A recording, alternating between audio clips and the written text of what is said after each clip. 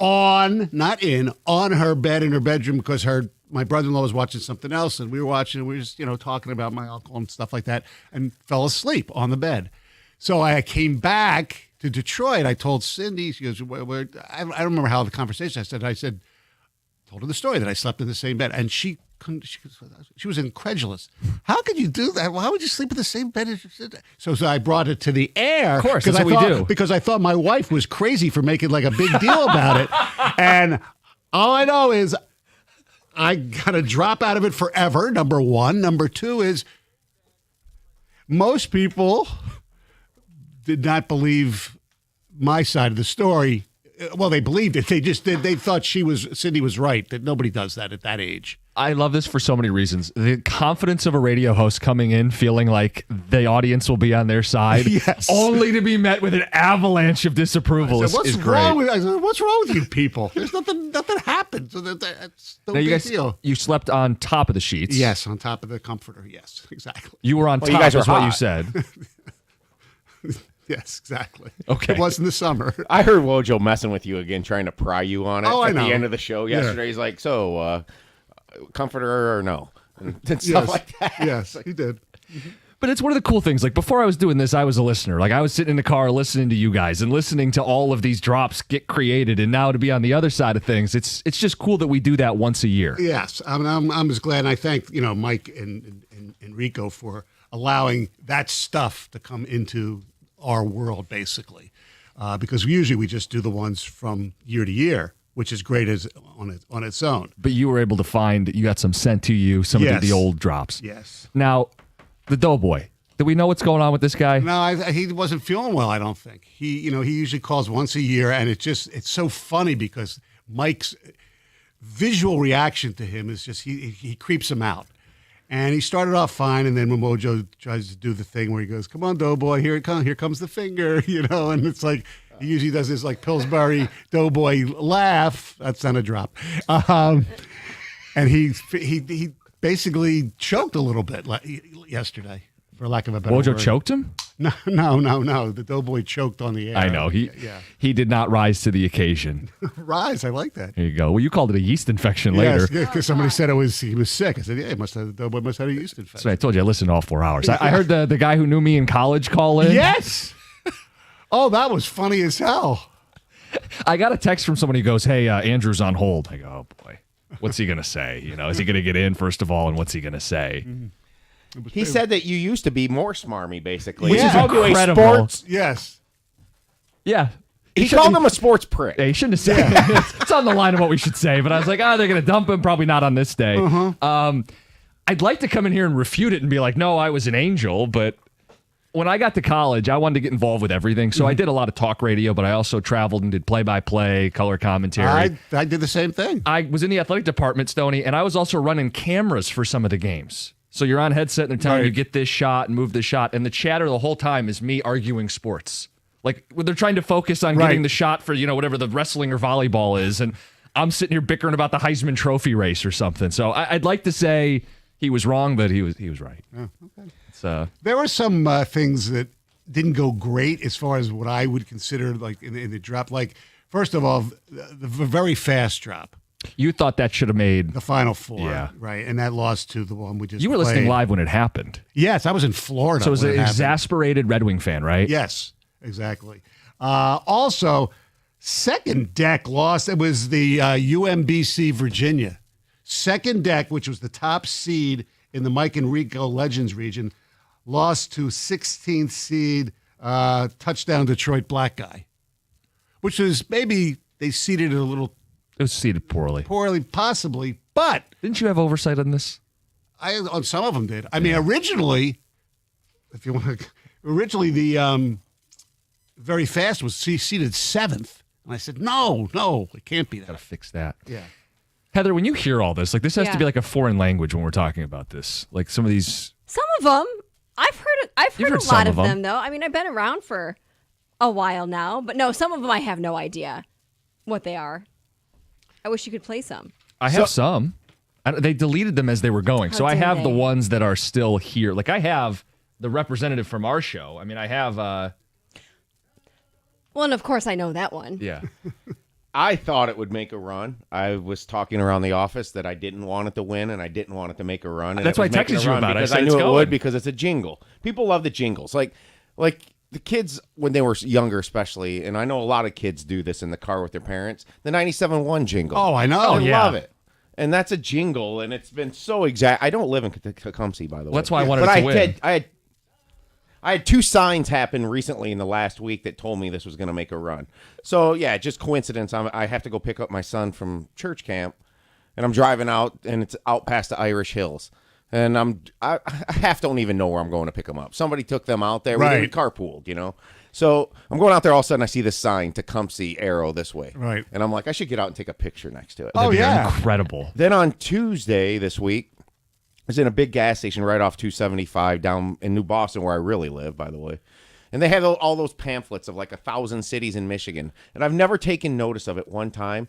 And I'm just walking out the door, and I just made eye contact, and there was a pamphlet that said Tecumseh. Oh, karma. Exactly. But New Boston Tom doesn't roll off the tongue the No, same way. you know, so. Tecumseh's another hour from... The whole Tecumseh thing started because Mike heard me talking about going to a wedding at a barn down in Tecumseh. He's like, you live in the And I middle was of nowhere. down in the Tecumseh area, as I said Yes. it. I don't live there, okay? People think I do. I had somebody come up to me at practice a couple years ago and said, hey, you're coaching in New Boston? I'm like, yeah, this is where I live. And he Yeah. goes, oh, I thought you lived in Tecumseh. That's Oh, incredible. well, that's people believe everything they I hear. know. The other thing that I did recognize, and I'm happy you clarified for people who didn't know, was the O Stanley competition. Heather, do you know what this is? I don't. This is the best thing we ever did back in the day. So back at the old place, Tony, Oh, you can tell yes, the I do. story. We did a contest for, I think, Red Wings Stanley Cup final tickets. And we wanted women to call up and be orgasmic. And this one woman, and we played the drop, was about the Stanley Cup. Yeah. So I've heard that story. I've never heard the drop.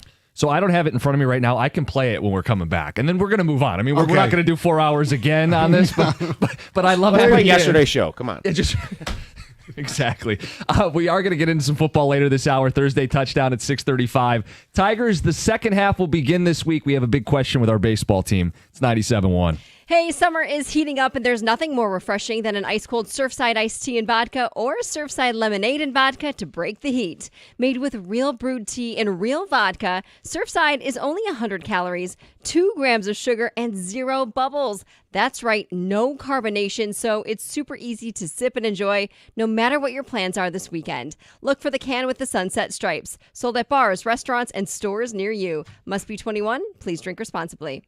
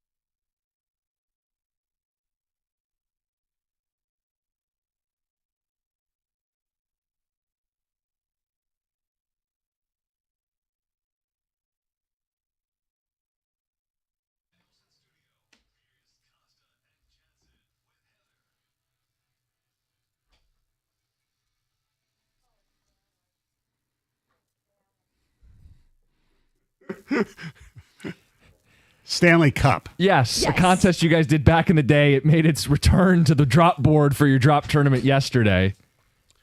There's no way we could ever do that again. Why not? It's all good fun. I Consenting adults. I understand that, but the times of Janet Jackson and Justin Timberlake, well, Janet Jackson in particular, she changed everything. So that would have been pre-Janet Jackson, right? Yeah, about by 02 Cup. 9 months or so. Yeah. The stuff that wasn't pulled from that contest, Oh, unbelievable. I'm sure. yeah. I wish I could say it. We have a Thursday touchdown coming up at 6:35. We'll get to the Tigers' second half. A big question for them. Stoney, the Red Wings schedule came out, and we were talking Stanley Cup, probably not on Yeah. the table this season. I saw you talking about the start of this schedule. Yeah, go through it. How many games? Well, look, obviously teams start off differently. The team that comes on the ice at Little Caesars Arena is not going to be the same team like Florida, for example, how they're going to be later in the season. Of course. But on paper, Right. you said, hey, dude, they could start 0-6. Yeah, look at it. I mean, Montreal to start, right? Which, by the way, on one hand, you're kicking off your centennial season, original 6 matchup. Great. is On the great. other hand, it's a team that's lapped you in the rebuild. Right. They finished dead last in the division 3 straight years, then made the playoffs last year, and then made bold moves. And that's what we get to see first things first to kick off the season. Yes. Probably losing, right? Yeah. Toronto, home and home. Mm-hmm. Florida, Tampa, Connor McDavid, and Jake Wallman. Edmonton is the 6th game of the season. It's the only time they'll be here in Detroit. That's very realistic that they're 0-6. And if you want to be generous, I don't know, maybe they steal one. 1-5, not much better. I know. I was looking at the schedule for a couple other notes beyond I don't know which games I've gotten yet because we get half of them. 6 straight road games before the deadline, including a game against Utah. It's always Utah. That's right. It was last year, It was right? Arizona, then it was Utah, then it's Utah this year. Probably. You talk about a team that actually improved during the offseason as well. Yeah.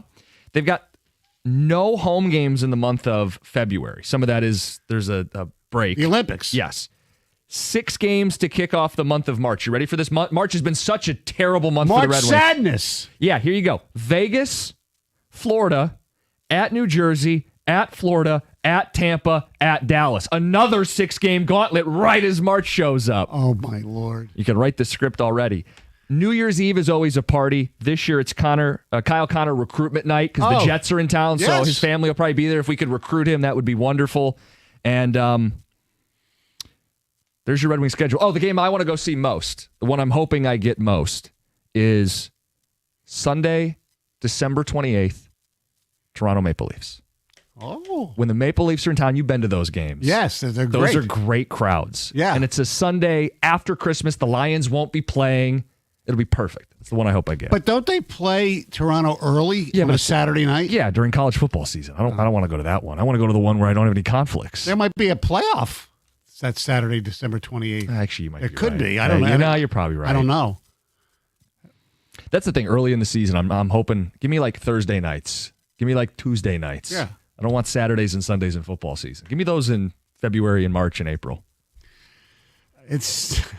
I just look. I think they're going to be better just because they're going to be better in goal, and I do think the young players are going to get better. But they still can't come close to some of these other teams. And the other teams, like we mentioned, Montreal, they leaped them last year a little bit, and made So the did Ottawa. playoffs, and they got better. Yeah, and Ottawa leaped them too. Can't play Buffalo 41 home games. Try to put a petition in with the league. They won't No. let that happen.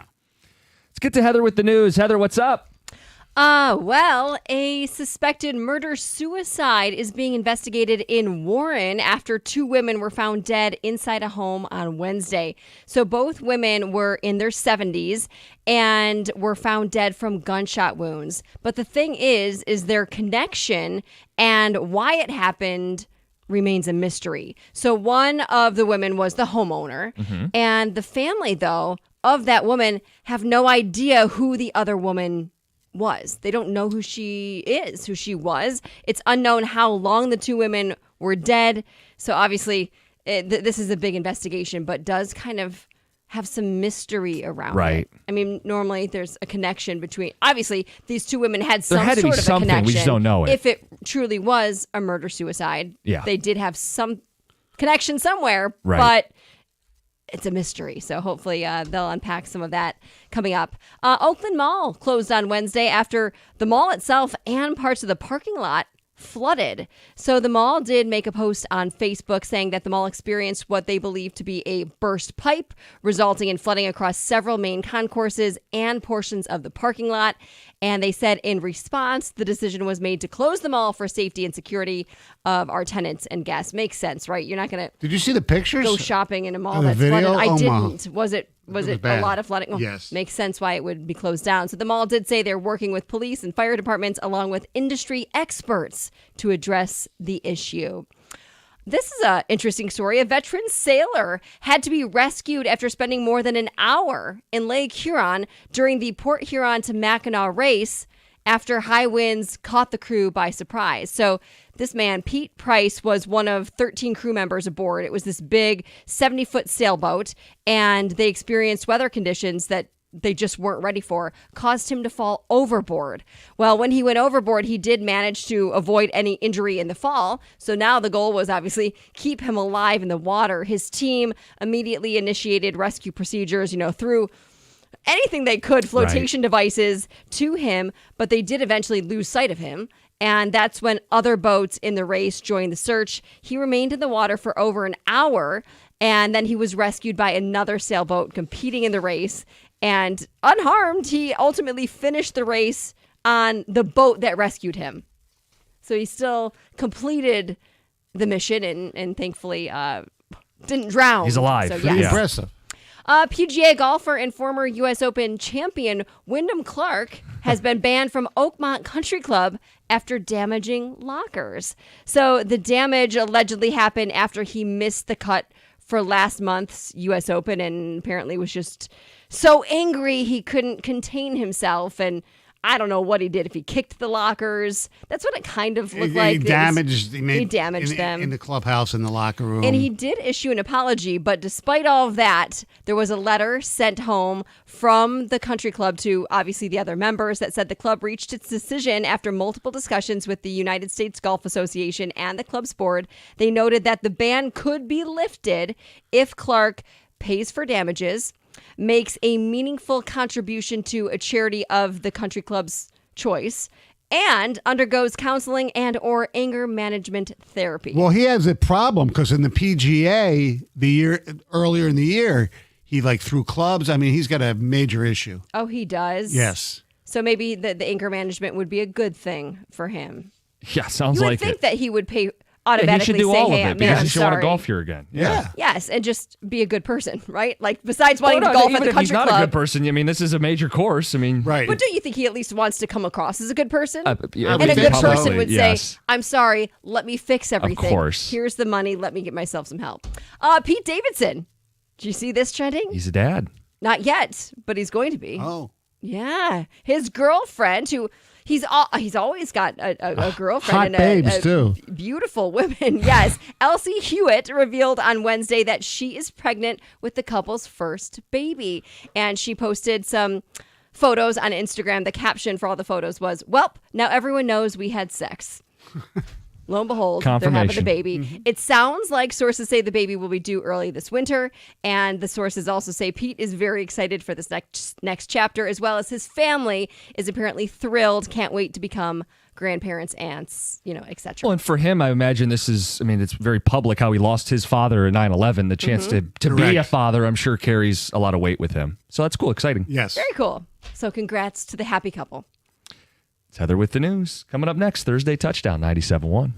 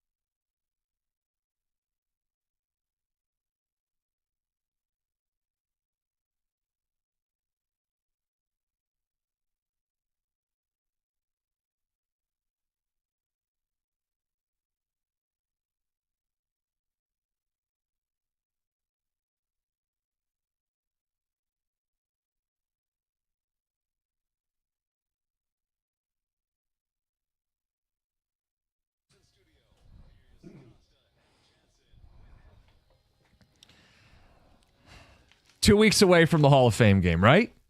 Yes, sir. Let's do it. Thursday touchdown.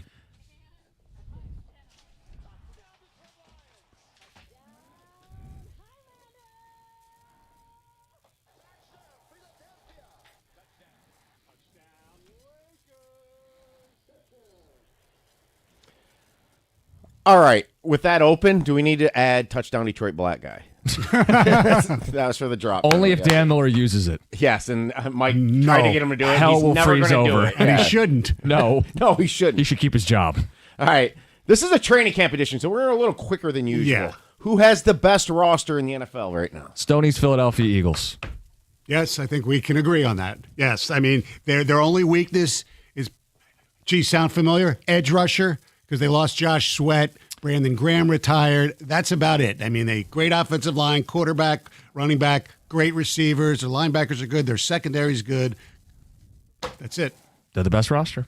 Who is most likely to go last to first in their division? Gonna take the easy one? This is a really. I thought it was just as difficult, but I'm going to say the Chicago Bears.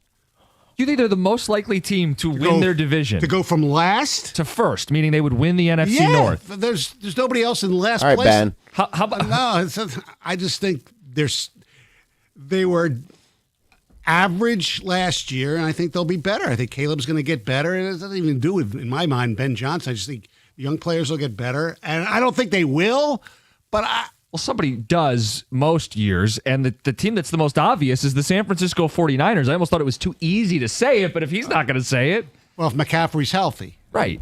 But that division's wide open. There's no Lions sitting at the top of it. Oh, boy. Some of the things that later in this time that you're going to have A quibble connection. with. Yeah. I always think an answer to this too can be whoever wins the AFC South. Simply because, look, the Texans are the king of the division, but that division in general is bad. Well, that's where I was going to go if he had said the Niners, just to give people variety, because we've seen rookie quarterbacks the last 2 years make a big impact. It's true, but Titans in a wide open division. yeah, I'd believe them more than the Bears. I don't. Hey, Johnson Crony over there. No, not really. What are you looking for? Nothing. Which team will take the biggest step back this year? Seattle, they were a 10-win team last year. I think they'll win half as many games. Sam Darnold without Kevin O'Connell to put him in the right spots, I think they're headed for a 5-win season. I'm going to say the Lions. They're going to go from 15 to like 10. I a big mean, they're drop. still going to be good. I still think they win the division at 10, with 10 wins. You think 10 gets it done? Yeah, because I think they're all going to, cannibalize each other to a certain extent. But I think the Lions are the best of the lot. But 15 was an aberration. Your answer was interesting, and we're going to hit on this in a little bit on something else we've got in here. Jim, Okay. your Seahawks? Yeah, my All right, Seahawks. Next one for now is, will Aaron Rodgers and the Steelers make the playoffs? I'm going to say no. And I know history says Mike Tomlin teams they'll make the playoffs. They've probably upgraded at quarterback. They've probably upgraded at wide receiver. I'd rather have DK Metcalf maybe than George Pickens. But they got a lot of stuff going on with, TJ Watt, and I don't know, maybe I think it's time for them to take a step back and start rebuilding. Well, someone's got to get in. I think the Bengals are the obvious team that gets in that didn't, and then the Steelers end up on the other side of this. They may be better than last year, but I think Aaron Rodgers is actually in a worse situation this year. I think he had better pass catchers last season, Yeah. a better running back last season, and I know you didn't love the Jets O-line out there, but Steelers gave up more sacks last season, so I don't think they're in. What is the toughest division in the NFL? AFC West, 2 Super Bowl winning head coaches and a runner-up with Jim Harbaugh. 3 of them had double-digit wins a year ago. I think that's the toughest division. I'm going to stay out west, but I'm going to go the NFC West, believe it or not, because I believe you're San Francisco. You're correct. I think the Rams are going to be really good. And I think Arizona, I know Kyler Murray is not the greatest in the world, but I like that way they're building that team. Another year for Marvin Harrison. They got Connor's good. I think they're better than most people think. And Seattle, their defense is going to start to really live well under Mike McDonald. I don't think they're as bad as you guys do. This is probably my favorite question on the list. Who has more at stake this season, Josh Allen or Lamar Jackson? I think it's Lamar Jackson because the narrative about him is so much more he has to do this than Josh Allen's right now. I'm couple more years of both of them not doing it, I might say Josh Allen. But I think Lamar, with that team, with that coach, I think he's more at stake. Lamar has a coach who's won a Super Bowl. Mm-hmm. Lamar's hosted an AFC title game. Lamar has twice the MVPs of Josh Allen. Right. It's Lamar. Yeah. I think it's Josh Allen. And to me, Josh Allen is starting to paint a path to where he might be the best quarterback to never win a Super Bowl. Seriously, and Dan Marino's in that conversation. Yeah. Who will earn the number 1 overall pick in next year's draft? The Aints. We agree. And I don't know if they're going to draft Arch or if they're going to draft Nussmeier, because Nussmeier's dad is the offensive coordinator. That's right. Stay tuned. Yeah, because I looked at their depth chart this morning. The quarterback from Louisville's Shuck. Yeah, he's listed as their starter ahead of not that Rattler's great or anything like that. Their roster is just awful. So I referenced something earlier about the Seahawks. Yeah. The Saints are the easy pick for the number 1 overall pick next year. I think the Seahawks are a sneaky one. I really do. Like, their offense could go south bad. Like, people forget last year the Vikings and Darnold, they won some ugly games offensively. Like, I remember they won a 12-7 game down in Jacksonville. It's like everybody just looks at the record sometimes, forgets the stylistic points. Well, he has no weapons out there. Let's say there's no Justin Jefferson, but beyond that, there's not even DK I Metcalf. know. It's going to be a lot of Jackson Smith and Jigba. Exactly, and I like him a lot. And if But it's a one-receiver offense. Yeah. And that receiver's not Justin Jefferson. Exactly. All right, who will perform at halftime of Super Bowl LX60? Wow. I want it to be Taylor Swift. I do. I think she's That's a drop. I think she's the biggest star out there who's never performed at a Super Bowl. She had a problem with sponsorship stuff, but I think Pepsi or Pepsi's something. out of that Yeah. now. So I think that the time is right. Maybe she'll want to wait till Travis actually retires. If not her, I know who I'd like to see, the Killers. Are big enough? I think so. I think they do a great show. Yeah. You know, I think it's going to be Oh. Chapel Roan. This is in the Bay Area Pink Pony Club. Oh, I That's forgot. right, Tom.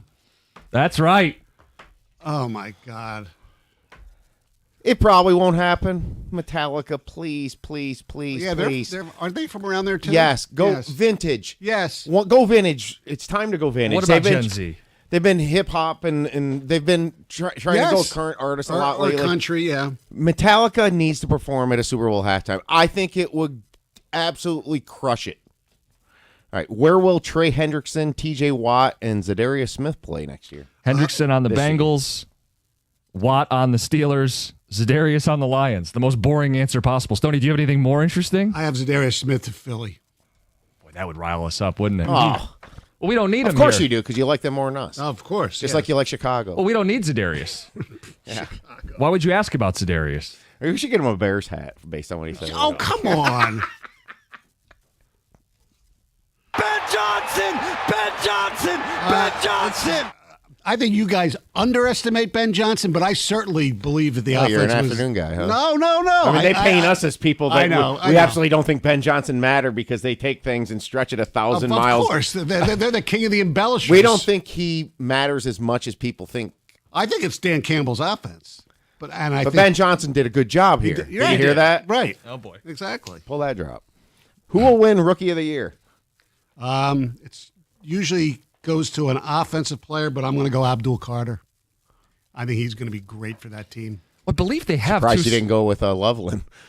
They Oh, have, my Lord. Well, they have separate awards, right? There's an offensive and Yes. defensive rookie of the year, so I think Yes. you can pick either. And I went Yeah. offense. I went Cam Ward, Okay. Who will win Defensive Player of the Year? Aiden Hutchinson. Woo! Look, he was well on his way a year ago. He's the leader in the odds. I know that. Good. I mean, I'm not going on a limb here. I mean, he has led the league in pressures, even though he missed all that time last year. You look at like a 2-3 season sample. Mm-hmm. He's been as dominant as any edge player, and this is the year he finishes the job. You're going to go with 100 pressure, disco him? That's right. Jared, Triple digit. Jared Verse. I think he's terrific. I good- just that's think a he's good call. really, Yeah. really good. Probably good yeah, value yeah. on him, too. They're a sneaky big rookie year. Can they put it all together this season? Very sneaky. Your boy, Stafford. There you go. Who will win MVP? All right. This is training camp edition. I'm going to go off the board here a little bit. Baker Mayfield. I think Tampa is going to be really good this year. And I think the quarterback of a really good team gets the MVP. So we've talked off air. We think there's a world where they do hit like a 12, 13 win Yes. season. Continuity with the offense, right? They promoted from within. They had 2 good receivers and they actually drafted another one. Another one. And Bucky Irving looks like he's the real deal. Yeah. Like a Kyron Williams type. Yeah, and he didn't get a full season workload Right. last year. He Right. could have a big second season. This is a good call by you. I went Mahomes. Okay. He kind of gets forgotten about because, well, Lamar wins it and Allen wins it. But think about this for Mahomes. While Kelsey may be taking a step back, if they get Rashee Rice and Xavier Worthy both playing at the same time out there Right. for a full season, Yeah. that could take them from this kind of in a shell of an offense and get them back to slinging the rock around, and that's the path for Mahomes. I like that call. I think there's a world, which I don't want to see this, but a Chiefs vengeance season. Yep. Offensively, I know Andy Reid came out and said, get your hamstrings ready. Okay. Travis Kelce's heard the rhetoric. Yes. This is probably his last run. There is a world where that happens. I love yours, though, Stoney. Like Jim said, I think the Buccaneers might be a sneaky Super Bowl team. I know. You don't pick the Eagles because it's hard to get back. Doesn't happen with the Lions. There's a world where Baker Mayfield can win the MVP. Yeah. Thursday touchdown. It's 97-1. All right, guys, time to step up to the plate against hair loss. Dr. B at Michigan Hair Restoration is celebrating 30 years of turning back time for thousands of men across Southeast Michigan, helping them regrow their hair and restore their confidence. And to celebrate, during the month of July, you can get up to 30% off all hair transplants and medical hair rejuvenation packages. But here's the catch. It's limited to just 30 clients, so don't wait. Dr. B is a true pioneer, one of the first in the world to use your own hair to fortify new growth. This medical therapy once seemed like science fiction, but now it's a reality right here at Michigan Hair Restoration. And forget those old school hair procedures, right? No stitches, no staples, no embarrassing linear scars, just real results with hair you can run your fingers through. And Dr. B offers the most advanced treatments, including natural therapies that keep getting better and better every single year, and he guarantees all of them. So the sooner you go to see Dr. B, the more options you'll have. Don't wait till you're out of innings. Go to MichiganHairRestoration.com to book now. Mention 97 to 1 and take advantage of these exclusive July offers before they're gone.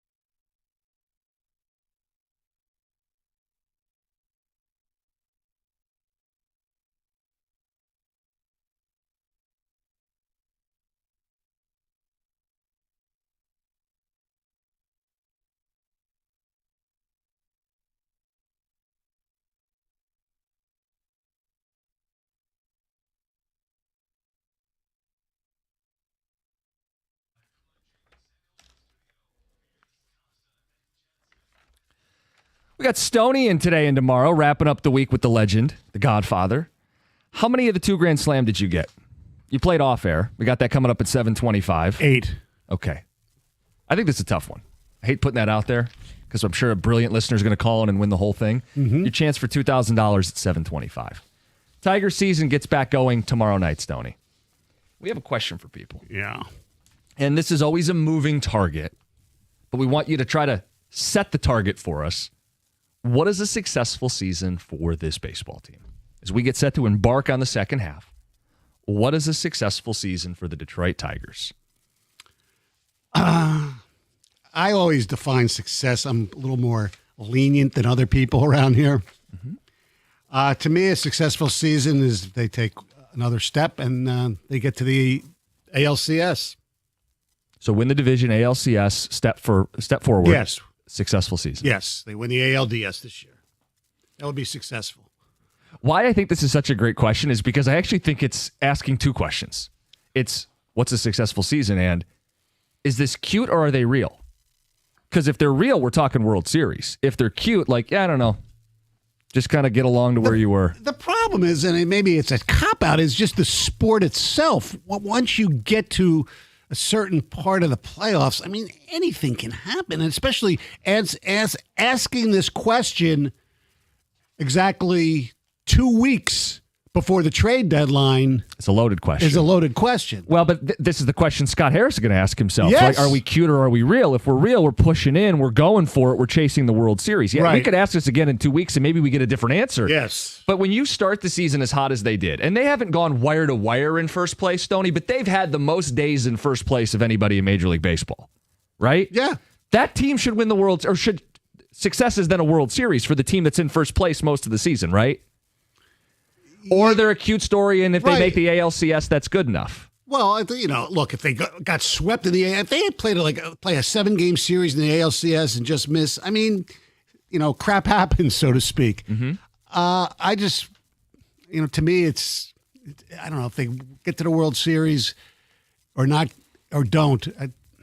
It doesn't make it a non-successful season in my view. As long as if they're really good, wire to wire, and beat whoever they have to play in the ALDS and get to the ALCS and, I don't know, whoever, pick your team, Houston or whatever, Yeah. and they lose in a good series. Yeah, it's disappointing. There's no doubt about that, but I still think it'll be successful. So it could be a successful disappointing season Yes. if they lose a 7-game series in the ALCS. Yes. Okay. Especially what you thought, and I don't want to play Derek Lalone here, but especially what you thought before the season.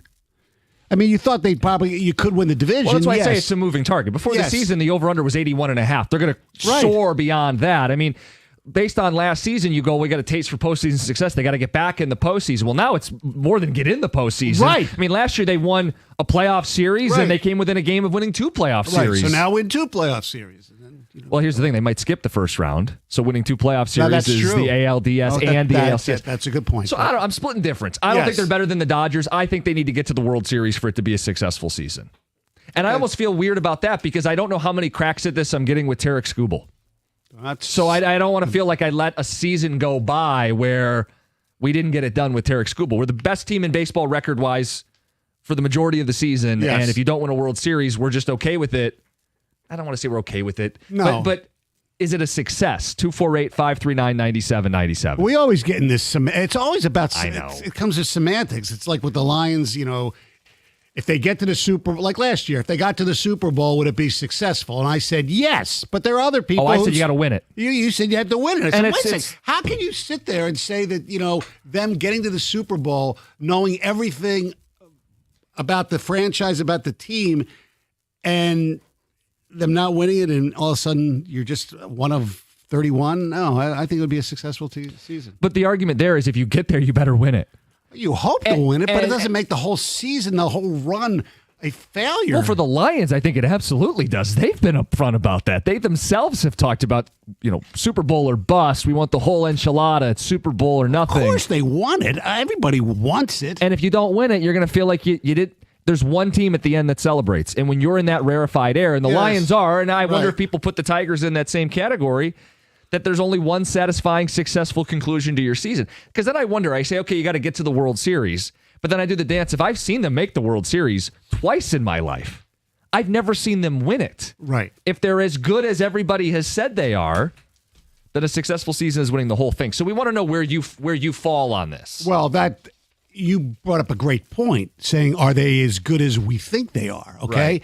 And there you get into your semantics again. And then I think they're a very good baseball team. And I said this a few weeks ago, and I got an argument with Caputo on Fox 2. They're not a great team. And you don't have to be a great team to win the World Series. The St. Louis Cardinals of 2006 were certainly not a great team. The Kansas City Royals of 2015 were not a great team. They won the World Series, and that's the most important thing. Tigers can win the World Series and not be a great team. Right. They're not great. Are they the best team in the American League? Right now, I don't think so. Who is? I do kind of think Houston's a little better. Look, I don't want to take anything away from them. Their pitching's been phenomenal. And the fact that they are here after losing Kyle Tucker and Alex Bregman, it's a feather in their cap. See, I don't think they're better than the Tigers. I think saying something like that, Stoney, is you're just not using the word, but you think they're cute. I do. No, I don't think they're cute. Yeah, I think to they're, me, no, I how don't. can you I not think say they're the best team in the American League? They're 90-51 since last August 11th. At what point does I don't it become, care about last year. When does it become real though? They're the same team as last year. It's carried over, and they've And they continued. beat Houston last year with Bregman and I don't care about last year. I don't. It makes no difference to me. okay, but does last year not provide the jumping off point? It helps, I think, that with experience when they get to the playoffs. Right. I think they're part of the other reason why, and I might have said that, not have said this a month ago. Right now, I know it's a snapshot in a long baseball season. Their bullpen blows. Yep. So yeah, I think But Houston. don't you expect some level of addition? Right. Well, that's why we said in 2 weeks I could have a different answer. If you're telling me that the Tigers are going to acquire, I don't know, Bautista from Baltimore and maybe Bednar from Pittsburgh, would they be a great team then? Maybe, because they'd have a really good bullpen. Would that move the target of what's a successful season? Maybe, yeah. But I feel like you're picking the bullpen of July.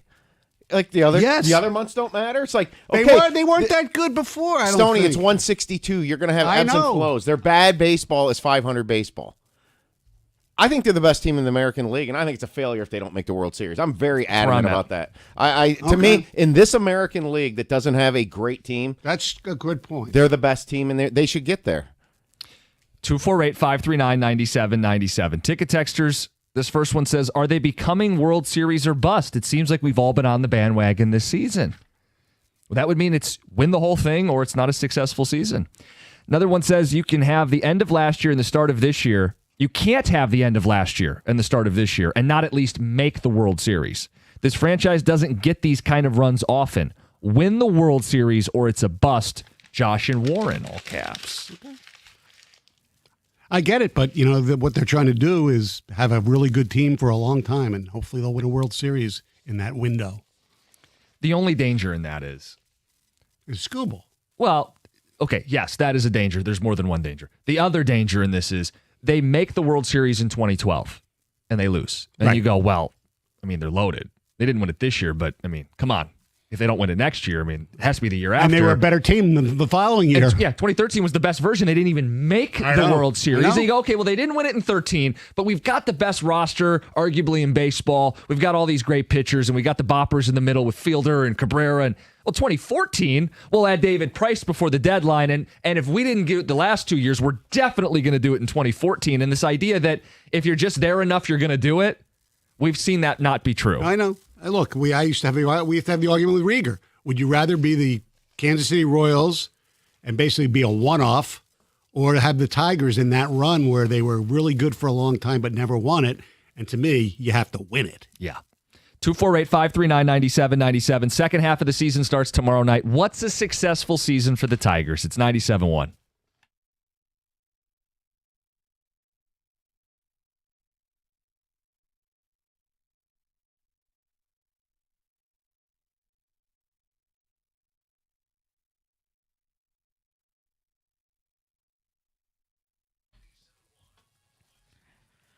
Brought to you by National Benefit Plans of Shelby Township. Some light being shown on a Tigers youngster as Baseball Prospectus ranks Detroit shortstop Kevin McGonigal as the #1 prospect. After being selected 37th overall in the 2023 draft, the 20-year-old has put up a very impressive season with the Whitecaps this year. This year batting .372, he has 3 homers on the season and has driven in 39 RBIs in just 36 games. News coming out of the Lions organization yesterday as the team has agreed to waive cornerback Devad Wilson. After the Lions signed him in June, the third-year cornerback suffered a knee injury just 2 days later. In related NFL news, veteran defensive end Von Miller agrees to a 1-year deal with the Washington Commanders. In golf, J.S. Olsen currently holding the lead, shooting 5 under in the British Open. Scotty Scheffler entering into the day as the odds-on favorite to win at plus 450 odds. And this afternoon, the Pistons will be taking on the Heat in Summer League play. From the Ticket Update Desk, I'm Dustin Fiocco. For details on these stories and more, you can stay tuned, or you can head to 971theticket.com.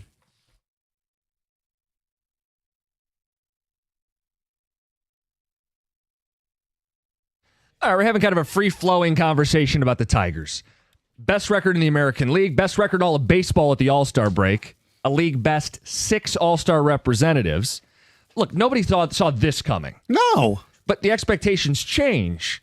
What are those expectations? What is a successful season for the Tigers as they get set to get back at it Friday night? My bar is lower than most people. What can I tell you? And I think if they get to the ALCS and don't S the bed, so to speak, it'd be a successful season. But I know I understand. I'm not going to argue with you to say if your standards are higher, that's good. That's fine. And I'm not trying to shame you. No, I get I know. what you're saying. You're saying it's progress. You're Yeah. saying it's further than they were a year ago. Correct. That's a successful season. ALCS appearance and a division title, I think that goes without Yes. saying, would be a successful season for Stoney. What about you? See, I looked at it and thought, look, when you've been the number 1 team in baseball for as many days as they've been, you start dreaming about the World Series. The Dodgers are the Dodgers, so I'd feel reckless saying you have to beat the Dodgers or the season's not a success. At the same time, they're the best team in the American League. They better be adding at the trade deadline. They better win the American League. They better be in the World Series. And if you think I'm too light and you think it's World Series or bust, let us know. 248-539-9797. But I think if you're the best team in the American League, you got to win the American League. And I feel a little guilty about it because then it sets me up for my third runner-up of my life as a Tiger fan, 06, 12, Yes. and now this year. But I think it'd be unfair to say if you can't beat the best team money can buy in a 7-game series, then you failed. Now, in football, it's a little different. Yeah. There is no Dodgers in the NFL. The Lions are absolutely in a Super Bowl or Correct. bust. You failed if you don't win it mindset. The Tigers, it's a little murkier. And I think the other thing is how they got into the break. A ticket texter refers to that. Says the way they got into the break, being swept, losing 4 in a row, the 6 All-Stars that participated went hitless, and the 2 pitchers each gave up half the runs. If they lose the series against the Rangers or even get swept, I could see a collapse and them missing the playoffs entirely. Now, I think that's going overboard. I think that's going overboard, but I did say to you earlier this week when our paths crossed that this is a big series with them because of, look, let's be honest. Last time I worked with you buried and I endorsed the Cleveland Guardians. Since then, they've gone 5-1. So, Yeah. look, the Tigers lead by 11.5 games, but you look at who some of these other teams play Oh, you did this bring this up, weekend. yeah. I mean, there's a shot. I mean, the lead might be less than double digits after this weekend. Hopefully, it won't be. Could you have it in front of you for people? Because it's a lot of soft opponents for the division out of the All-Star break. I know one of them plays the Marlins, one of them plays the Rockies, and I think the other one plays another bad team. So, look, I mean, for it to happen, the Tigers have to continue to lose. Right. And these teams have to sustain beyond the first 3 or 4 games out of the All-Star break. But you do paint a picture where the fan who's panicking might get a little more fuel this weekend. Yeah. Well, at least The Twins play the Rockies. right. The Twins play the Rockies. The Cleveland Guardians take on the. I'm looking at the whole schedule here. Why can't I? They play the Athletics Right. in Cleveland, and the Marlins take on the Twins. Right. The Royals. The probably. Royals. Yes. Yeah, I mean, the Twins get the Rockies out of the break, but then they get 3 against the Dodgers. Right. So, hey, level that out. They're going to face Boston before the trade deadline and good. Cleveland and Detroit on the road right after. Again, you're not predicting this. I'm not predicting this. Right. We don't think some team is going to make a miracle run the way the Tigers did a year ago, because part of what made it miraculous is it doesn't happen every year. I know. What would I mean, we're talking about the Tigers. Yeah. If they're the best team in the American League. Granted, a very small sample size. Baseball's a streaky sport. I'm not even talking about the Tigers when I make this point. What if Boston keeps doing what they're doing and they get your boy back too? I mean, Well, he is back now. yeah, but I mean now. Oh, really he's going? going. Yeah. Oh, they're a playoff team. Yeah. We talked about it a little bit yesterday. They're a playoff team. And What if they come to Comerica Park? And I don't know if they add at the deadline or not. There's some talk they may. I know. I wouldn't be surprised if they do. They got to. I mean, look, They they should. could think about winning the division potentially. To me, Correct. right now, there's a world where the Yankees don't make the playoffs. You're correct. I think people are assuming they're in, and the No. pitching is just falling apart big time. Right, it's Fried and But, that's it. I mean, ever since I can't think of his name on the fly, but the Red Sox sent down the rookie, Campbell. yeah, Christian Campbell. yeah. This is when it's gone next level for them. Yeah. So they traded away Devers. They sent down Campbell, who was struggling. Crochet's been unbelievable. Yep. Yeah. So, I mean, And don't the Tigers finish the season at Fenway? yes, against Do they Bregman, really? we've been hitting it that. all Oh, year. okay. I mean, it's just going to be a field day for For who? Smarmy Me? over here. Who? Me? What? I just feel The like real stakes would be if he comes here in the postseason and has like a game-altering knock. I feel like this week, because we got it from the All-Star game performance with some of the Tigers, how they all did not have good games. And then the 4-game losing streak, that there's been this silent majority sitting out there that's just kind of waiting, the loud crowd, where they Right. just don't believe this. They don't believe, the McKinstry thing. Well, maybe he's having his best career year. Yes, Okay? exactly. And maybe it's like, I don't see why people are so quick to jump off. Again, this is a kind of a silent majority. I think Right. 90% of fans are on Right. board with this. I'm not jumping off. I've been pretty consistent. I think they're really good. I just don't think they're a great team. However, I do want to address something that you mentioned. Anybody who has actually 2 eyes that work, who believes that what happened in the All-Star game Tuesday has any bearing on what's going to happen with the Tigers the rest of the season, needs either a lobotomy, new glasses, or to be committed in an insane asylum. I don't get what happened in that All-Star game means absolutely nothing. They could have gone 5 for 5 and Scooble could have struck out all 3 guys. It would have been cool. It wouldn't have meant anything. Give it up. All right. I like the qualifier. So anybody out with an eye patch, you're not part of this. Yes. You're allowed to have the opinion. If you don't have 2 working eyes, Yes. then you're free to Yeah. make a big deal of the All-Star game. I mean, I'm with you, seriously. Stoney. I'm with you. It was so funny because we started the show yesterday and we're going, hey, All-Star presentation was kind of cool, right? I mean, Yes. more mic'd ups, the swing off, the ABS. The Hank Aaron thing was great. All of it, and then we get this like undercurrent of texters. But the Tigers laid an egg. I was bummed they didn't have a better showing, but it cares? doesn't matter. No. It doesn't matter. Ticket text 248-539-9797. Texter says, I think the Tigers need to get to the World Series for it to be a successful season. Last year, the young guys they brought up made a big impact. What happens this year? Expectations change as the season progresses. Where this team is now and with how bad the AL is, this is the year. Make the World Series or bust. Texter, you have to at least get to the World Series. That's from Rob in the 321. And gentlemen, the Tigers being swept in 4 is bad, but didn't the Dodgers go into the All-Star break on a 7-game losing skid? A lot of these teams, Philly, the Giants, Houston, every team the has Yankees had a stretch. every team has had long losing streaks, longer than the Tigers 4. That's baseball. I think this is their only stretch of going 2-4. By the way, where they went 2-4 to start the season. They got swept Right. by the Dodgers and They they won won 2-3 2-3 in Seattle. Yeah. Scooble started 0-2. Remember all that? Yeah. And he's not the same.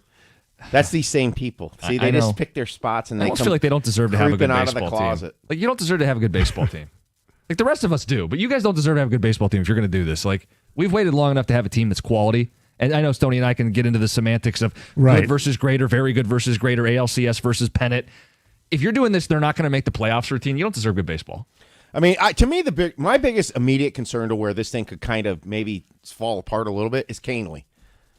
There's a world where he's kind of lost it. Yeah, but that's Maybe. only an issue if Scott I Harris doubt is, it. But only if Scott Harris is asleep at the wheel. Right. Yeah, but that could hurt you immediately until you get my belief is Canely is the truth is in the middle, and he'll get somewhere in between how dominant he was and how bad he is. Okay, but if he doesn't, I know he didn't retire and out all weekend. it's crazy. It Can't happened. be bad, be bad. Yeah, I mean, and look, play the bullpen game. Look, Vest has been really good. I just don't think he's a top of the line.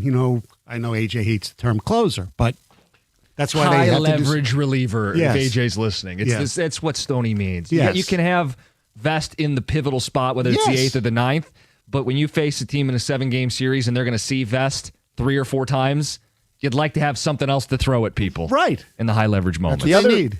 immediate concern for me is this Veerling Meadows thing one of them needs to emerge. Yeah. Enough with the bad hitting, okay? Oh, it's yeah. it's time to show that you belong on this team because Meadows needs to go to Toledo. there's the correlation of Veerling not being good and coming back, Meadows not being good at the plate at least, and even in the outfield he had a couple mistakes. yes. And then Canely falling apart recently completely correlates with this 500 stretch of baseball. Yeah, Meadows needs to find something in Toledo that he found last year because it's bad. And I'm glad you mentioned the fielding, which it was an aberration because he's a really good defensive player, as everybody knows. But yeah, they got to figure something out. And I was talking when I was in with Gator the other day. He said, "Well, maybe they could bring up Akil Baddoo." I don't want to see Akil Baddoo ever in a Tiger uniform. Gator is more in tune with the AAA roster than anybody in my life. It's incredible. What did Parker Meadows find in AAA that he needs to go find again? Do you know? I don't know. Maybe he went to Tony Paco's a few times. I don't know. LASIK surgery? I don't know. We got the 2 Grand Slam coming up after Heather's News. It's next, 97.1. Hey, you guys, Heather here, and by now I'm sure you've heard me rave about my new hot tub from Beninati Pool and Spa. And even in these warmer evenings, my husband and I are still using the hot tub to relax. We're getting in there after workouts as recovery as well. And let me tell you, it's a total game changer. So if you've ever thought about getting a hot tub yourself, this is your moment. Beninati Pool and Spa will make everything easy, right? For me, they helped me find the perfect hot tub for me and my family. Plus, they delivered it, installed it, and they've been there to help with maintenance as well. They handle everything. Beninati Pool and Spa is in Utica, right next to Jimmy John's Field. Plus, they have a brand new showroom in Clinton Township, right off M59 and I-94. And no matter which location you go to, you'll be met with Beninati experts who will give you a personalized experience and help you find the right hot tub. And get this, if you mention my name, they'll take $500 off your purchase just like that. Visit BeninatiPools.com or stop by Utica or Clinton Township and see why so many people, including myself, love the Beninati experience.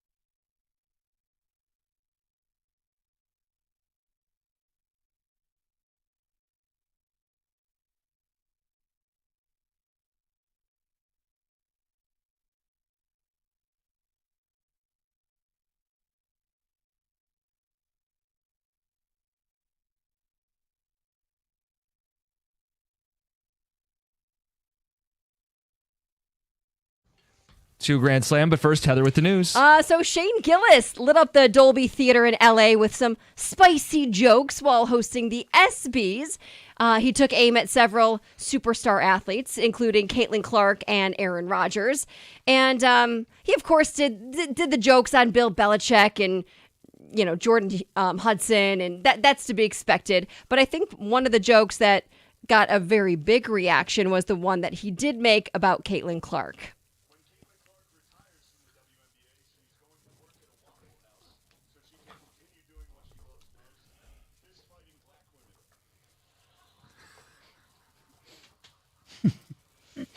She was not there No. to get her reaction. Yes. But like I said, he It's did all in make good jokes fun. about other athletes. Aaron Rodgers as well. Yeah.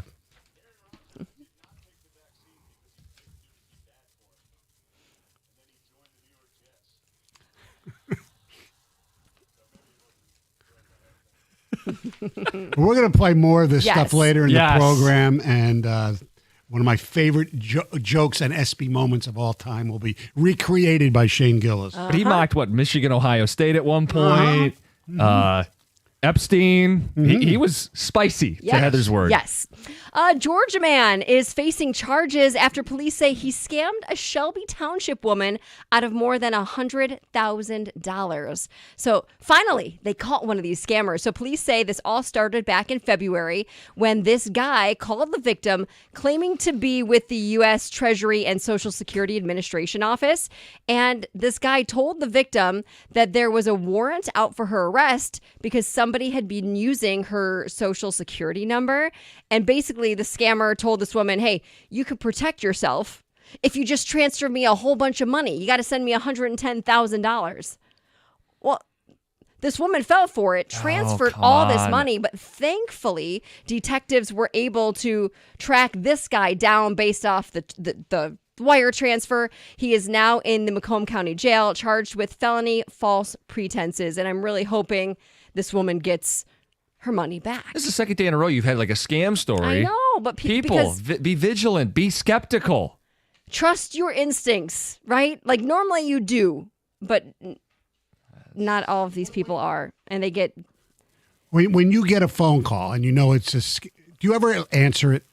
I don't. No. Because I don't either, but I'm getting sick of it because I get this one, basically the same one every day from different numbers because I always block it. Like, for instance, hello, Evelyn here with the leading Union West Coast branch. I've been trying to connect you about your funding approval, all this, but it's every single day. Yeah. And I feel like saying, you know what? Don't call me anymore or I'm going to call the police. But Cindy says, no, if you answer, then it'll be worse. They win somehow, yeah. Somehow they win, yes. On Wednesday, a woman found her mother and a complete stranger dead in the kitchen of her mother's Warren home. Of course, now there's mystery surrounding both deaths. And at this point, the Warren police have investigated or are investigating this as a murder-suicide. Police say the woman or the women, who are both in their 70s, were found dead from gunshot wounds. But like I said, the daughter has no idea who this other woman is, has no idea, has never seen her in her life. But obviously the two had some sort of connection, and police do believe, obviously, they knew each other. They're now trying to determine what their relationship was and what led to this. Very sad story with lots to unfold there. Oakland Mall, was forced to close on Wednesday after a suspected pipe burst, causing flooding inside the building and outside in the parking lots. Water flooded several main walkways. Of course, officials said, hey, we've got to shut down due to the safety and security of not only the tenants, but also the guests shopping there. The mall said that they were working with police and the fire departments, along with industry experts, to address the issue. When was the last time you were at Oakland Mall? God. You know when it was, Decades Stoney? ago. It was maybe a decade ago. And you know what I was doing there? I wasn't shopping. I was dressed up as Barbie. What? For the movie? Well, no, more than a decade ago. It could have been the movie. No, to host a children's event, and they got to sit and take photos with Barbie. Oh. And that was me. This was way before I started working. It was a long time ago. Do you still have those pictures? Somewhere, for You should sure. put them on, do a share on social. And I had to go through all of this training because I had to know all the answers. Oh, yeah. Like in case a child asked me about a question about Barbie, I had to make sure I knew like all of her history so I could say like, oh, well, yeah, you know. Is Ken a good kisser? Yes. I mean, I don't know if a 5-year-old would ask me that, but I had to know answers about Ken, about how old I was. Like, it was just, yeah, that's the last time I was there. We should have Stoney start asking questions to Barbie. We could do a segment on that. Oh, Stoney's yeah. creepy questions for Barbie. For Barbie. Hey, if you'd like to win $2,000 on the 2 Grand Slam, this is your time to call 248-539-9797. Good luck. Finally, they say money can't buy love, but what if love could buy money? What? Okay. There's a new poll that asks people, would you leave your partner for $1 million? And you guys, 43% of Americans said, yes, I would. That doesn't surprise me. Most of these end in divorce anyway. They're just taking a cash It's payout. about 50-50. Right. My gosh, it's awful. It is. So awful. And then in the same poll, there was more. 40% of Americans said that they'd accept $33 million, even if it meant financially ruining somebody else. Like, I'll be rich, but I don't care about the others. And then more, almost 50% said, yes, you know what? I would take that if I could choose who gets destroyed in the process. Wow. That's dark. I know. Vengeful. Others said that they would enter a real life version of Squid Games for a shot at $33 No million. chance. No No way, chance. way. No Sorry, I'm chance. not dying. I mean, no, you have almost a 100% chance at saying you're dead if you do Right. that. 48% said that they'd embarrass themselves on live TV for $1 million. Oh, Stoney's done it for much less. Yes. Yes. And a lot would. 4% said they'd do it for $500. So 41% said they'd give up sex entirely for $1 million. 59% said they'd give up technology and live off the grid for $1 million. And 15 would frame a friend for a crime they didn't commit for They'd $1 frame million. a friend? Oh, my God. I would do the grid thing. I know you Oh, we would. know you will, Yeah. Topsy Tom. We just got cable the other day. Right. Running water right around the corner. Let's play the 2 Grand Slam.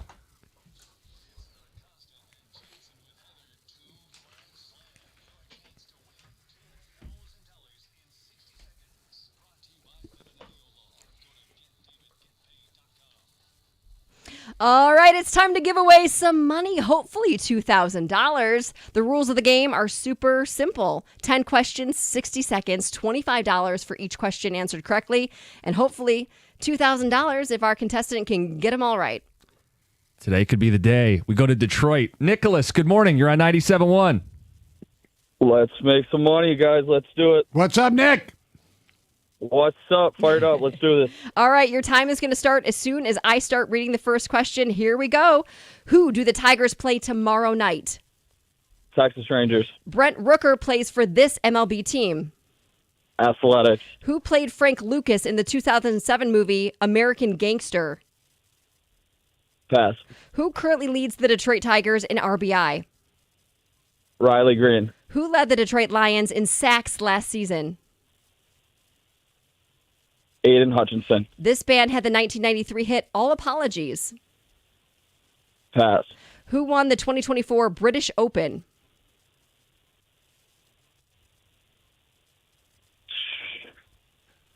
Rory. Who is the commissioner of Major League Baseball? Manfred. This pitcher leads Major League Baseball in ERA.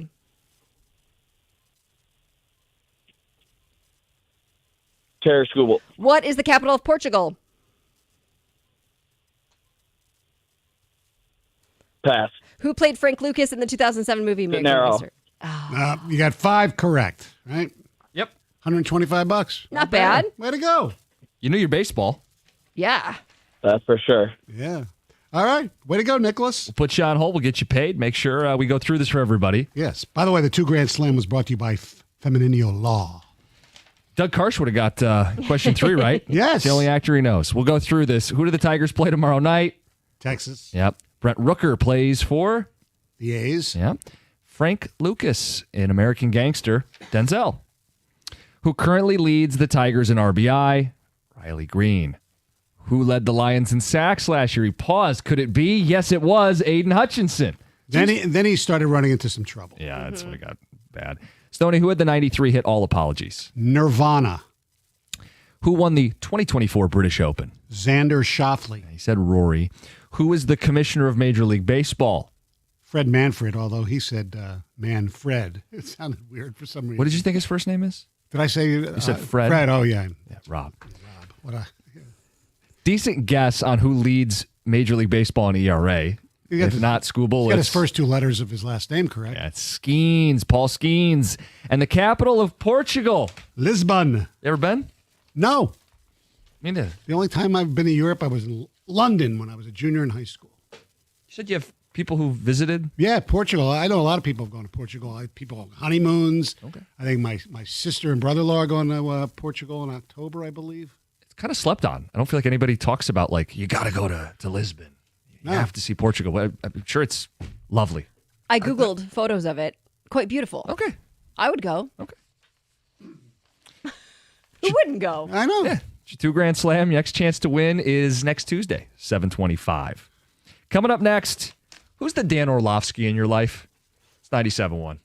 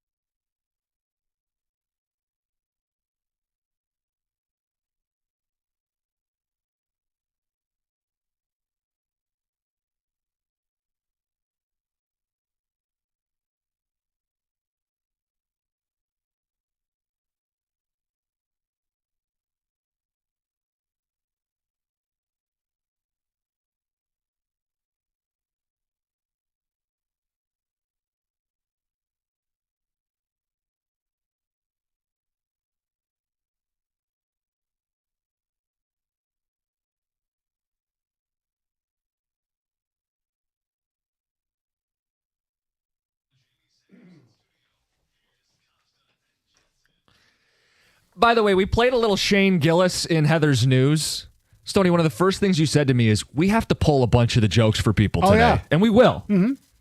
And they're not all politically correct, which is good. The audience wasn't sure if they were supposed to laugh. I know. It's all in good fun. Yeah, exactly. We'll get to that. Why is a comedian? What are we thinking? Like 8:18, something like that, give or take. We'll do that in the 8 o'clock hour.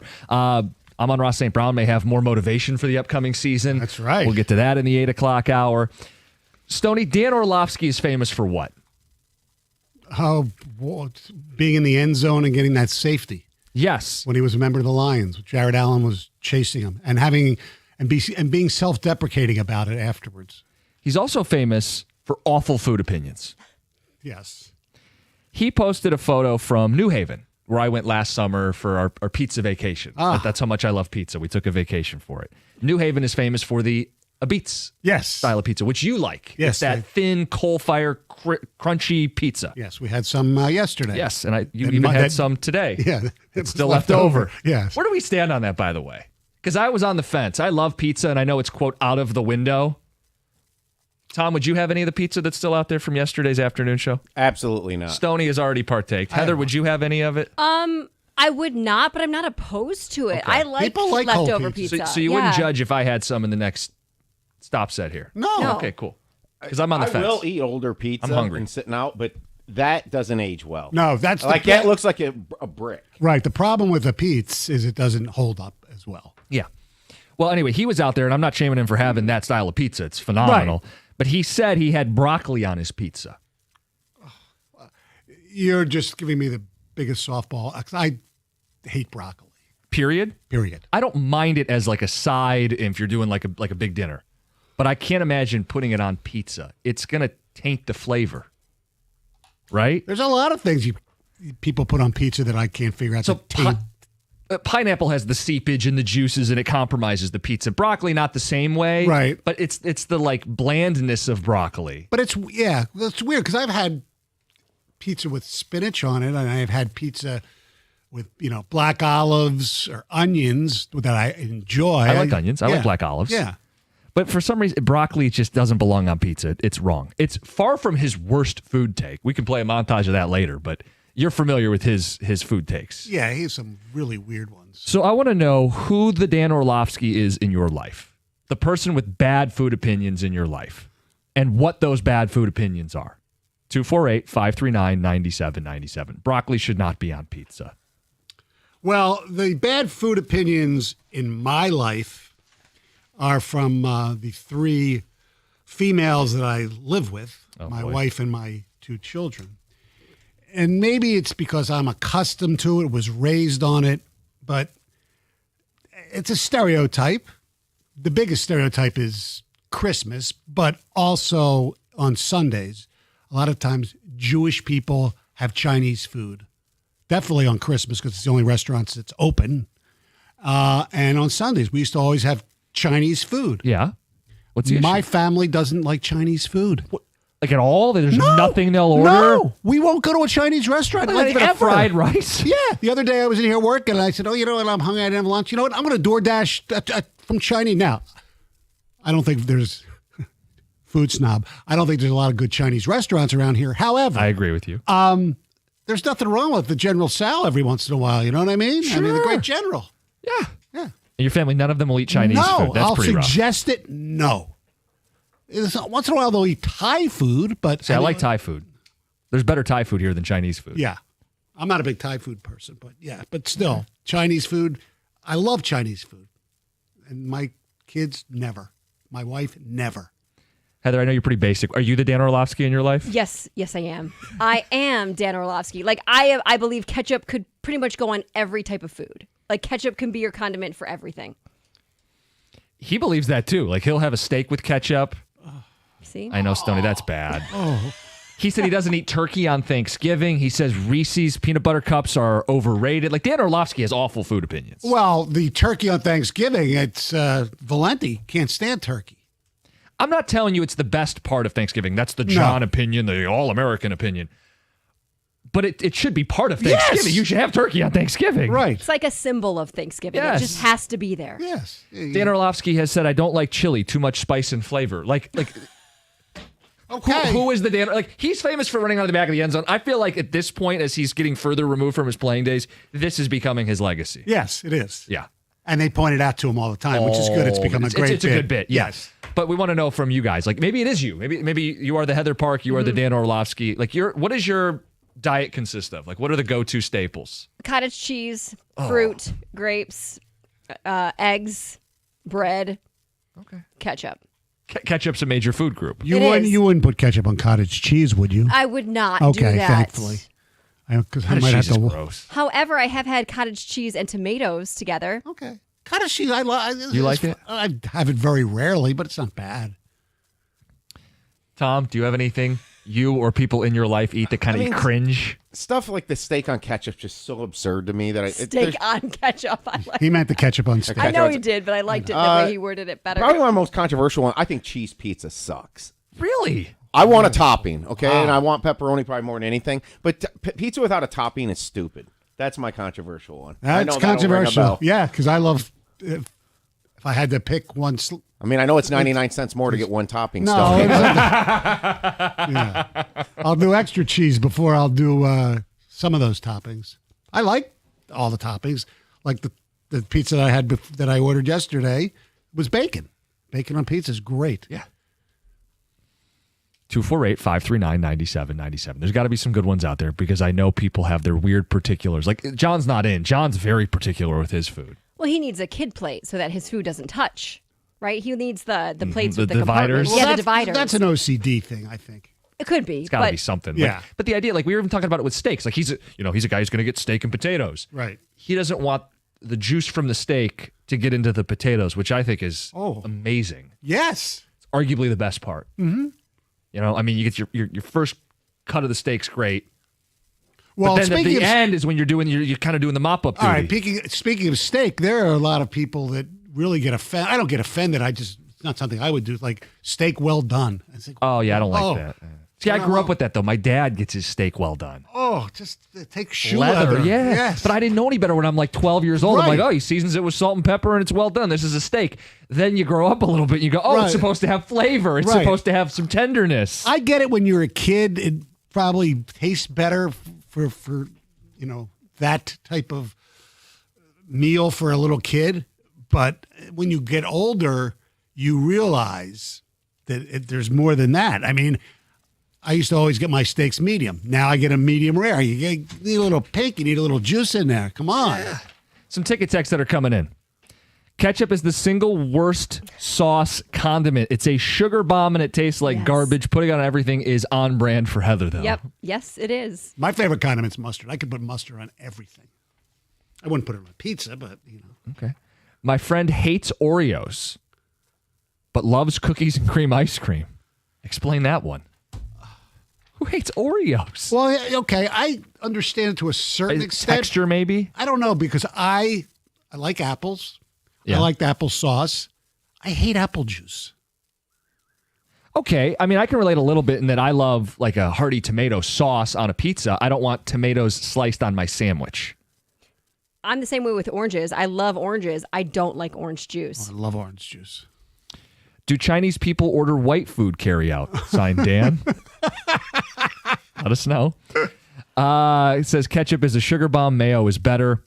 Whenever my mom talks about how she puts ketchup on cottage cheese, I want to run screaming out of the room. She is my Dan Orlovsky. That's John in Lake Orion. Wow. That's a disgusting combination. You know, Stoney, I've known you long enough that you're not a big Mexican food fan. No, I don't think I've been. I think maybe once in my life have I gone to a Taco Bell. Well, I'm talking beyond that. Okay. No, I go- I mean, that was so. Okay, well, Like a good, yeah, just legitimate a- Mexican Yeah, restaurant. where you go- sit yes. down and have chips and salsa. Oh, And I- the beans and rice and the Xochimilco's enchiladas. I've gone a lot of times. Oh, yeah, I li- Mexican town, Yeah, yeah. I like it. Yeah, Just never hear you mention it. yeah, you're right. Never seen you eat it. Because, well, if you ask me what's my favorite type of food, it would be Italian. Yes. Man of taste. I kind of agree with that. Didn't we do our draft, our food cuisine draft, culture food cuisine draft? I got Italian in that, Stoney, so Good. Game over. Fake Italian. 248-539-9797. We want to know the bad food takes in your life. Who is the Dan Orlovsky in your life? 8 o'clock, a fresh batch of disrespect for Amon-Ra St. Brown. And yes, we're going to play Shane Gillis audio. It's okay to laugh. It's 97.1.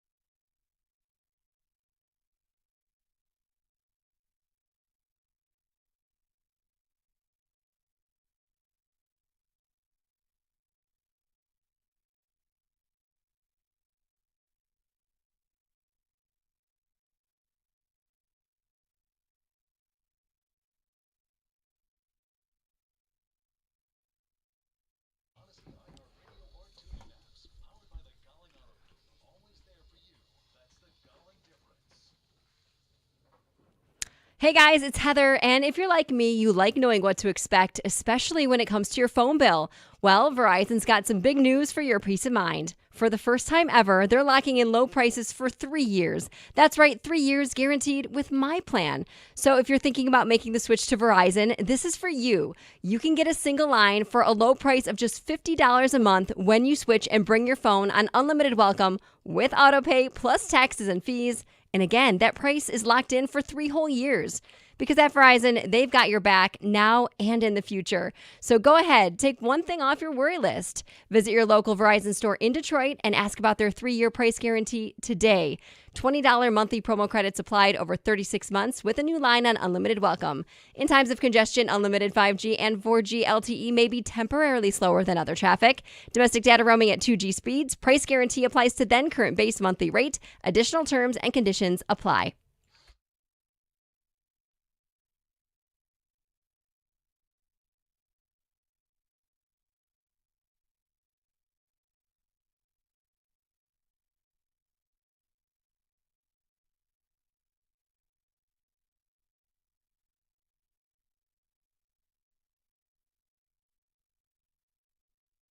All right, Dan Orlovsky is famous for 2 things. 1, running out of the back of the end zone for a safety. 2, the worst food opinions on planet Earth. He was in New Haven, which I've been to, one of the pizza capitals of the world, and he went to Frank Pepe's, which I thought was third of the big 3, but whatever. He put broccoli on one of his pizzas, which I think is a food sin. Sacrilegious. Shouldn't do it. But it's honestly not even in the top 10 of the worst food opinions he's ever given. This is a man who doesn't like chili because of too much spice and flavor. He prefers unseasoned chicken breast and plain nachos. No salt on his pretzel, please. That's not horrible. That's not a horrible take. Okay. Chocolate chip cookies are overrated is a terrible take. That's awful. He doesn't like barbecue, and you can have ketchup with your steak. These are Dan Orlovsky opinions. They're awful. This is kind of his brand as much as running out of the back of the end zone and breaking down quarterback film. We wanted to know who the Dan Orlovsky is in your life. And maybe it's you. You can out yourself, but you could also out your friends. 248-539-9797. We've got ticket text. We got phone calls. We'll do all of it. I'm not a huge fan of mayo, like on turkey, sandwiches Me in neither. a deli. I go with mustard. Yeah. People don't understand that. Some people. I'm with you. Now, Stoney, you said something, and we let it slip. Taco Bell for Mexican food? Did you bring up Taco Bell for Mexican food? Yeah, Did I it was let the that first thing. slip? Yeah, It says you just defended all your Mexican listeners, and I'm one of them. Okay. Sorry about that. All right. But Well, I went to formal apology later. Sushi Milko. So. Oh, yeah. You tried to. Xochimilcos, Yeah, yes. yeah, cover it up. Yes. John and Grayling, you're on 97.1. By the way, that should have been In the drop tournament? I know. tournament. John, what's up? Hi, good morning. My sister, she loves black licorice. She eats it with vanilla ice cream. I tried it. It tastes like poison. And it's just so disgusting. I can't eat it. I like black licorice. I prefer red, but putting it with ice cream makes not much She sense eats to me. it every day. Every day she eats black Every licorice. day. Wow. Every day. That's an odd combination. I would not have thought No. to put those two together. How about these combinations? I like applesauce on top of mac and cheese. It repulses my husband. To me, it's no different than eating apples and cheese together. That's It's a pretty different. gross. I actually don't mind the combination, like the flavor combination. I think would be okay. It's the texture of just putting mush on top of mush Yeah. that gets me. My brother Grover eats the bones in the chicken wings. Clement and Melvindale. Can't be good for you. No. One of my best friends states, if it's from the sea, it's not for me. No seafood. I think a lot of people are like that. You're missing out. Fish is great. It's good for And you, there's a too. difference between seafood and fish, too. There's That's a some fair point. Well, but this person, I know, they're not I going to know. eat salmon. They're I not going to eat know. cod, perch, lobster, shrimp. clams. Yeah. My ex-girlfriend from South Lyon was a lunatic. Boy, I love when any text starts that way. Mm-hmm. She would put chocolate sauce on macaroni and cheese and put mayonnaise on Rice Krispie treats. Oh. I'm one of the few who I'm not a big. I'm not a big Rice Krispie treat person. I don't know why. I love They're great. I love Rice Krispies. Okay. I'm not a big marshmallow person. That's probably it. Like You'll have a s'more though, right? Like if you're at a bonfire. Yes, Okay. yes. But that's more because of the chocolate And the graham cracker. You'll tolerate I'll the tolerate marshmallow. the But marshmallow. that's what holds it all together. Yes, exactly. People hate tomatoes, but eat salsa all the time. This person wants to call them out. Some hypocrisy. Well, so wait a second. I'll defend that. Salsa has flavor, much more flavor than tomatoes. Pepperoni is the most overrated pizza topping. Why is it the default? Signed, Colin. I don't know. That is a good question. What should the default be if it wasn't pepperoni? I got no issue with it being pepperoni. Sausage? Or the ground beef, burger. To me, it's. I love my favorite topping on a pizza is bacon. I don't like ground beef on a pizza. I mean, I'll eat it, but If it's part of like a meat pizza, Yeah. but I don't want it to be like the primary, the only topping. just leave it off. I like for pizza toppings. 2 is the limit. I can't go with even meat lovers. It's like it's too many of them for me. I think 3 might be my cutoff because there is a point of oversaturation. Right. We're not even eating pizza at this point. I'm eating toppings. Correct. Cold nachos are my weird food. Drives my wife nuts. Our 6-year-old loves the cold nachos. It's tortilla chips with tiny slices of Colby Jack cheese. Wins every single time. So it's cold. It's not like He didn't melt nachos. the cheese, leave it yeah, out, right. and then eat No. it. Like it's not not soggy chips. That's what Right. I first thought of. It's just that he never melts the cheese in the first place. Right. Wife and kids dip their pizza in applesauce. Disrespectful to pizza. Tom in a work van. Black licorice is poison. Read the back of the bag and see what happens if you eat too much. I didn't know that. It says you got to get jalapeno on your. See, I like a pepperoni jalapeno pizza. Ooh. That's a good combination. You know what a pizza I actually like occasionally? What? When people are grossed out by it? Anchovies. Yeah, no thanks. Yeah. Stoney, I said they're grossed out. I said once in a while I'll put a little anchovies. do you eat? You like shrimp, right? Yeah. Do you ever eat the tail? No. I know there are people that do. I know. Douglas in Sterling Heights. Who's your Dan Orlovsky? How you doing? First, I want to say that I think Heather is your station's Armando Galarraga now because she was left off that drop list and she has some gems. She did Thank her out you. of history. Thank you. Take that up with Mike and Rico. You can't forget what happens to a man in the summer, and you can't forget a whole company. There you go. But my stepfather, so I love applesauce. I love pork chops. My stepfather used to eat applesauce on his pork chops, and it would literally make me nauseous while I was eating it. A lot of people. I'd say that's popular. I've heard that before. Really? That's not unique. Oh, I don't know. I would sit there and I would watch it. His plate would just turn into like this nasty. Yeah. I mean, the visuals was probably what got me more than anything, but it was. Yeah. I tried it once. Not a fan. Stoney, where do you stand on this guy? Says his wife puts ranch and ketchup on her Coney dogs. Oh my God! I think I got to walk out and throw up. Give you a second. I'm not to a do big it. fan of ranch dressing to begin with. Me neither, which I know is sacrilegious here in Yeah, Michigan. It's a food group in the state of Michigan. I know. I have a very politically incorrect opinion, and I don't have that opinion anymore. That ranch dressing was for women. Oh. But you don't have that opinion anymore, to No, clarify. Men can play the 2 Grand Slam and women can have ranch. I'm Stoney. That's my message. And women can't storm the court was one of them as Oh, well, yeah. right? Oh. Well, yeah, you can't. Or at a Fans wi- can't storm the court at women's sporting Oh, that's events. it. That was it. Stoney's views have progressed Yes, in their own way. That's okay now. You know. Now it's okay. Yeah. mhm. Okay. 248-539-97. Can we get that as a direct- ranch is for women? But hold on. Let's go back to the actual ranch and ketchup on a coney. On a coney dog. That is gross. And mixed in with the chili and no, thank you. Men out there, you have Stoney's permission to eat ranch. That's the breaking news. Yes, exactly. 248-539-9797. We'll take some more phone calls and texts on this. This is fun. We're having fun. It's You know All-Star what- Week. You know when it changed? It changed when I realized later in life that, ranch is a good dipping sauce for like wings. It used to be, it's like for your blue cheese? salad dressing. To me, ranch is just so bland. to put on a salad. People are going to come for you. This is a food group. I understand that. People dip their pizza in ranch. I know. They'll dip their wings in ranch. They'll dip their ranch in ranch. The wings I understand. I could see people like freezing ranch and then dipping the ranch into more ranch. That's how obsessed with ranch people are. A ranch pop-up? Yeah, but yeah. A a hot summer day, you get a frozen ranch bar popsicle, of ranch. a ranchsicle. Can men have ranchsicles, Stoney? It depends. Okay. We're just going to keep the conversation moving. We're going to mix in some disrespect for St. Brown and the Shane Gillis audio from last night's ESPYs. It's okay to laugh. It's 97.1.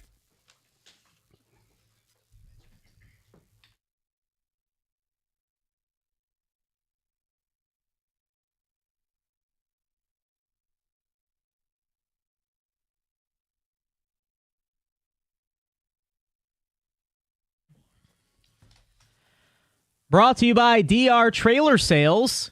As we inch closer to football season, the University of Michigan gains a 4-star safety in the form of Jordan Deck. Last night, Deck announced through social media that he has flipped his commitment from Baylor to the Wolverines. As Michigan gains a safety, the Lions lose a cornerback. CB Devad Wilson was waived from the team yesterday. After being signed in June, Wilson suffered a knee injury just 2 days later. That injury has had him sidelined ever since. In related NFL news, veteran defensive end Von Miller agrees to a 1-year deal with the Washington Commanders. As for the NBA, Bradley Beal, he agrees to a contract buyout by the Phoenix Suns to join the LA Clippers. Once he clears waivers, the Clippers are expected to sign him to a 2-year deal for $11 million. The Tigers prepare to resume play tomorrow following the All-Star break. Detroit's first challenge will be against the Texas Rangers, who are a game below 500. Detroit still entering as the best team in baseball, but hoping to end a 4-game losing skid. In that 4-game span, Detroit has been outscored 42-17. From the Ticket Update Desk, I'm Dustin Fiocco. For details on these stories and more, you can stay tuned, or you can head to 971theticket.com.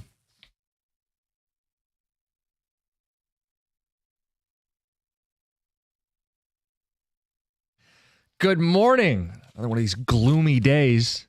Looking for the sun somewhere. Did Dustin just say that Michigan picked up a second Deck? The guy's last name was Deck, right? Yeah. Okay. They already have one? No. Okay. Who knows? Maybe he's got a brother or something down the line. They'll have their second Deck. That's right. Stoney, fresh off the drop tournament yesterday. For people who missed it, you can still use the Odyssey Rewind and go back, and it's the only way you're going to hear the drops. I know there's issues on other platforms, but we're thrilled to have Stoney in. We did a little recap of that earlier in our show. And by the way, the aforementioned second Deck lost to a 16 seed. Yep, UMBC, a moment. Yep, absolutely. I think it was the guy that knew me that did it. Yeah. Called it in and figures. Oh, wow. Just kidding. Wanted to take shots at me from my college days. He was worse then. He was way smarmier back then. Okay. Thanks, Andrew. Shot him a text message. We brought up bad food takes because Dan Orlovsky's at it again. The guy's a madman. He's doing broccoli on pizza. It's far from his worst offense, but it's there. And you guys have been sending in some weird combinations. We will get to the St. Brown stuff. ESPN's doing their position rankings, and we can get into whether it's more of that disrespect that fuels him. Shane Gillis audio. We'll play at 8:18. And Stoney, he's gonna push people and make people uncomfortable. That audience didn't feel comfortable laughing. No. It's okay. You don't have to agree with every joke. Yeah, exactly. Like when I go see a comedy show, if I don't agree with every opinion that the comedian, who cares? I think some of the athletes, though, in our culture, so to speak, like him. They like him, but they don't want to be seen on camera laughing at some sort of off-color or bad taste joke because they'll be shamed on social media for, that's just the way we are now. Well, we're not going to have a camera on you when we play the audio at 8:18 if you're out there in listener land, so feel free to laugh. Exactly. Stacy in Commerce, good morning. Good morning, guys. Your topic is turning my stomach, but I had to share this one. I had a party going on at the house, and my neighbor Logan would always like taking the salsa, but he was on the Atkins, so he couldn't eat the chip. He would eat the chip, eat the salsa, lick the salt off, and put it on a plate, not putting it back in the bowl. However, my other neighbor, Gary, who had been drinking, started eating the licked-off chips with the salt, and he comes and he goes, "Man, these chips are soggy." I'm like, "Gary, you're eating Logan's leftovers." And I thought this topic was very on par with that night. Leftover salsa from somebody else. Woo. So the chips. I thought I had to share. No, it was the chips. It's the Left- chips. He would eat the salsa and lick all the salt off the chips and then put okay. the chips on a plate, like the licked chips. Oh. I thought he was dipping. No. I think the emphasis on he had been drinking before doing it. Yeah.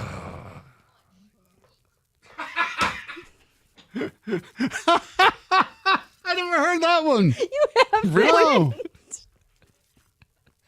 Okay, we're not topping it. Let's move on. I got the St. Brown stuff in front of me here. ESPN's doing every position group. They did quarterback earlier this week. Everybody's debating golf and whatever. St. Brown is famous for keeping receipts and noting who people drafted ahead of him. Stoney, he checks in among the top 10 receivers, but he's not in the top 5. He's number 6. We can go through this. I don't know if you have an issue with it, but number 1 was Jamar Chase. There's only one in the top 5 that I have an issue with. Okay. 1 is Chase, 2 is Jefferson. I really think you can fight over who you think's better, but they're the clear top 2 receivers. Okay. Number 3 is Tyreek Hill. Bing, bing, bing, bing, bing, bing, bing. There's my issue. Okay. I just don't. I think he's lost it a little bit. Now he could be on a little bit of a revenge tour this year, not at a certain team, but his own, because he had by his standards, bad season last year. He was going through a lot of personal stuff. Who knows? He might have a great year this year. Prove me wrong. I just don't think he's a top 5 receiver anymore. Well, he's so reliant on speed. He's getting older. He played 17 games and didn't break 1,000 yards. Right. And what have he done for me lately? Yeah, I wouldn't put him as the number 3 receiver in football. Right. Now, this is from execs, coaches, and scouts. So I'm sure there's some coaches who go, we have to shift our entire coverage because of him. Yeah. And that's probably why he's as high as he is. But I wouldn't put him ahead of Amon-Ra St. Brown. No. Number 4 is CeeDee Lamb. Number 5 is A.J. Brown. And number 6 is St. Brown. That's the only difference I have. I would put St. Brown ahead of Tyreek Hill. You would have A.J. Brown ahead of Amon-Ra St. Brown, because I think you could fight that. Last 2 years, St. Brown's 3rd in the NFL in receiving yards, back-to-back All-Pros. He should be in the top 5, and you could probably even argue as high as 4, I think. He should be a top 5. Yeah, I think I'd have CeeDee Lamb 3, I'd have St. Brown 4. I'm not going to sit and argue between St. Brown and Brown. I just wouldn't have Tyreek Hill in there. I think a lot of the reason that certain people have undervalued in their opinions of St. Brown is because of our perception of a wide receiver.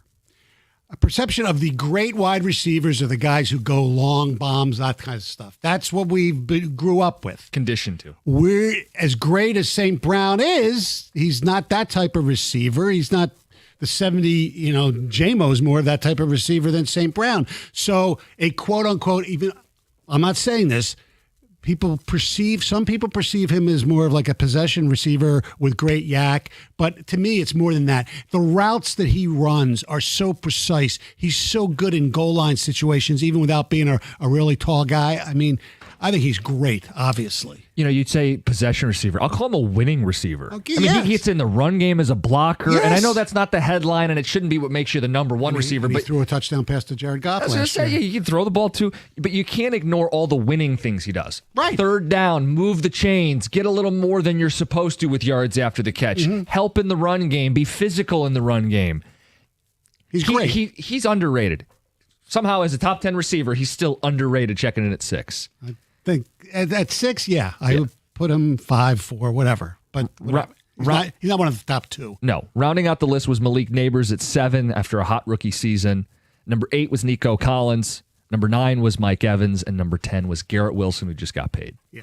Honorable mentions, Terry McLaurin, Puka Nacua, Brian Thomas Jr., who I think will be a top 10 receiver, DK Metcalf, T. Higgins, and Devontae Adams. Pretty damn good list. I mean, there are a lot of great receivers in our league, in the National Football. Our league. Yeah. I wish I was getting cuts from those checks from our league. That'd be great. You know who is underrated, and some of it has to do with his age, and some of it has to do with the team he plays on. I think Mike Evans. I think Mike Evans is just great, and because he plays in Tampa, doesn't get the notoriety that he should. Every year, 1,000 yards, you can book it. Yeah. He's the number 1 on a good offense. It's not like it's empty.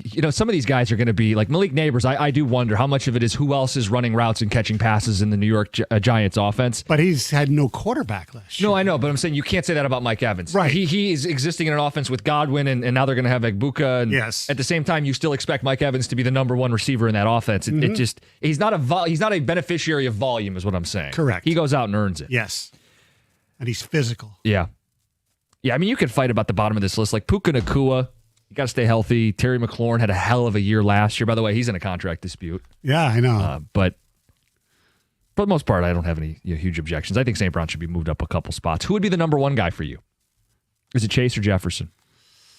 I think it's Jefferson. I think he does more in tighter coverage than Chase does. It's close, but that's it. You have to factor. You mentioned quarterback earlier. You have to factor that in. Yeah. I mean, one guy's got Joe Burrow. We played with in college. Right. Set all those records. The other guy has had Sam Darnold is the best of the bunch. Mm-hmm. I guess Kirk Cousins briefly there, but he had Josh Dobbs, he had Nick Mullins throwing to him. Yeah. I think I'd put Jefferson 1. If you're telling me I could pick any receiver in football, he's 1. Chase is 2. Yeah. I would take Jefferson 1 too. I was surprised that Chase was listed number 1. Look, he's number 2. These guys are 1, 2. I just think Jefferson's such a more crisp route runner. Doesn't rely on the big play as much. I know that sounds kind of stupid in some ways, but Chase he's explosive. I know from the fantasy perspective, and when you bring that in, you can get criticized, but Chase seems like a lot of times like an all or nothing player to me. You know what's interesting is on this list, Jefferson was ranked 1 last year, Chase was 3 last year, and Tyreek Hill was 2. So I understand Tyreek Hill dropping. He should have dropped more, in my opinion. But what did Justin Jefferson do to drop 1?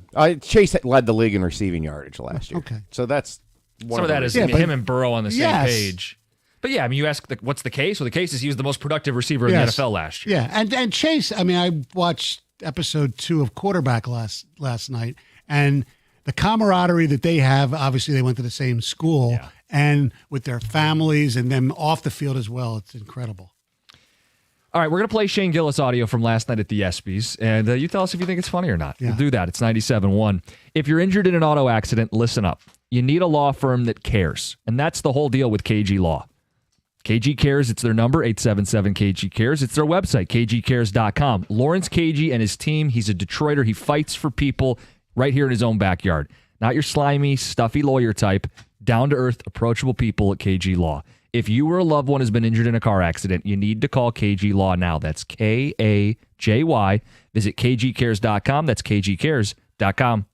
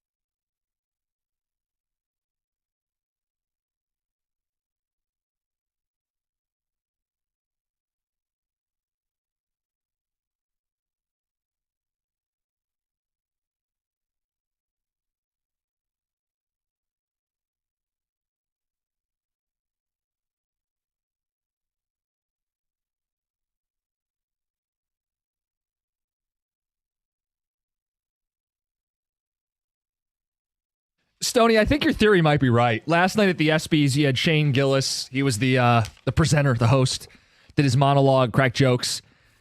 It felt like people didn't want to be seen on camera laughing at some of these jokes. It's ridiculous. Have a sense of humor.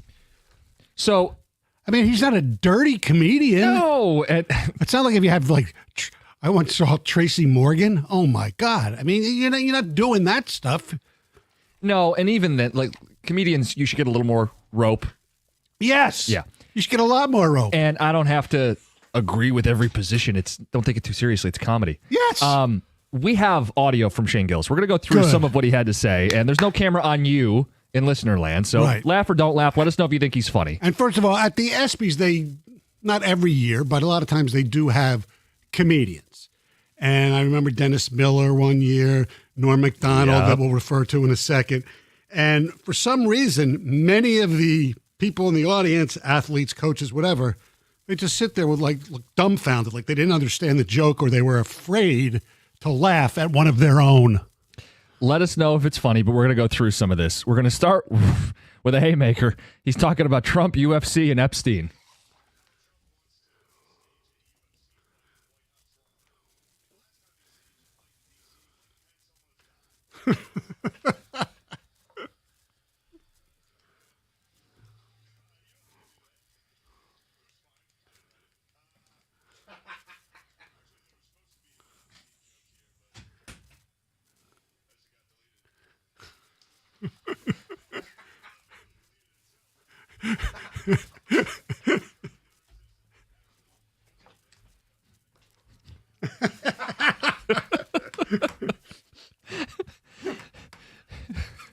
He talked about Aaron Rodgers.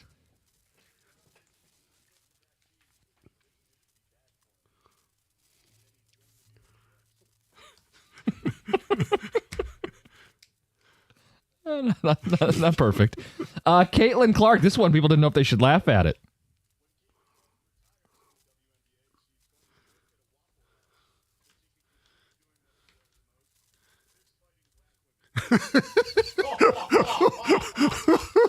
He's spicy. Right before that, he told the joke. He goes, I'm from the Midwest, like Caitlin Clark. And I've nailed a lot of threes, too. He would talk about Bill Belichick.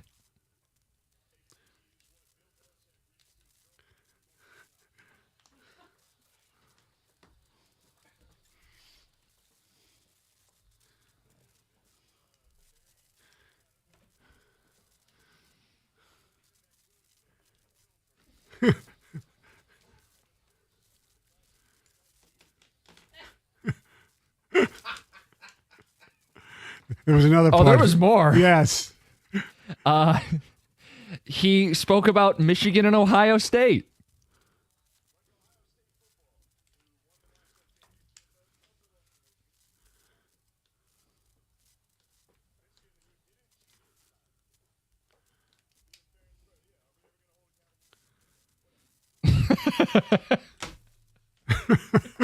Whatever. Yeah.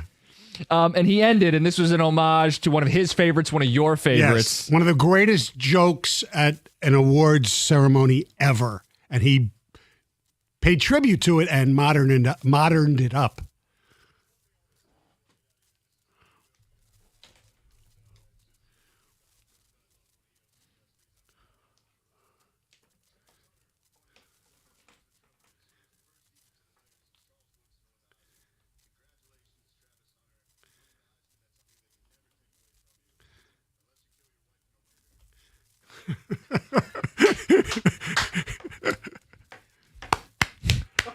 I remember when he did it back in 98 or whatever. He loved the OJ jokes. Right.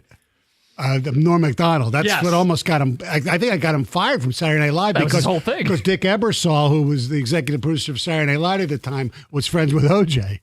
But yeah, and well, you know what else I appreciate about Shane Gillis? It's a little crazy thing that I've always wondered, that when you go to a rock concert, no matter who it is, and Bruce has done it a lot, and Rolling Stones, everybody, they'll play, most times they'll play like at least one cover song or whatever. Yeah. They don't necessarily say who it is, but they you know what it is. It's a great song, whatever, Twist and Shout or anyway. But if a comedian, you go to a comedy club and a comedian would use somebody else's joke, it's like a crime against humanity. I always wondered why you couldn't say, like, all right, this is from this is from Rodney Dangerfield, or because we, like I said, musical acts always pay homage to other people. Yeah, we have influences. I mean, I think that's normal. I mean, you got into the comedy game listening to somebody. So I'm glad Shane Gillis, he told the joke. He said it was Norm Macdonald's joke. Way to go, Shane. Yeah. Ticket text 248-539-9797. We'll get some feedback on this. I mean, Stoney, in Royal Oak, we have that Comedy Castle. I go a couple times a year, and we see different people. That's where I met my wife. Yeah, I know the story. And I don't have to agree with the political leanings of the comic, or if he makes a joke that's a little crass and I don't like it, you move on. Yeah. Ticket texters, what do they think? Oh, God. There's absolutely nothing remotely funny about the Clark joke, Tom in Waterford. That's Look, it's gotten rough and tumble in the WNBA. Right, People taking shots at her. She's got to defend herself. Yes. That's all that's talking about it. Right. Come on. Yes. It says, I love Shane and F Michigan. Okay. Appreciate the joke there. Yeah. I was crying laughing on my couch at the opening monologue. I can't believe how rough the crowd was for it, but I think Stoney's point makes sense. Yeah. They don't want to be seen on social media laughing at something that might be inappropriate. I love Shane Gillis. His jokes were great, but the crowd sucked. Yeah. Okay. Heather's lick, munch, eat, drop is now my favorite. I laughed out loud. Now we have you saying it too. Thank you. Nathan. Thanks for that. In Royal Oak, good morning. You're on 97.1. What's up, guys? Hey, man, I also want to kind of reiterate, I think Shane Gillis is brilliant. I just think that that's maybe the wrong venue for him. Obviously, you can see that they were just, they were on their, they were in their feelings a little bit there, and they didn't do well with that. But the one that I want to talk about is the joke he made when he's doing all the intros about, hey, so-and-so's here from this league and so-and-so's here from this league. And he brings up this girl and he puts her on screen. Yeah. And everyone starts clapping. Oh, so-and-so from the WNBA is here. And everyone claps for her. And he's like, no, I'm just kidding. That's my friend's wife. Yeah. It just shows that you guys don't know who plays in the WNBA. That was awesome. Yeah, he goes 4-time WNBA Yes. and whatever the name. And people, yeah.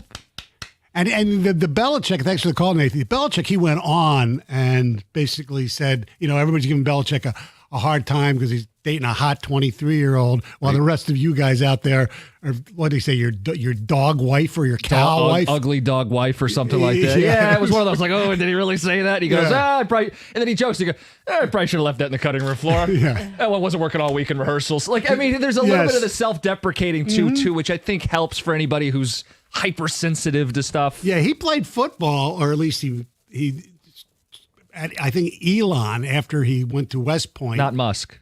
Yes, exactly. Elon University. He went to Army first, and he transferred right out of there. Yeah. He's another comedian we know that's played football in college too. Jim McGaffigan. Oh, I didn't realize. Played at Georgetown, and his teammate was Jim Schwartz. Never knew that. Mm-hmm. You watched the monologue. I watched the monologue. Yeah. Played a couple cuts. It's 9 minutes, people. So there's Yes. more. If you found it funny, there's more for you to listen Yes. to. Let's get to Heather with the news. Well, Sam Ponder is breaking her silence on why she was fired from ESPN about 1 year after her shocking exit. So during Wednesday's episode of The Sage Steele Show, Ponder took basically her first deep dive into her dismissal, and she said it was primarily linked to a chain of events coinciding with that retweet in 2023 about transgender athletes. But she didn't say she was solely fired because of that tweet.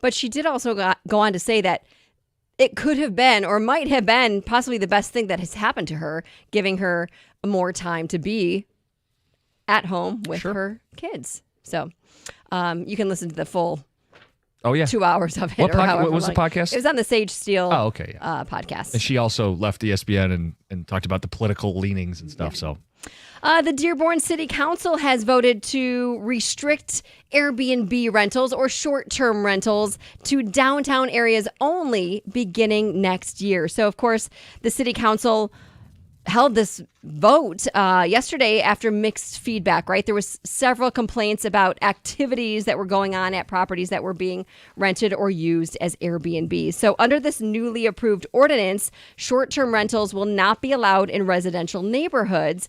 And of course, some people are applauding this, right? They're happy about that. Others are saying, hey, this really punishes responsible homeowners that are just trying to supplement their incomes. There's a lot of people who might rent a room in their house.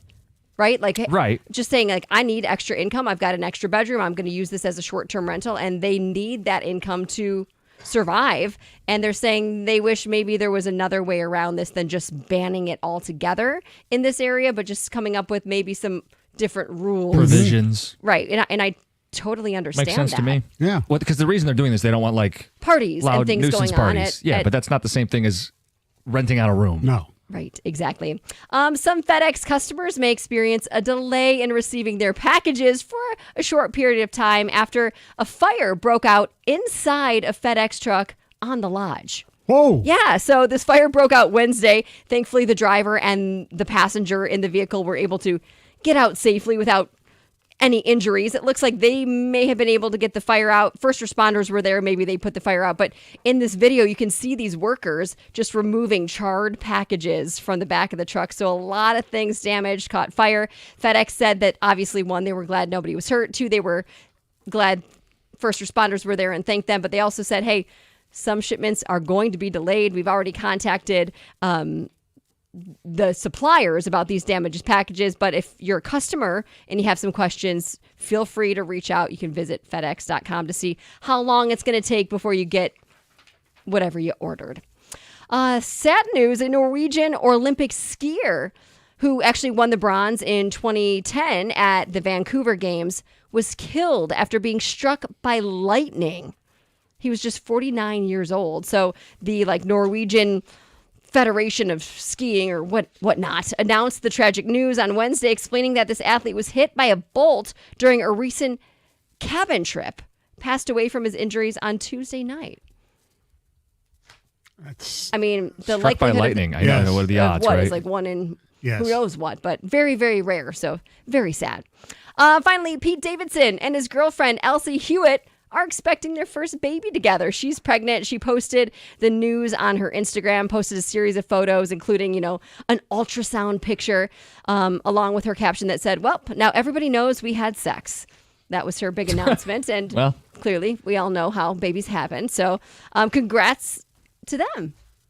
Sounds like he's excited. Well, I'd imagine. I know he lost his father very young, so now a chance to be a father, I'm sure that carries a special meaning for him. For sure. Yeah, he's had an amazing resume, actually. He has. Yes. Kim Kardashian, Ariana Grande, he was engaged to. Kate Beckinsale, I think, was in there. It's unbelievable. Margaret Qualley, is that how you say her name? She was in there, too. People are wondering, Emily Ratajkowski. Right? Yeah. Your girl, Stoney. He's dated them all. Him and Jeter, right? Jeter's is unbelievable too. Before he got married, with the gift baskets. Yes. Yeah, is that actually a thing, or is that a rumor? He never confirmed it, but it's probably. I'm sure it was a real I'm thing. sure it was true. Mm-hmm. All right, Heather, with the news coming up next, we are going to get into a little bit of football talk. 2 weeks out from the Hall of Fame game, it's the Thursday touchdown, end of the hour. We're going to move the goalpost. I know people hate this. We're going to move the goalpost, talk about the second half with the Tigers. It's 97-1. Hey, you guys, Verizon thought of a lot of different ways they could show their appreciation to active military members and veterans, like rolling out the red carpet, providing a personal marching band, or, yes, throwing a bumping shindig. Well, at Verizon, they're doing all of that in the form of special military discounts. That's why they're giving military and veteran families mobile plans with the military discount, starting at just $25 per line per month for 4 lines on unlimited welcome with autopay plus taxes and fees. plus a 3-year price lock guarantee, excluding taxes and fees. Think of it as their way of flying a squadron of jets overhead while launching fireworks. Now that's what I call a celebration. Visit your local Detroit Verizon store to learn more. Discount for personal lines only for military and veterans. Approved verification documents required. $30 per line per month for 4 lines. Less $20 account discount. Auto pay and paper-free billing required. For unlimited welcome plan in times of congestion, your data may be temporarily slower than other traffic. Domestic data roaming at 2G speeds. Price guarantee applies to then current base monthly rate. Additional terms apply.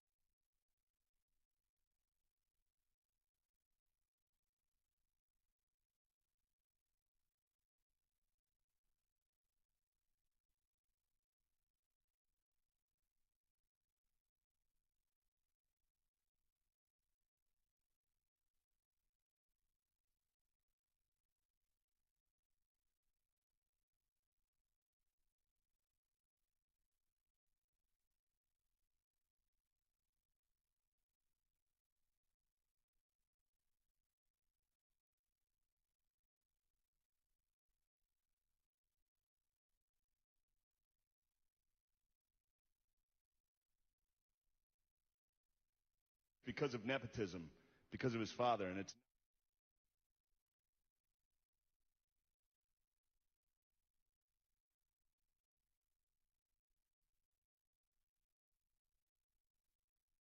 And then he joined the New York Jets. So maybe he wasn't right about everything. Shedeur Sanders had his jersey number retired at Colorado this year, and people are saying it's because of nepotism, because of his father, and it's not.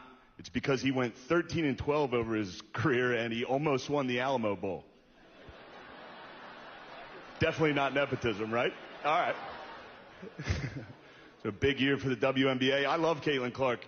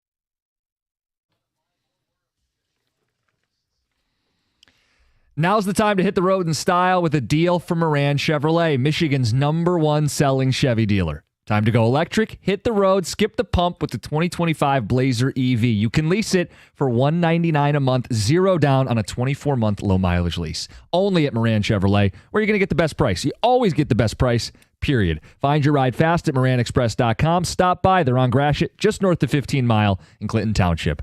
Chevrolet, together, let's drive.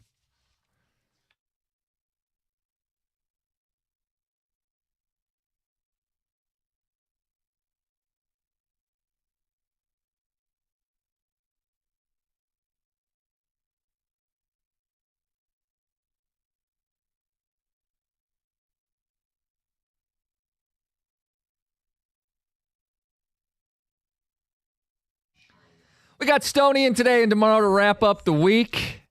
And Stoney, people continuing to text you. Congratulations to you and your sister for yesterday's performance. Oh, yes. Oh, boy. Thank you very much. Thank you very much. She's very proud. Drop tournament champions. True throwback. A legacy that lives on. Absolutely. And now you said you were on top of the sheets when that happened. Oh. I heard some of the backstory yesterday. The comforter. Yes, on top of the sheets. Yes. My brother-in-law, because I was explaining it earlier in the show, and my sister corrected me. I didn't remember. She said, by the way, your story's a little off because Rob, my brother-in-law, was at the beach with the kids. I forgot. They came back from their vacation with just my sister, and I met her because I went without Cindy and our kids. And she goes, and by the way, your voice sounded really young back then. It sounded way different. You sound very, very young. Well, it was. You sound like you have ago. a tiny cold when you're saying that. Maybe. I don't know. Or the mic's a little different. Yeah, you sound a little different. Yeah. Well, it was on we AM. could barely afford mics where we worked. It was on AM. What do you expect? I mean, they had drops going back to the 90s. Yeah, but that's not AM. I know. That's the studio. I know. Kidding. Just roll with the punches. By the way, everybody hated our halftime picks. Oh, really? In the Thursday touchdown. We all got made fun of him. Tom's a boomer because he said Metallica. The people are making fun of me for Pink Pony Club and Chapel Roan. And people say, Stoney, really? Taylor Swift? Come on. What do you mean, come on? She's the most... I mean, really? She should do a halftime because Yes. Michael Jackson did it. And look, I wasn't the biggest Michael Jackson No, but fan. it's these football fans that get mad It at needs to happen once. But I know where that's coming from. Yes. That's the football fan that's like, there's too much Taylor Swift on my TV. Yeah, they show her maybe a minute during a game. I mean, who cares? She's the biggest name in entertainment. Heather, who should be the halftime show? I mean, if I had to pick out of you three, I would say Taylor Swift for sure because of what Stoney just said. Yes. I'm not even a huge Taylor Swift fan, but I'm surprised she hasn't. I know why she hasn't done it backstory. because of the Pepsi and whatnot, Right. but like, she would be a great pick. Does she think she's too big for it? No, I don't think so. I hope think- she doesn't think No. that. Beyonce did it. She never gives up. She never gives the impression, at least to me, that she's like one of these hoity-toity people, so to speak, and she could be. She seems as down to earth as somebody in that realm could possibly be. She's a no-brainer. I don't know. Yes. I don't know what the holdup is. I know. Especially now that the sponsorships change. I think she probably wants to wait till Travis retires. I would think. So one more year. Where's the Super Bowl the year after? I don't know. Okay, maybe that'll be her Super Bowl. I wonder what that would do to Super Bowl ticket prices. It's funny. Like, it's not nothing. It's a big It deal. would do something. It would. Yeah, but you're right. I mean, our kids. Look what happened here. I know, but you're talking about 12 minutes. Stoney. I know. I'm saying, how many rich kids' parents are going to be willing to spend even more than what they are? But if you're on the fence, this pushes you over. Yeah, maybe. For a lot of people, I guess. I don't know. We need a Morgan Wallen halftime on the ticket text. He's got like all the top songs. Oh, I know. Jelly roll with him could Sure. be cool. Yeah, that'd be fine. I've thrown out Post Malone before because he's kind of made the cross-genre appeal to everybody. That'd be a good one. I like Post Malone. That would be good too. All right, so we got some more feedback coming on the Thursday touchdown, but we want to get into a Tiger conversation. People hate when you move the goalposts, but it's natural. When your expectations before the Tiger season were, I don't know, can they have a winning record, maybe find a way back in the postseason? Mm-hmm. Those are not the conversations we're having at the All-Star break. Right. And the goalposts will be moved again in 2 weeks from today. Yeah, we could really save this conversation for 2 weeks from now, but Stoney, you and I are here right now, so let's do the conversation right now. What is a successful season for the Tigers as we get set to start the second half? For me, it's advancing at least one round further than they did last year. So get to the ALCS. And I know that bar is, you're weak. Fine. Call me weak. Call me a wuss. I don't care. You've been called worse. Yes, I have.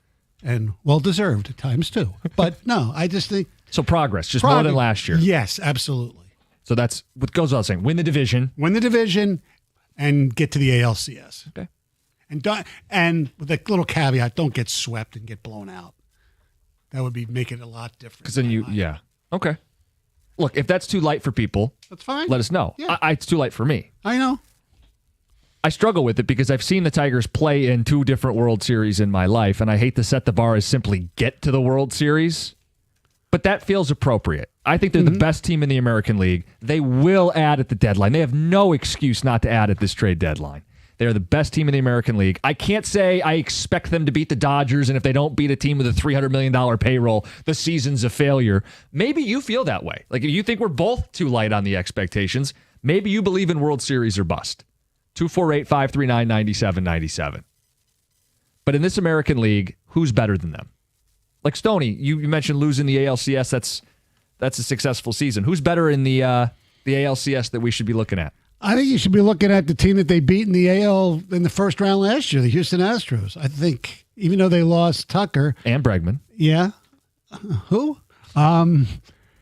You still have Altuve. Paredes is having a good year. Jeremy Pena, he's gone down a little bit, but they're good first half. They're good, and their pitching has been pretty good. And I don't know. I think they're really good. Look, small sample size. At their best, I know the Tigers beat them early in the season.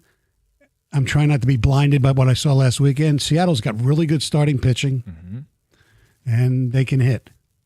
And if Rodriguez ever wakes up like he did this weekend, who knows how far they can go. The Tigers, look, don't get me wrong. The Tigers are very good.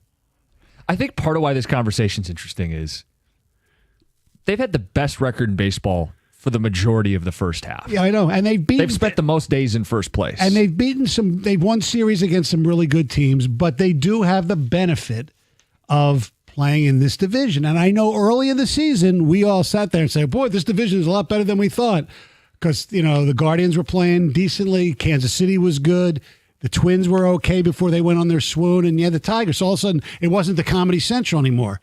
The last 6 weeks, it's been the Comedy Central. They've been a 500 baseball team, the Tigers, over the last... I'm not even talking about the division. The division has Okay. gotten precipitously worse than those goalposts have moved. Okay.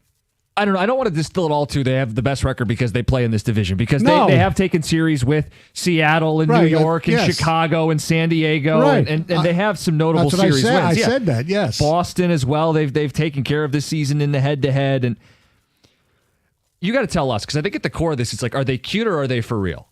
Like, if they're for real, we're talking about World Series. If they're cute, like, Don't get me wrong. Just do what you did last year. Don't get me wrong. They are capable, and I wouldn't be stunned or anything like that if they got to the World Series, or even if they won the whole thing. I wouldn't. But to sit there and say they're definitely far and away the best team in the American League, I don't know. They do have the best pitcher. I'll say that in the American League in Skubal. But I mean, Houston. Valdez is pretty damn good. Wayne State's very own Hunter Brown is having a really good year. They got a good 1-2 punch there. Yeah, and their bullpen is. I mean, Hader might be the best reliever in baseball. Yeah, but I don't know. He gave up a big home run to the Tigers last year. The Tigers beat the Astros. I'm sorry. If the Right. Tigers lose to the Astros after they lose Bregman and Tucker, Yeah. I can't call that a successful season. Yeah, but the Tigers don't have Ibanez. Well played. 248-539-9797. If you will play along with us, second half starts tomorrow. Move the goalposts. Help us set what a successful season is for the Tigers. It's 97-1.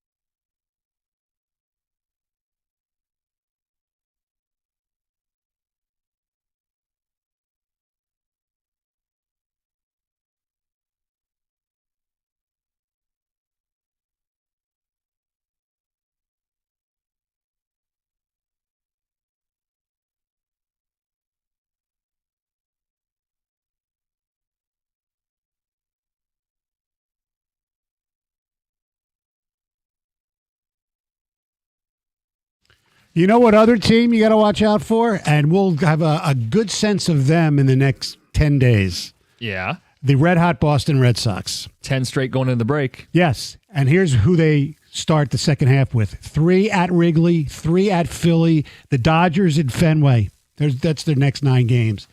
If they go 7-2 or something like that, then all of a sudden you got to worry about the Red Sox. Could win their division if they're not Yes. not slowed down here. Yes. So, okay, scenario that you want to play out. They're in the ALCS. They lose in the ALCS, and they lose to successful season? I'm not coming in that next morning. For you, it will be if Bregman hits a walk-off series winning. It puts me in a bad spot. I don't want to be the smarmy guy after my own team gets eliminated. I would take no joy in that. No, I know, because they actually tried to get him. And they did. Yes. They did. I mean, they gave him the most guaranteed money. He Right. chose to take lump sum up front, bet on himself, and make it up on the back end. Right. So I'm definitely make the World Series, or I think the season's a failure. I do. Because they've been playing 600 baseball since last August, consistently. They're still the only team in baseball that's above 600 in the standings. They're 608 right now. That means you're winning 3 out of every 5 games. That is a great formula and that consistency in terms of advancing at least to the ALCS. I have the faith to believe they'll add enough to win the ALCS. Yeah, because they have to add at least an arm. I mean, I want more. I think we all want more, but they'll add at least an arm. They should win the American League. I just don't know. First off, this American League is down.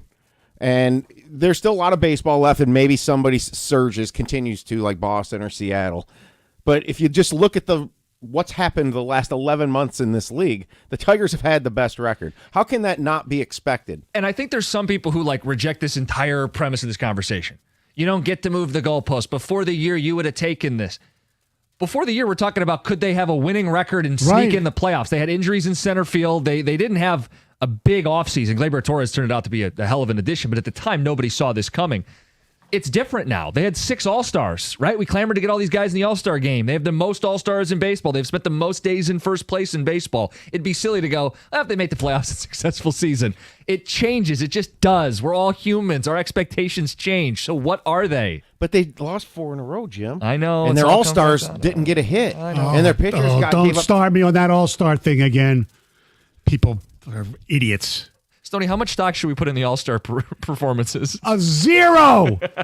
0. If you watch that All-Star game and you have good vision and you think that made any difference of how the Tigers are going to do because the All-Stars that they had didn't have a good game, you should be sent to an insane asylum. To clarify, if you have an eye patch or you're blind, it's not your fault if you think the sky's falling. Yeah. Ticket Texter says, according to UCosta all season, they're the best team in baseball. How can the expectations not be win the World Series? This is the semantics of it. They've had the best record. I've maintained the Dodgers are the best team in baseball. And that's why I have a hard time saying, if you don't beat the Dodgers, it's a failure. You got to get there. And then root like hell that this team, the best team doesn't always win, Stoney. Mm-hmm. I know. The record is very deceiving, boys. They play in the worst division. They will not keep up with the Mets, Dodgers, Cubs, etc. Well, they took 2 or 3 with Chicago earlier this year. Correct. They still have to play the Mets. Yeah, and the Phillies, I think, could be a problem. They're going to see the Phillies the second half. Right. First weekend. First series after the trade deadline. So, see, did you do enough? Yes. Be a real good litmus test. Texter says, I want to see them win it all, but the Wings and Pistons didn't in their first couple years. And now we see with the Lions, no one wins those first couple years breaking through. That's why I want to see incremental progress. What's a successful season? Texter says, have more wins than we got points. Signed, Steve. Oh. Okay. Mm-hmm. Good to know. But in the second half here, you're right. They're going to get some tests, and we're going to see, is the McKinstry thing real? Is the Javi Baez thing real? Is Torque going to keep this up and solidify himself as a long-term first baseman, not just a great first-half story? Riley Green, I think, people get fixated on the strikeouts. Are those going to come back to haunt him? He strikes out 1 of every 3 at-bats, which makes it even more ridiculous that he performs as well as he does, throwing away a third of every at-bat. Right. But those are stories in the second half, like sustainability from this ball club. But we cite they've done this for a year now. Second half of last year, first half of this year, it feels like they're not blowing a division lead. They're going to be in the postseason. They're going to add at the trade deadline. They're likely going to get a first-round bye. So now we're really starting in the ALDS, and you better win a 5-game series with Skubal on the mound twice. Well, I'll give Gov credit for this because he pointed this out last week. I mean, you look at the standings right now. They're only 2.5 ahead of Houston, 3.5 ahead of Toronto. Yankees falling 5.5, Boston 6.5. So if, let's say, hypothetically, one of those teams passes them, they'll still get one of the buys, but they won't have the best record in the American League. Right. But it's hard to see right now, for me at least, anybody in the AL East winning more than 92 games because they're going to be playing each other. Yeah, exactly. Right. And Baltimore's actually been playing better since they were horrible earlier in the year. We're done with them. So they have to play those tough teams again, at least probably a home and away again. Everybody plays everybody. So if the Tigers continue to do their thing, they should avoid falling down to the worst division record. I just say, there are little things to be concerned about. Like this Veerling Meadows thing has to get figured out in the next 10 days. Yes. Is Parker Meadows going to be on your playoff roster or not? Well, they're not going to decide that in the next 10 days. No. He needs to prove that he needs to go to Toledo and get fixed up. I'm not saying they're going to definitely make the decision, but you need to start knowing who are we sending to the plate in October. Well, and that's the key for Scott Harris here is are you just banking that Veerling and Meadows are going to be there and they're going to perform like they did last year? Because we have no indication of that this season. No. And he's not going to say publicly if he doesn't think they're going to do it. Well, if they don't make a trade, it's going to tell us what he thinks. Right, exactly. We've speculated a little bit if Meadows is a problem, Veerling will stick no matter what, and he'll be a platoon with Kerry Carpenter. Assuming he's producing. Right now he's just not. As long as Carpenter's back. By the way, Carpenter has been gone, and although he's had not as good a year as last year, he still provided power. Mm-hmm. But the other thing, too, is Canely. Now, I expect him to get back to closer to when he was being Yes. good. But because he only has the one pitch, there is at least, I'll entertain the thought that, this guy's But the kind of lost difference, it. look, and I basically, it's factual, made fun of the fact that he didn't retire an out last weekend. Mm-hmm. Every pitch that was hit, it's just because he left it right over the meat of the plate. Well, it was all location. It's not them trying to figure out anything. Well, you don't have to figure it out. You know what it is. I know it's a little more right. sophisticated than just change That's what up. I'm saying, though. But if he's throwing that same exact pitch, and earlier in the season, it's cutting the corners and moving Dropping a little off. bit, you're not going to hit it. But if he's like putting it right down the middle like he did last weekend, boom, You're boom, toast. boom. I mean, Costa's already got a stand-up routine on Canely throwing BP. Like you said the other day, the home run derby would have been better if he was out there. It's like, whoa.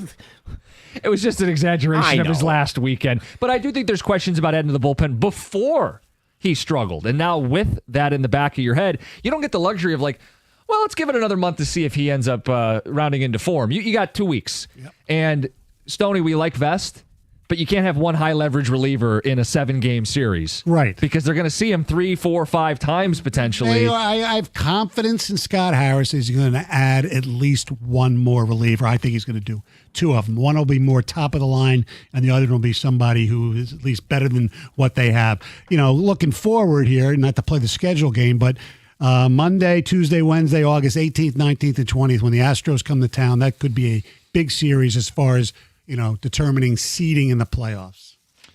Ticket text on the expectations heading into the second half. Hey, guys, it's not a surefire thing the Tigers beat the Astros in the playoffs again. The bullpen's not performing like last year. We beat the Astros because it was 3 up, 3 down with every pitcher who came out. And this one says, guys, anytime the Tigers roll out a lineup with Meadows, Veerling, Sweeney, and Jake Rogers, it's 4 holes in the lineup. That's not going to be the playoff lineup. No. You hope not. I mean, they had to have a bunch of injuries and do nothing at the deadline for that to be the playoff lineup.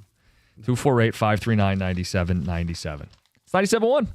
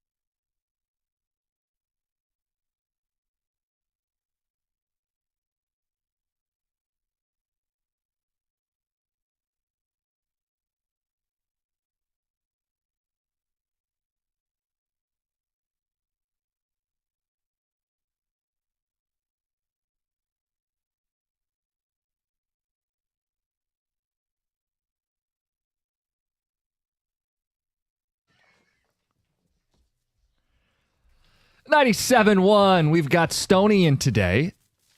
Did you just sleep here overnight? No, I didn't. You went home. By the way, I'll be here tomorrow and all next week with John. Can't get rid of you. Yeah, it's great. The following week with Rico. It's a Stoney in July week. The month of Stoney. Yeah, exactly. Okay. Yes. Yesterday was a drop tournament. Yes, it was. It was very successful. Hatchet and Kenny Cott did a great job, and Mike and Rico, we thank them for letting me and Wojo be a part of it again. And for the first time, we went back to the archives of the AM station that we used to work on, and pulled some of those classics. And one of the classics won. And so, Jim, you listened to the whole thing. The whole thing, 4 hours. What was your analysis of the tournament? What was your biggest surprises, Well, first of all, disappointments? I join a lot of our listeners in saying this is one of the best days of the year. It's one of the slowest sports days of the year, and it doesn't feel like it on the station because it's a ton of laughs. We cater to these drops that give us so many laughs over the years. Mm-hmm.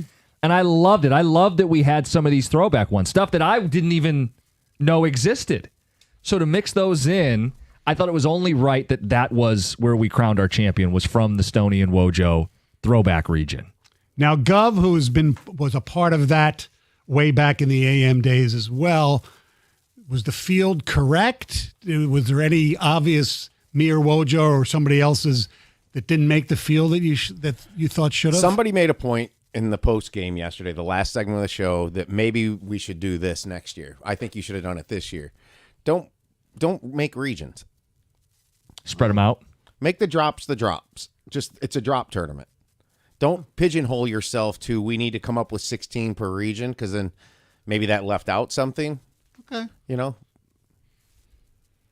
I never thought about What it. did it? I mean, the original drop tournament was a wide open 64. Yeah.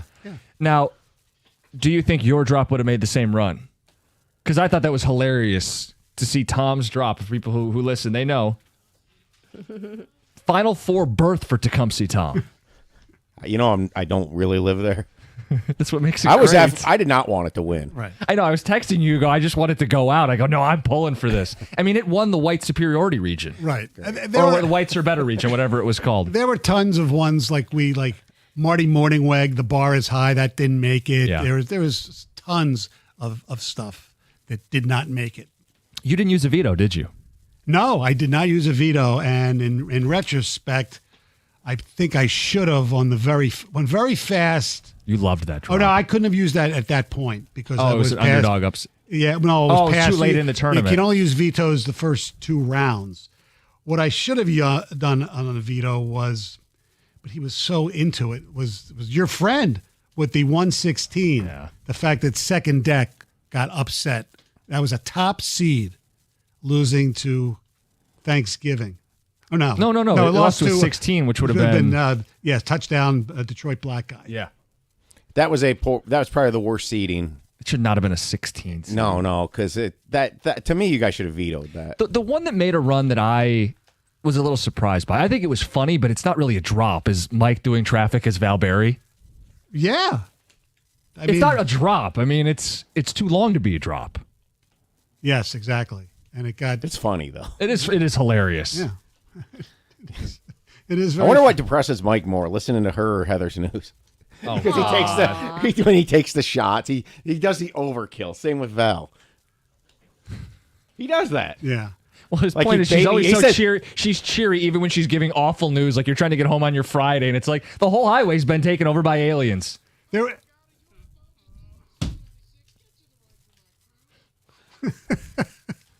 People love it. Yeah, I know.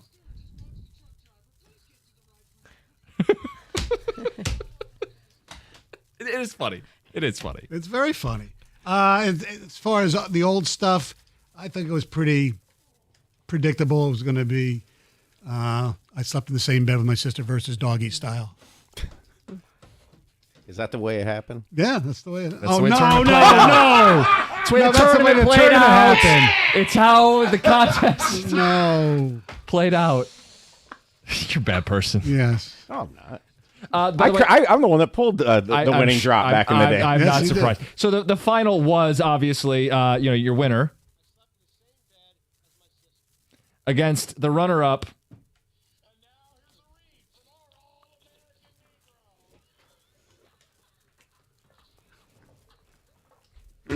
What, the context for that? I think Mike would appreciate it if we gave the context for that. Yeah. So that is Gus Johnson, who would throw to Jenny Taft with the very cringy, the All-American Girl, and she's a grown woman. Anyway, they did a spin-off of that, and that's what took place. How come none of your drops were in? Yeah, I don't know. I didn't, because They really hate you that much? I guess so. Because I thought the Who's We. But I think that's 2 years ago. So that was That's Monty 2 Williams. yeah. He's like, well, we got to be better about this. Yeah. You're the effing coach. Right, yeah. There had to be, he had to have some that they didn't put in. It's a loaded field. When you put in 16 legacies, you're going to squeeze some stuff out. Yeah. I mean, people wanted more Heather stuff, and sometimes you got to be careful. Less is more with that stuff, but some people feel like it's a travesty that she wasn't better represented. Well, that's because they don't play her drops. They're misogynists. Oh, okay. You know, they don't play. Yeah, I mean, they don't play it. Yes, they don't believe that a woman should be on a sports station. That's what they believe in. Oh, come on. You know, there's a lot to choose from. They're more old school than I am when it comes to that stuff. You know. Oh. Yeah, I mean, Right, yeah. But some of those are not in the last. Well, it doesn't have to be the last year because no, they did that legacy could, stuff. Yeah, but if they didn't play it, it's not a legacy Yeah, on they their don't use show. it on their show. It's not a station wide. Yeah. It's what's used on between the hours of 2 and 6. Well, you have control over this. So in the future, Well, can- I suggested that you have to use a Heather drop, right? and I got shut down. What do you guys think about the elimination of the chair drop? I thought it was appropriate. Yeah. I'm honestly not a huge fan of it. That was a less is more thing. Yeah. Okay. They killed it, basically, is what you're saying? Oh, they'll They played still it so use many it. Oh times. yeah, but they'll yeah. still use it. Well, I actually like the fact that it lost. It was a 2 losing to a 15 because I think the 15, our buddy Jeff Lesson is very underrated. Good afternoon. And they used. I put it out. I didn't. I'm so happy you did because I was thinking it and I was like, am I crazy? Yeah, that wasn't the best good afternoon. There's a better there was one. 3 of them. That says the same thing. What happened to, when did the Bloody Mary go out? The Bloody Mary lost to my sister A powerhouse, a dynasty. in a Sweet 16 matchup. Unstoppable Bloody force. Mary defeated Wojo, his pyramid thing. I got track marks or whatever because I used drugs. And then it beat Wayne Fonts. I'm fired. And then lost to, I slept in the same bed as my sister. The one, okay, I understand why sleeping in the same bed as your sister won, and it should win. But the number 2 seed in that region, Oh, that was the. was that Kid Rock and Tommy Lee? Yes. Yeah. Both doing Stoney? Yeah. Yeah, I feel like that one in a normal region without the 1 seed gets out of that region. Well, it lost to Doggy Style. Which so I it was, disagree with. I mean, you have to have something from Wojo, make the final 8 Yeah, at what the hell least. happened? They're all your drops. Where'd his drops go? Yeah. He had weather. He had Weather, he had Real Doggy Quiet. Style, Real Quiet, which lost to the aforementioned Kid Rock drop.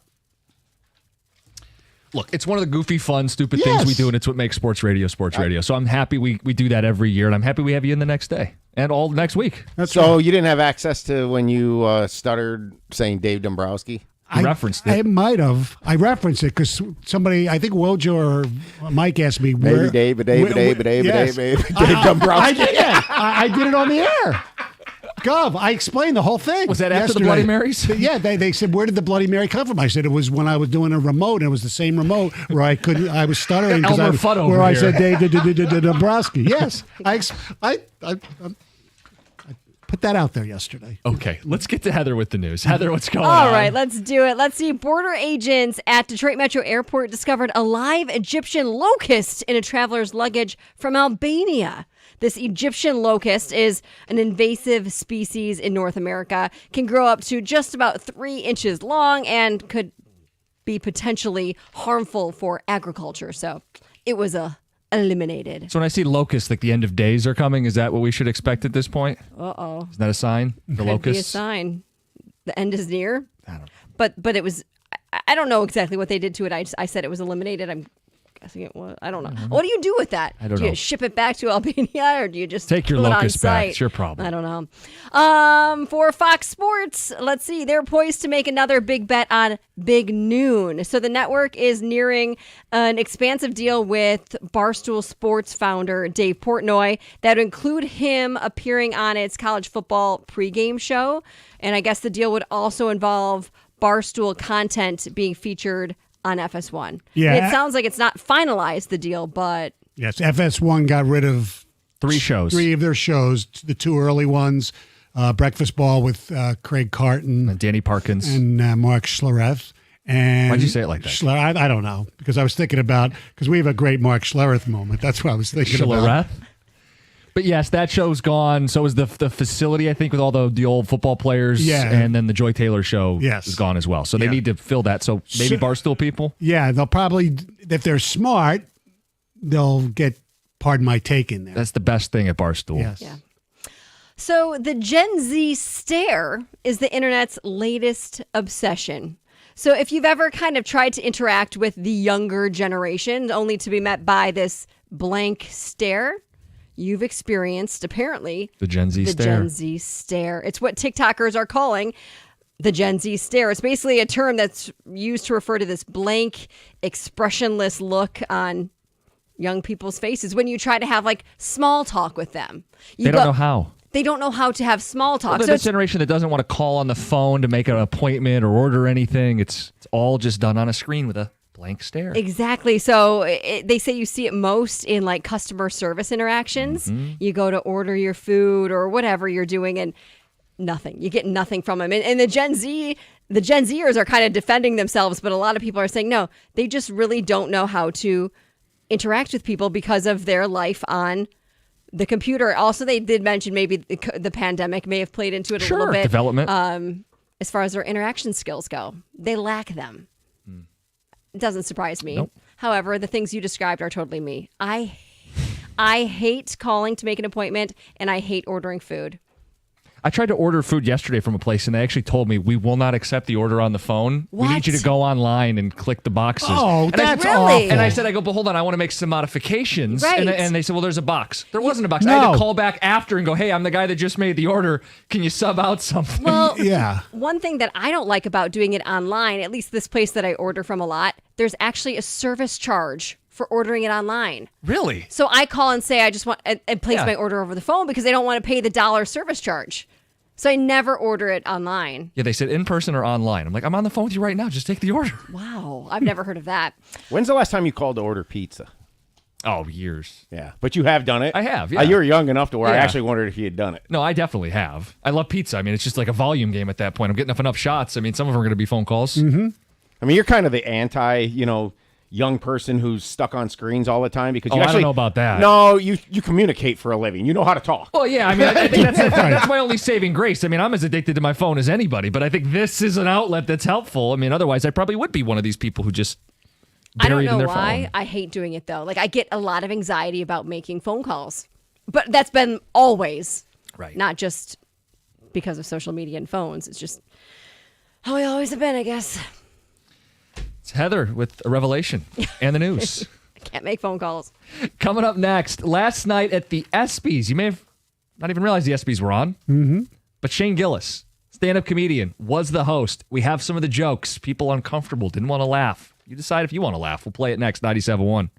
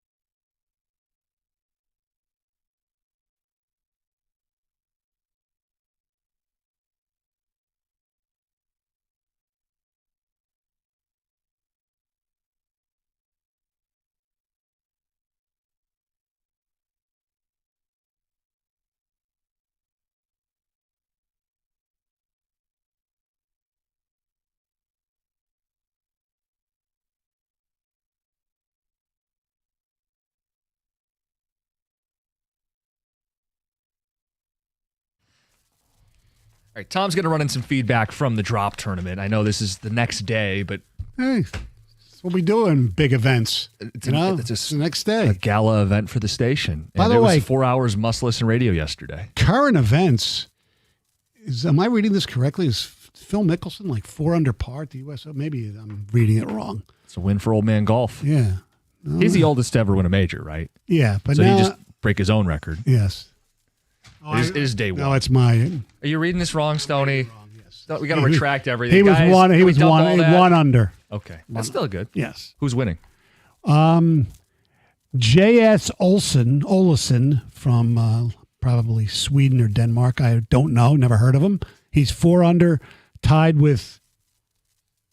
I don't know if I want to try to pronounce his name. Some guy, I believe he's from China. Fellow good golfers. I'm trying to figure out what the flag is because it doesn't say on the country on the official The Open leaderboard.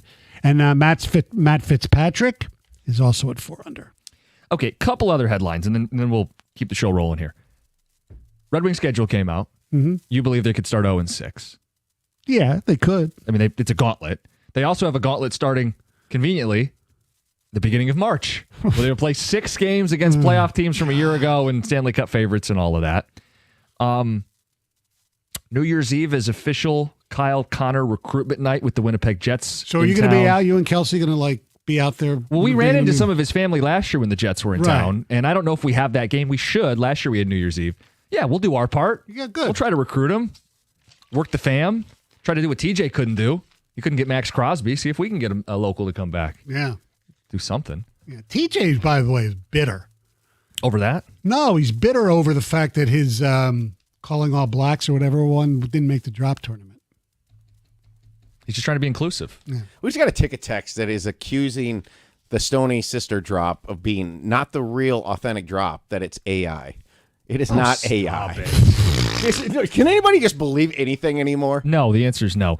The other news and notes. So these second round picks that are unsigned, you're like disgusted. The with only this thing text. AI back in 1999 or 2000 was Allen Iverson, okay? There was no AI back then. I'd love to hear what AI Stoney sounds like. Oh, my God. I don't. The whole thing creeps me out. I do, too. There's really good things about it, and there's awful things about it. The other thing I wanted to drop in here was the Schefter report from last night. A big domino, in his words, in the second round has fallen. The Niners signing their pick, Alfred Collins, 43rd overall, 4 years, $10.3 million, 9 of which is guaranteed. We need to start getting these second round picks signed. I want Tate Ratledge out on the practice field. He needs work. And Stoney, my opinion on it was this. I don't care about setting a precedent or not. I want my starting center or guard, whatever he is, out on the field, and I don't care if anybody else has to guarantee their deals. I honestly don't care if every second-round pick is guaranteed. It's such a small percentage of your salary cap. Second-round picks are starters and contributors. Get their ass out there. I don't care if I got to guarantee the contract. I think, I was joking around saying maybe Sheila just has this, cloud from when her father owned the team in their second rounds. So, Jordan Dizon and Lama Francis and all those great second-round Tees Tabor. She doesn't want to do that. But Jelani I'm just Tavai? kidding, yes. He actually turned into a good player, though. Not here. I know, but... Okay, ticket text on the drop tournament. Diddy stuck on 9-4, should have made it and should have moved on. Al from Jackson. That was a good one. That was definitely a good one. Well, it was where was it seated? I can't even remember. I think it was seated 3rd or something like that. Anyway. I lobbied to get Costa's cross-eyed nipples drop in. Must have lost the play-in. Tom in Flat Rock. Yeah, the Kwame one was... because it had P. Diddy in the 9-4. Yeah. That was a 4 seed. It was upset by Wayne Fonts. Oh, well. That was a great job. Yeah, that should have made it. Hey, what's the genesis of the cross-eyed? It was said on this show. I don't even remember. I don't know why you would say cross-eyed nipples. Something in the news, and then... I don't think they're real things, are they? No. So, I guess if they're going like opposite direction. The very fast drop says, I think it sounds like the guy's drunk. The day drinker calling up the radio station. I wanted it gone ASAP. Wow. Congrats, Stoney, to you and your sister. You deserve it, Steve in Madison Heights. Oh, thank you, Steve. And this one says, Heather's I Eat Ass should win every year. I don't even know where that is. It's got to be on one of these sheets in here. There's all these pages worth of drops. But It was an old one. It was a bumper sticker. Oh, was was a it? story that Jamie sent me. Oh, And I'm sure he sent it to me just so I would say it. Say what? All right. There were a couple of Jamie ones I thought about putting in, but like must be the money, but we decided not to. Oh, there's a whole wall of Heather drops. I could just click around.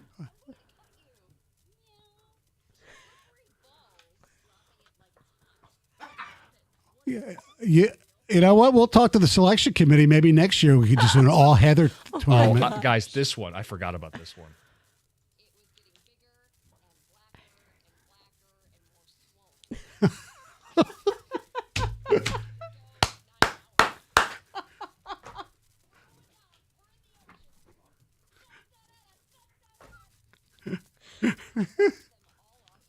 Which is why they didn't end up in the drop tournament. It makes my eyes water. I don't hear those very often. No. I hope Mike and Rico are listening. Right. Anyway, so we're all laughing, which is a good segue into last night at the ESPYs. So Yes. Shane Gillis is a comedian. Some of you like him, some of you don't, whatever. He's a comedian, and I happen to think he's pretty funny. It is good. But some people were afraid to laugh last night at the ESPYs, and we have some of his jokes from his 9-minute monologue, and we'll play them, and you feel free to laugh. It's okay to laugh, Yes. even if it's not, it's everything you agree with. And then look, you don't have to laugh because not everything is funny. I think is funny. You think is funny. That's it's the beauty way of it is. It's comedy. Come on. And you can color outside the lines a little bit in comedy, right? Yes. I would hope so. Yeah, yes. Anyway, he started out, and we're going to play a clip where he references both Trump and Epstein.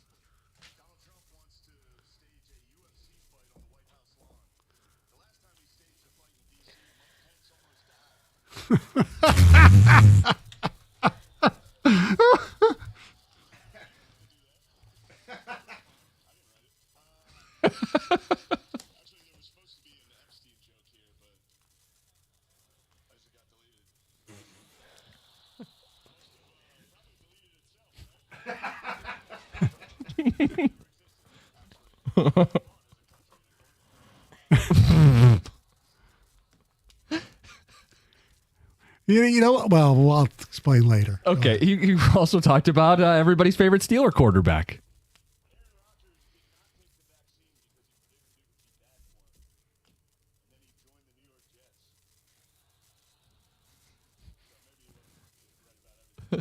Man's got a point. Caitlin Clark, what about her?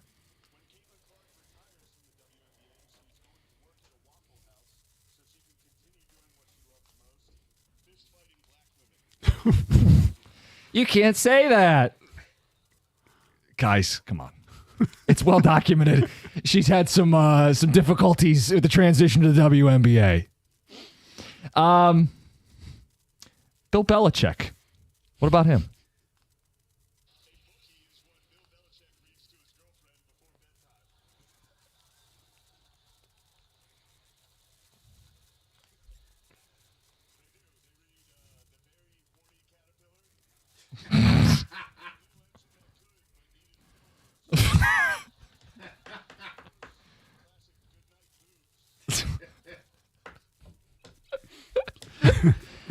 He'd bring it full circle and make a crass comment about everybody's wives too. Yes. I mean, like it was equal opportunity. Shane Gillis. Yes. Stoney, we'll get to the one that you really loved that he paid tribute with. Yes. But he also touched on everybody's favorite college football rivalry.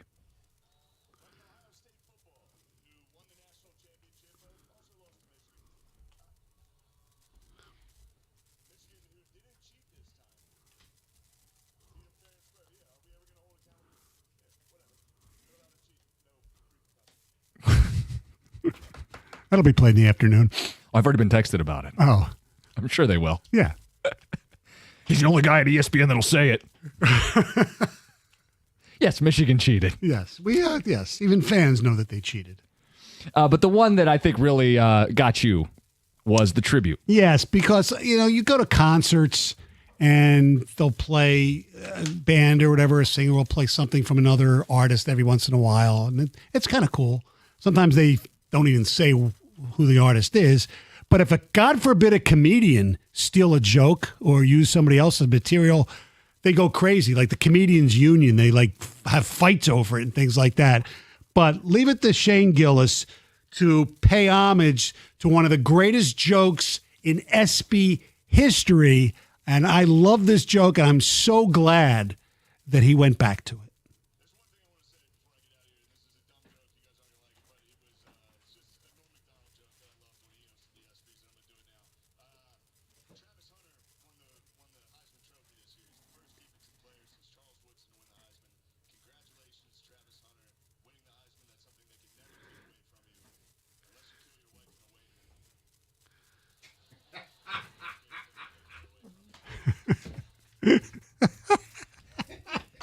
perfect. Because the original joke's about Charles Woodson. Yes. And he updated it. Yeah, it was with perfect. Travis Hunter, and he kept Woodson in there. We looked at the video during one of the breaks, and Ken Griffey Jr.'s reaction back in 1998, it was like, oh my Lord. That was pretty funny. Look, the whole point, like if he rubbed somebody the wrong way, some of that is part of comedy. Now, there's clearly a level where it goes too far. Yes. But I don't think he did. I think everybody's too afraid to laugh. No, well, it's funny in a way. I mean, I can't believe I'm going to be saying this because of what I've been accused of.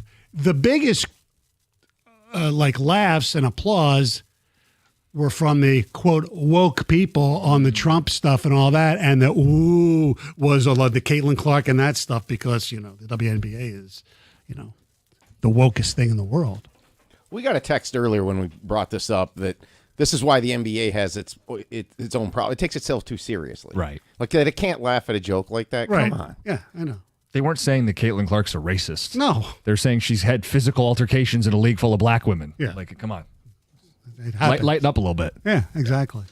But I like that even Gillis, like if a joke would bomb, he'd just go, oh, it wasn't my joke. He'd just kind of move on and not take it too seriously. How about what he did when he pretended to show somebody who played in the WNBA they really didn't? Oh, yeah. So again, we didn't play every clip, but he at one point goes, yeah, and shout out to 4-time WNBA All-Star so-and-so. And the camera pans to her and everybody's clapping. He goes, I just made that up. That's my friend's wife.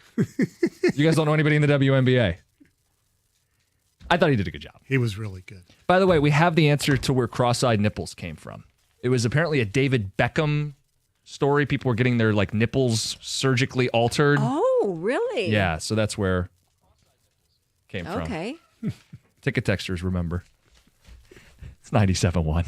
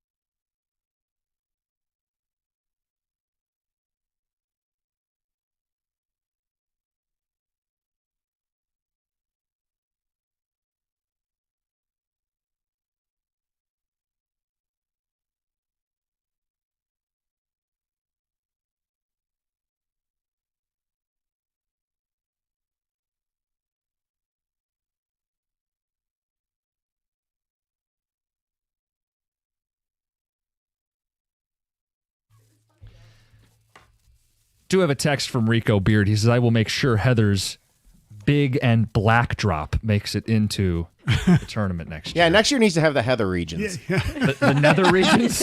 Oh, the Heather regions. Oh, okay. Oh, good. Love I like that. that. Good stuff. Stoney, before we get out of here, we did have this Amon-Ra St. Brown stuff for people all week long. People have been dropping, ESPN has been dropping their top 10 at every position. Correct. And receiver was yesterday. St. Brown checked in the top 10. Did he get a fresh batch of disrespect? Did they get it right? He's not number 1 or 2. That's Jason Jefferson. He's what, 6? He was 6th. I would have the top 5, which is Chase, Jefferson, Hill, AJ Brown, whom I miss. I'm missing one of them. Anyway, I would take Tyreek Hill out based on last year.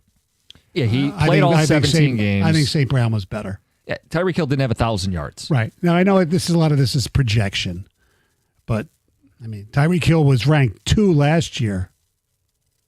Oh, CeeDee Lamb was the other one I'm missing is 4th. Yeah. Who So- I think is actually a little overrated. He's led the league in receiving the last 2 years, CeeDee Lamb. I know. And you could say they don't have a number 2, and he's just kind of a volume merchant, but I'd have no issue putting Kind of CeeDee Lamb in the interesting to top see 5. how he's with Pickens this year. Huh? Sure. The Hill stuff I didn't understand. I know this is done by coaches and coordinators, and they may value what it's like to game plan against Tyreek Hill. But look, speed, it's going to go as he gets older. Last year he failed to get 1,000 yards. Keep him in the top 10. I wouldn't keep him in the top 5.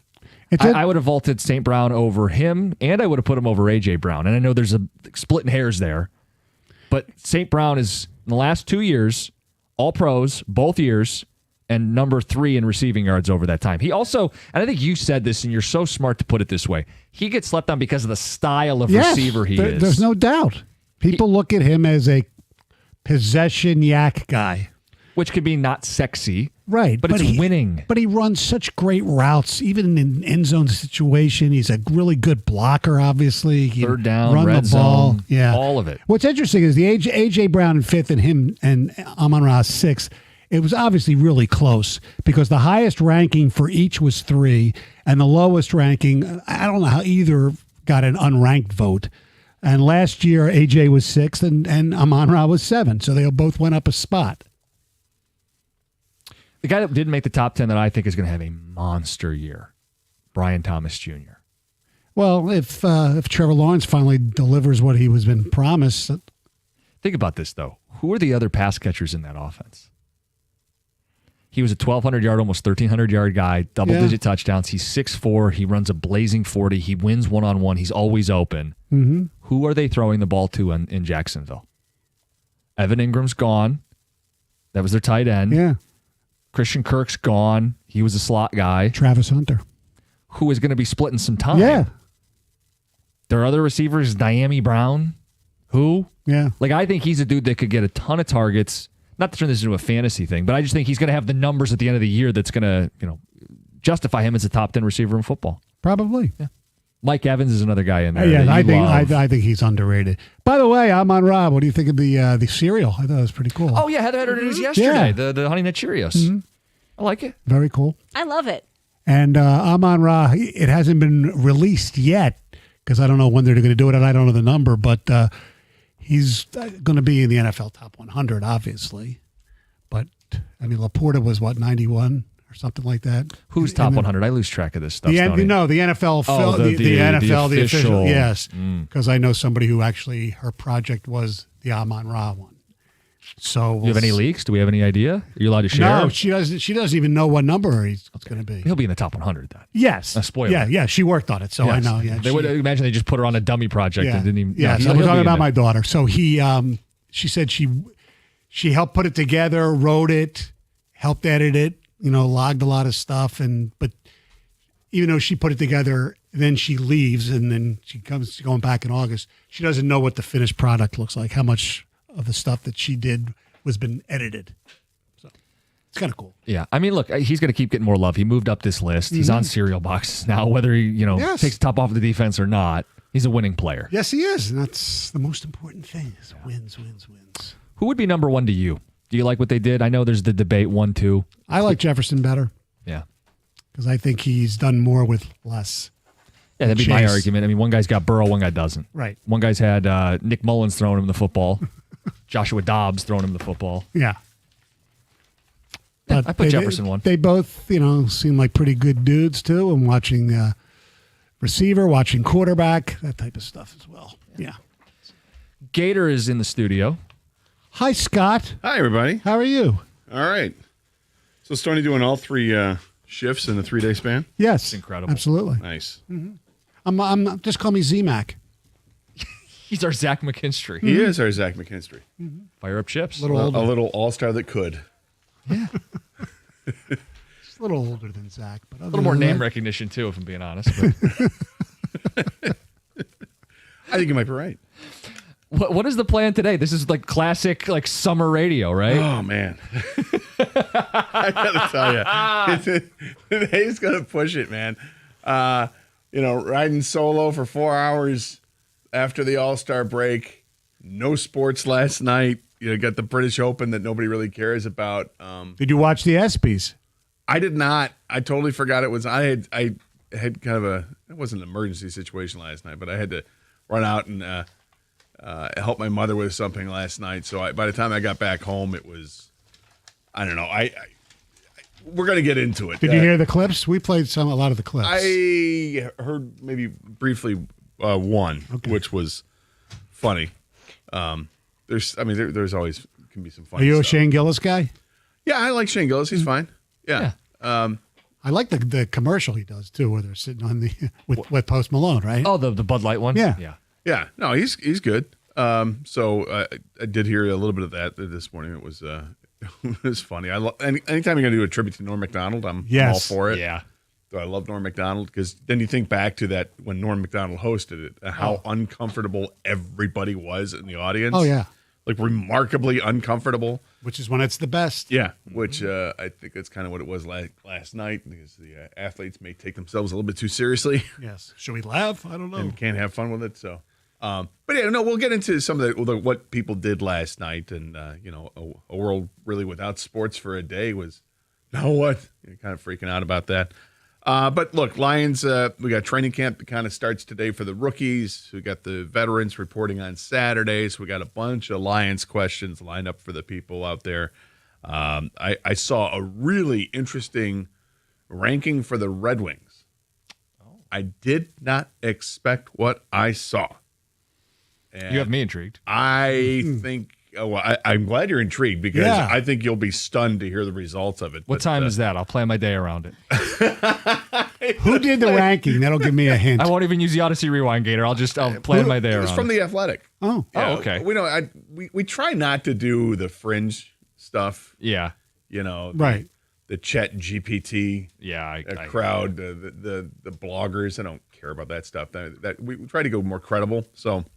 We usually use Athletic or ESPN or something like that. But we will do that. I will reveal that 12:05. Okay. Kind of change things up. Move my lunch around. Set my alarm. Go home, take my nap. There you go. Yeah, you sure? Sure. Or I can just tell you during the break. Oh, yeah. Yes. You can save me the there's time on that. that. Yeah. There's that. You were talking for stuff people did last night. Show. I don't know if you started it. Stick. That's what we did last night. I'm up to The date. golf show? Yes. Owen Wilson, Apple TV. I've seen the ads for it. I haven't watched You it. should check it out. Good, not great.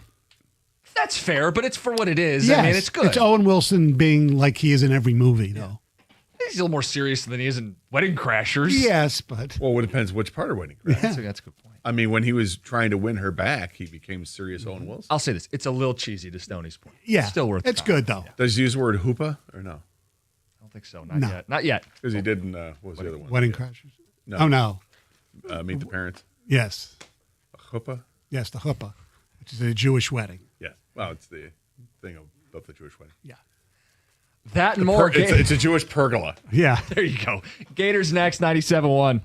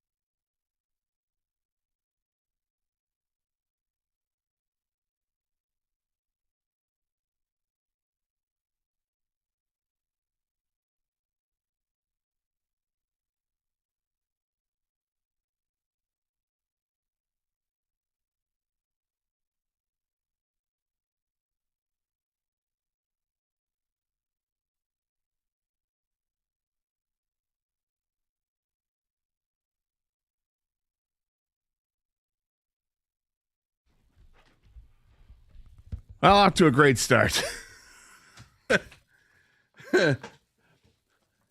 Unlike Stoney the other day when I did the show with Stoney, and Stoney he couldn't find the keyboard.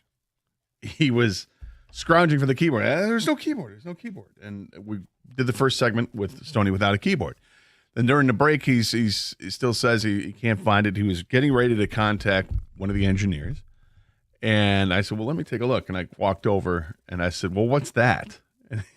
And I point literally right in front of him and he goes, oh, yeah. Because he had a piece of paper on top of the keyboard and he couldn't see it. Fortunately, yes, Elijah, this mouse works.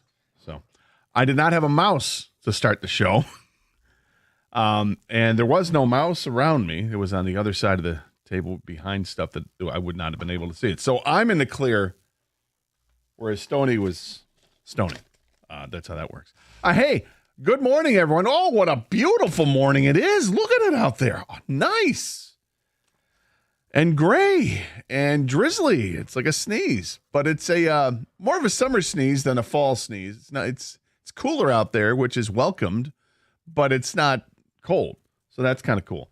But we do welcome the people that join us on the show today. Gator with you today, riding solo. We got Kang in another studio, half a mile away here in the building. Hi, Kang. How are you? Hello, Gator.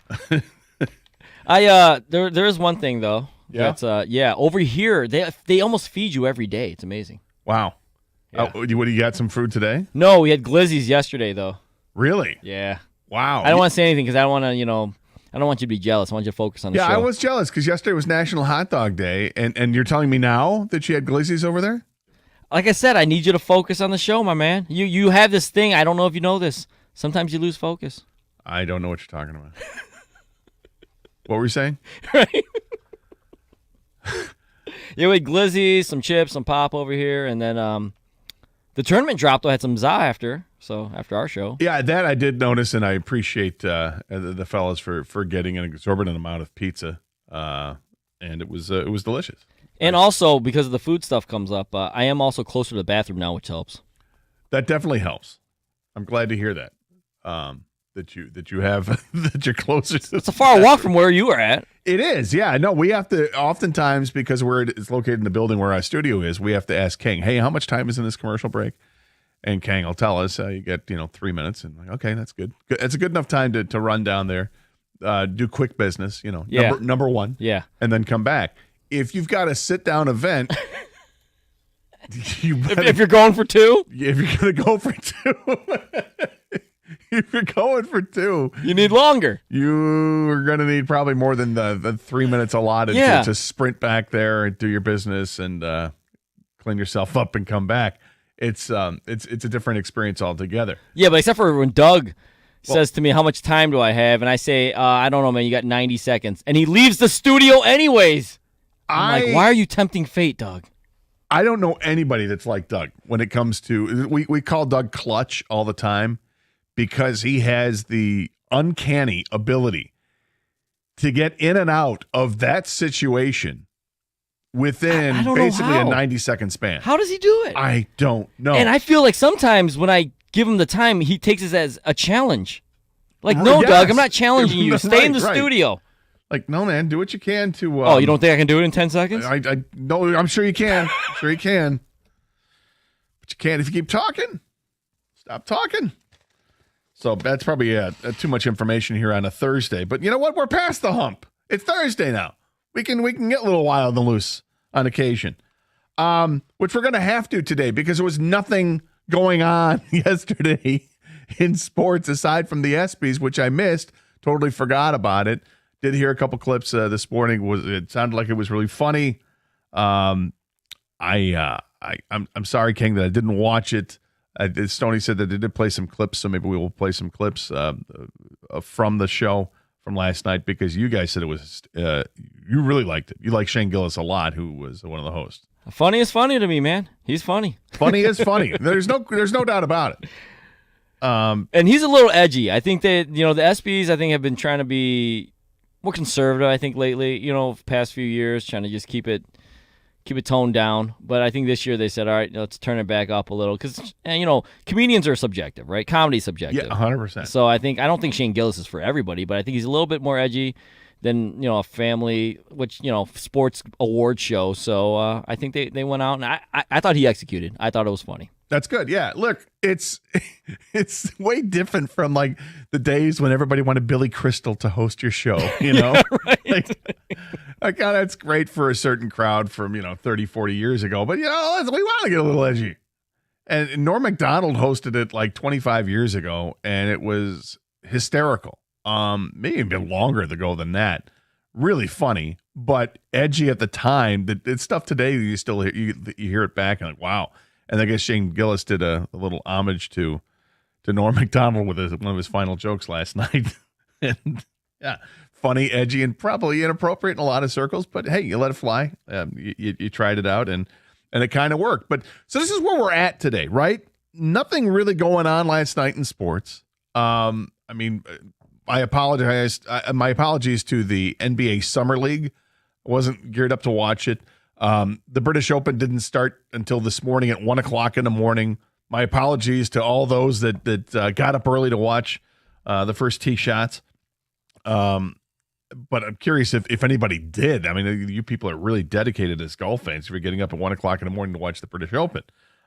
Ryder Cup, I totally understand. I've done that before. But not the British Open. But there were no sports last night. So we're kicking this idea around. What was the best thing that you've watched all year long so far that was not sports related? When it comes to TV or a movie or whatever, but something that's not sports related. What was the best thing that you have seen this year? Could be anything, right? There's a lot out there. 248-539-9797 is the telephone number. Same number to text. You want to text us, that's fine. But we'd love to talk, have a little given, back and forth, and like to hear what you have to say because, frankly, this time of the year, people are looking for different things to watch, right? You got shows that are on hiatus. Maybe you just finished binge watching something and you want to watch something else. I saw one of my Facebook friends was asking, hey, I just finished blank and blank. Now what do I watch? And people are always asking for that stuff. And we always like to recommend things, right? People love the recommendations. So, I've got two that come to the top of my mind, and I had to pick one. And I did pick one. I feel bad about the other one, but it's okay. It's okay. Out of the two, I did find one to be more entertaining, but they were both really, really good. But 248-539-9797 is the telephone number. Same number to text. No sports last night. What's the best thing that you've watched this year that was non-sports related? Love to hear from you. We got some Tiger stuff we're going to get to later on the show. We got Lions stuff we're going to get to on the 11 o'clock hour. Lots of Lions stuff. And, of course, if there's any breaking news, we'll get to that as well. Lots of good stuff today. Want to hear from you, and we'll talk about it next here on 97.1 The Ticket.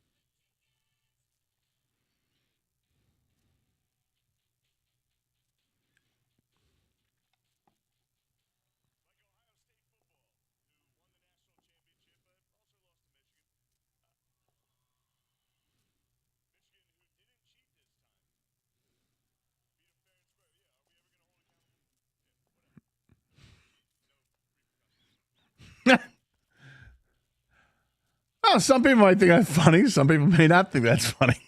Shane Gillis last night at the ESPY Awards. Look, everything's fair game when it comes to sports with Shane Gillis, and you let people have it. Ohio State fans got it. Michigan fans got it. WNBA fans got it. Trump fans got it. Non-Trump fans got it. Everybody got it. And kind of makes me want to go back and watch it. And perhaps I will. That was kind of cool. But it just got us to thinking. I mean, last night there really was like this first time, in a while that we haven't had real sports. When you get to the All-Star game, the line used to be the day before and the day after the All-Star game is when there was no sports. And then they started doing the home run derby. That changed things up. And now last night was literally the day after the All-Star game. And yeah, not a ton going on. Unless you care about summer league basketball or I guess the WNBA or something like that. But there's no baseball. There's no hockey. No. I mean, technically there is summer league, but there's not a lot going on. Even in football. I mean, with the Lions rookies reporting yesterday and probably going to get out there practicing today, we just haven't heard a whole ton of it. So we asked the question: what's the best thing you watched this year that wasn't sports related? And for me, I gotta go. I said to King earlier, I was torn, and both of the things that I've watched that I really like. Oh, is it one of the Severance episodes? It's not. It is. It's okay. I won't tell Doug. No, it's definitely not one of the Severance episodes. Sure. You're gonna go hate watch it again? No, I did start hate watching it, and then I turned out that I enjoyed it. I love it. But I also I'm not as jazzed for season 3 as Doug is going to be. I mean, Doug is like, he can't wait. I'm honest about that. I'd let you know. It's fine. I thought the show was better than expected, huh? It got better than I expected, but it was also a lot of what I expected. But I enjoyed it certainly more than I thought I would. But no, it's not Severance for me. Okay. For me, I go with the TV show that was on Showtime, Mobland. And I know I've talked a lot about this before. I've heard a lot of good things about it. It's so good. Tom Hardy is the main character. He's like a fixer for a mob family in England that's actually run by, I believe they are Irish. But it's Irish or Scottish. I don't know. I forget. But nonetheless, it's great. And Pierce Brosnan is the matriarch of that mob family, and Helen Mirren plays his wife. It's an amazing cast, and Tom Hardy is the tops in this one. I mean, you talk about a fixer, a badass fixer. One of my favorite shows was Ray Donovan, also a Showtime show. It's kind of like Ray Donovan, but in British form, and with Tom Hardy, who is like a legitimate badass. So I really enjoyed Mobland. Somebody else had sent a ticket text with this as well. And you could join in the fun. Hey, 248-539-9797, the telephone number if you'd like to let us know what was the best thing that you watched all year that was non-sports related, because no sports last night. Some ticket texts coming in. A documentary called Gimme Danger. It's a story of the Stooges. Is that like Iggy and the Stooges? Or are we talking the Three Stooges? I have to look that up and see which one that is. But, okay, fair enough. 248-539-9797 is, I imagine it's Iggy and the Stooges. Iggy Pop, Detroit legend. That would be it. The other one we got here is Shrinking on Apple TV. I've not seen Shrinking on Apple TV. King, have you watched this one? I'm sorry, what was that show? Shrinking? No, I've heard about it, but I've not watched it. Doug probably has. It's on Apple, right? It is on Apple. He loves Apple. Well, this is clear. Oh, I've seen that. Okay, I haven't seen the show, but I've heard about the show because it has Harrison Ford in it. Jason Segel is in it. Ted McGinley. Interesting. I perhaps would like to see that show. Severance season 2 with 2 exclamation points from Matt in a car. Matt really likes Severance season 2. I enjoyed season 2 more than season 1, I think. But there's a lot that I was like, really? kind of strange. But I did enjoy Severance. I didn't think I would. And it was, it took me a few episodes to get into it. Doug Doug loved it. But typically, if something doesn't interest Doug quickly, he's out. He tunes out and will never come back. Me, I let it marinate a little bit. I'll give it a little bit longer run. And like I said, I gave it 2 full episodes, and I was like, I don't know. And the 3rd episode, there was something intriguing, and I'm like, okay, maybe okay, I'll keep watching it. And then a couple episodes later, I was totally into it, and thought it was really interesting. The best thing I've seen this year, not sports related, is the movie Sinners. It's my movie of the year. Unbelievable performance from Michael B. Jordan. That's from Jamie. It's interesting. You guys were talking about this the other day. I haven't seen it yet, Kang. Yeah, so Doug, he's on vacation and he's gonna have some time in between destinations, right? Yeah. And so he always tries to pick some things to watch, and he asked me my opinion, and I told him you should try to watch the movie Sinners. And he goes, I know nothing about this. I'm going to watch it. Don't tell me anything about it. Like, he doesn't even know who's in it. Okay. Yeah, he has no idea what the premise is, who the stars are, who the co-stars are. So I can talk to you freely about it. Obviously, that texter just mentioned Michael B. Jordan is in it. And I watched it over my time off, and I liked it a lot. It's not like, oh, my God, this is groundbreaking theater. But, no, it's entertaining, held my attention, and I thought it was really good performances. Yeah, I see Haley Stanfield's in it as well. But Michael B. Jordan is the big name in it. I'm not going to spoil what the premise of the movie is. But after you guys talked about it yesterday, it sounds like something I would probably want to watch. Yeah, I think you're going to watch this at some point. Yeah. And you'll be, it just, like I said, hold your attention for a couple hours, and it's good. Yeah, and it's already on like HBO. Yeah, it's HBO Max, yep. So I can already watch that, so I'm happy with that. Best thing I've watched this year, not sports related, Landman. Yeah, that was the other one. I was torn between the two, between Mobland and Landman. So one is a land, the other is a man, but it has land in the beginning. Odd, nonetheless. But Landman was great. It's with Billy Bob Thornton. Takes place in Texas, maybe the oil fields of Texas, and I thought it was awesome. It was a Taylor Sheridan vehicle. So Taylor Sheridan, who did Yellowstone, it's basically Yellowstone in the oil fields, which is fine. Same types of characters in this, but different setting and different business altogether. I thought it was great. I really enjoyed it, and I cannot wait for season 2. John Hamm was in season 1. Demi Moore, they were a married couple in this, but Billy Bob Thornton is outstanding, and the woman who plays his wife and the woman who plays his daughter, very attractive, I would say.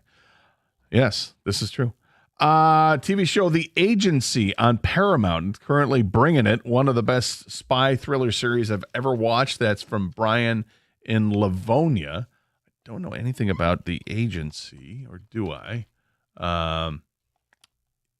It is Michael Fassbender. I like Michael Fassbender. He's really good. Richard Gere is in this.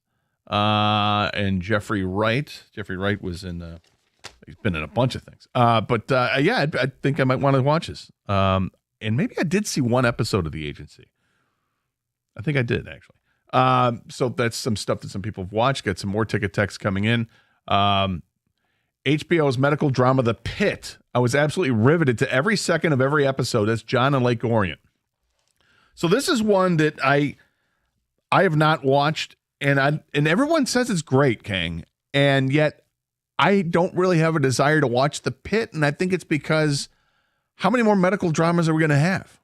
Yeah, it's obviously a go-to for the TV industry, but this brings back I think Noah Wiley is the star of this one, Noah right? Wiley's, yeah, and the concept of this one, from what I know, is, and I have heard good things about it as well, have not watched it, is it all happens in one day, I believe.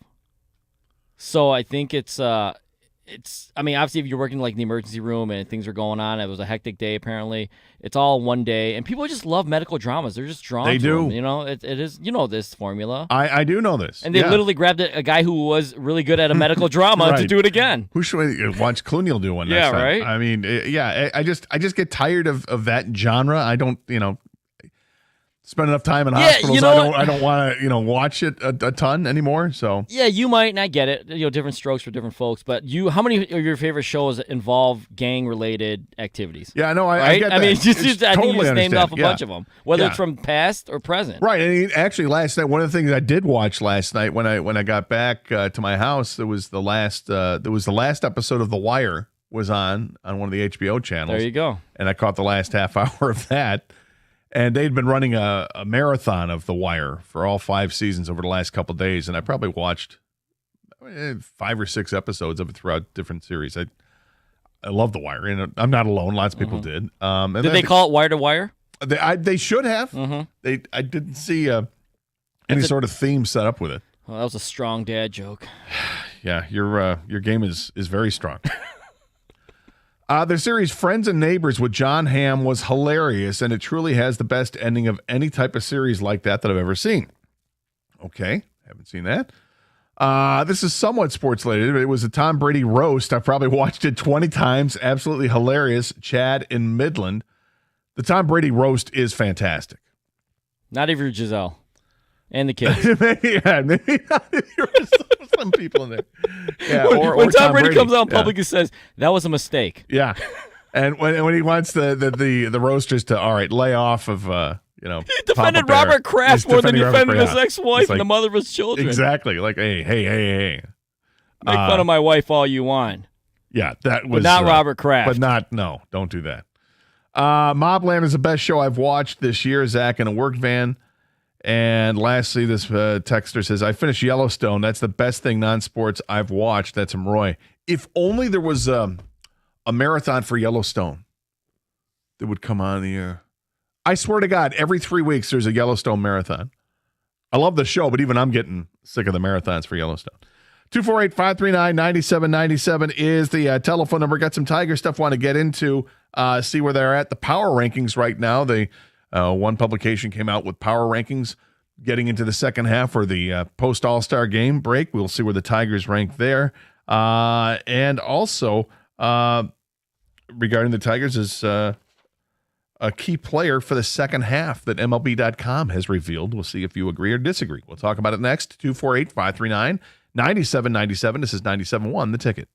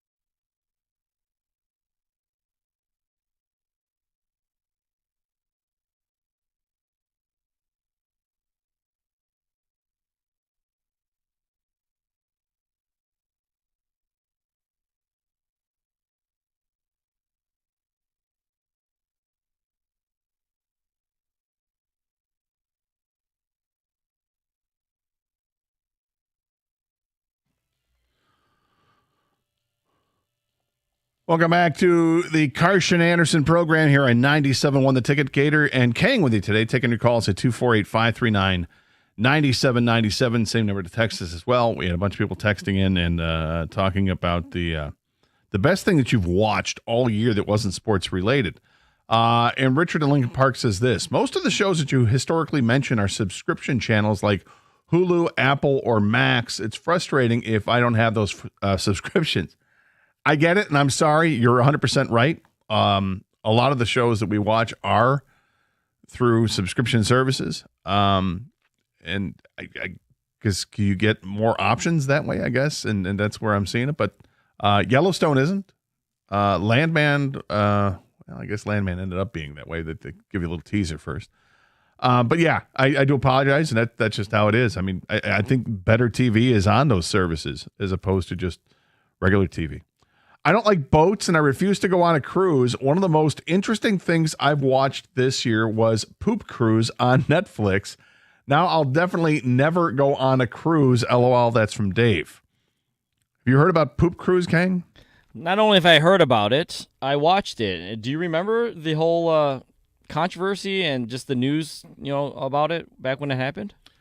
This was what they ran. They lost power on, on a cruise ship. Yeah, it was a Carnival cruise ship in 2013, and they lost power. And this basically what happens when you lose power and you're stuck in the ocean.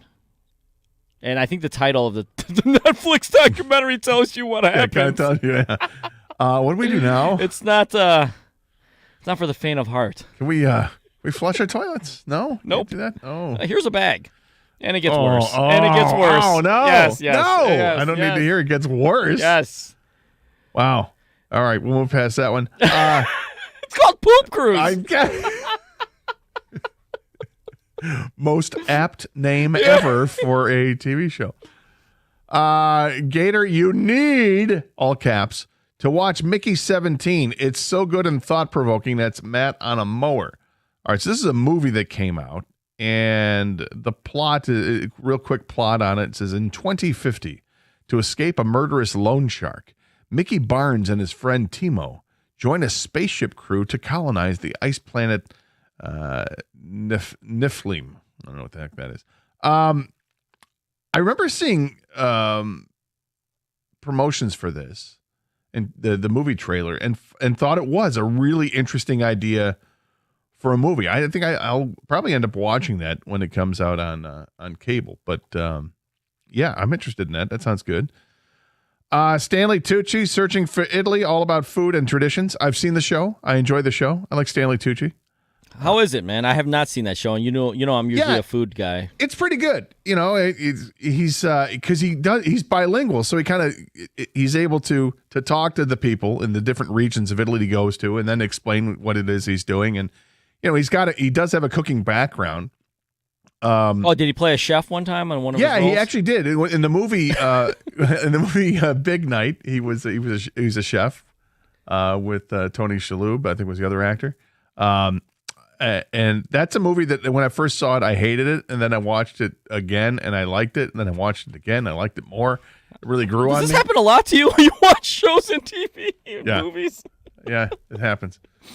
It can happen. I hated it, and then I kept watching. Yeah. Next thing I know, I really like it. Yeah. But no, if knowing you, I think you'd enjoy it. Okay, yeah. And then there's another one I haven't gotten to.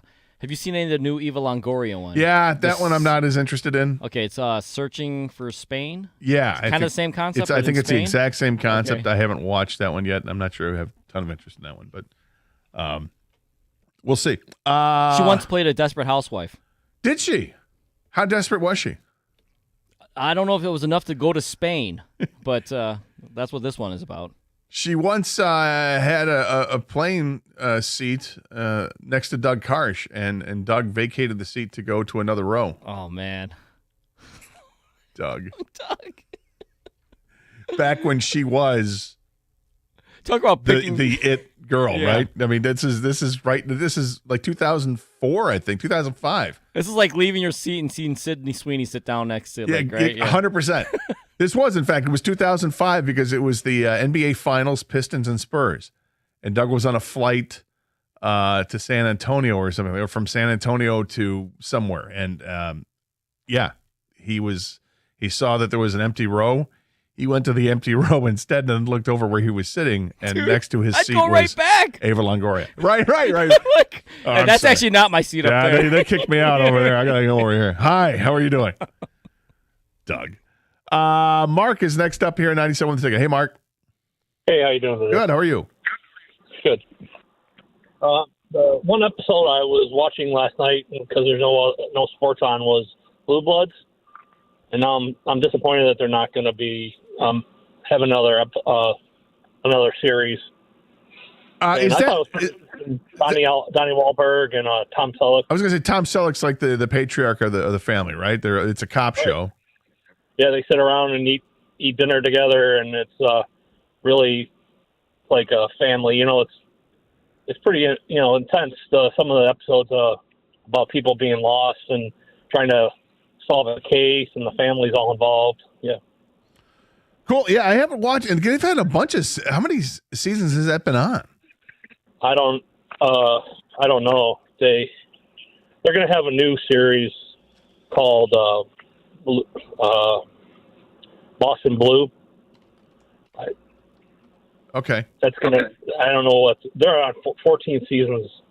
Wow. Of Blue Bloods. Yeah. That's a lot. Well, thanks for the call. I appreciate it, Mark. 248-539-9797 is the telephone number. All right, so the Tigers get back into action on Friday when they go to Texas to take on the Rangers. And, of course, we're not thrilled with how the Tigers kind of limped in to the All-Star break on a 4-game losing streak. You look at what Texas has done. I mean, they're a 500 baseball team, just under 500, 48-49. They literally went 5-5 in the last 10 games, which, by the way, so did the Tigers. Like I said, we don't like how the Tigers limped in to the All-Star break. And then we saw the All-Star game and didn't like the Tigers going 0 for 8 in the game and having the two pitchers get saddled with 3 runs and in less than 2 innings of work. But it's just an exhibition game. It really doesn't matter too much. And for the most part, people weren't blowing up about that. They weren't getting too out of hand with what was going on. But with the season restarting on Friday, kind of feel like it is a fresh start.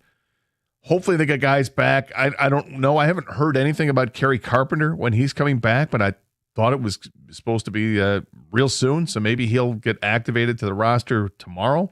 We'll keep an eye on that to see if he returns. But excited to see where the Tigers are going into the second half of the season because they still have, the best record in baseball. They have the most wins and they have the best winning percentage.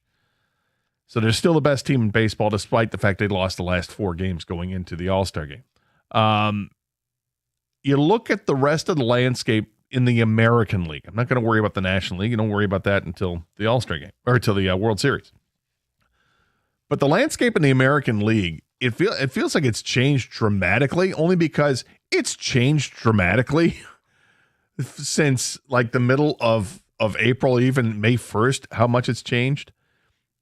And it looks like new contenders have emerged to challenge the Tigers for the American League title. Which team do you look at in the American League and say, wow, well, that team is going to pose the biggest challenge to the Tigers? If the Tigers want to get to the World Series, they're going to have to get through blank. Which team is it for you that kind of has started to separate themselves or they're on a roll right now that kind of scares you a little bit?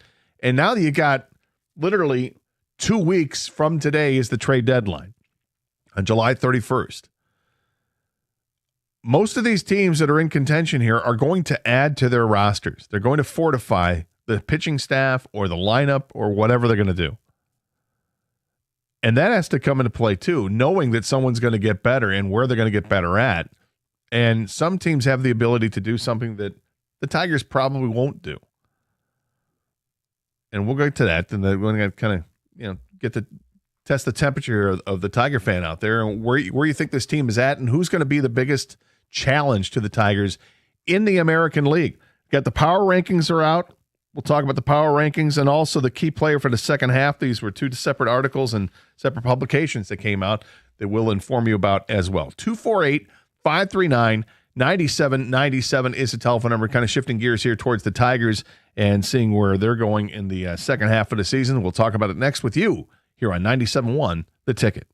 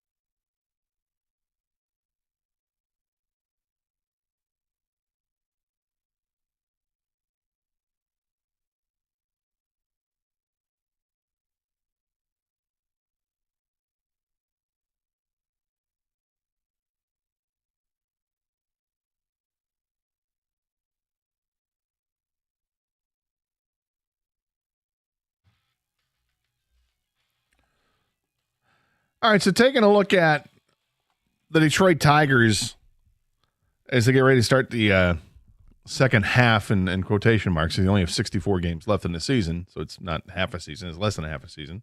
But post All-Star break, looking at the landscape of baseball right now, the Tigers are obviously the best record in baseball and certainly the best record in the American League at 59-38. Next in the American League is Houston with a 56-40 record. And then it's Toronto with a 55-41 record. Now, it's interesting because I don't think anybody thought Toronto was going to be here at this point. In fact, it wasn't that long ago, maybe 6 weeks ago, that people would call up to the show and saying the Tigers have to go get Bo Bichette, have him play shortstop, have him play third base, whatever, go get Bo Bichette. And we said at the time, and Doug was more vociferous about this than I was, but Doug kept saying, all right, look, Toronto isn't that far out of the race right now. And at this point, you're not going to see teams making trades in like the middle of May or the end of May, early June. It's just not going to happen. And he was right. And look what happened. Toronto went on a heater. In fact, just even in the last 10 games, they're 7-3 in their last 10 games. And now they find themselves 14 games above 500. Not only that, but they're 2 games in front of the Yankees for the lead in the American League East. Boston was another team. They traded Devers, and everybody thought Boston's done. They're out of it, and the Devers is gone, and Bregman got hurt. And, well, don't look now, but the Red Sox whipped off 10 in a row, and now they're 53-45, and they're only 3 games behind the Blue Jays for the American League East, and they are also firmly entrenched in the wild card right now. If the playoffs started today, the Red Sox, Yankees, and Toronto Blue Jays would all be in. So that's interesting.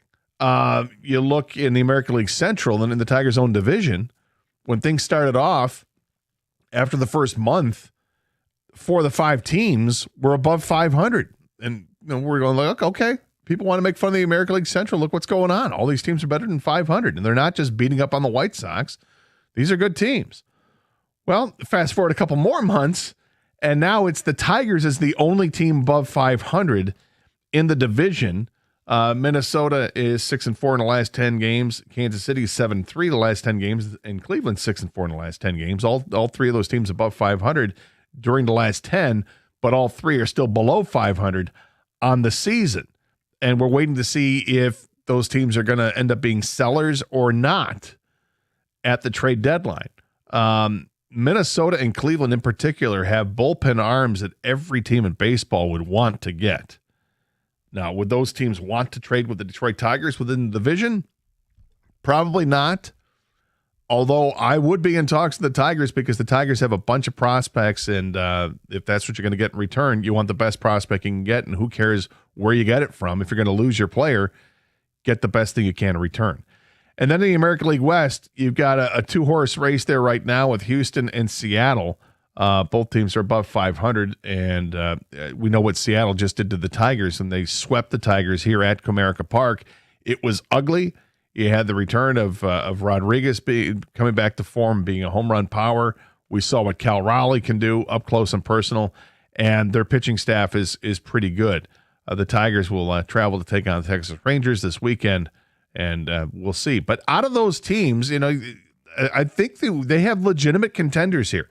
I think the Tigers are obviously a legitimate contender to win the American League, and I think they are the best team in the American League right now. But you have to keep in mind that in the next 2 weeks, all these teams in contention are going to try to improve themselves. And where can they improve themselves? Some of these teams have big holes in their lineup that they can try to fill. The Tigers don't really have a big hole in their lineup that they can try to fill. Now they can.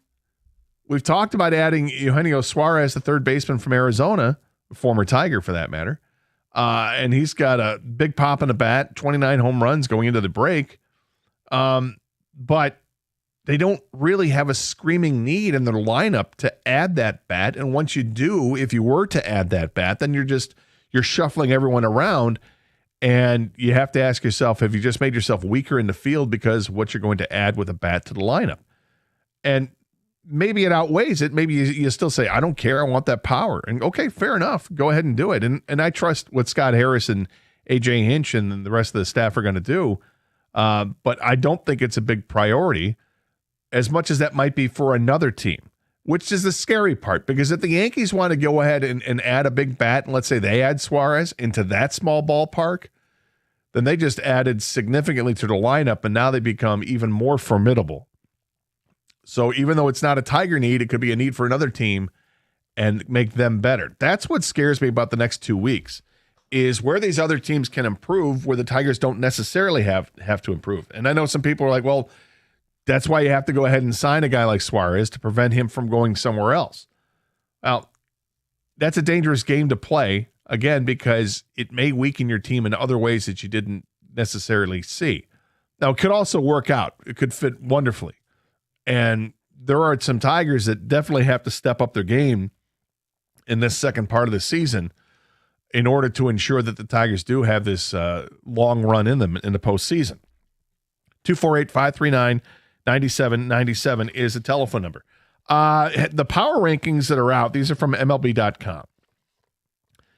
And it says that, there's only 64 to 67 games remaining at this point for the teams. It's perhaps worthwhile to take at least a look back at the first half for each team. Thus, in today's power rankings, we'll look at one thing that went right for every team before the All-Star break.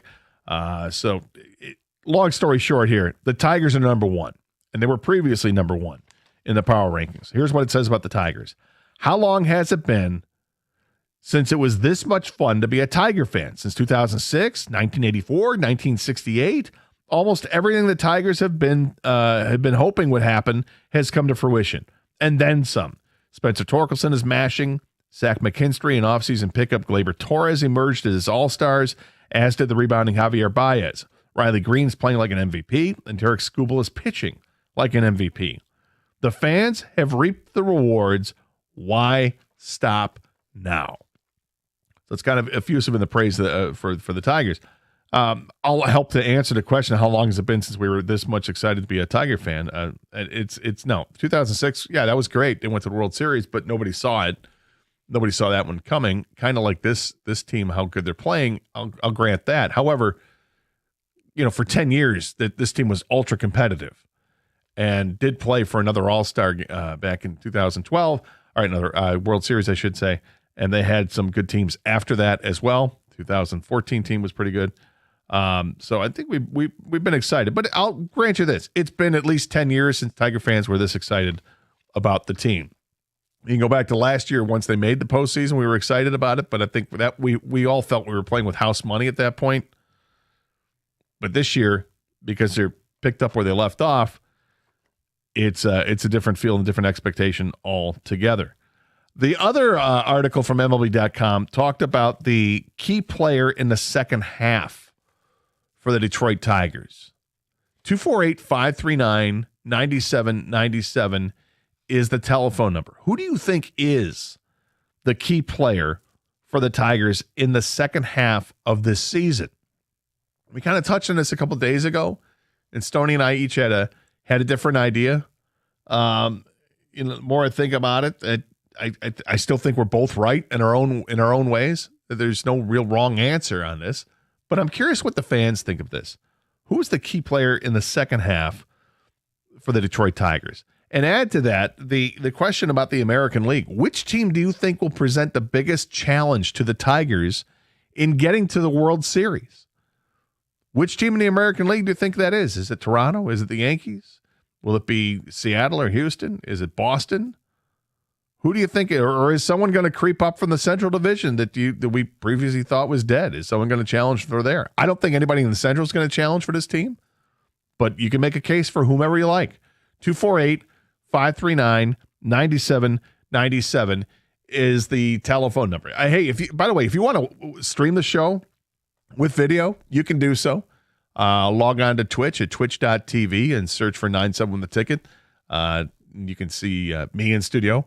I'm not being narcissistic. I'm just literally the only one in the studio right now because Doug is out and King is, half a mile to the south. Also, we have the ability to watch it on youtube.com. Again, do the same thing. Search for 971 The Ticket. You can stream the show live with video. If you just need to stream the show with audio, download the Odyssey app. That's Odyssey, AUDACY, the Odyssey app, and you can take us wherever you go in this great country of ours, whether you're in Bakersfield, California, or Boise, Idaho, or Montpelier up on the east side, the East Coast, not the east side. Wherever you're at, you can listen to 97.1 The Ticket if you download the Odyssey app, AUDACY. 248-539-9797 is the telephone number. We'll get your Tiger calls and your texts as we continue here on 97.1 The Ticket.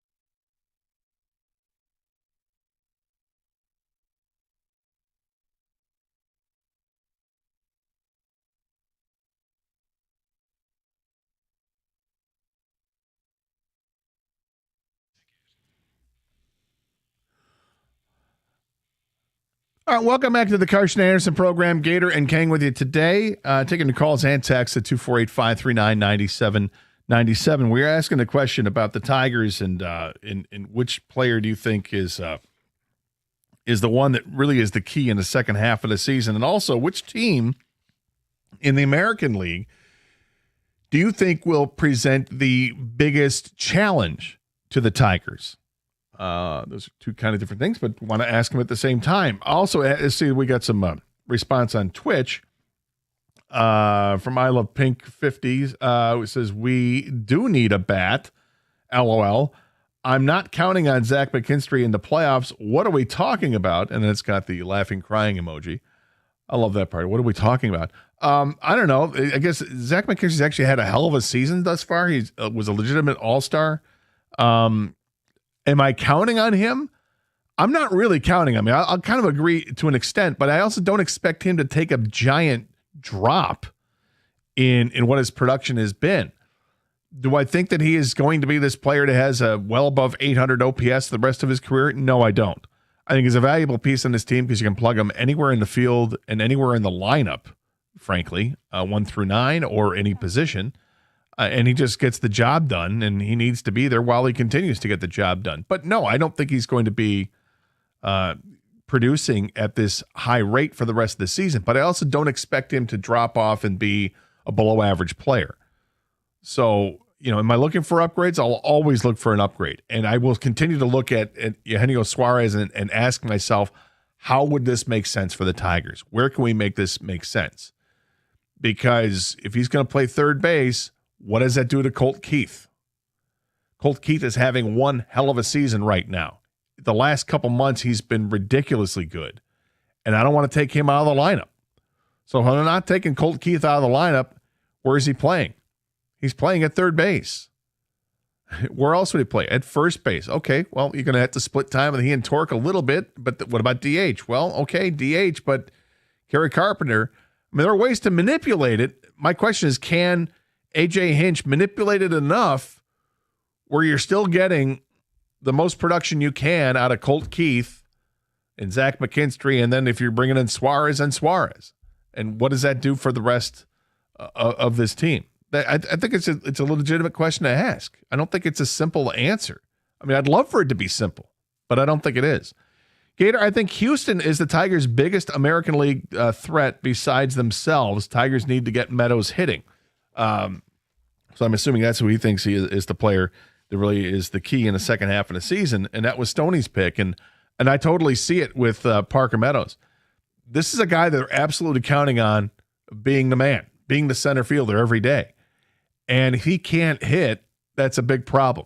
That was his problem when he joined the Tigers last year. He wasn't hitting.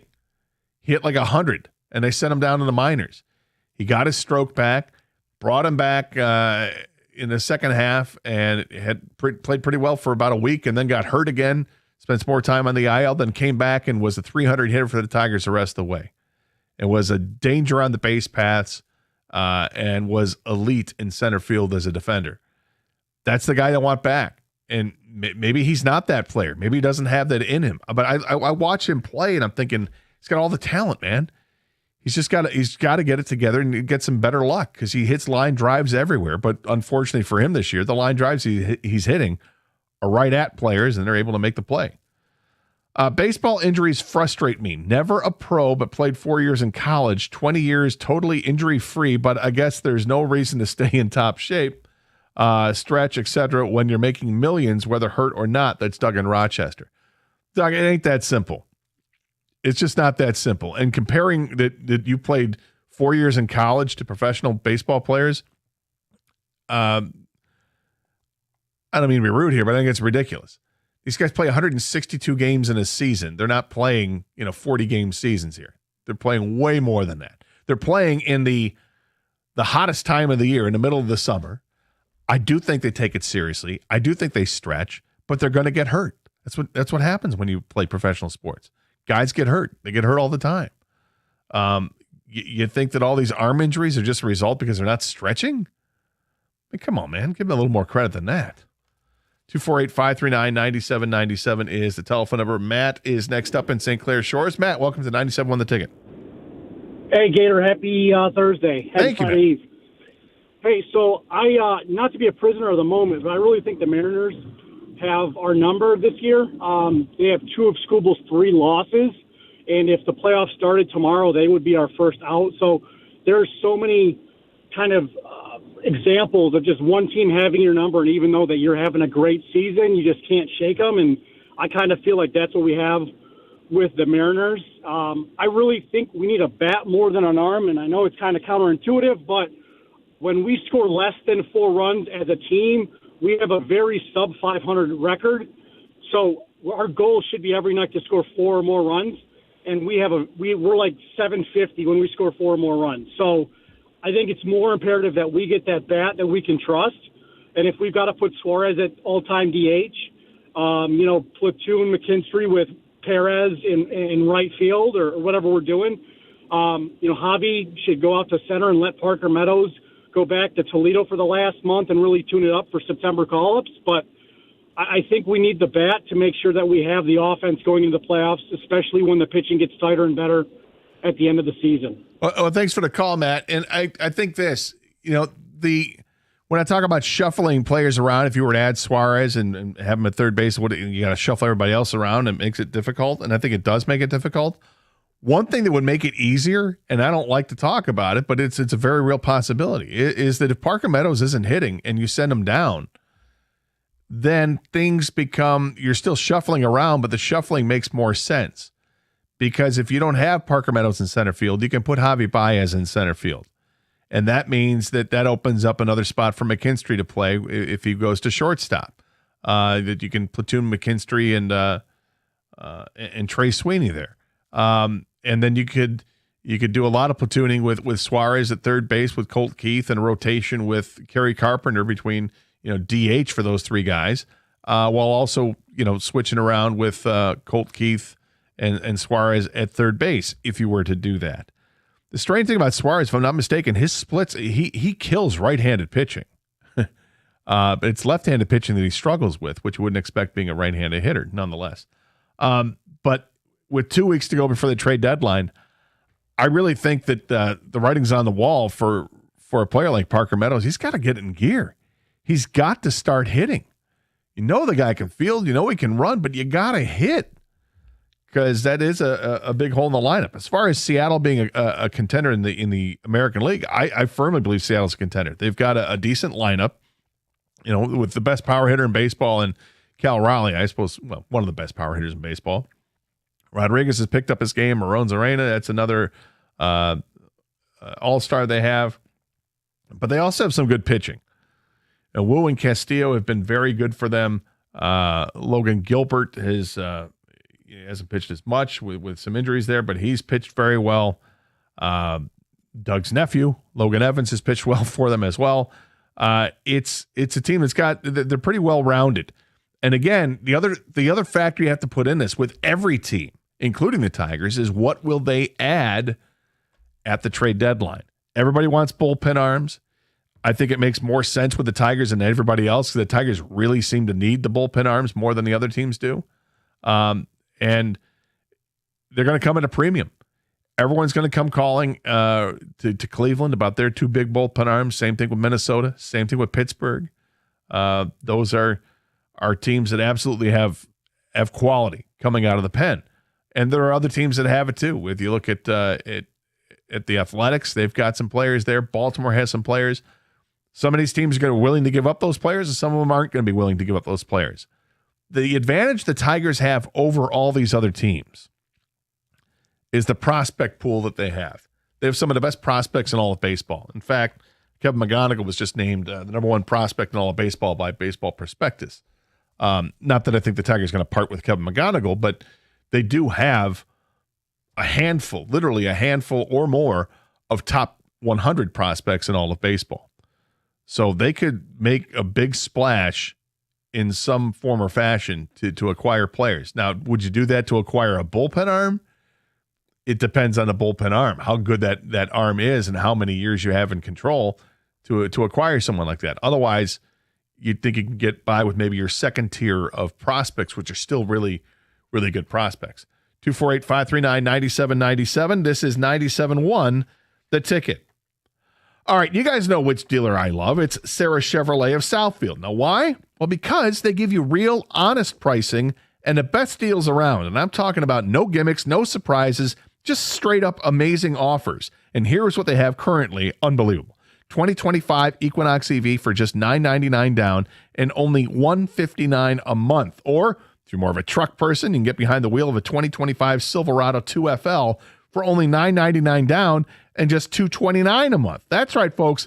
$229 a month for a truck. And here's the best part. Sarah Chevrolet is giving employee pricing for everyone on select demo Equinox, Silverado, and Trax models. Yep, you heard that right. Employee pricing for everyone. So whether you're upgrading it to a sleek new electric ride with the Equinox or grabbing that tough Silverado for work or play or looking for a solid SUV, Sarah Chevrolet of Southfield has got you covered. These deals will not last long. So head over to Sarah Chevrolet and see why they are the best. And trust me, you're not going to find a better deal anywhere else. That's the Sarah difference. Together, let's drive.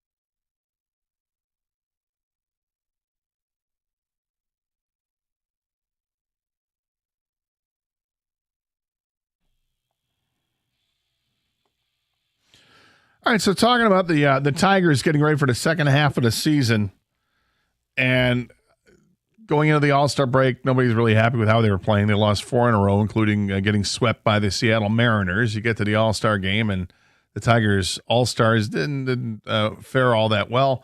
But you say yuck, throw it in the garbage, and you get ready for the second half of the season, the last 64 games of the regular season. It starts tomorrow night in Texas. A chance for the Tigers to just start fresh here, which is great because they are literally the best team in baseball. And they have their flaws like every team does. But they have an opportunity to address those flaws in the next couple of weeks with the trade deadline coming literally 2 weeks from today. And I think they're going to be active. I think they're going to add bullpen arms. But the question is that going to be enough? And as we talk through who you think is going to be the biggest contender and the biggest challenger for the Tigers in the American League, and the more I talk this through, I'm concerned that it's going to be another team that steps up and has that screaming need in their lineup that they can add because it makes more sense for them to do it than, say, the Tigers. Like the Tigers' priority should be the bullpen, but another team's priority might be to add that big bat to the mix, and they can do it. And that might have a bigger impact on their team than what adding to the bullpen would on the Tigers. That doesn't mean the Tigers should ignore adding to their lineup. I think it's tougher for the Tigers to add to their lineup, given that they don't want to shake up what's worked so well so far this year. To the point where this team is ranked number one in the power rankings for whatever that's worth by MLB.com. You're looking at a player that you think will be the key player in the second half of the season.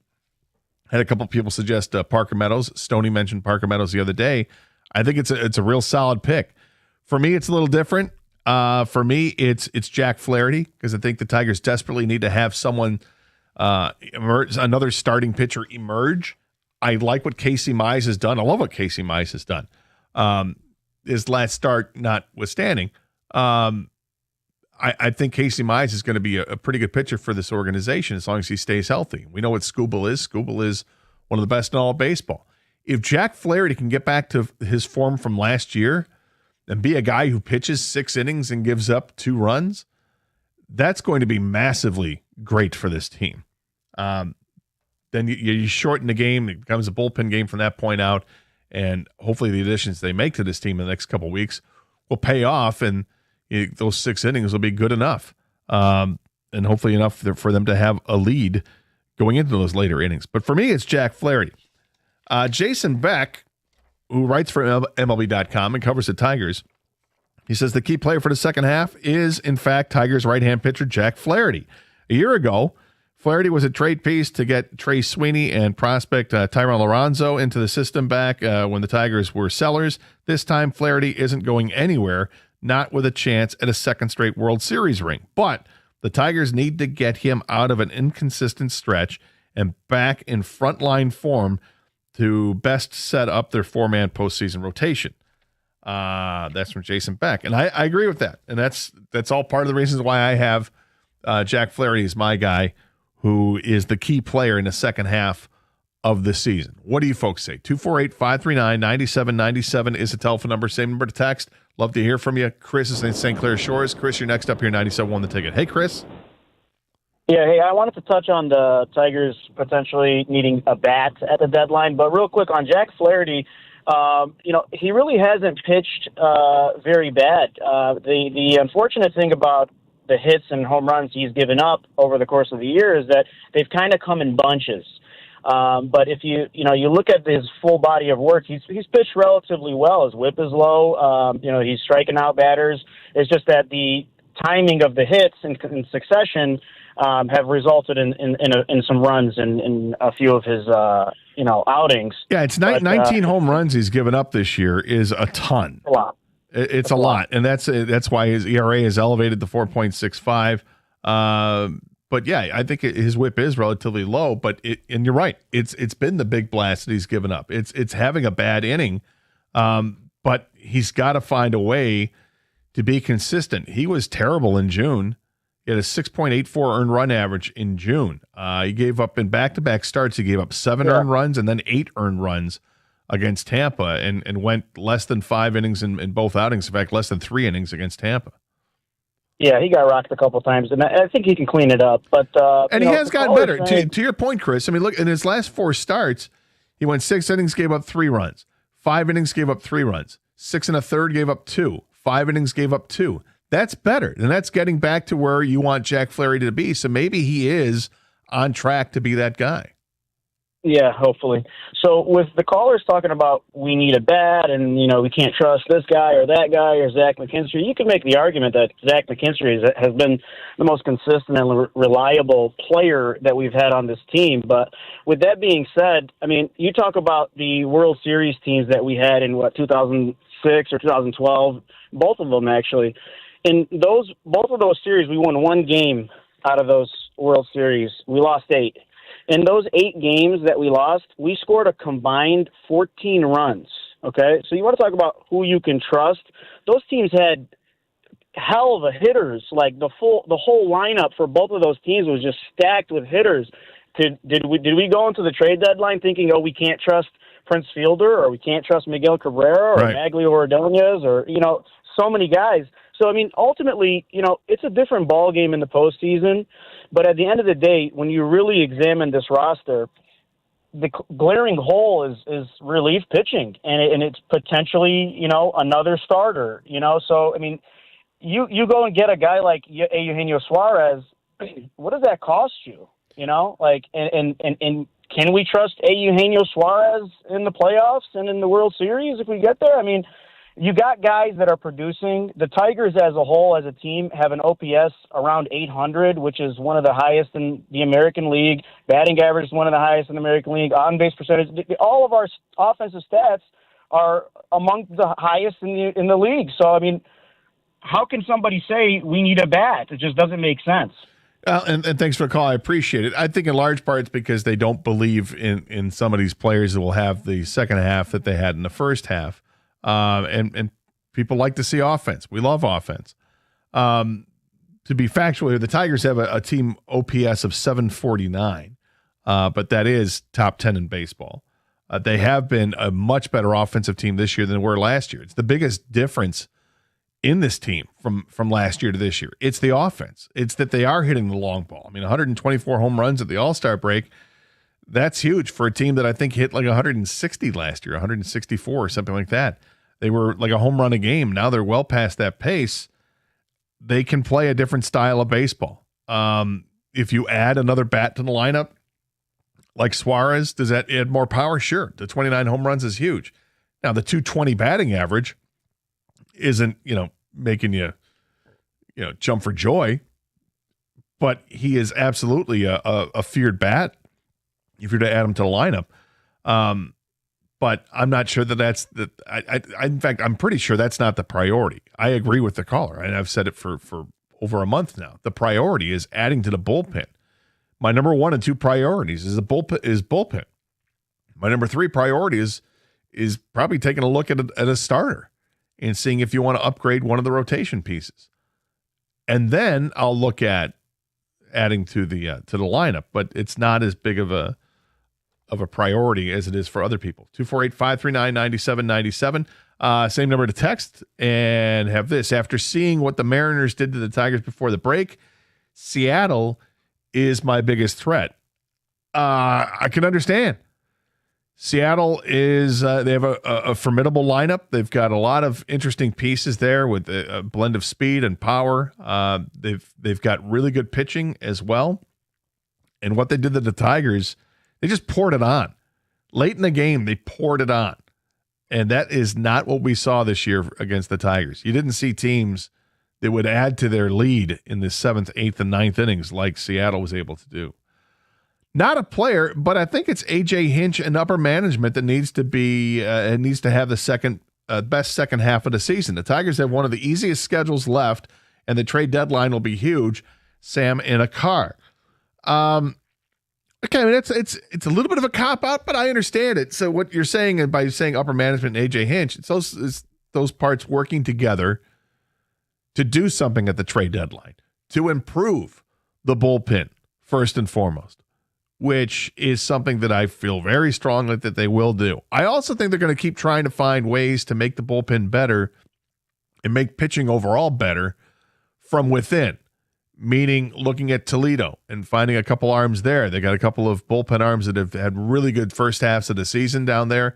They got a couple of starters that may deserve to get a look from time to time. And you'll see that because of the way the schedule is and how they're going to want to protect some arms and give guys a day off here and there.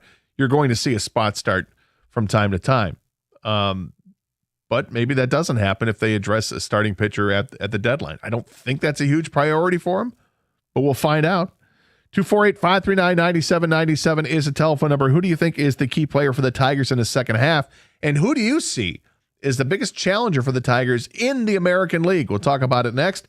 Plus, we'll introduce some stuff with the Lions coming up as the rookies are reporting to training camp. They came in yesterday, but looks like they may practice today. This is 97.1 The Ticket.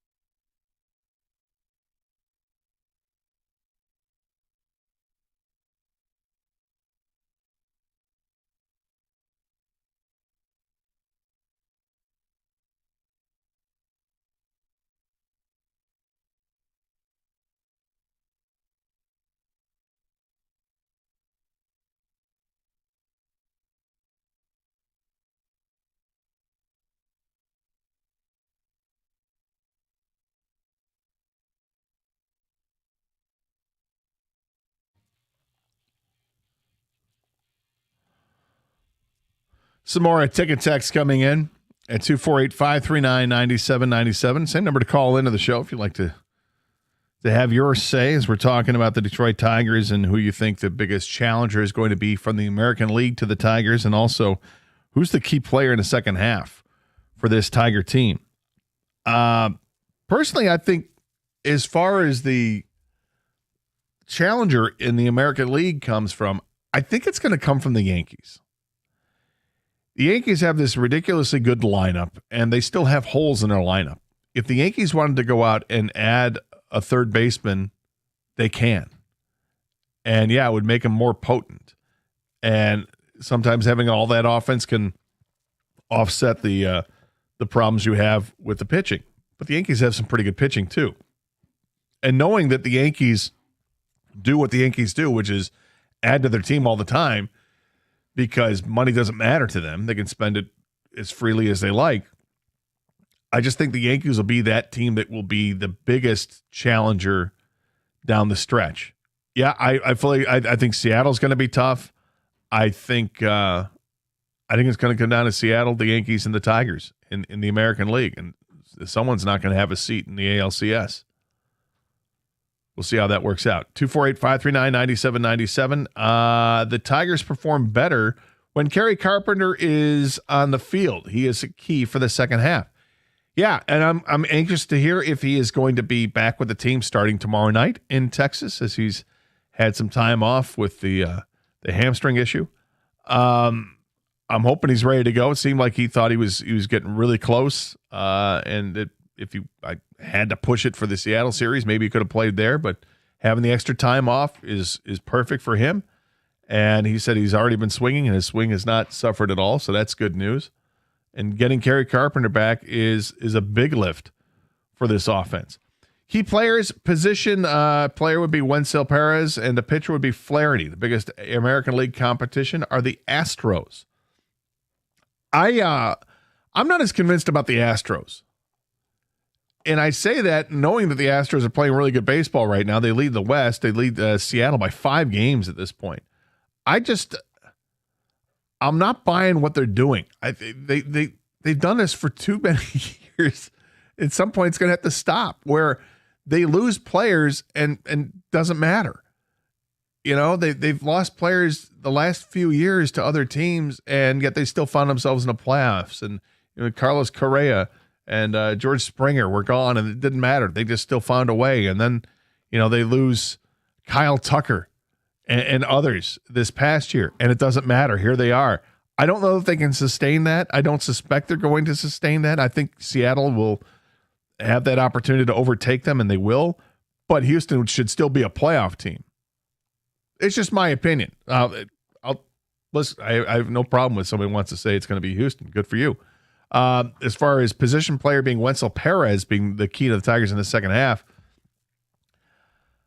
I don't know. I mean, Perez is another guy that I like. Wenceel Perez, I like his versatility, but I don't see him as a starting player in Major League Baseball, at least on the Tigers. I think he's great in his role in spot starting when somebody's hurt. If you want to use him as a platoon player, fine. He's a switch hitter, so he can hit in all situations. And I love what he does because I think he hustles, and I think he showed that threw out 3 guys in a matter of like 2 weeks. When he was in the outfield. There's a lot to like with Wenceel Perez, but I don't know if this is a guy that's going to be deserving of having 150 games played in a season, and how much is he going to play for the Tigers in the second half? I don't look at him as being is the key guy, but good for you if you're calling your shot. You're calling your shot. Parker Meadows will be the key to their success in the second half. They'll need his bat like they did last season. Teams to worry about is Houston for the number 1 seed. That's Roger and Mount Clemens. I already talked about Houston. I'm just not buying Houston. They might be.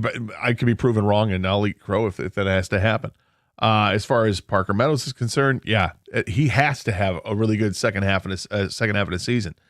In fact, I think he has to have a really good 2 weeks here. Not that he's going to be traded, but if he doesn't have a good 2 weeks, the Tigers have to think about what are they going to do.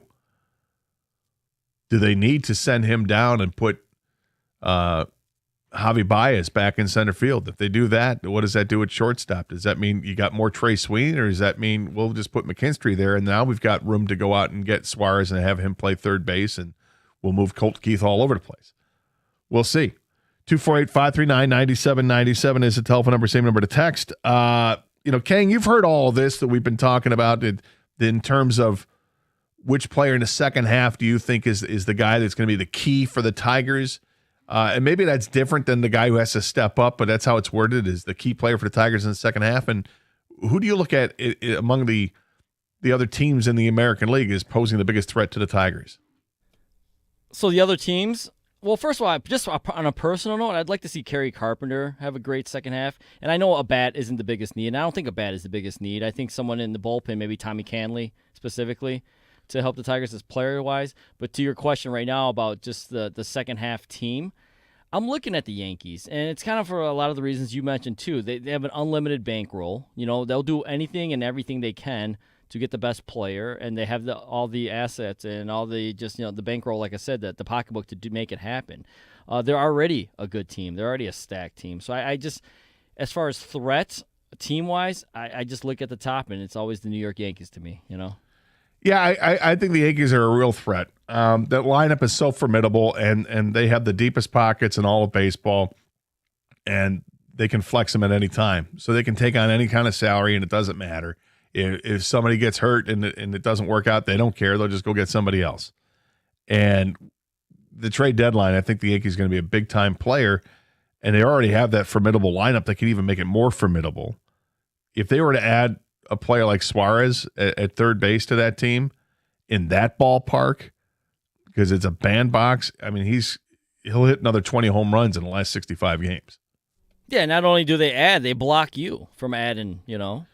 Yeah, and that's the thing. And I know a lot of Tiger fans would like to see the Tigers be the ones that block teams like the Yankees from getting a player like that. But again, it's different because the Tigers' priorities are different. Each team has different priorities. And the Yankees, if their priority is to fill that third base spot that they have, that might have the bigger impact on their team than the Tigers in going and getting, a bullpen arm. If they're unable to land one of the big bullpen arms, they just add, a guy who's good but not great, then the impact is mitigated even more, and the gap becomes bigger, or narrowed, I guess, is the case is between the Tigers and whoever else is going to be a contender. But we'll see. 248-539-9797 is the telephone number. Switching gears to football, it's interesting to see what's going on in the National Football League with players and the draft picks that have yet to sign, guys that were picked in the second round of the draft. Most of them haven't signed to this point, including Tate Ratledge of the Lions. We haven't heard anything on the Tate Ratledge front, but there might be some movement going on right now, as I noticed that Ian Rappaport reported that the Bears and second-round pick Shamar Turner have agreed to terms on his 4-year rookie contract, sources say, as the logjam slowly begins to open up. So if this means that it's going to start to open things up a little bit, more second-round picks are going to sign. The big issue with the second-round picks is that they want those contracts guaranteed. And that the NFL teams will not guarantee those contracts, at least the way that the collective bargaining agreement is set up. They don't have to. And I understand why it would rub players the wrong way. I mean, what the hell? It only affects very few players that are drafted in the second round that don't get to fulfill the whole first contract. I don't know why they don't just guarantee it. But we'll see if that dam is starting to break here and allowing more second round picks to get signed as they get ready for training camp. But with the Lions and their front, it's about Tate Ratledge, and it's so important to get Tate Ratledge in camp right away from day one, because he's projected to be a starting player, whether it's a guard or at center. And if he's going to start at center, which is a position he never started at in Georgia, then he needs all the reps he can get. So we'll keep a close eye on that and see if he's coming in. But there are some big questions going into training camp, which again kind of starts today with the rookies coming in today, and then the veterans report on Saturday. So, by next week, we're going to have full-on training camp football to talk about. We have some training camp questions that are out there, and also saw some more futures bets regarding running backs and what is expected in Vegas of Jahmyr Gibbs and David Montgomery. We'll get to that next year on 97.1 The Ticket.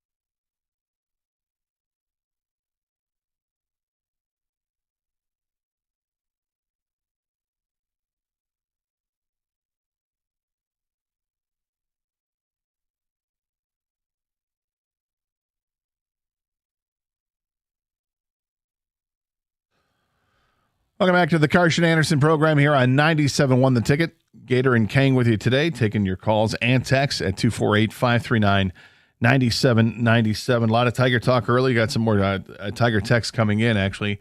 Here's one from David from Fraser, and it's also kind of echoed by Brian and Pontiac. David says, bring up Justin Henry Malloy. And Brian says, send Parker Meadows down and bring up Justin Henry Malloy. He's killing it in AAA. And Jay Hen is absolutely killing it in AAA. His OPS is well above 900. I don't think he did poorly when he was up with the Tigers. In fact, I thought he was just fine with the Tigers. He in a limited role, I thought in a platoon type role, he did a very nice job. He's got pop in the bat, and for someone to be one of the last players on the roster, I don't mind if they bring him up. If you're going to send Parker Meadows down, does that make sense bringing him up? It would, unless it's going to be a spot that's going to be occupied by someone they trade for. That we could see if that happens. Tigers' biggest need to fill is definitely the bullpen. Reminds me of 2013, the Tigers ALCS, where the Red Sox waited patiently until the 6th and 7th inning and then pounced on the Tigers relievers. Playoff teams know this deja vu in the making. That's John and Fenton. I think every Tiger fan has a little PTSD when it comes to that Red Sox series. That was such a good Tigers team and just got derailed late in games, unfortunately. But yeah, I echo the sentiment. They got to add bullpen arms. Gator, I think Flaherty is a great pick to be the guy that needs to step up and play better in the second half. My pick is Veerling. Veerling was a guy that played well in the playoffs last year for us and really has done nothing for us this year. I'm hoping that Veerling can turn things around, so I think that would be huge for the Tigers.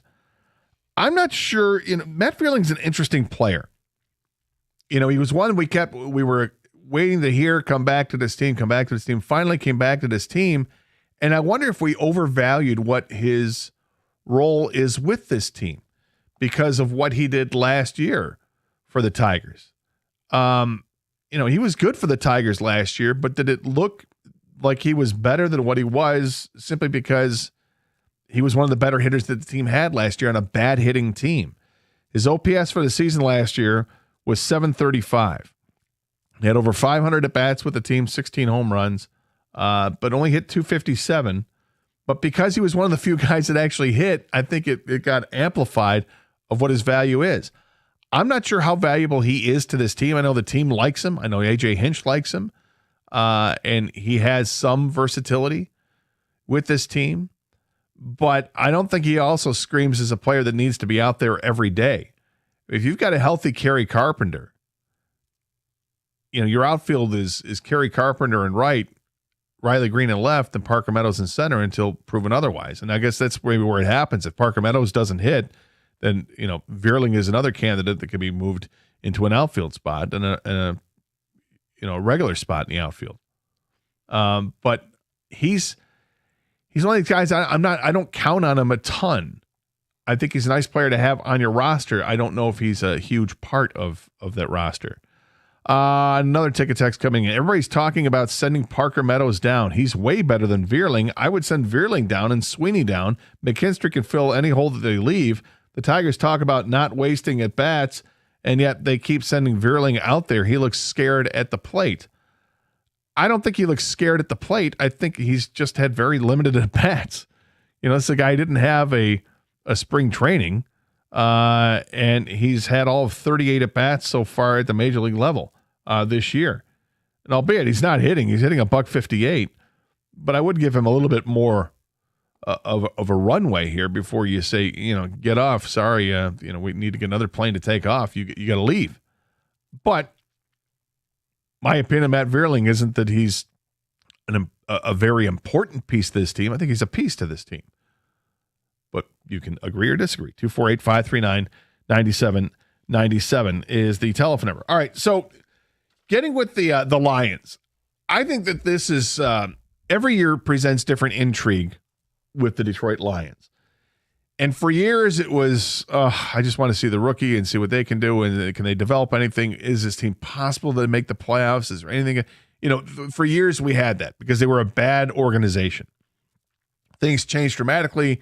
It's been well documented what's happened, obviously, since Dan Campbell and Brad Holmes have taken over. But the last couple of seasons, now the expectations are through the roof. It's no longer make the playoffs. It's, okay, well, start with win the division and get to the NFC Championship game.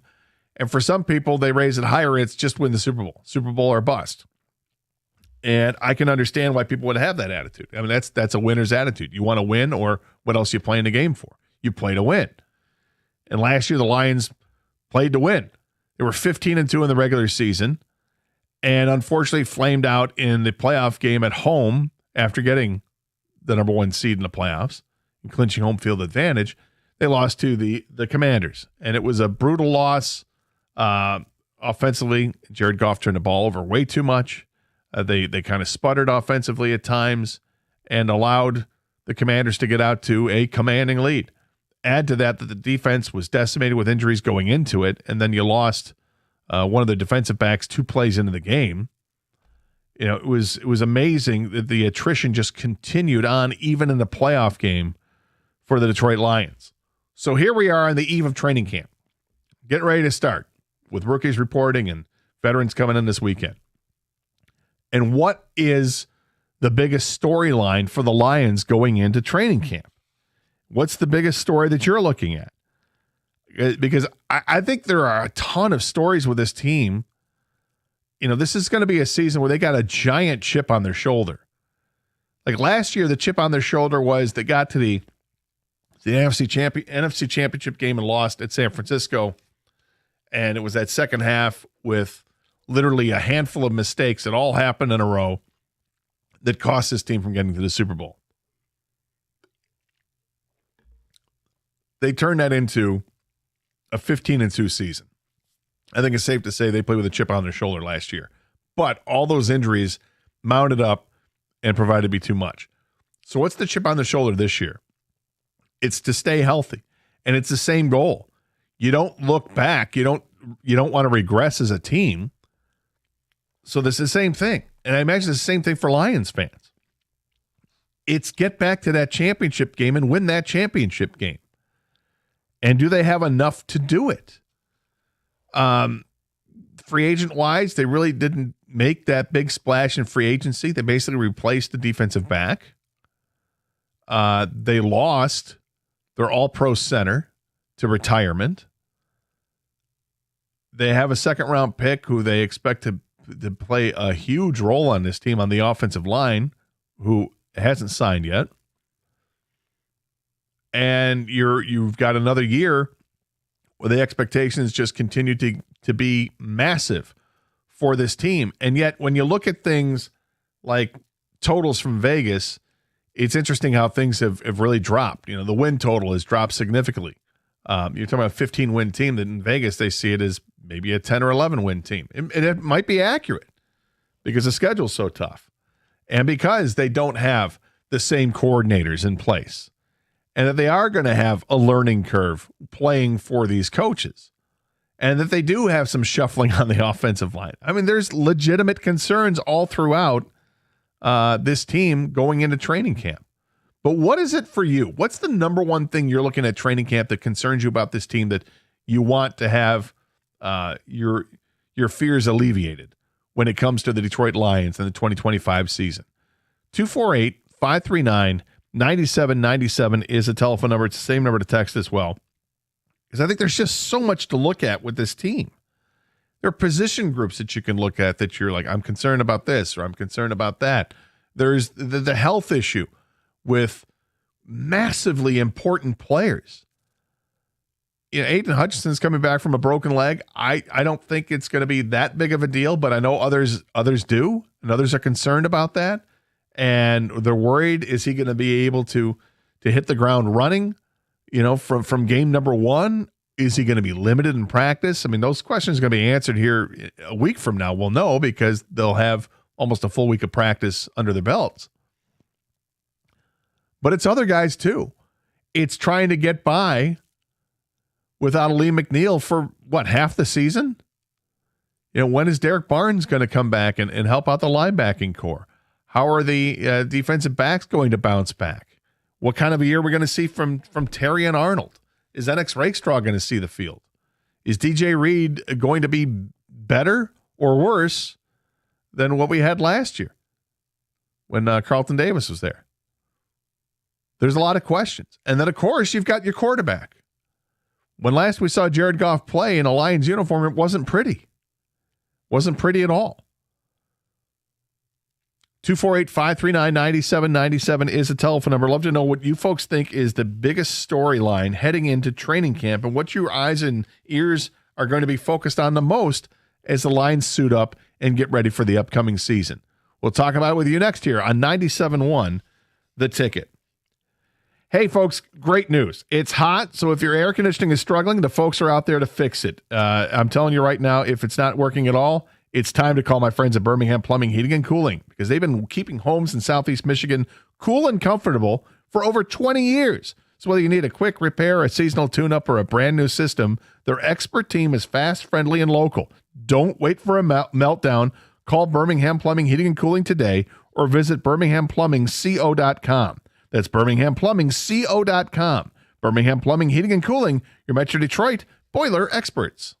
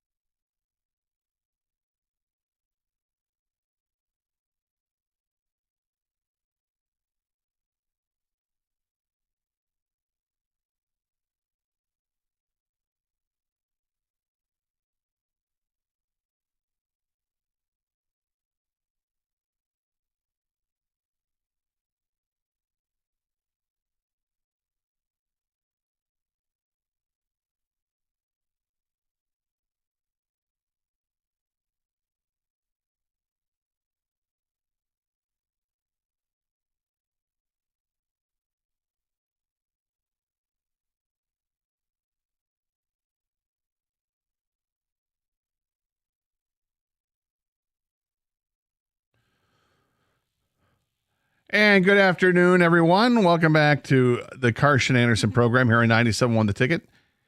Gator with you along with Kang, our producer. We are taking your calls and texts at 248-539-9797. All excited about the start of training camp here with the Detroit Lions. Get ready for the next season. Another chance to chase after the Super Bowl, which it's a great place to be as a Lions fan, right? I mean, years past, that if you said something like that, the chase for the Super Bowl, we would laugh or we'd cry, right? Because it no chance. What a difference a few years makes, because this team has been built up. It's a sustainable model right now to keep this team in a window where they are contending to win a Super Bowl. This is a very, very, very good Detroit Lions football team and has been for the last 3 seasons. I'm excited about what's to come. And yet there are a bunch of questions that I have about this team. There's position group questions that I have. There's individual questions that I have. And, you know, the biggest question people might have, I'm not sure it's the biggest question, but I'm willing to listen to it. With people that think it's the coordinators, to me, that's not the biggest question mark there. It's something that I'm curious to see how it works out, but I have my own thoughts on how it will work out. And if I hope I'm not surprised, because if I'm surprised, that's not a good thing. Nonetheless, there's a lot to look at this team and be happy about. There's also some things that are interesting. Mentioned like the win total, for instance, it's lower this year than it was in years past, and you've got some prop bets that were out there. Like we talked about it yesterday. I thought that the passing yards for Jared Goff and the touchdown passes for Jared Goff were way low. I thought the numbers, the totals that they had for the pass catchers on this team, whether it was Sam Laporta or Jamison Williams, I thought they were low. I thought Amon-Ra was probably low as in receiving yards, but the receptions, I think it was 107.5 receptions was the over-under total. Interesting. And I'm curious why they would have the numbers so low this year. And maybe the answer is just as simply that Vegas doesn't trust the changing coordinators, or Vegas doesn't trust the offensive line the Lions have. Well, outcome today, the totals for running backs. And wanted to see what the people think about this. Last year, David Montgomery ran for 775 yards, played 14 games in the Lions last year, had 775 yards and 12 touchdowns. This year, going into it, the total set on David Montgomery is 775 yards and 9.5 touchdowns. So they think it's exactly what he did last year. He literally had 775 yards rushing last year. He had 12 touchdowns, which is higher than the total that they have this year at 10.5, but it's still pretty close there. And the rushing total is that there's a half-yard difference because it's Vegas. They want the halves in there, so it's 775.5. Thought that's interesting. But you couple that with Jahmyr Gibbs and what Gibbs did last year for this team. He had 1,412 yards rushing last year to go with 16 rushing touchdowns. This year, Vegas sets the total at 1,075.5 rushing yards. So 400 less and 10.5 touchdowns. Again, he had 16 rushing last year. They have it at 10.5 this year. Interesting that the rushing total for him is dramatically lower than what he did last year. And yet David Montgomery's numbers are dead on what he did last year. But when you look at both the totals of Jared Goff and his passing yards and Jahmyr Gibbs in his rushing yards, and that's a lot less offense that Vegas is expecting out of the Detroit Lions. I think that's interesting. Now, is that more because Ben Johnson's gone?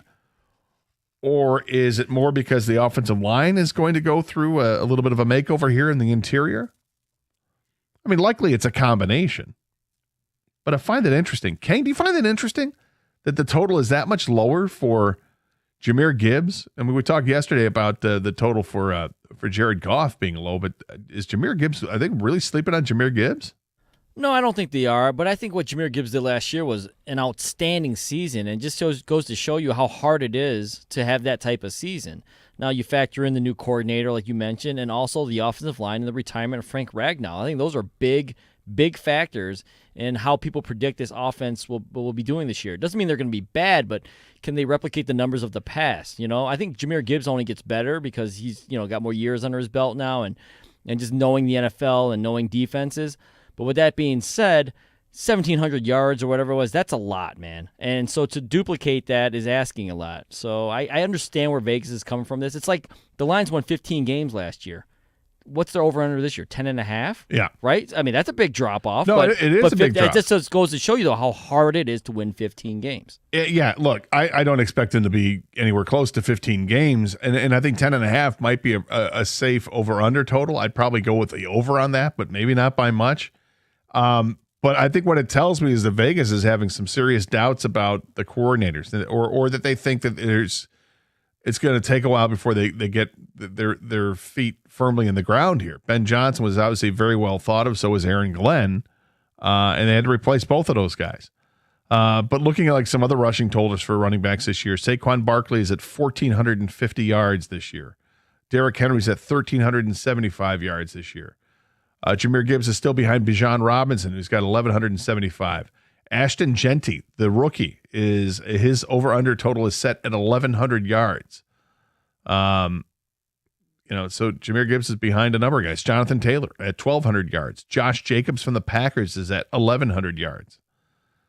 Is this also telling us that it's just Vegas, but that Vegas is expecting maybe the league is shifting to becoming more equitable in a run-pass offense? That's a lot of running backs that have over 1,100 yards rushing expected. Could be. 248-539-9797 is the telephone number. Let's get back to some text that we have. This one comes from unnamed texter. The Lions are definitely going to regress. There's a lot of fans that are going to need therapy that think this team is headed to the Super Bowl. This is going to be an 8-9 or 9-8 season. Well, I wish you would call in, because I'm dying to hear why you think they'd be an 8-9 or 9-8 team. Because that sounds like it'd be on the outside looking in when it comes to the playoffs. Why do you think they're going to regress that much? I think from a win-loss record, I don't expect them to be at 15, but I mean, is 11 or 12, is that out of the question? To win that many games? Interesting. Biggest story for the Lions is interested in Hutch's comeback. Do you think he's more like the defensive player of the year, Sam, in a car, or the comeback player of the year?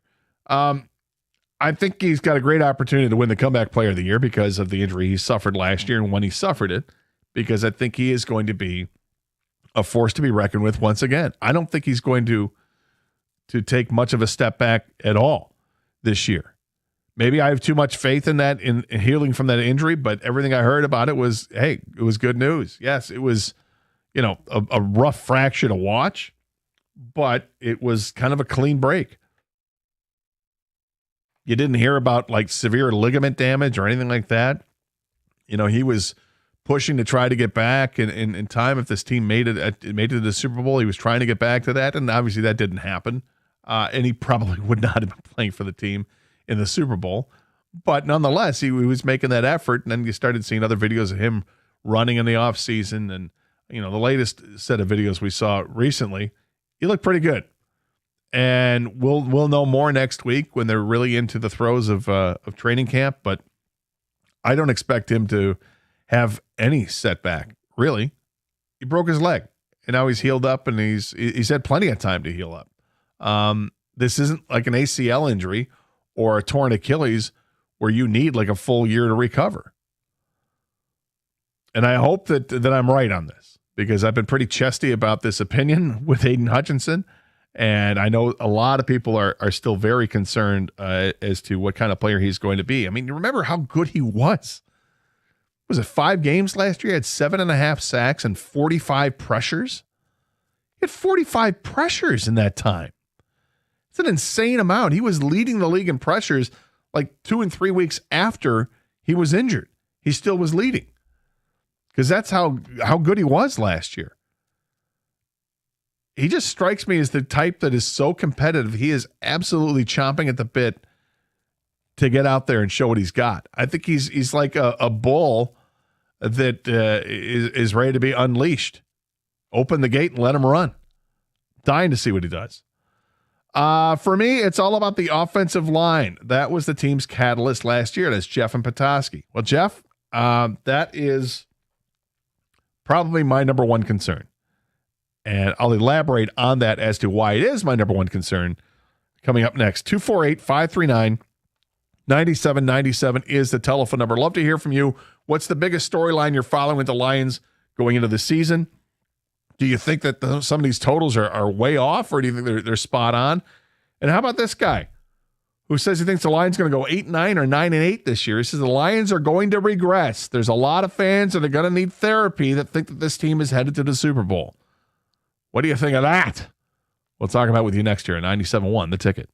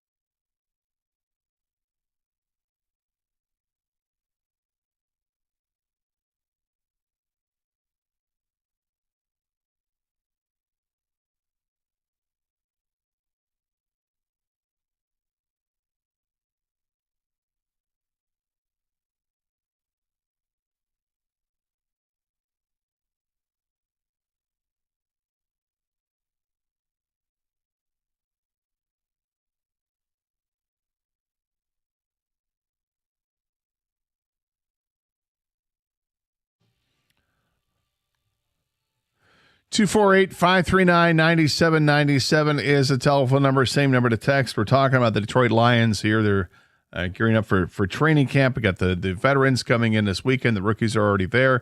Still haven't seen anything regarding Tate Ratledge, the Lions' second-round pick, if he's ready to sign or not. So the Bears' second-round pick had signed his deal, which is a rarity among second-round picks. But maybe this is going to start to open things up, and more of those second-round picks will sign. The beef is that those guys want to have guaranteed contracts for it's a 4-year deal. They want them guaranteed.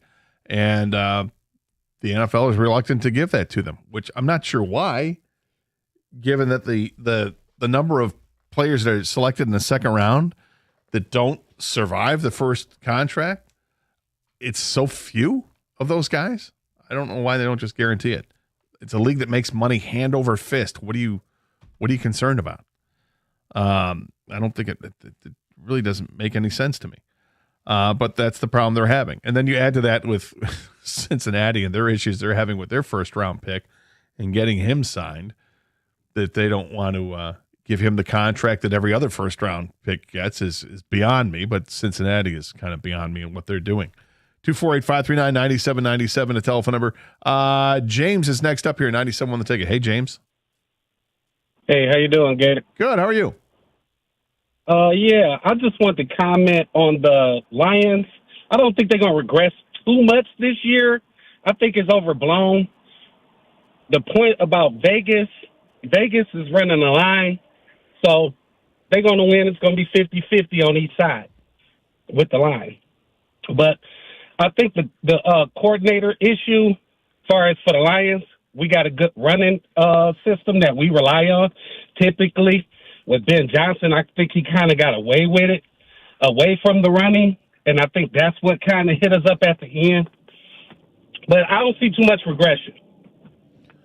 I do have concern about the offensive line because you're going to have a new center and basically two new guards. I mean, Mahogany played a lot and Glasgow played a lot, but they might be shuffled around. You know, if Ratledge plays center, and then you have those two guys at guards, I think it's going to look interesting. But Ratledge has not played center, didn't play center in college. So it's not that he can't learn the position, but if he's starting from scratch like that there might be a little bit more of a learning curve than we want. Yeah, but that's a good point. But when you're running the ball, you're not fighting against the defensive lineman. You're blowing off the ball. Y'all going a certain way. Everything is you're kind of on offense as far as if on a pass rush. Correct. I can affect the passing. But I did want to make another point about the Tigers. Yeah. For if I can. Please. The Tigers, I think our pitching concerns has got to do with Jake Rogers not playing as much. Jake Rogers handled the pitching of the chaos, I think, better than what Dylan Dingler is doing. And I think if we could, kind of get him in the mix a little more, I think that'll help our pitching. That's an interesting thought, James. I appreciate the call. That's not something I've heard before, and I think it's something to think about. The upside of Dingler is he hits way more than Jake Rogers does, and because Skubal has pitched so well, and Dingler has been catching Skubal, that was really where the concern was, because Jake Rogers had kind of been exclusively Skubal's catcher, and then didn't start up the season that way because of the injury. It had to go to Dingler, and Dingler was doing just fine. But does it affect the chaos when they have to go off script and start with an opener and then go with a bunch of bullpen arms? Maybe. And does that affect the guys coming out of the bullpen later in games and Dylan Dingler's the catcher instead of Jake Rogers? It might. I'm not going to say it's a complete, absolutely not. I think it might have something to do with it. But I also think that's something that can be correctable. And I think the pitchers that have had the problems with the H's that I did, the 4 H's out there with Hannafy, Herter, and Holton and Hernandez. I don't know if it's just simply a catcher issue. I'm not going to discount it because I do think it's something to look at. But I think you have to look at a bunch of other things too, which of course the Tigers do. I mean, Chris Fetter does an amazing job with the pitching staff. AJ Hinch knows what he's doing. This team goes for analytics as much as any other team in baseball, and they'll figure out those problems. I still think they're going to go out and get different bullpen arms for this team, but that's interesting to bring up that part with Jake Rogers. I keep coming back to this text, and I'm curious what the Lions fans feel about this. The unnamed texter who said the Lions are definitely going to regress. There's a lot of fans out there that are going to need therapy that think that this team is headed to the Super Bowl. This is going to be an 8-9 or 9-8 season. I got to tell you, if this guy's right, if this is going to be 8-9 or 9-8 season and this team doesn't make the playoffs, this town will be in meltdown mode because we have built this team up and put them on the pedestal and thought that this team is absolutely 100% a Super Bowl contending team. And I firmly believe that. Now, barring some crazy injury or injuries as they mount up, I don't see how they get to an 8-9 or 9-8 season. I just don't. Even with having new guys in the offensive line, it's not like Mahogany was terrible at guard or even that Glasgow was bad, whether he plays guard or center. Glasgow is actually very good filling in for Ragnow when he has over the years at center. And I think Glasgow is a pretty good guard as well. Last year he had to play left guard because Zeitler was playing the right side. But previously, Glasgow had been a right guard. So I'm wondering if that's the thought, if Ratledge is your starting center, which there should be a learning curve there, but having Glasgow next to him is going to help him out. And if Glasgow's on the right, Mahogany's on the left, that's familiarity with those guys. I still think it's going to take some time before, if Ratledge is the center, that is, to learn all the protections and call them out correctly, but he's going to have help. He's going to have help. But that's a dire prediction. This team is going to be 8-9 or 9-8. How do you feel about that? 248-539-9797. Let's go back to the phones, and Sam is next up here. 97 on the ticket. Hey, Sam. Hey, afternoon, Gator. So I don't think they're going to be 9-8. I think they're going to be either most likely 10-7, but I'm hopeful 11-6. Only because of the caliber of quarterbacks that they're going to play on the road. You know, Allen, Mahomes, Burrows. It's just their road schedule is very tough, and they're going to regress. I still think they'll make the playoffs. Super Bowl, I have no idea, but that's just where I'm at. Yeah, and just I'll clarify who they do play on the road, because it is a who's who the top quarterbacks in football are. I mean, they're going to play at Baltimore, so you got Lamar Jackson, at Joe Burrow in Cincinnati, at Kansas City and Patrick Mahomes, at Washington to take on Jaden Daniels, at Philadelphia to take on Jalen Hurts, at Los Angeles to take on Stafford, let alone the games they have within the division. So that is a brutal stretch of teams that you play on the road that have really, really good quarterback play, which emphasizes even more why this team needs to be as healthy as they can be on defense, and specifically that Aiden Hutchinson returns to form from day one. Yeah, and I don't agree with the texter guy. You know, people are going to need therapy. I still think they'll make the playoffs. It's just not going to be what everyone thinks it'll be. I'm sure people think, 12-4, 13-3 or whatever, or 13-4, whatever. But I just think it's going to be just a little less than that. All right, thanks, Sam. We appreciate it.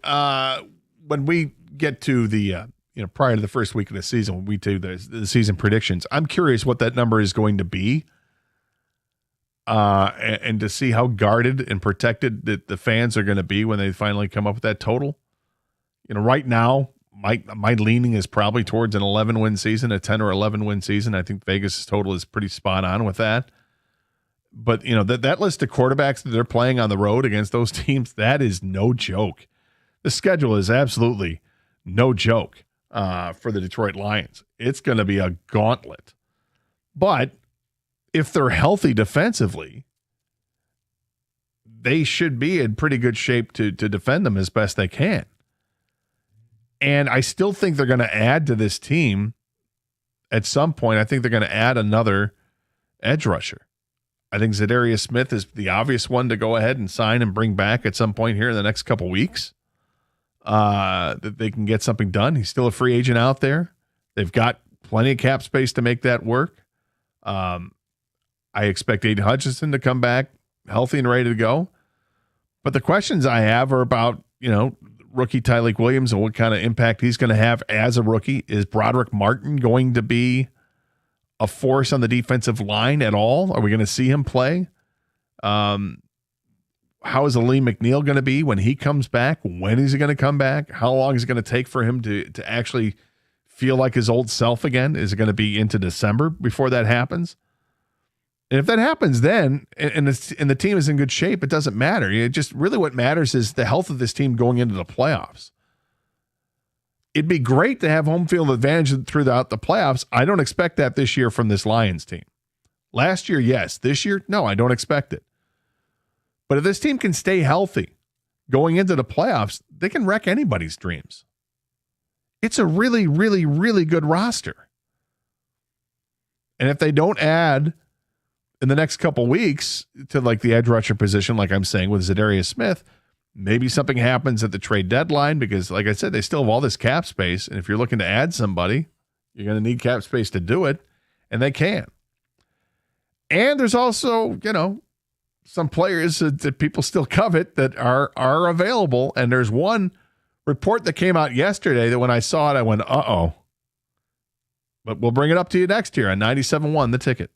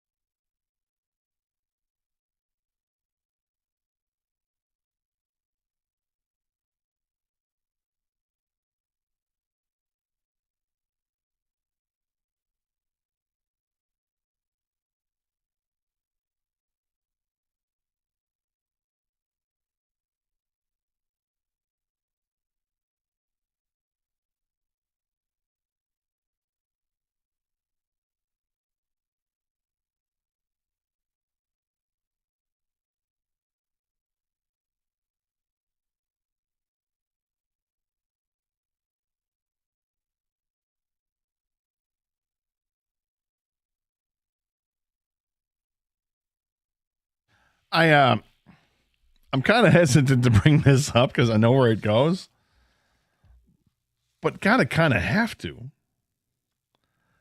yesterday there was a report that came out and said the Steelers are, quote, inquiring as to TJ Watt's trade value.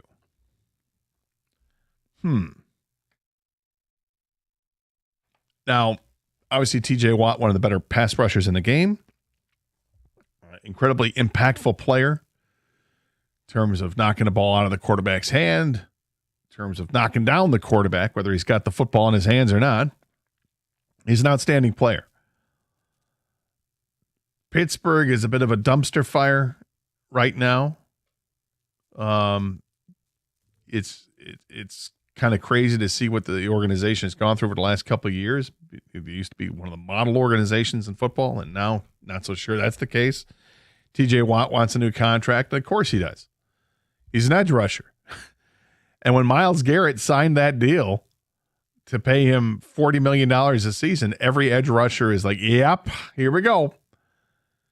We know that Trey Hendrickson wants a new deal. He's still holding out and hasn't been dealt to this point. I guess Cincinnati is still trying to negotiate with him, but, I mean, they haven't gotten it done yet. And Cincinnati has their own issues with their first-round pick, who's an edge rusher, who, for whatever reason, Cincinnati is not offering the same contract that every other team offers to a first-round pick. So he hasn't signed. In fact, he may end up holding out and going back to college to play college football. He could do that, the way that things have shaped up there, which is crazy to think. But anytime you bring up an edge rusher, you have to think about the Lions. And I think it's legit, right? You have to at least kick the tires and think about it. Now, whether it makes sense for the Lions to go after someone like TJ Watt, again, every time we bring this up, I have the same stance, and Doug's not here to give his stance. Doug is always doesn't see how they can work with it. Why give, would that create strife in the locker room if you're going to give an edge rusher money that you were going to give to Aiden Hutchinson and you're kicking that can down the road, and then you can't have two edge rushers paid that kind of money. And I've always said this, yes, you can. First of all, I don't think Aiden Hutchinson would have any or harbor any resentment towards him because he's going to get paid regardless. But you can have two edge rushers being paid an exorbitant amount of money. You can, but you're going to have to trim the fat somewhere else down the road. In the meantime, you do give yourself a pretty good window of, say, 2 years to go after it and get it done and win the Super Bowl. After which, after a 2-year window, then you've got real decisions to make. Because then you'll be up against the salary cap and you'll have to make that tough decision on re-signing, say, Jahmyr Gibbs, or giving Sam Laporta that big contract, or somebody else that big contract. Or you're going to have to go hand in hat and asking some of the players that have already signed their big deals, hey, can you please restructure your deal? Which, again, you're kicking the can down the road to face the pain and tougher decisions. You're still going to have to face them, but it'll just be later on down the road. You can make it happen. I'm not a cap expert. I'm not a capologist at all. I'm just an observer that has seen crazy things happen with salary cap situations where you don't think you can get it done and teams get it done. Happens all the time. But I do understand there will be a price to be paid down the road. If the Lions were to get involved and go for a guy like a TJ Watt or a Trey Hendrickson, you can do it, but it does come with a price. But when does that price come? If the price doesn't, you don't have to pay it until a couple years down the road. I 100% would want to do this and make an offer. The Hendrickson deal, if you're going to trade for Trey Hendrickson, it doesn't sound like you'd have to give up a ton to get him. What you'd have to do is give him a contract, and that's the money, and that's the tough part. And it's the same thing with TJ Watt. I'm not sure which player is going to cost you more in draft capital to acquire. They both might take, a first-round pick. And if that's it, okay, let's go. Sign him up, get him in camp, and let's get excited about this upcoming season where there is no pain at all. You'll still be able to roll with the same team you have. You can make it work. And would they be able to do that? I'd love to see them try. I really would. I don't think it's likely. the Lions would do something like this. You know, they've had all summer to try to cobble together some deal, and it hasn't happened. Maybe the Lions, like other teams, are just waiting for, you know, Trey Hendrickson to break and, you know, lower his price, or say that he just flat out wants out of Cincinnati. He'll play anywhere else but Cincinnati this year and work on a contract extension after the year. So he'll play under the number he's got right now that he's under contract for. Maybe it's the same thing with TJ Watt. And if teams are just waiting for that, okay, then that's smart. If you've waited it out and then you can make that trade happen at that point, sure. But it remains to be seen what the Lions are going to do in any event. I mean, because they really haven't addressed the edge rusher on the other side of Aiden Hutchinson. And I know what Brad Holmes says. Yeah, every team would like to have two of them, but you don't see many teams with two of them. No, you don't see many teams with them, but you do see some teams that have them. Houston has a couple of really good edge rushers. We've seen what Philadelphia can do with an outstanding defensive line, and they won a Super Bowl. I want to see the Lions do the best they can and do that. If they say that they can't go out and get a Watt or a Hendrickson, fine. I'll understand that. They want to allocate the money elsewhere. But in the meantime, you can still add a Zadarius Smith to the mix. You can make that happen. And that's just money. That's not draft picks. That's just money. For another 1-year deal, you can get it done. And that's actually the deal I think it does get done. I think it gets done the next couple of weeks. Veteran players don't like to participate in training camp. They know how to stay in shape. They know what they have to do to get their body ready for the season. And if they miss a couple of weeks of training camp, it's not a big deal. Heck, if they miss all of training camp, in a lot of cases, it's not a big deal for a veteran because, like I said, they know how to get their body ready for the season. But I do expect the Lions to do something with Zadarius Smith. It just hasn't happened yet. We'll see if it does. 248-539-9797 is the telephone number. You want to talk Lions? We're talking Lions. We talked Tigers earlier in the show. Continue to take your calls and texts. Got some more text messages coming in here. I think the biggest factor for the Lions is the play of Jared Goff. He got his money, he got married, he had his child, and he had a horrific final game of the year. It'll be interesting to see if he still has the drive for ultimate football success. That's Jim. I suspect that he will. I don't know him all that well, but knowing him, what little I do know of him, I think he's a very competitive guy. I think he's kind of a quiet behind-the-scenes assassin. I think he's very, very well liked in the locker room. He's a leader of this team, and I think it bothers him a lot how the season ended. We can talk about the injuries on the defensive side and how that compromised his team tremendously, and it did. But you also have to acknowledge that last game of the season was a terrible game for Jared Goff. And I think he's going to cultivate that chip on his shoulder and remember that and work twice as hard and be ready for the postseason when all is said and done. I think they regress big time. Still make the playoffs, but not win the division. I'm not really even looking forward to the end of the season because last year was a dream season and they came crashing down.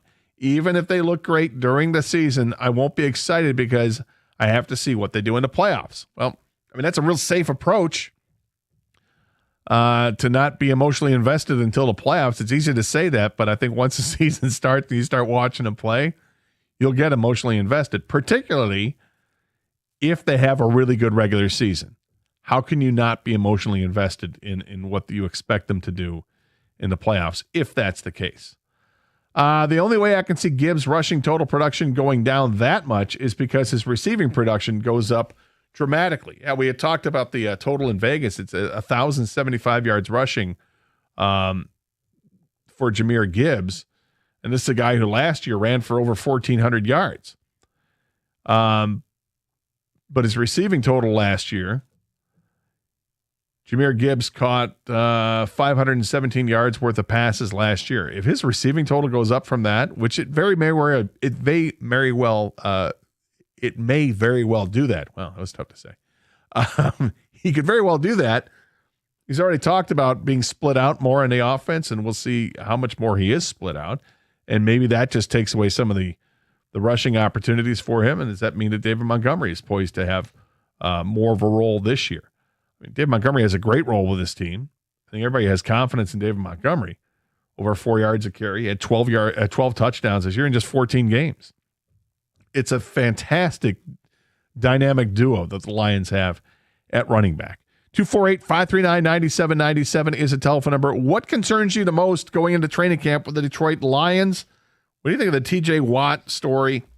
The Steelers are actually inquiring as to TJ Watt's trade value. What would be the trade value for TJ Watt?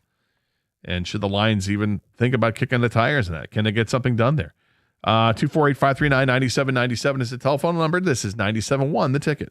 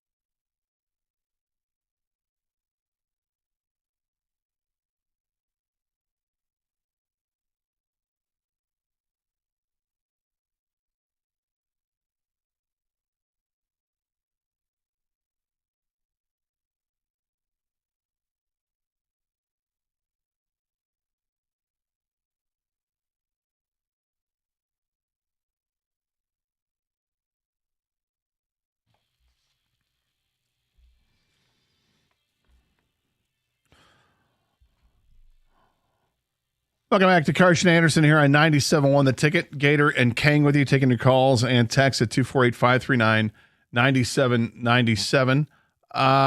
Looking at some more texts that have come in. How many of those running backs are bell cows? This refers to the list of running backs and their over-under totals for yards rushing. Gibbs and Monty both will get their yards, which will lower Gibbs' numbers. That's Kevin in Oxford. Yeah, well, this has been how it's worked the last 2 years. I mean, Gibbs ran for 1,400 yards last year with David Montgomery. The year prior, his rookie season, he ran for 945. So he made a jump of almost 500 yards from one year to the next with the same guy running next to him. I don't know if would I expect Jahmyr Gibbs' rushing totals to drop? I would, but not by 400 yards. I guess if I'm a betting man, and I have been, then I would probably run to the window and take the over total on 1,075 rushing yards. That doesn't seem to bother me that much.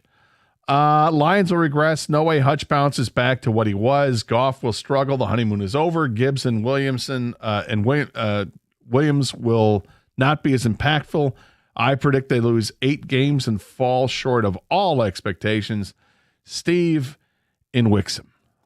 Well, as we often say on the show, damn, I thought we had a chance. That's a lot that goes wrong. No way Hutch bounces back to what he was.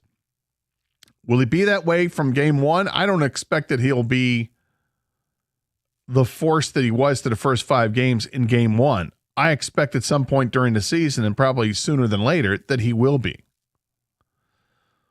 Goff will struggle. The honeymoon is over. I mean, it's a new offensive coordinator, but it's not necessarily new to Jared Goff. He knows the offense, and the new coordinator did work with him when he first got here. So I don't know if I buy that.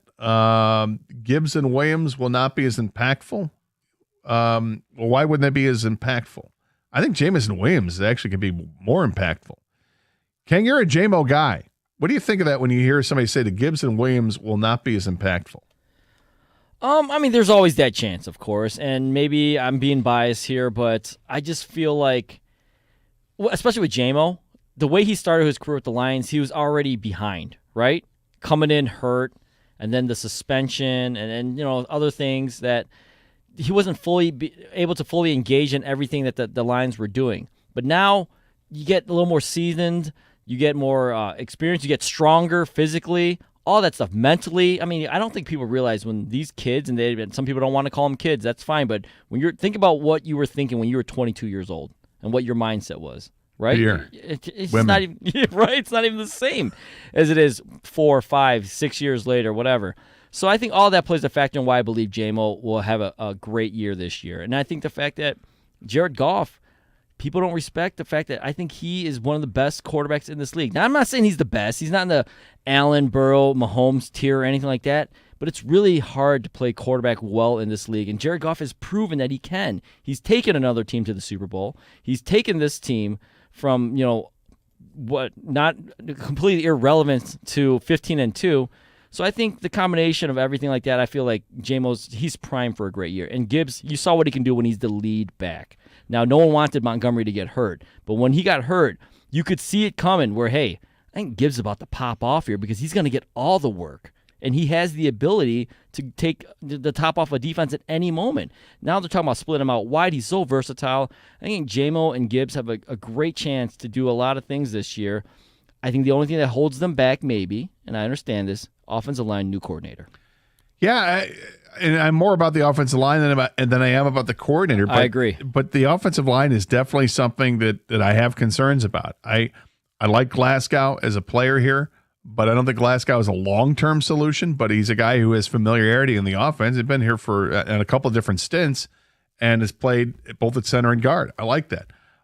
Mahogany's going to have to continue to develop to be that guy at guard that you expect to make that impact. And Ratledge, have no idea because he hasn't played it down in the NFL. However, his pedigree at playing at Georgia, it's pretty good. It's a pretty good pedigree there. but how long is it going to take him to get acclimated to the NFL? That's a big question. And there's going to be some bumps in the road.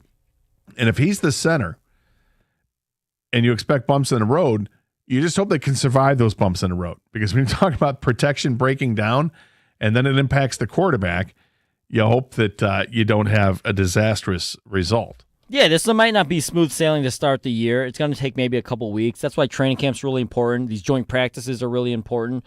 And we talk a lot about losing the coordinators. And it's right now specifically Ben Johnson, right, the offensive coordinator. You know who they didn't lose? Hank Fraley. Right. And Hank Fraley has been able to develop and make these guys progress. And, look at how Penei Sewell was a high pick, don't get me wrong, but he talks glowingly about Hank Fraley. Taylor Decker, I feel, is a solid left tackle. Ragnow said he didn't want to play for anybody else but Hank Fraley. So I think the fact that they kept Hank Fraley, they promoted him to the running game coordinator, don't forget that as well. So he can help ease this transition and get these guys to hopefully where they need to be by the end of the year. I'm glad you brought his name up because it's one that often gets glanced over because you kind of take it for granted. And you mentioned how all the offensive linemen, what they've said about him, how much they love playing for him and learning from him.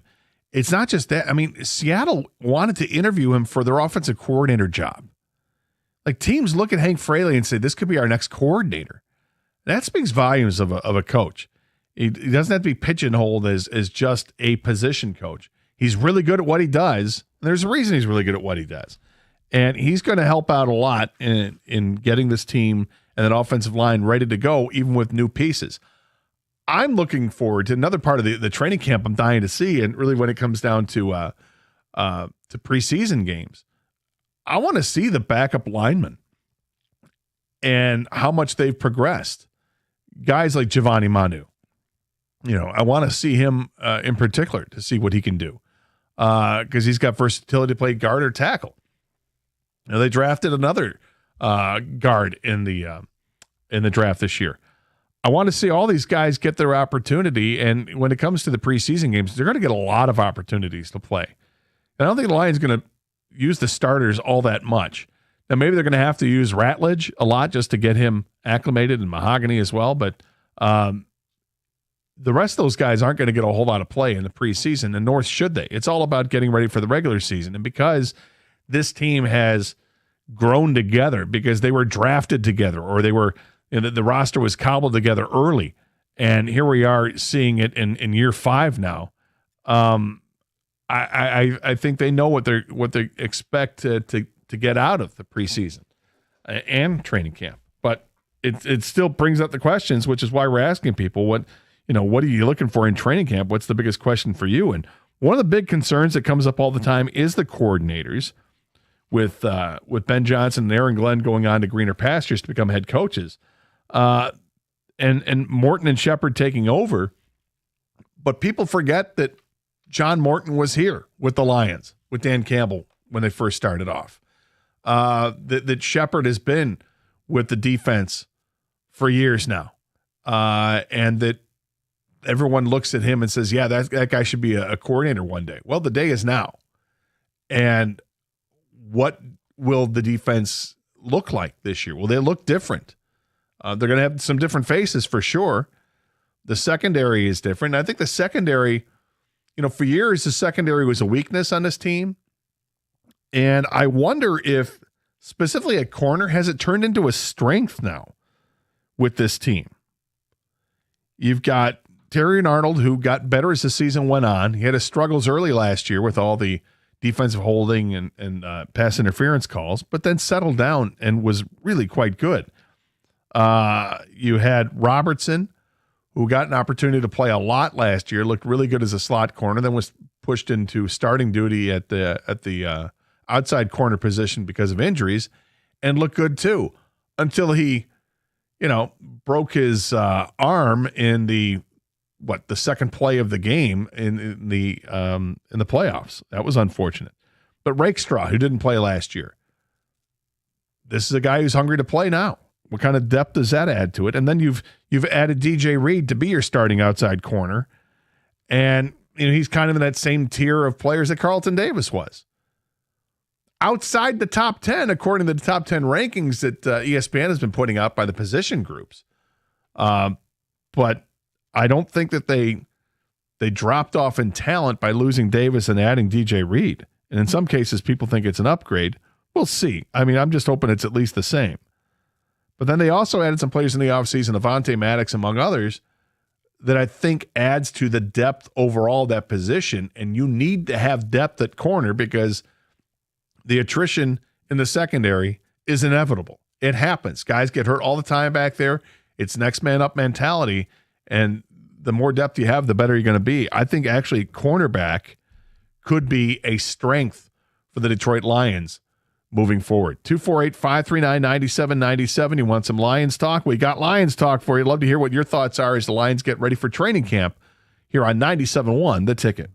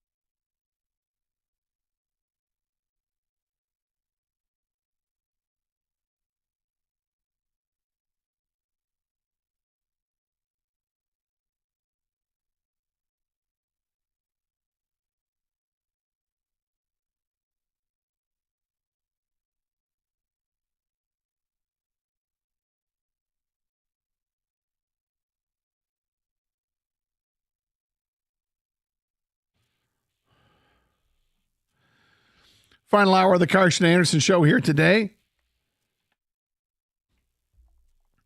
Gator and Kang with you, taking your calls and texts at 248-539-9797. Talking Lions and Tigers today, as you would expect, getting into the training camp for the Detroit Lions. Very much looking forward to training camp this year. I think there are more questions this year heading into training camp than we've seen in years past. Questions about the coordinators. Questions about the offensive line. You know, Frank Ragnow is retired, and I think kind of unexpectedly in a lot of ways. And how do they fill that void? You've got players coming back from serious injuries, whether it's Aiden Hutchinson or at some point Lee McNeil and others will have to come back to this team. They're not ready to go now, but months from now they will be, hopefully. And, Lee McNeil is one of those guys that when he's healthy, he's a real difference maker. That's why they gave him a big contract. In the meantime, they did draft a defensive tackle in Talik Williams from Ohio State. And what kind of a role is he going to play on this team from day one? I mentioned before the break, I really like the cornerback room. I think they've got a number of quality corners on this team. Interesting that none of them are in the top 10, according to these latest top 10 rankings. ESPN has done this survey with football execs and players and coaches, and that none of them were in the that top 10 range, which is good. I think it's good because it gives those guys a chip on the shoulder and want to go out there and prove it. I do think DJ Reed is a pretty good corner, and I really like Terrion Arnold. I'm really excited to see how he matures from one year to the next, because it looked like during the season he definitely got better from one year to the next. But I do think they've got some extraordinary depth there, and it should help them out without question. I'm not sure if they have that same depth at safety, but they have two of the best safeties in the league. I just hope they can keep them healthy. If those guys are going to stay healthy and play 16 or 17 games this year and be healthy going into the playoffs, I feel great about the secondary. And that'll help combat a lot of the fears that the Lions would have, Lions fans would have anyway, when you look at that schedule and you see the quarterbacks that they have to play. As somebody adeptly pointed out, you look at the quarterbacks they're playing on the road, it's a who's who plays quarterback in this league. I mean, the best of the best. It's amazing. You got Lamar Jackson and Patrick Mahomes and Joe Burrow and other Jaden Daniels and Jalen Hurts. These are guys you got to play on the road. It's not going to be an easy season for the Lions. I don't think it means that it's time to say, oh, crap, we got no chance to make the playoffs now. Some people are doom and gloom about this team. I'm not. It's just won 15 games. And they've lost Frank Ragnow. But look what they're getting back. They're getting back Aiden Hutchinson. That's big. I think they'll add more. I still think they're going to add Zadarius Smith to this team.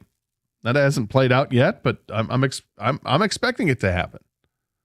I'm not hopeful. I'm expecting it to happen. And if it doesn't, then I'm going to be disappointed. And we'll see. And meanwhile, there are plenty of ways to improve this team if they still feel the need to.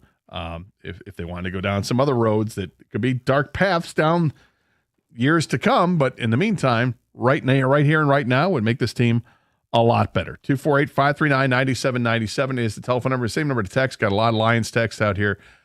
Sadly, the win total estimate of 10.5 is accurate due to a perfect storm. 1, nasty schedule.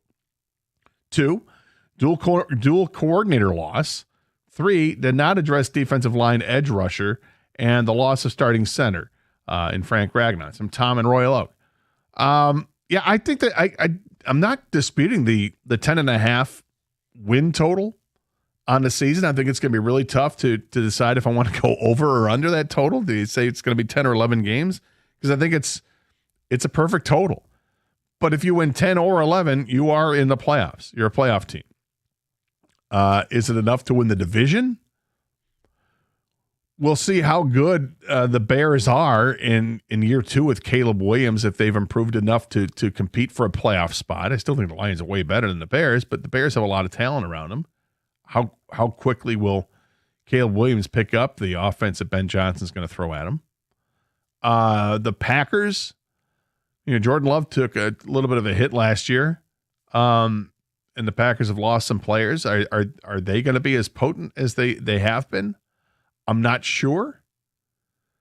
And the Vikings are kind of a wild card because we don't know what to expect from their quarterback. J.J. McCarthy, we saw him at Michigan, but he didn't have the weapons at Michigan that he's got with the Vikings. My goodness. You talk about going from nothing to something. He had nobody to throw to at Michigan other than a tight end. And what he's got in Minnesota is a quarterback's dream to throw to Jefferson and Addison and Naylor and Hawkinson and the like. I mean, that's a really, really good offensive unit. But I don't know if J.J. McCarthy is that guy in the NFL. I didn't see a ton of it from his throwing prowess at Michigan. He can make plays with his feet. I think he can be a decent quarterback, but I wouldn't have taken him in the first round. Doesn't mean he can't play in this league. That's just where I have him. We'll wait to see what he looks like when he's actually hitting the field. He hasn't played a down of football yet in the National Football League. So I'm not counting on the Vikings being this giant threat just yet either. I think even if the Lions take a little bit of a step back because of their non-conference schedule or their non-divisional schedule, I don't know if I see that major threat in the division just yet. There's potential, but I don't know if I see that threat just yet. Kang, how do you look at the division? Are you cautious about this division, or are you just, where do you stand with the rest of the teams in the North? I feel pretty confident, but it's not ultra confidence, as you should feel coming off a 15-win season, because the other teams, Chicago has gotten better. I mean, the ultimate key to Chicago is how fast can Caleb Williams pick up Ben Johnson's offense. If he picks it up fast, they're going to be a threat. And even when they're not that good, it is something within the division that they're kind of a tough out, right? Yeah. I mean, even with what was the coach, Eberflus they had last year, they should have won that game or at least attempted a field goal, right? And that whole debauchery at the end of the clock and everything like that. But it was a close game, was my point. And they weren't even debauchery. Yeah, that's a great Carson Anderson word. The debauchery, debacle and debauchery. Yes, debauchery. I like it. I love it.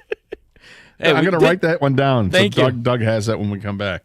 Yeah, what was it, Rudge Escher? Rudge Escher. We come up with the stuff here on this show, man. Oh, yeah. All right. Debauchery. Yes. So, but yeah, I mean, schmockery, all that stuff, right? So, but if Caleb Williams picks up the offense at some point, or if it's early, they're going to be somewhat of a threat, at least a tough out, like they always are. Jordan Love, he has the resume. I mean, they've made the playoffs twice in a row. They beat he has a playoff win. So I think the Packers are always a threat. And the Vikings, you're absolutely right about them. I have no idea how to view the Vikings. Like, J.J. McCarthy's basically a rookie coming in, but Kevin O'Connell is a great quarterback whisperer. He finds a way to get his quarterbacks to play the way he wants them to play, or up to speed at some point, and they got a good defense. So, in the end, I'm still confident the Lions take the division, but there's a lot of X factors. It's the NFL, man.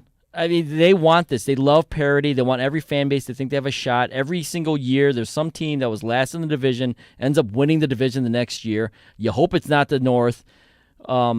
Injuries are always the ultimate X factor, but if everyone stays relatively healthy, and I'm talking not just the Lions, but everyone in the division, I still see the Lions coming out on top. 248-539-9797 is the telephone number. The texts are still coming in. My biggest concern for the Lions is the offensive line. I think they're going to be good. They'll improve as the season goes along, but if the O-line starts taking on injuries, that will become a real issue. Yeah, I think depth is a concern, and that's why I want to see how these guys have developed. Guys like Giovanni Manu, for sure. I want to see how he has developed.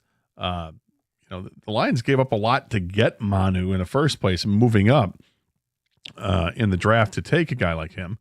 But it's other players they have as well. You've got once you get past that, it's tough to see.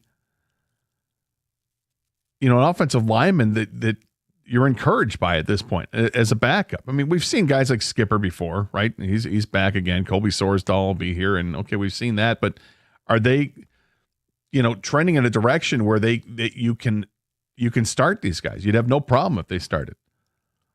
Again, that's why I want to see them. I'm excited to see what the backup linemen look like, to see their growth, because it seems like Hank Fraley has a knack for getting that development. The 9 and 8 texter is just trying to bait people. Run Glasgow at center, Ratledge and Mahogany at guards, and by the end of the season, our defense will be a top. Our defense will be a top 3 team, and offense a top 3 team, a 12-5 record, and Super Bowl victory. Well, that's a little rosy for me. I don't know if I can buy into that with a top 3 offense and top 3 defense. If you have a top 3 offense and top 3 defense, I'm going to guess that your record is better than 12-5, and I just don't see that right now.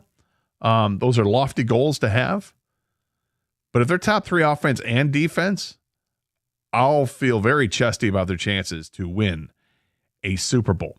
Speaking of the word super, no, not Super Bowl, Superman. Yes, I want to talk about this Superman movie. I haven't seen it. We don't do spoilers on this show, but it's just a question in general about what's going on in Hollywood and what they're doing. And another Superman movie. Interesting. We'll talk about it next year. 97.1 The Ticket.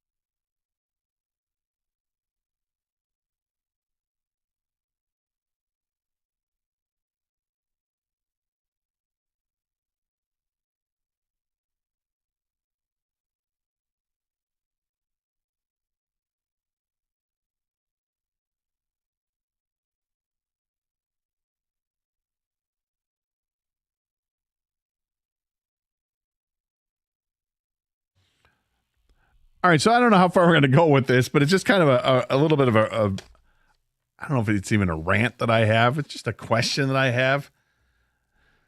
So the new Superman movie came out, last week? And I guess did gangbusters at the box office, and it's gotten great reviews. And as I do a little bit of research on this, apparently it's kind of a sequel to Man of Steel. But that they had to put on the shelf because initially they were going to do a sequel to Man of Steel when Henry Cavill was the new Superman that had come out years ago. And they decided to go the route of doing the Justice League movies first and Batman vs. Superman.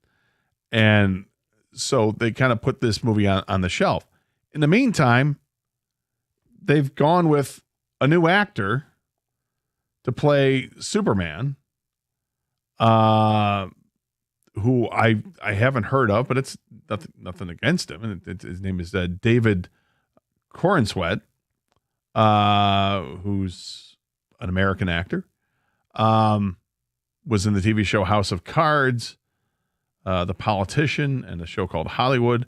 Don't really know much about him, other than he is now the new Superman. But how many times are we doing this? I mean, how many Superman have we? How many guys have played Superman? I mean, Christopher Reeve started with the movie in like 1978. But when he went through all like 4 or 5 movies, he played Superman, and then it went a whole other direction. With a bunch of different actors they've gone through, and even on the TV show Dean Cain, you had Brandon Routh played Superman. Another TV series, you got Tyler Hoechlin who's played him. Henry Cavill was doing it the most recently, and now you've got David Corenswet. I get lost in the shuffle of all this with the pandemonium that is superhero movies. I love the superhero movies. I love the Marvel series. DC's doing this stuff now, and you got all the but enough with all the changes. Like Spider-Man. I mean, Tobey Maguire, Andrew Garfield, Tom Holland. I think there's another Spider-Man coming out with Batman. And these movies aren't that old, right? Like Tobey Maguire's Spider-Man is what, late 90s, early 2000s? And you think of Batman when they made it into a movie. The first time since the movie came out in the 60s, when it was kind of a half joke, more than half joking, back in the Adam West days. I loved Adam West as Batman, but I mean, he wasn't going to play him 30 years later or 25 years later when they bring up the movie with Michael Keaton, who did it for a few movies, and then they started switching off. You had Val Kilmer and George Clooney, Christian Bale, and then Ben Affleck, and then Robert Pattinson, and I think they're entertaining the thought of another Batman. And all this has happened. That's a lot of actors to play that role since basically, 1989, I think, is when the original Batman movie came out. Oh, the original, the Tim Burton version of Batman with Michael Keaton. I mean, it's a lot. And they're constantly changing it. I'm not sure why. And I'm like apprehensive. Do I want to see this Superman movie? I'm not sure I do, because it's just all this change is just getting to me. And then when you get a new Superman, you got to get a new Lois Lane, and the whole cast has changed for a movie that's supposed to be a sequel to something that came out not that long ago, but everybody's changed. Maybe I'm crazy on this. That's just my thought, and I'm looking at this and seeing that it gets great reviews. 4 out of 5 stars. It's got a bunch of 5-star reviews. And then there's some people that absolutely hated it, but for the most part, it's getting great reviews. So I feel like I have to see this movie, and I'm not sure I really want to. If you saw it over the weekend, do I need to just put my biases aside and getting fed up with all the changes with the superhero characters? Do I need to put that aside and see this movie? Is it worth watching? 248-539-9797 is a telephone number, because I really do like the superhero movies. Ken, you're not a huge superhero movie guy, are you? No, I missed out on like all the Marvel stuff, and those are wildly successful. So it was a me problem, not like the movie problem or anybody else. So, but Superman, I do kind of want to see. I feel like it's getting some pub. Maybe it's because it's like the middle of the summer, and there's always like a summer blockbuster, right? Yeah, and this is supposed to be that one. I'm curious of how they're gonna change it. Like we were joking before the show the other day, like. You're like, the storyline. I'm like, well, do you? Like it's like, what is different this time around? Like, he's gonna try to stop Lex Luthor from trying to destroy the world, right? Right. But right. how? I guess. Yeah. But how will they do it this time? Yeah. And like and even the guy who's playing Lex Luthor is different. And it's not that long ago that we had. It was Eisenberg was playing. Is Eisenberg? Is that the guy's last name? Jesse Eisenberg. Yeah. That he was Lex Luthor. Lex Luthor. Wrestling, man. You love wrestling. I do love wrestling. But he was. Wait, the guy who invented Facebook? Yes. And the guy who invented it with his partner was Spider-Man. Right. Totally different. In his defense, he thought they were his lawyers. That's true. That's true. He should have lawyered up. Yeah. Because he's going to come back for everything. But, I mean, it's not that long ago. And like, I was all excited to see Jesse Eisenberg as the bald Lex Luthor in the next Superman movie. And now he's not. Actually, now it's actor, I think it's Nicholas Hoult, who was an X-Men. We're crossing too many streams. All over the place. DC goes into Marvel into DC. Everybody is cross-pollinating. It's unbelievable. But is this? I guess this is a crazy popular movie, and I'm willing to put my biases aside and just go and enjoy it. But I am a little tired of having to see the constant reboot of movies. Now, what I'm glad to hear is this isn't a full-on reboot and the retelling of it, right? Because the movie Man of Steel with Henry Cavill was basically a reboot of the original Superman from 1978 with Christopher Reeve. But enough time had passed. I mean, you got whatever it was, 30 years had passed. Let's go ahead and do it, redo it. Sure, that's fine. 30 years is plenty. But if this is not a complete reboot, which it doesn't sound like it is, then okay, great. But it's a change of the actor again. And it's like this guy, he just got done playing him it feels like a couple years ago. And now they're switching it up again. I don't know. 248-539-9797 is a telephone number. Going back to the phones here. Derek's in Detroit. Derek, welcome to 97 on the Ticket. Hey, how you doing? Thanks All right, for taking Derek. my call. You got it. Okay, listen, I'm not a DC fan. I really wasn't a Superman fan. But I took my grandson to see it yesterday. And I got to tell you, this is not the same thing. Actor-wise, plot-wise, it's definitely worth the price of the ticket. Okay. And it's generational. It is. It's a really good movie. And I'm not even a fan of Superman. I hated, most DC movies. Okay. Are you a Marvel guy? You just have your own comic book bias? I'm a Marvel guy. Yeah, I'm a Marvel guy. I grew up reading Marvel comics.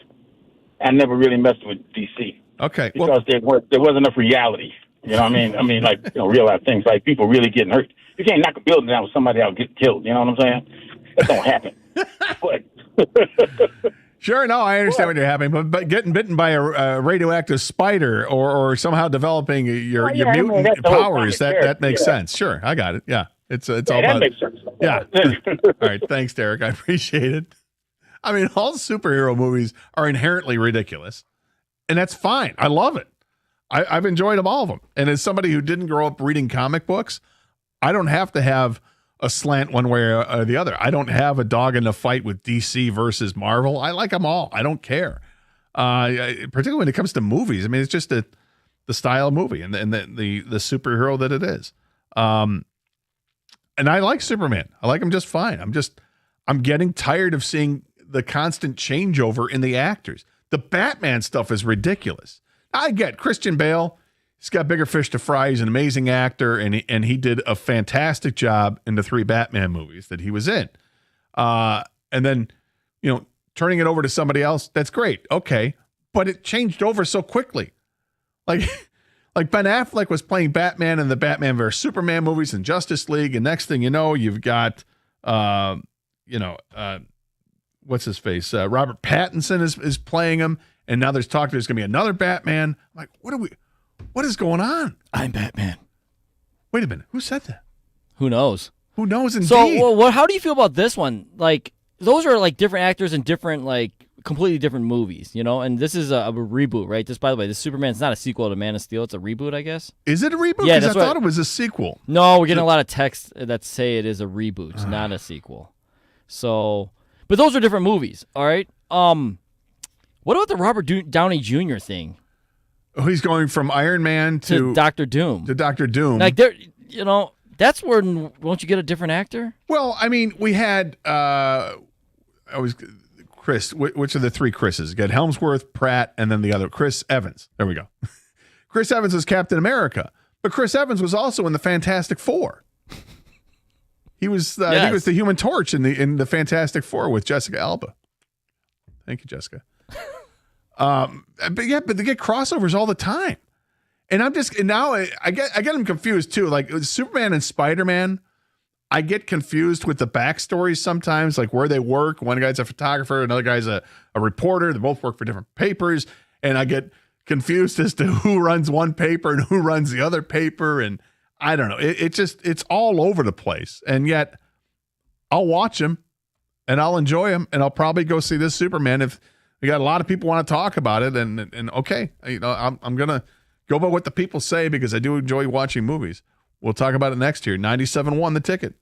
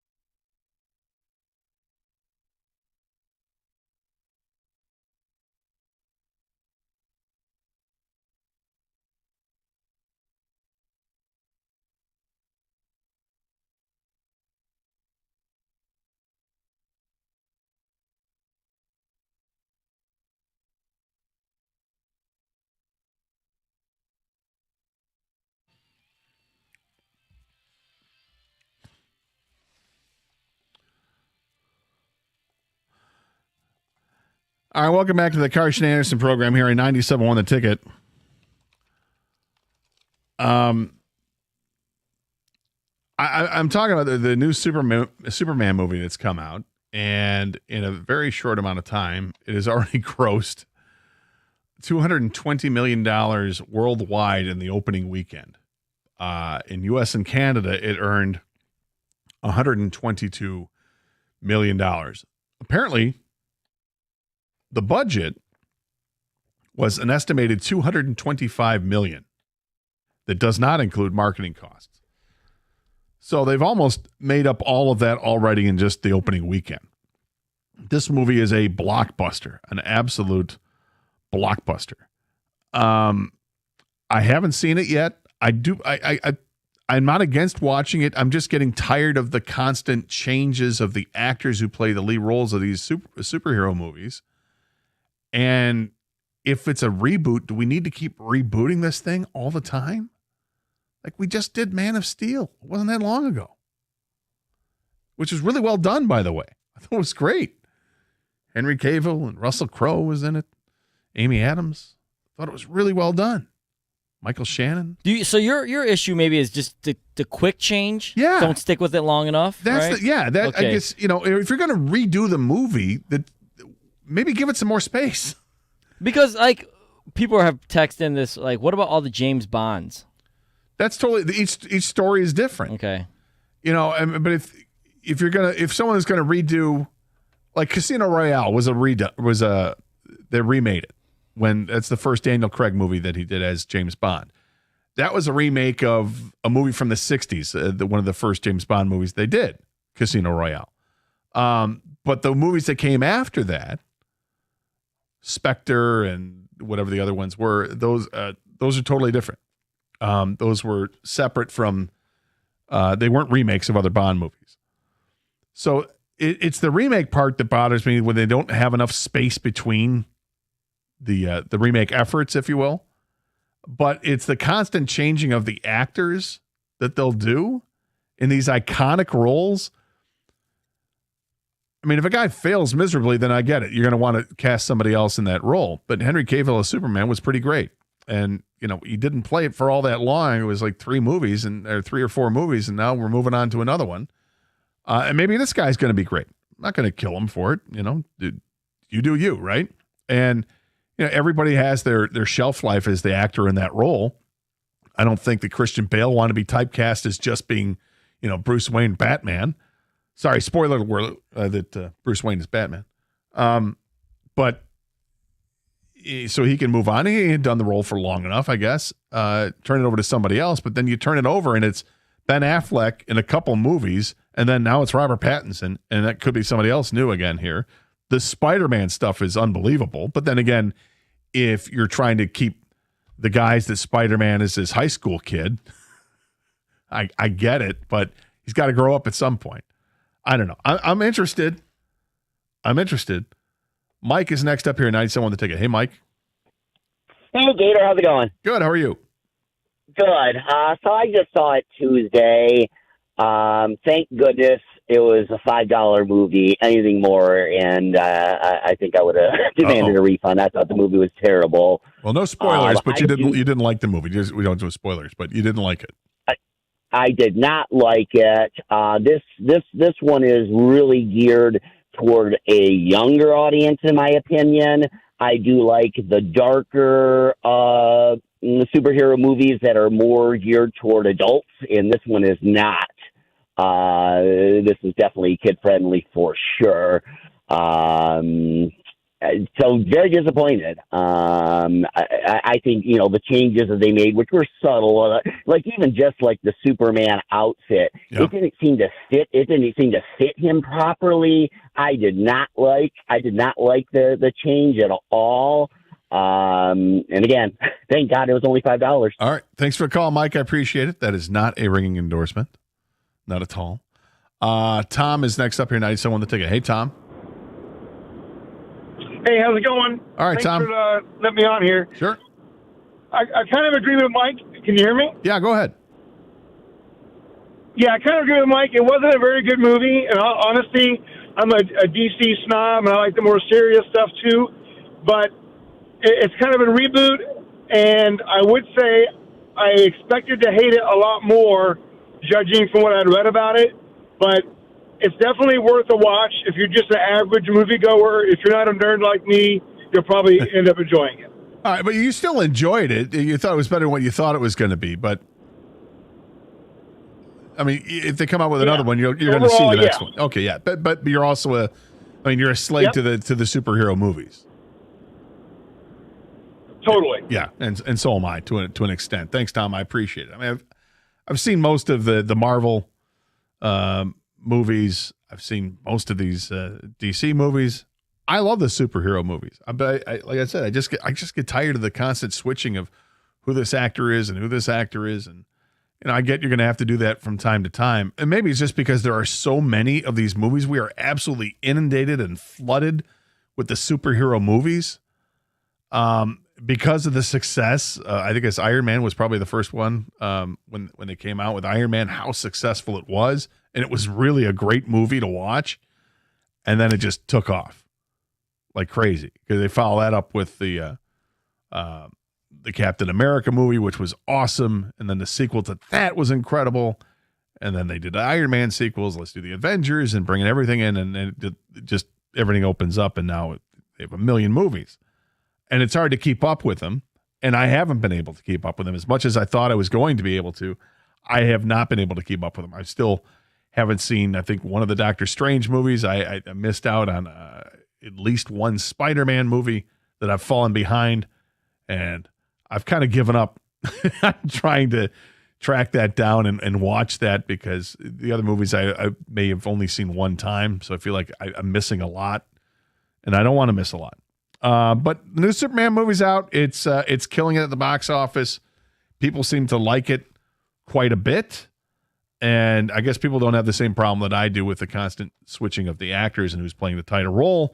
Or people don't have the problem with the constant reboot and retelling of the same story, which apparently this is another telling of the same Superman story.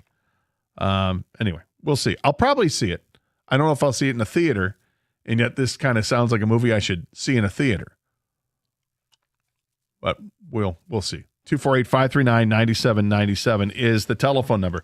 A lot of talk today about the Tigers. We did a lot of that in the first part of the show, and then we kind of shifted gears over to the Detroit Lions as the Lions are getting ready for training camp this year. Rookies reported yesterday. I think they just kind of got their physicals and all that stuff, and today they're going to maybe hit the field. We're going to see the veterans come in this weekend, and by next week, we're going to have full-on training camp to get excited about. Lots of questions about the Lions going to training camp. Lots of questions about the Tigers going into the post-All-Star game part of the season. Only 64 games left for the Detroit Tigers in a regular season. They have a very healthy lead in the division. They are still the best team in all of baseball by record. And we got the trade deadline coming up in 2 weeks. We could see a lot of changes with the Tigers. Hopefully it makes this team that much better and ready to compete to get to a World Series. That would be amazing. This team obviously did great things last year at the end of the season to get into the playoffs, knocking off the Houston Astros. Nobody thought that was going to happen, and then came within a game of getting to the ALCS. Unfortunately, it fell short against the Cleveland Guardians, but that hasn't stopped the way that this team has played. This team has consistently been the best team in baseball over the last 150 games. They've been great. They really have been. And yet we still nitpick the Tigers, and it's more pronounced when they have a 4-game losing streak going in to the All-Star break. 248-539-9797. This is 97.1, The Ticket.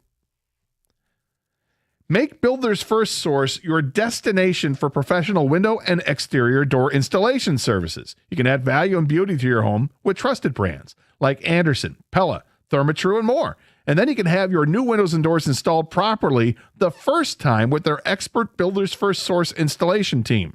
Done right with quality products and services. Visit one of their locations in Clinton Township or Shelby Township or online at buildersfirstsource.com. That's buildersfirstsource.com.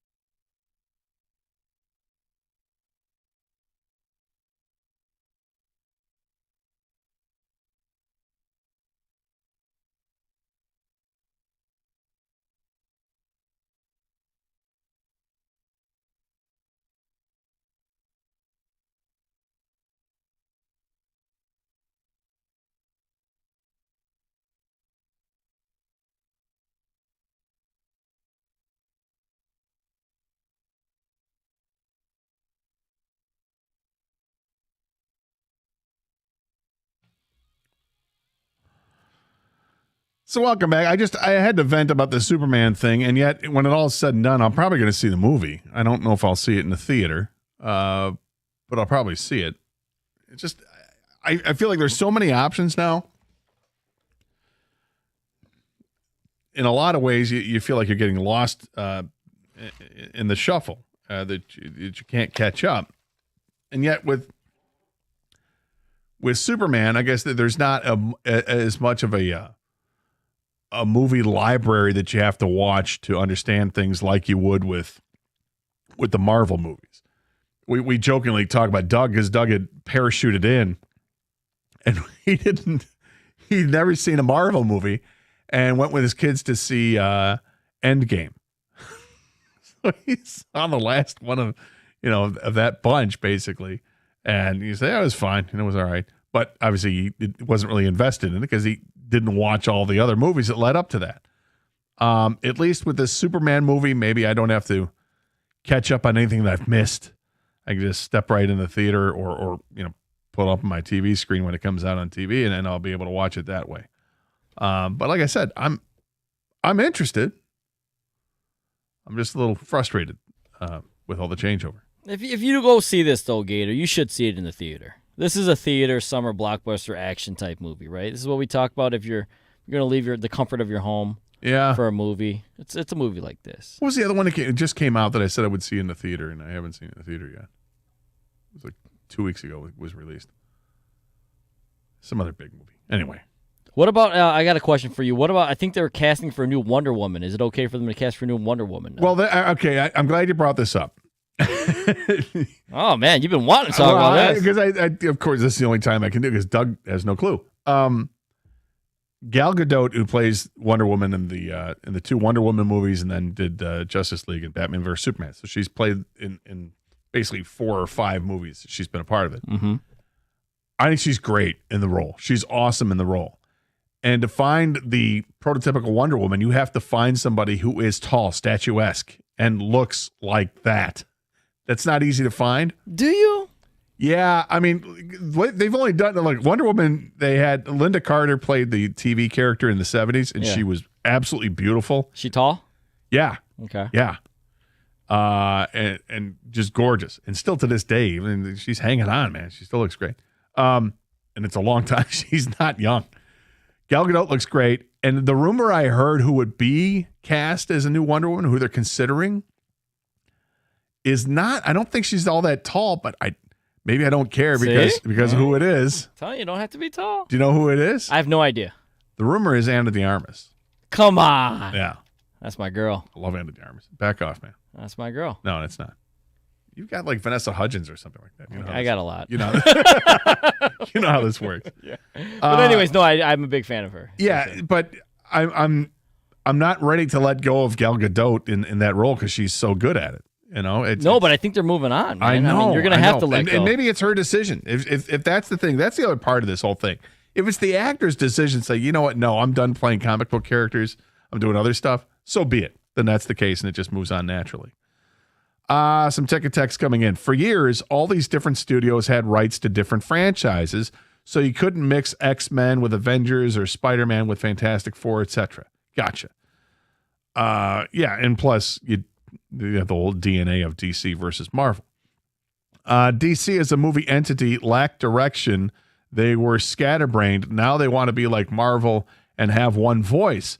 So they put James Gunn in charge of DC to give it continuity and have one voice. He's the director, and I guess he is totally in charge of all these movies now. Man of Steel was the best Superman movie in my opinion. Great backstory, great actors. The new Superman flick was okay at best.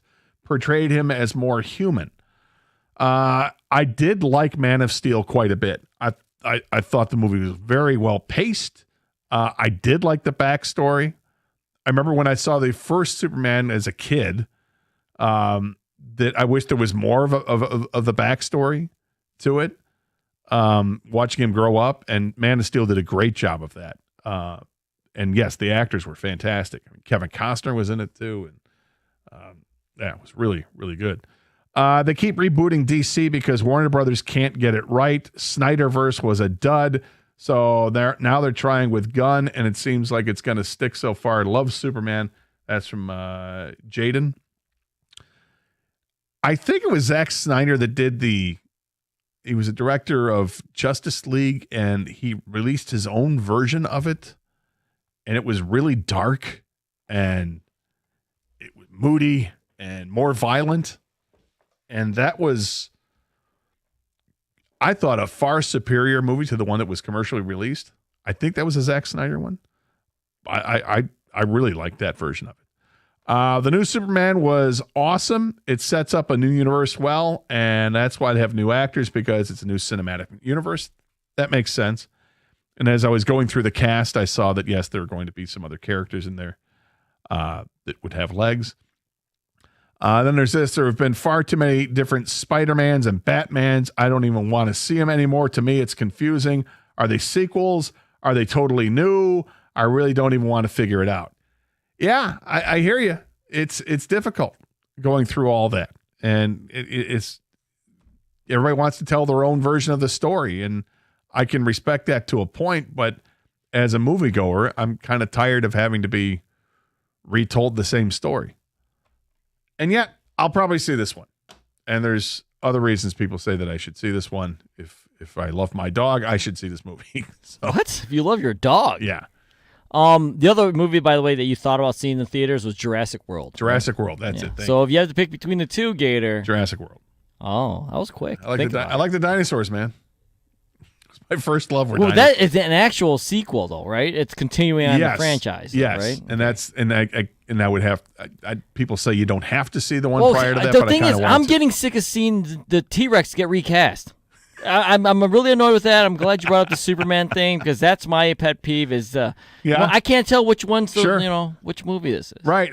This one's got an angrier tooth than the other one.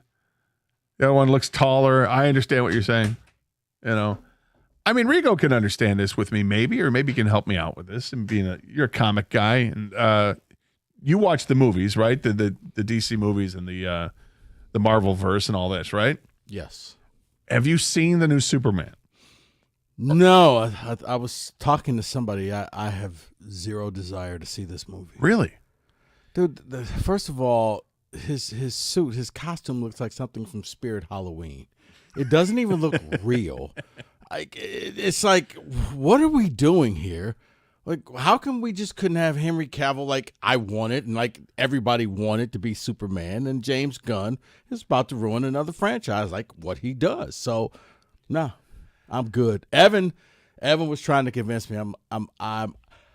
It will have to take people saying that this is the greatest movie of all time for me to go and watch it. I've seen a lot of great reviews. I asked some people on the show. A lot of people were saying it's good. There were a couple of people that didn't like it as much. And my confusion of this whole thing is I'm just tired of seeing the recast of Superman or the recast of Batman or the recast of all these main characters, these iconic characters. I get to a point that if somebody's done it for too long, they want to get away from it. If it's an actor's decision to move away from the role, great. Go ahead and do it. If you give me 20 seconds, I know this is a sports station, but DC's problem is this. They microwave. Like the Marvel movies were slow cooked over 15 years. DC is trying to do it in a microwave and trying to come up with this great iconic saga in like 3 movies. And it's like, guys, doesn't work that way. And when it doesn't, some genius in the boardroom says, well, let's just reboot it again. Okay, you just set it's like a team. Okay, we're going to start all over and we're going to fire the coach. Well, guess what? You hit the reset button too many times, and you got nothing. Yeah, I guess in doing my research on this, I've seen most of the movies. Man of Steel I thought was great. I really liked Man of Steel. Mm-hmm. And apparently they were all set to do a sequel to that, and then it got put on the back burner because they started getting into Justice League and Batman vs. Superman and doing all this other stuff, and they never got around to it, and now they've got this new Superman movie. And here's where my angst and my anger came in. I don't know if you ever saw the one with The Rock, Black Adam. Yeah. Did you see? I mean, he spoiler alert for those who haven't seen it. I'm sorry, it's been out for years. But Superman walks in at the very end of the movie, and it's just like, yes, he's back. And I kid you not, literally a week later, James Gunn was like, "No, I'm going in a different direction." Wait. Every time I get invested, you do this, I don't care anymore. At least Marvel took a long time, but over the 15 years, they slowly told the story so that when you got to Endgame, it was like, wow, Yeah, it made this sense. is what It had I've all been these other waiting ones. all of these years. It was for worth this watching payoff. Doctor Yes. Strange and watching, Black Panther and the Right. Spider-Man and the Civil War and all that stuff to get to this point. Because you're right, and it was the brilliance of that was at the end of the movies when they had that extra scene at the end Right, during the the credits. end credit scene. It would kind of spin yeah. you to the next, and it's like, okay, and this. Well, what are you excited about today on your show? Well, apparently I'm going to get ambushed about something to start off with. I great. don't know if Glad I it walked happens to in you, and too. everybody gets shh. So that's always fun. Yeah.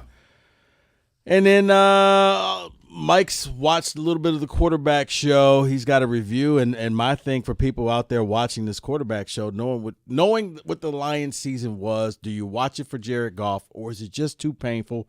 Because kind of like Jack and Titanic, you know the ending.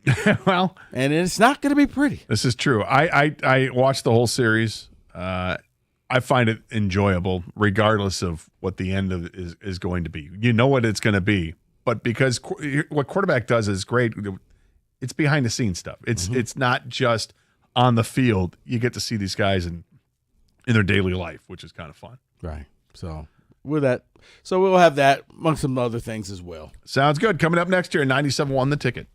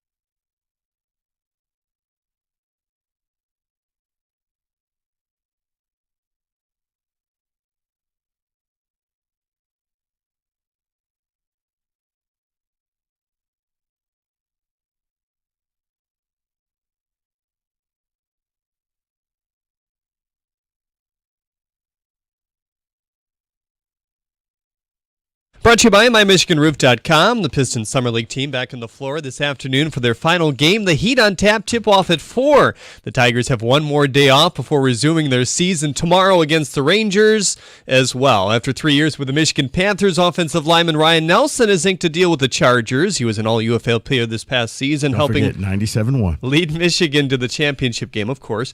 According to Adam Schefter, a Dallas judge has given Chiefs receiver 5 years probation plus 30 days of jail time for a crash he was involved and back in 2024. That's Rice, of course. The time can be served during the 5 years of probation. Schefter, expect him to receive a multi-game suspension from the NFL soon as well. Chargers wide receiver Mike Williams also retiring from the league. He played 8 seasons with 3 different teams. The British Open nearing the end of round 1. Matt Fitzpatrick is one of 5 tied for first right now. Scotty Scheffler tied for 6th. At the Corwell Health Sports Desk, I'm Jeremy Otto from Oregon at 97.1 The Ticket or Odyssey.com.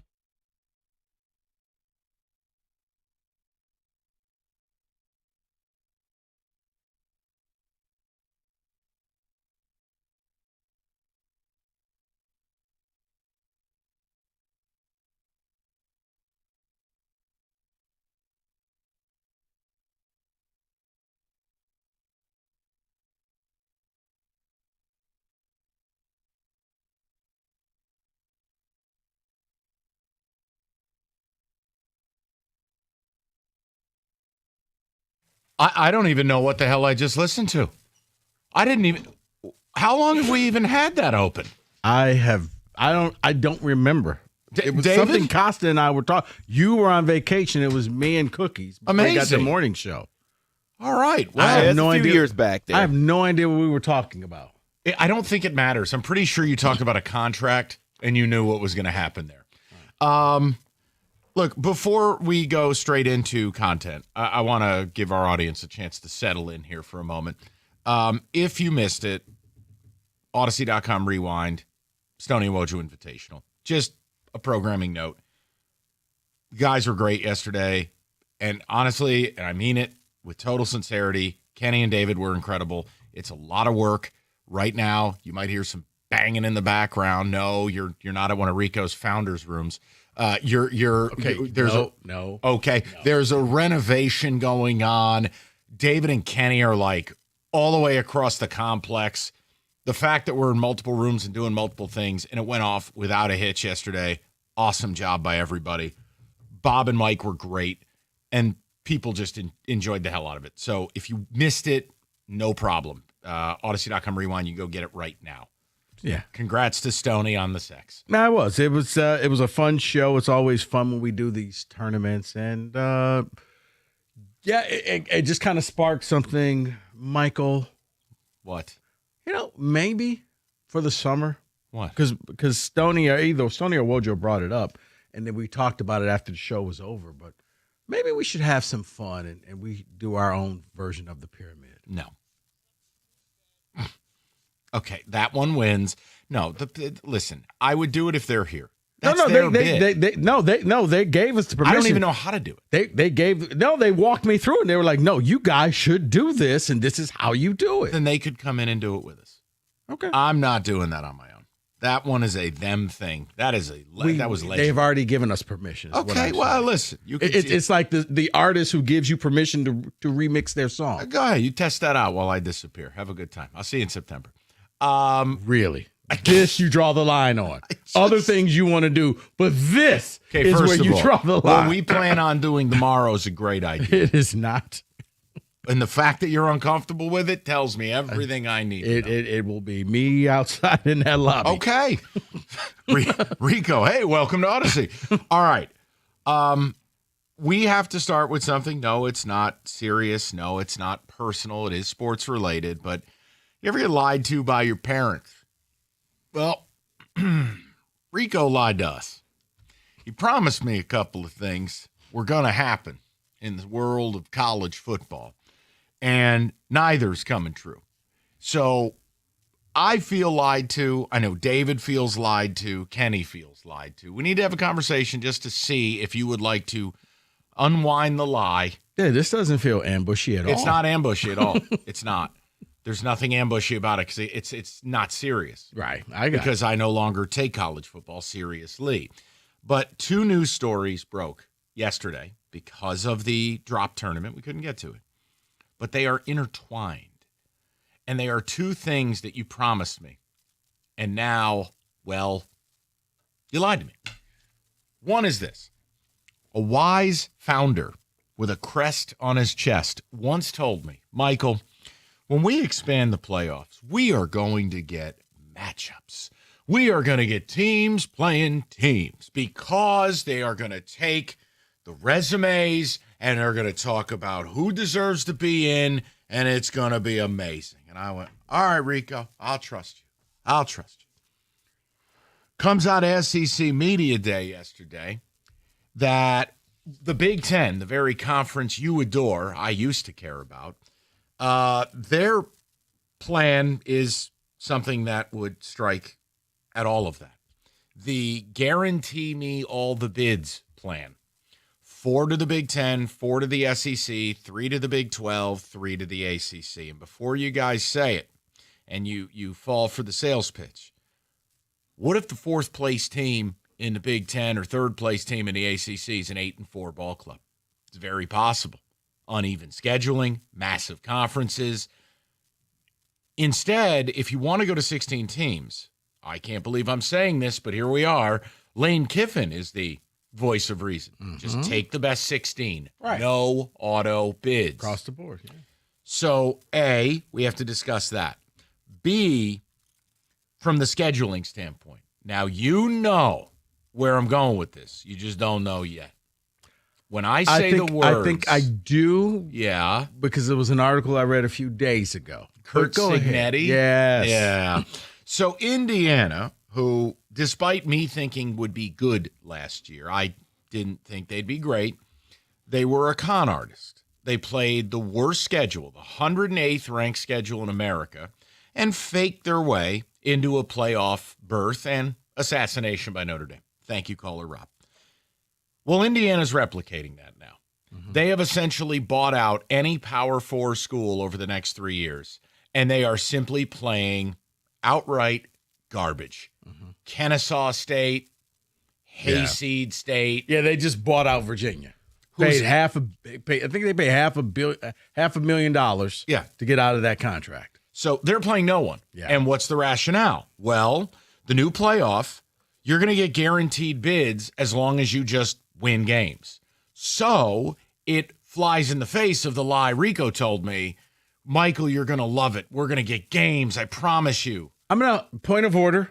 Okay, hold on. We're stopping. Court. That's Indiana. Okay. They were never really taken seriously. And they found the cheat code last year and said, let's just keep trying to use this same cheat code.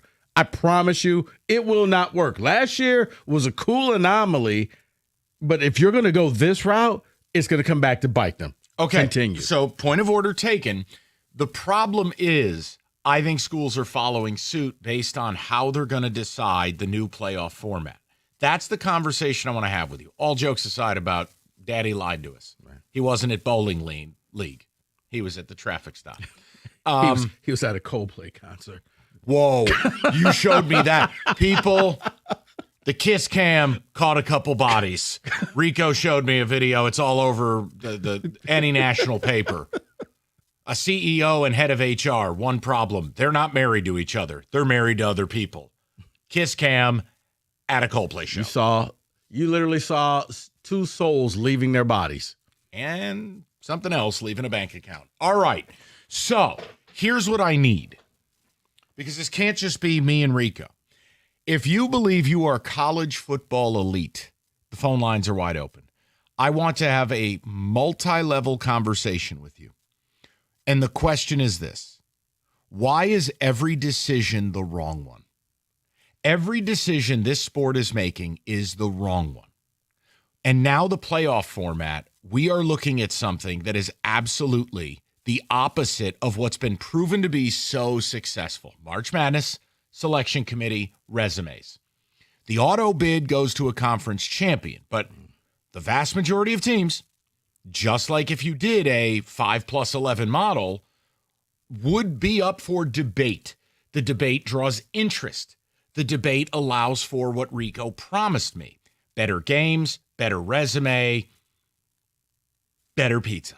Just like it was supposed to be a certain way, right? It was. And it's not. Because now what they're doing, guys, the Big Ten wants guaranteed bids. 4-4, 3-3. I mean, it's just nonsense. So I want to hear from you guys as Rico and I bicker, as we are wont to do. certainly David, Kenny. Kenny is our SEC honk. I want to hear from him on this. The simplest thing is you go to 16 teams, no automatic bids. And we look at resume with defined parameters. Rico would not have lied. And I'm all for that, Mike, because I look at a team like Indiana, and Indiana realizes year in and year out, we're never going to have the talent as the big boys, so we have to stack the deck. But on the flip side, like this year, you'll get LSU and Clemson in a game. That's a game you'd like to see, right? Yes. Yeah, that's going to be in week 1. Miami and Notre Dame. Week 1, like, okay. The Cockaboos and Virginia Tech. Week 1. Like, these are games that are like, yes, that's what I thought this was going to be. A team like Indiana, I get it. I understand. But you know what? You're Indiana, and you realize your limitations. And your limitations means we need easy victories so we can somehow, maybe every 5 years, squeak through the Big Ten and get that 4th spot. So I want to hear from you guys, because I think the format they go with greatly affects what Rico just talked about. And those games could be going away. And look, if you're in Indiana, if you're a Wisconsin, if you're a Michigan State, if you're in Iowa, a UCLA, hell, I'm ready to say a USC at this point. Been a minute since you've been legitimate. You probably shouldn't play anybody. You probably shouldn't. Go 10-2 in a dressed-up league and see if you can't creep your way in, right? Especially if they go with these auto bid deals. 4th place team in the Big Ten, 10-2 might cut the mustard. And now, for the record, and for the people in the back, the automatic bid 14, I am totally against. This goes against everything that I was told this was supposed to be. Daddy lied to us. I am totally against that. I'm more with your boy Lane Kiffin. If you're the best team, it may be a year, Mike, where the SEC has more teams. But if they got a better conference, so be it.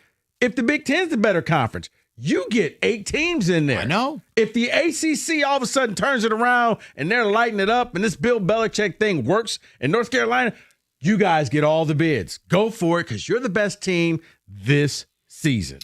I need the college football elite.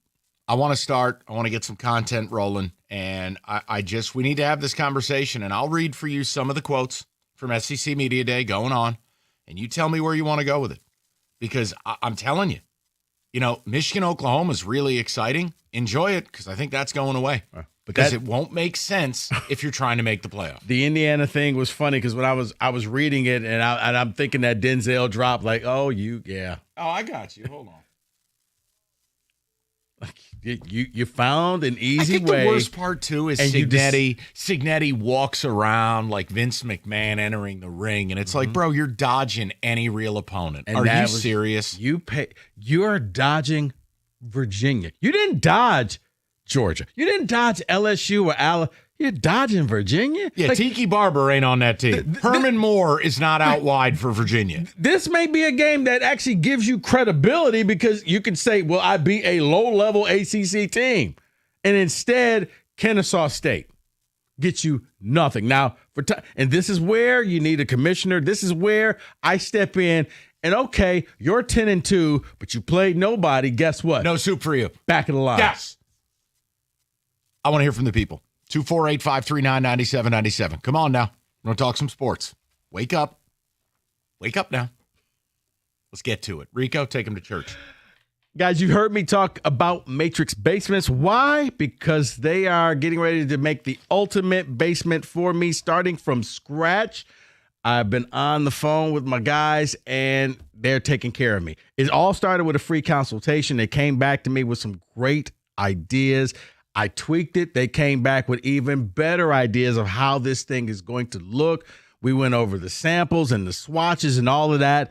Now I was just on the phone with them, and it's getting started. They dropped off the building material. We're going to have the electricians come out next week. We're getting this thing started. Why? Because it's going to be done before football season.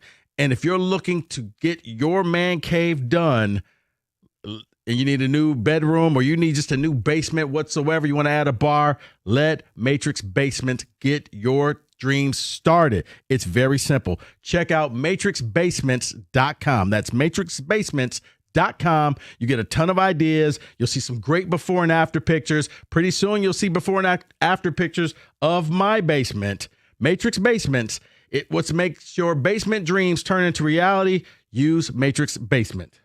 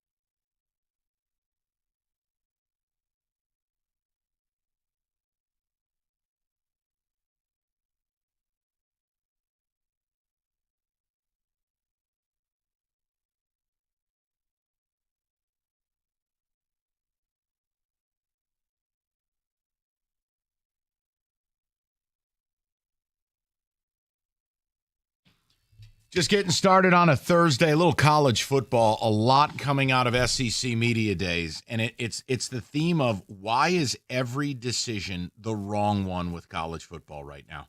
And this is including a conversation on the CFP.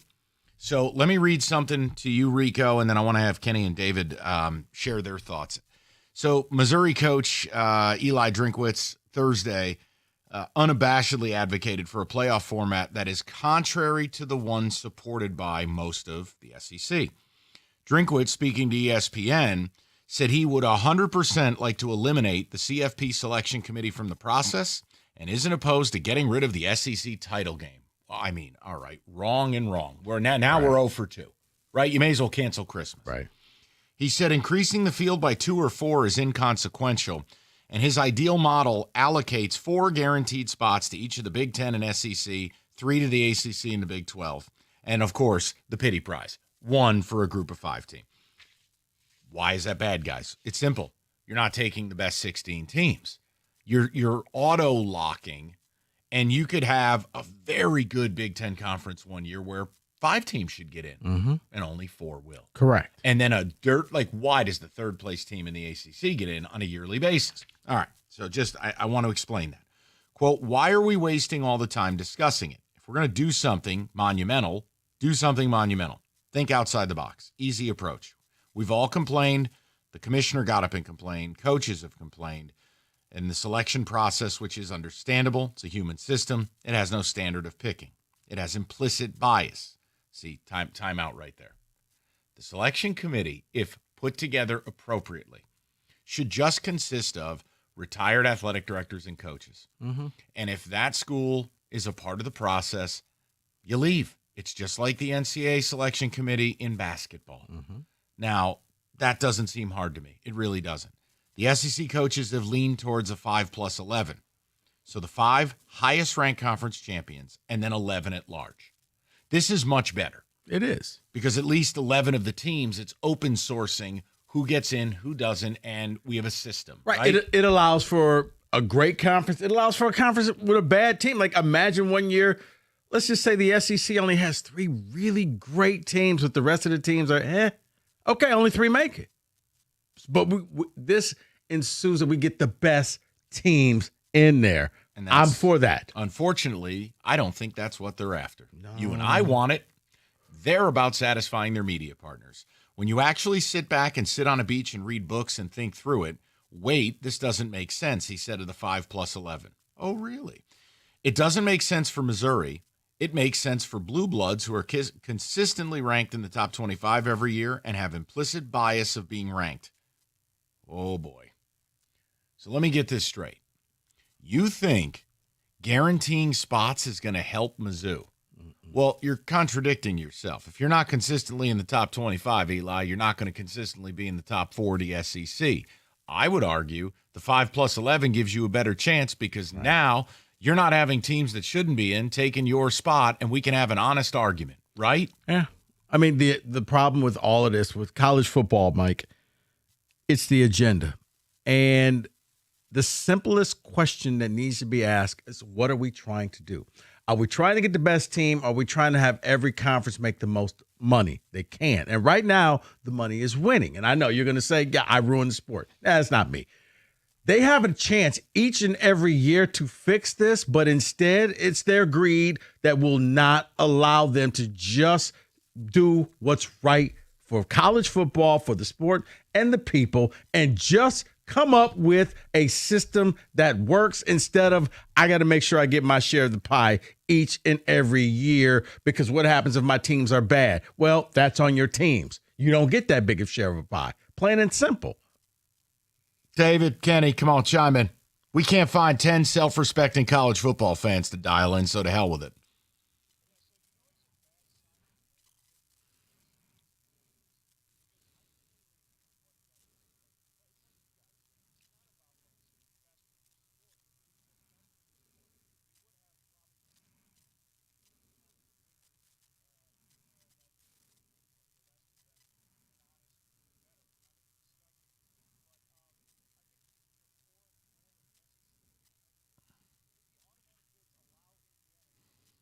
Correct.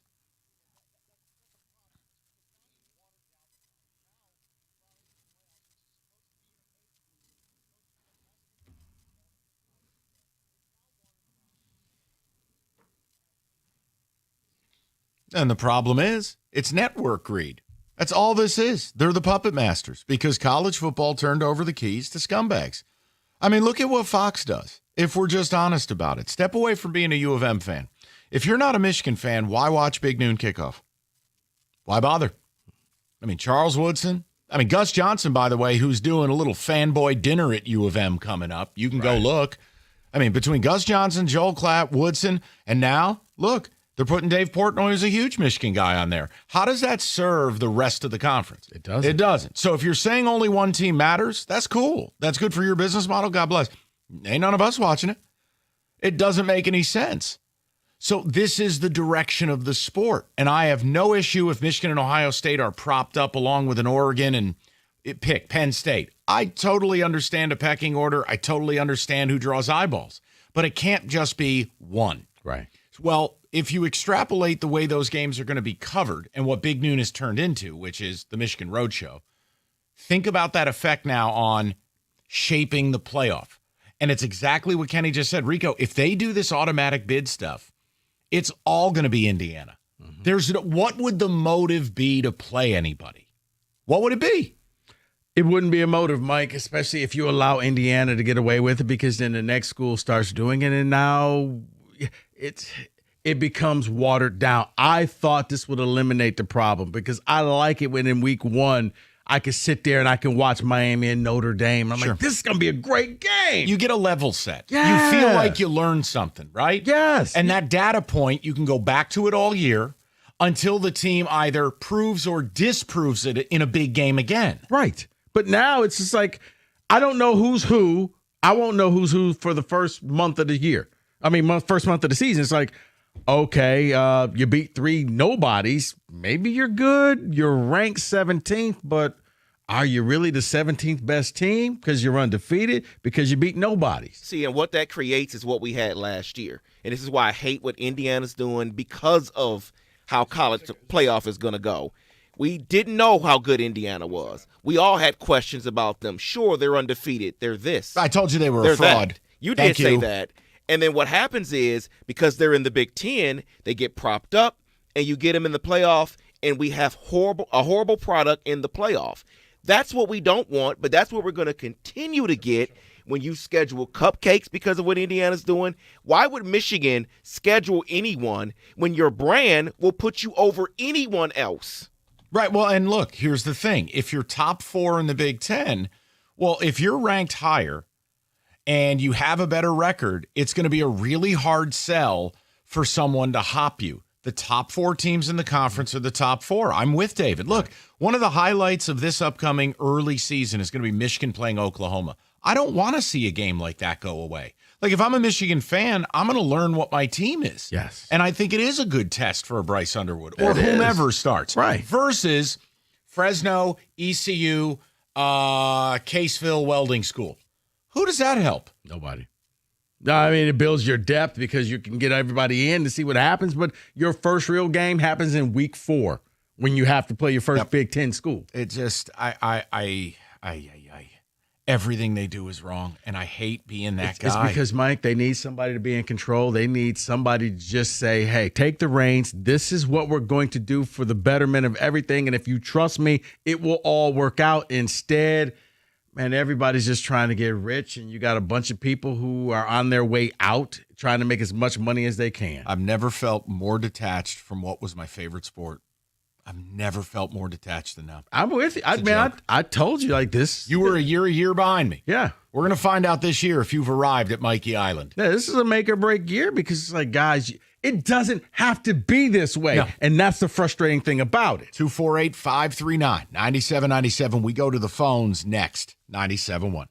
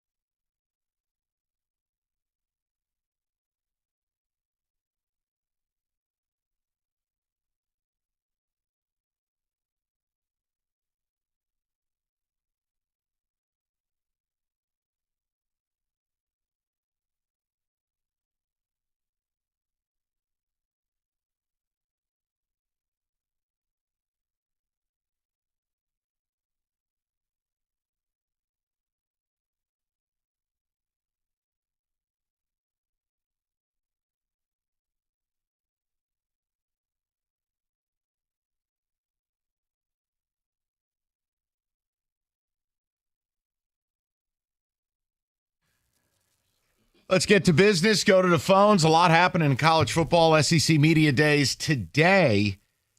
And they're doing more nonsense with the playoff, and I think it hurts all of us, the fans. We go to Spencer, see what he's got to say. Spence, what's going on, buddy? Oh, Mike Rico, how you doing? Good, pal. What do you make of this nonsense? Can you help me, please? It's a complete dumpster fire is what it is. Because you have to now, each Big Ten and SEC team would need to secure 3-4 playoff slots each season, which would then lead to less competitive play. Yay, that's fun to watch. And then, now you're on top of that, you're formatting and awarding 13 teams that automatically make the playoffs. Yeah, that's a concentrate power in the hands of few conferences. So, I mean, what do we it logically makes no sense here. Spencer, I'm with you. When this initially happened, I got excited because I thought this was going to be just like college hoops, where they will play great programs, will play another great program early in the year as a litmus test to see where they are. It's good. Even if you lose, it helps your resume because you're not playing a bunch of nobodies. And college football said, yeah, hopefully they don't go the way of Indiana. Hopefully we will keep having the matchups where I'm okay if you play 2 easier games, but one of your 3 games should be against an opponent of your equal. Yeah, I mean, you should definitely have a powerhouse versus a powerhouse, not a powerhouse versus 3 high school teams. That's silly. Well, you're wasting 33% of your season. That's been the issue for a long time now, and especially with the playoff, where if resume doesn't matter and it's just a stock ranking within your conference, no, Spence, you're right. And look, I don't know what the right breakdown is. I can just tell you the only teams that should be given automatic bids are conference champions. Otherwise, why play the conference championship games, which is, again, SEC, you've got some coaches saying, let's get rid of those games. I highlighted it, Spencer, last year. ACC championship, didn't matter. Both got in. SEC championship, didn't matter. Both got in. Big Ten championship, didn't matter.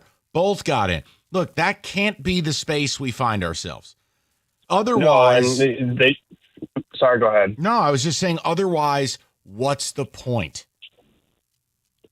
Well, then to me, the way that they break down March Madness for time's sake, they should translate that to college football, and it would be beautiful. Yeah, and that's what I thought we were getting, not only because Rico promised it to me, but because it's what made sense. The idea of a resume-based sport, and you take away a lot of the nonsense. We're going to play good teams. We're making these bigger conferences with more games. Let's just settle it on the field. That's what we were sold.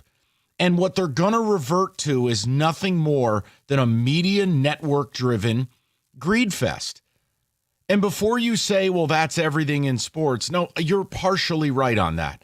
But the NFL is still the NFL, right? The Lions had a winner-take-all game against Minnesota that you had to win or you were going to fall to the 5 seed. The seeding matters. Winning your division matters. It just, in college football, I feel like nothing matters anymore. And that's what made the sport amazing. Yep. Go to Mark, 97.1. Marky, what's going on, buddy? My idea was that you would make the selection committee totally disregard any non-conference games that team had played. One, it would disincentivize that, Kennesaw State games, Michigan versus Western Michigan, things like that. The incentive to doing that would be that if you played a Power 5 conference team as one of your non-conference games and lost, it still doesn't preclude you from advancing in your conference. If you're the number 3 team in the SEC, even though you lost a tough non-conference game, you're still going to get in that way. The incentive, though, is if you beat a good Power 4 team, you could finish third or fourth in the SEC or the Big Ten, but on your resume, you have this good win. Well, I think if you're going to go this route, and Mark, I can meet you in the middle on something. I think the other thing that needs to happen, and these conferences fight it, and we know why, because they won't have their cupcakes. The conferences have gotten so big, an 8 or 9 game conference schedule really doesn't do it anymore. You should have at least 10 conference games. If you're in a league that's 16 or 18 teams deep, you have to play over half of the teams in your league. It comes Otherwise, with that territory. What's the point? Right. Well, the point is, I guess, for the regular season, because I'm 72 and remember the good old days. And so the point is, you would get rid of some of these meaningless preseason games, I call them, and actually incentivize our 4 teams, Indiana especially, play Virginia and not Kennesaw State. But here's what I'm saying. The middle ground is your Power 4 opponents are in your conference. Mark, what I would do is just this is how it's going to roll. We play a 12-game schedule. 10 games have to be conference.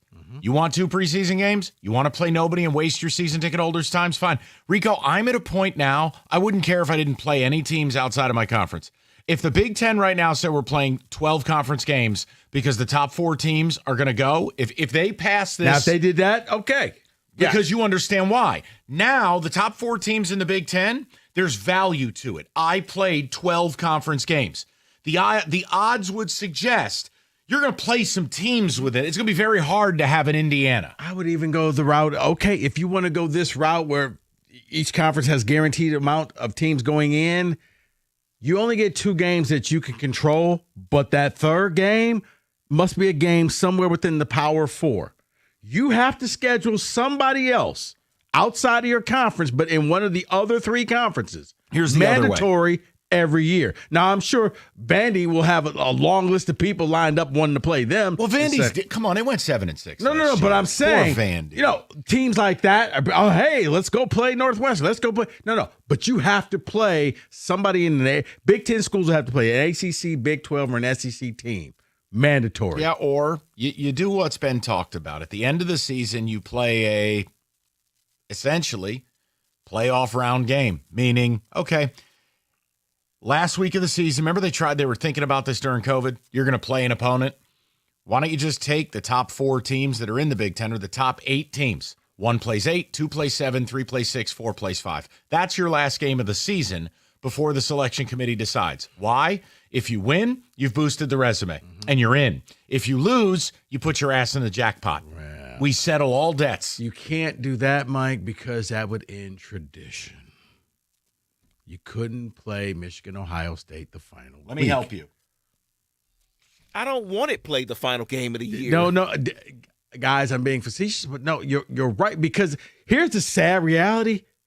The NCAA hates the fact that they did these things during COVID. So everything that they said couldn't be done, they did. They scheduled a game within 72 hours. That was BYU and Coastal Carolina. Yes. They scheduled it on a Thursday, and I think they played on like a Friday night. Right. They scheduled a game. They got the teams together. And I thought that was a brilliant idea. The final week, you take the best teams and you play almost a semifinal to see who goes to the Big Ten championship. Play a 10+1. 10 conference games plus the 1. And then you have 1 preseason game to start the year where if you want to play a cupcake to get your feet wet, you do it. Now, if they want to do that, to go 4 auto bids Big Ten, 4 SEC, 3 for Big 12 ACC, then but again, here's the problem. You would need uniformity. We'll see, but here's where a network like Fox would probably say no, because they're not spending all of this money to have Michigan, Ohio State not be played on their network on the final week. No, but it wouldn't be played on the final week, and it would be played on their network just in October. But tradition. No. The network gets what they want. The eyeballs are there. Right. The game means more. And Michigan and Ohio State, Fox, in fact, they should have no blood in their legs because it would create the possibility that Michigan and Ohio State play again that last week, where it would mean more. Yep. So let's make real decisions. I'm tired of the nonsense. Not you. I'm saying. But that's going to be the whole thing. Well, what about this? You can't sit here and scream about traditions when you've thrown everything else out the window. They're taking a sport where dozens and dozens and dozens of fan bases really were invested, and they are going to make this where basically 6 to 8 fan bases care. I mean, you're not going to be able to fight this battle with me if you call up, because I will quickly ask you, why would a Northwestern fan, why would a Rutgers fan, why would an MSU fan, why would an Iowa fan, you want to go to a different conference? We can do that too. Why would any fan care anymore? And you're seeing more empty stadiums. Now, if you want to say, well, television ratings have never been higher, I challenge that for one reason.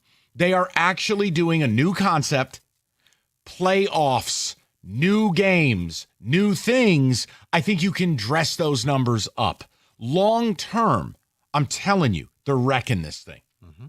So again, if you're a Michigan fan, go, I don't care. That's cool. Like, let's try to move beyond that. There's 130 Division I teams. I'm telling you, the halves, there's 40 or 50.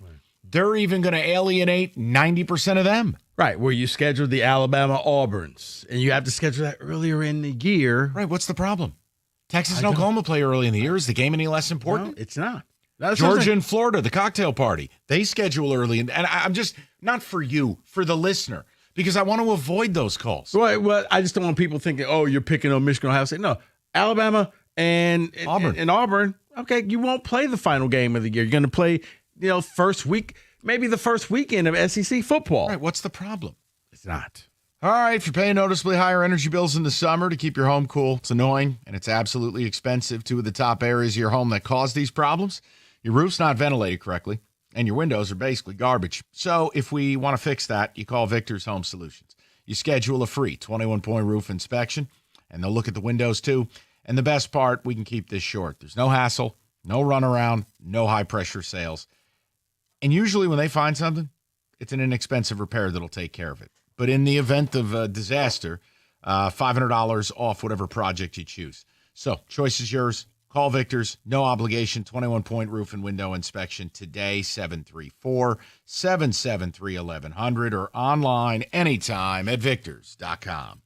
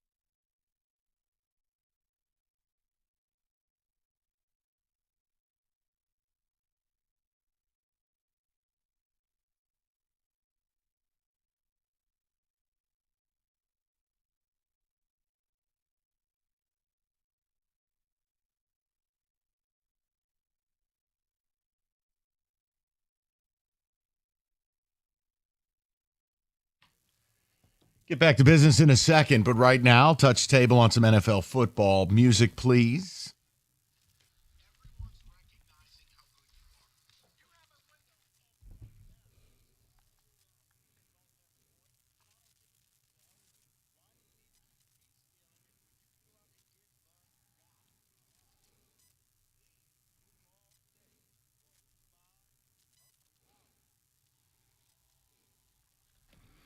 Well, fellas, we are less than 50 days now away from the start of the NFL season. Very first game, not preseason, the games that matter. So the other day, what we did was we went over year 2 players and what their impact can be, the importance that they will have this upcoming season. So I want to go through some veteran players right now. We'll go through all types of positions here. Let's start at the quarterback position, 1 through 5. The importance of this team's season hinges on them. It is Daniel Jones. I want Rico to go first because my bias will shine through. Wait. The importance of their season depends on the importance him? of their season depends on him.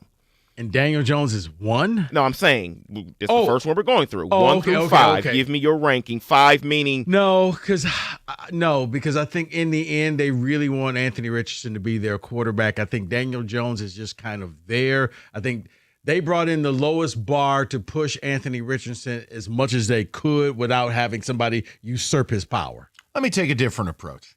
Anthony Richardson blows.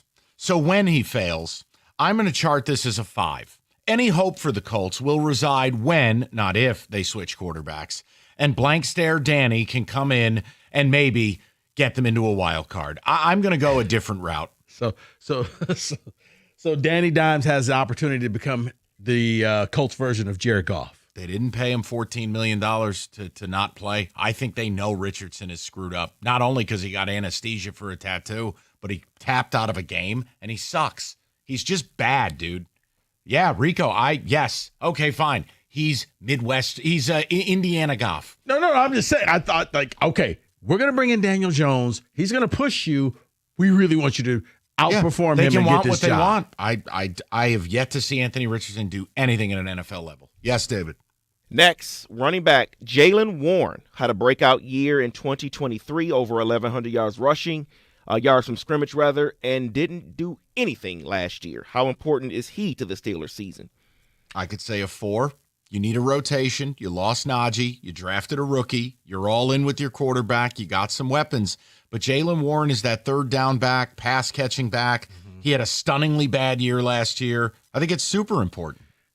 It's important, but I don't see him filling the role of Najee Harris, David. So I'll go low for that, maybe a 2 or 3.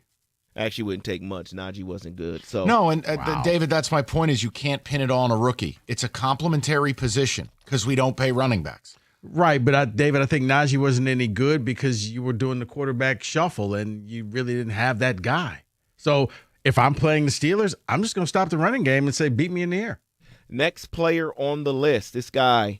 The Chiefs are talked about as a team that struggled offensively last year. They need their receivers. They need their weapons. Well, Isaiah Pacheco did not play at all last year, and it showed. They struggled in the run game. How important is he to their offense? 5.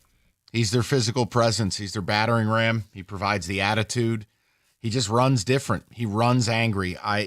They just haven't filled the void at running back. So, yeah, I'm going to say a 5. They need that in their offense. Nope, I'm agreeing with you, 5. This next one is also a running back. It is Brian Robinson Jr., and he was really good weeks 1 through 8. Yeah. Then he missed weeks 9 and 10, and his efficiency, he was least in efficiency when it came to runners after he returned from injury. How important is he?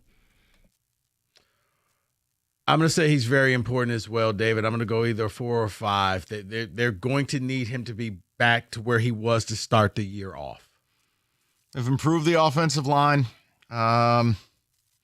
I don't know. I'm probably a touch below Rico on that one. I still think Jaden Daniels is going to take another step forward. You'll see better passing numbers, but it's important. But it takes the pressure off that Jaden doesn't just take the beating every time. He doesn't have to be the running back and the quarterback. No, it's not about him running. I'm telling you, the passing game, man. They're going to go Kingsbury year 2. He can unlock the rest of the playbook. Right, that's what I'm saying. If you're able to establish the run, now you can play action. You can do a lot of things other than just Jaden, help us out.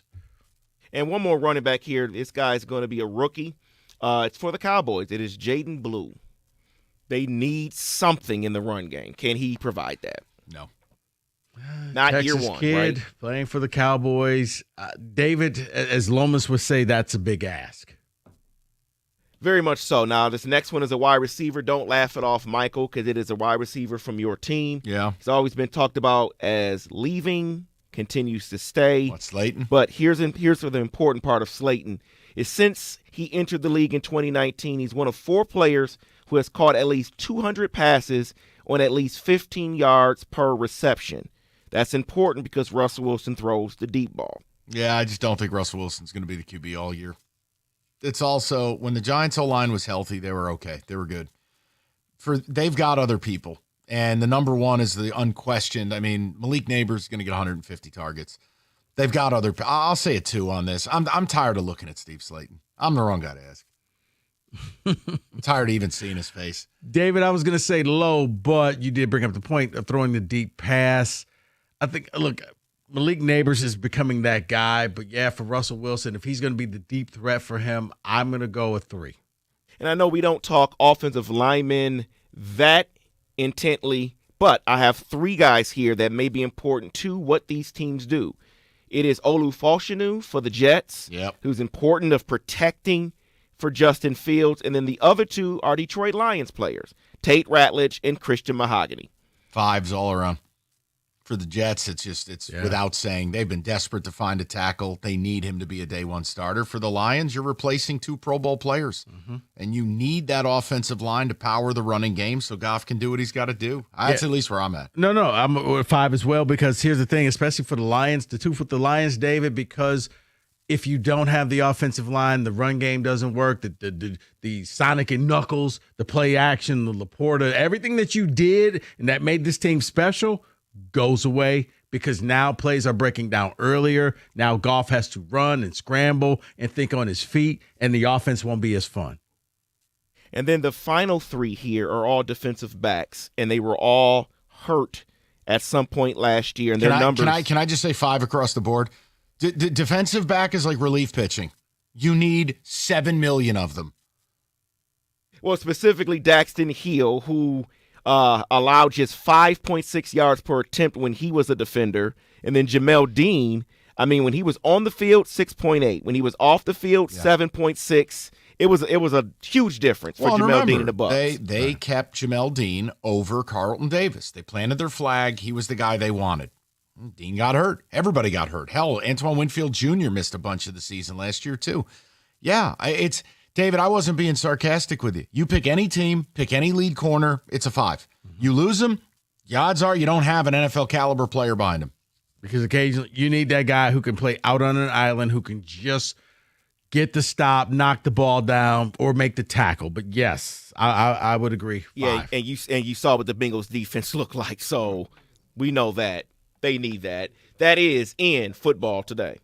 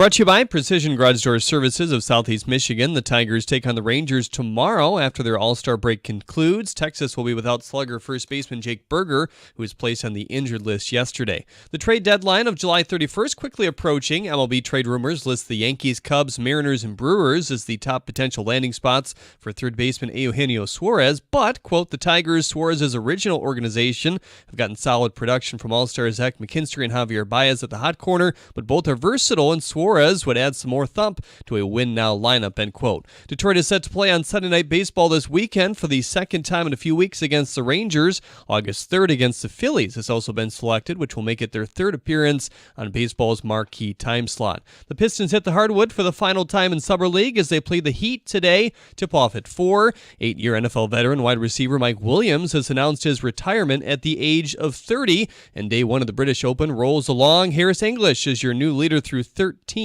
at 500 par. At the Corwell Health Sports Desk, I'm Jeremy Otto from Oregon at 97.1 The Ticket or Odyssey.com.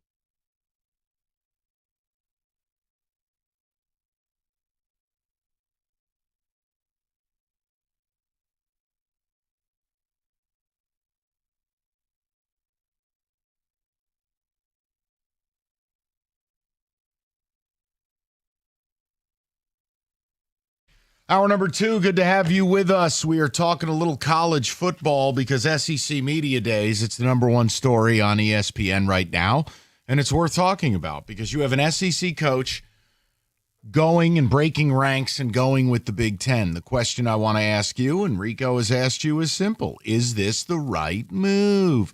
Because what Eli Drinkwitz of Missouri and what the Big Ten and Tony Petitti are petitioning is a mockery. It's ridiculous. It is a model where it's all auto bids. You will have no college football committee and potentially just get rid of your championship games as well. 4 Big Ten teams, 4 SEC teams, 3 from both the ACC and Big 12, 1 pity prize, and 1 at large. What? Okay, so if that's what they're going to do, what's your response to it? I will tell you that without a major scheduling change of playing way more conference games, you met just somebody turn the light out for a guy like me. I have no time for it. You will encourage the Kurt Signettis of the world to play no one. Mm-hmm. That's what you'll encourage. So I want to hear from you guys, 248-539-9797. If you're going to expand the playoff, it has to make resume games more prevalent, which is what Rico would like and what Rico promised us. But that's not what they're doing because here's what's happening. Media rights deals. This format guaranteeing 8 of 14 are SEC and Big 10. That is a network ploy. Yeah. The fact that you are then backfilling with 3 Big 12 teams, which I'm sorry, there's no year 3 Big 12 teams should get in. The conference isn't strong enough. 3 ACC teams, it's the same thing. It would because be it rare. makes me think that that team number 3 for the Big 12 or team number 3 for the ACC probably don't deserve to be there. They'll be that team kind of like Indiana was last year. You're in there, but you weren't one of the best teams. I'd rather, like I said, Lane Kiffin, just give me the best 16 teams across the board, and we'll figure it out from there. Because right now it's set up that each conference wants to get as much money as they can, Mike. It is the greed factor. It is how big of a check will you guarantee us every year, regardless of how good our teams are. If your teams are good enough, stand on your merit. Stand on your team. What is your interest level in this sport compared to 5 years ago? That's kind of a backdrop question. But I'm asking you, if this becomes the format, it's almost inarguable that it's not good for the sport, that it's not good for the fans. Or does anyone even care? I don't know. You want to talk about Star Wars or something? Like, come on. 248-539-9797. David, ticket text, because we didn't do it hour 1, and then we'll get to the phones. The suspense of college football is over with. You can now lose 1, 2, or 3 games and still get in. College football is a joke now. The games don't hold the same amount of weight that they did in the past. Well, but I'm sorry, real quick, Mike. The thing is, I was okay. If you played real schedules, if you lost 1 or 2 games because you lost to some good teams, that it shouldn't. I encourage people to go out there and test themselves. I don't want to see them playing nobodies in order to stay undefeated. That's what opened this up to the playoffs, where it wasn't the whole, well, if you lose a game, you're out. Play somebody, and if you lose, you're not going to get punished because you lost to a good Arkansas team or you lost to a good Penn State team. David?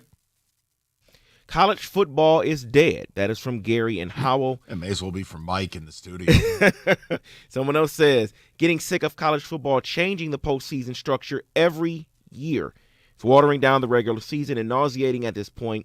Figure it out and stick to a final structure. Yeah, and again, they're going to alter it again. It's not going to stop at 14. It's going to go to 16. And it'll be another round of arguments. The point is, the bigger you expand this to, you have a real-life example of what it does to your sport. It's called college basketball, where only Rico cares about the regular season. That's not a shot. It's not. It's a statement that only the biggest fans of the sport care. You can't cater to 5% of people. It's the idea of college basketball's regular season has been rendered null. Think fast. Who won the Big Ten regular season championship 3 years ago? You see what I mean? Wisconsin. Okay, you would know that because you're Stump the Schwab. The point is, there's no relevance. Then there's the conference championship. Does anyone care? Not unless your ass was on the seed line. So that's what they're doing to college football, and I'm sorry. You can't survive that way. Not long term. Short term, there'll be a bump. Oh, the TV ratings are great. Have another set of games like you had last year. Watch with those TV numbers. Those games were morbid. No, you're right. And you rendered a championship. Think about this. I watched Georgia, Texas. That is a dream matchup. I mean, and Kenny, speak on it if you care. That is a dream matchup in the SEC championship game. And in my heart, you go, it doesn't even matter. But see, a non-game. But see, that's. And Kenny and Mike, and first of all, Mike, it was actually Purdue. Zach Edey. But what I would like to say is, for those games that would be rendered useless, that's why the games early in the season would actually mean something, because you don't know how good these teams are going to be. So the anticipation in week 2, we get to see this powerhouse versus this powerhouse the way it was supposed to be done.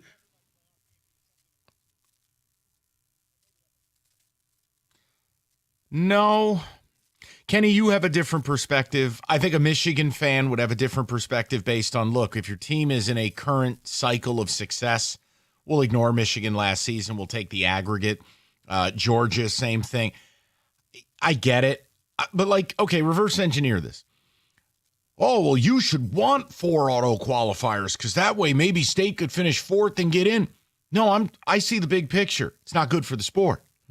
And I would, if MSU were ever to get in on merit, play people, do it exactly the way we used to do it, play people. And I would say you do want to get the best teams in there, because I think you'll get the better matchups in the first round. And will they all be great games? I can't promise you that, but these auto bids will produce dog water. But then I look back at a team like Arizona State, and I'm like, you know what? Maybe they deserve to be in there, because they went in there and gave Texas everything that they had.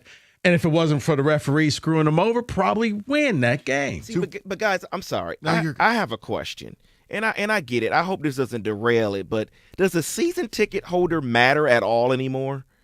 Because if you're an Indiana season ticket holder, you're like, now we get to see Austin Peay.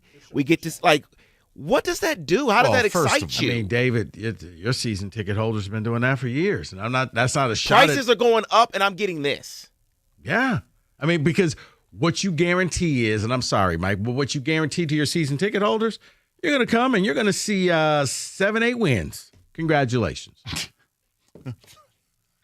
Go to Dante, 97.1. Dante, how you doing, buddy? Mike, how are you? Rico? Hey. Kenny? You guys, by the way, I think I saw, telling Kenny, I think I saw Rieger last night stumbling down Broadway somewhere in Nashville here. No. But, that was a no. No, I'm kidding. It was a joke. Okay. I'm like, come on. Wow. Thanks. No, it was a joke. No. Anyways, interestingly enough, I obviously grew up in Detroit, but born in Georgia. So I moved back south a few years ago. And by the way, my niece and nephew, they both work and live in Clemson, South Carolina. Both work for Clemson University. And so they visited me in Nashville recently. We were talking, and they're kind of they're huge college football fans. And we were talking about ACC, SEC, and then they were getting my perspective, Big Ten. And the fact is, down south, they have this their myopia. Granted, if you recall, and correct me if I'm wrong, but my memory has the SEC going to this, mega conference when they started bringing in Missouri and whoever else, I don't know, 10 years ago plus. Mm-hmm. And I think now that's kind of backfired. And when you couple the conference championships, that used to be good pre-playoff, Now we've got a playoff, and you're right, it is counterintuitive. But it's kind of what makes the show yesterday. By the way, phenomenal job. I love it. The beauty of that is similar to college football, is that you have the pull of media and the money, and you have this wonderful, undescribable boundaryless or without boundaries sentimentality and the passion and pageantry of college football. Your drop show, try to describe it. You can't. You can, but it's beautiful. It's funny. It's entertaining. It's all these different things. So you have fans who I love it. I love football, and they're passionate. They have an association with the university. They're alumni. They're not, But you know what's interesting, fans, Dante? I want to go back to something you said, because they kind of they put the cart before the horse. You expanded these conferences, and the unintended consequence of it was the discontinuation of consistent rivalries. Because now you can go years without playing a fellow conference member, and now the cost of the conference exchanges, and we're going to do this at some point, maybe tomorrow, in fact. You've ended a lot of really cool rivalries that, as you put it, it's wacky, it's bizarre, it's hard to explain. It doesn't mean it's always Texas OU. You know what a cool rivalry was back in the day? Kansas Mizzou. You don't see it. Yep. Nebraska, Colorado. Yes. Yep. Yeah, the day after Thanksgiving. So, Dante, that's my point is, without expanding the amount of conference games, none of this adds up. I agree. And to like an example, they were like, "Hey, Clemson, LSU, we don't know if we can get you a ticket." I said, "Listen, I might come just because that's a great college football matchup." Yeah. And they said, "Would you really come even if you couldn't sit with us and we could see you after the game?" Blah blah blah. I said, "Listen, I love football. Yeah. That would be a great football game." Now I don't know if I have the time, and the travel, it's about a 5-hour drive. But I'm like, I might. But we all agreed that, hey, that college football is heading towards this. You got Akron? They might not even exist as a university. Correct. Forget that they're terrible in athletics, but they have this chasm, this cliff. The bridges are failing, and so if you get rid of, like you just mentioned a minute ago about natural rivalries. Now, fans, why don't you have fannies in the seats? Because nobody cares about Savannah or Little Sisters of the Poor. To Rico's point, right? Look at both up here, Dante, right? With Michigan and Michigan State. When you were a season ticket holder, you were guaranteed every other year Notre Dame was on that schedule. And you paired it up when you would play Michigan, you would play Ohio State, you would play Penn State. Well, that was 4 good games. You were getting at least 2 of them in any given year, 3 in some others, right? Now, fast forward. You have a very real chance of getting one of those. It's a total watering down of the product to where I have a hard time even watching. Don't get me started, all jokes aside, Dante, with, Rico and the streaming and the Peacock and the this and the that. It's just, I love how I'm incorporated. You like the streaming. You do. It's booming. I just learned to adapt to the streaming mic because it's not going anywhere. I understand that. And you like it. Like when Toledo was beating Notre Dame a few years ago, I didn't like the fact that I couldn't find it anywhere. Oh, wait, it's streaming. Well, it was funny watching you try to find it. Thank you. All right. If you've been injured in Where is it? It's supposed to be here. Take my strong hand. Injured in an auto accident. You're drowning in medical bills. You're dealing with insurance companies who just don't care about you. You need David Femininio, injury attorney. Get David, get paid is not just a catchphrase. It's a promise. And if someone you know has been injured, don't just sit there and hope it gets better. Call David at 855-65-CRASH or go to that website, getdavidgetpaid.com. That's getdavidgetpaid.com.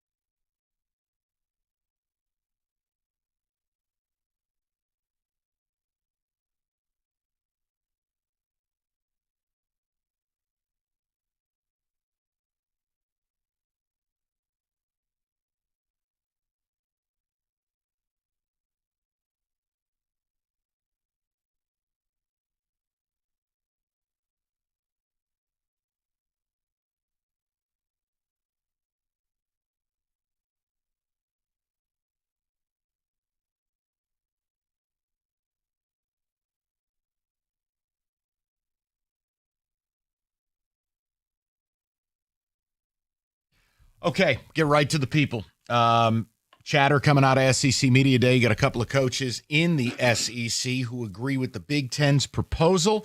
Rico and I have found common ground. The proposal by the Big Ten for the college football playoff. Here are the things that we view it as. You can argue these. You can agree with these. Do whatever you like. A, it would destroy quality of the playoff. Right off the rip from a just zoom out. 4 Big Ten teams, 4 SEC teams, 3 ACC, 3 Big 12, plus a pity prize to, New Mexico. Look, certain years, certain conferences, including the Big Ten, by the way, won't have 4 playoff teams, SEC, but most certainly Big 12 and ACC. I could make an argument to you that in the majority of years, there is only 1 playoff caliber team from the Big 12 and ACC. Majority of years. Oh, Mike, this year, I have a hard time preseason naming that 4th Big Ten school. Correct. So you're killing quality. 2, you're killing scheduling. It will not make sense for you to schedule anyone in the non-conference. You want backup for this? Look what Kurt Signetti's doing in Indiana. They just bought their way out of playing powerhouse Virginia. Why? They didn't want the smoke. They're replacing it with, Oral Roberts. Kennesaw State. Yeah. Same thing. Here's the proposal. Help us workshop this.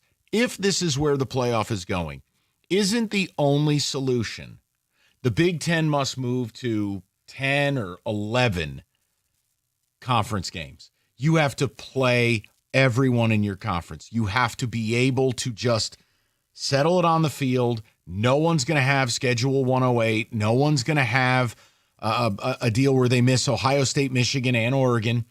I don't know. You have to do something. But that's where the SEC and the Big Ten now differ, because the Big Ten is like, when we play 9 games, SEC says, we're so good, we only need to play 8. You need uniformity. So that's where I'll even accept everybody plays 9 conference games, everybody plays a crossover game, and then you know what? I'll give you 2 games as tune-up games. That's fine. The little schools are going to need money anyway. To hell with the little school. Can we stop with that now too? Here's the other, and again, do I like that? No. I miss the days where Michigan played a road game at Hawaii. Why? It's fun.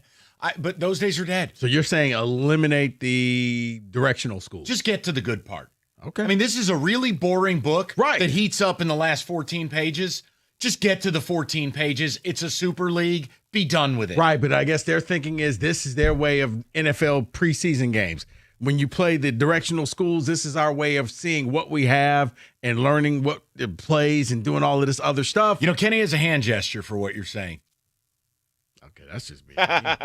That's just being me. Like, it's just what it is. They don't play preseason games in college. That's why it's beautiful. That's why it used to be amazing. You come out in week 1, you practice different in August. If you're at Giant Stadium and it's Miami versus VTech. Correct. But you know what happens in week 2? Directional school. Fine. You have. Okay, so you can move them around. It doesn't have to be the first 2 games. What I'm saying is crossover 2 games that you can pick whoever. And play at least their power conference. And then play 9 conference games. Yeah. It's got to be more conference games. I think you go to 10. If you want to play 2 cupcakes to prepare for your 10 you can't get the SEC to get to 9.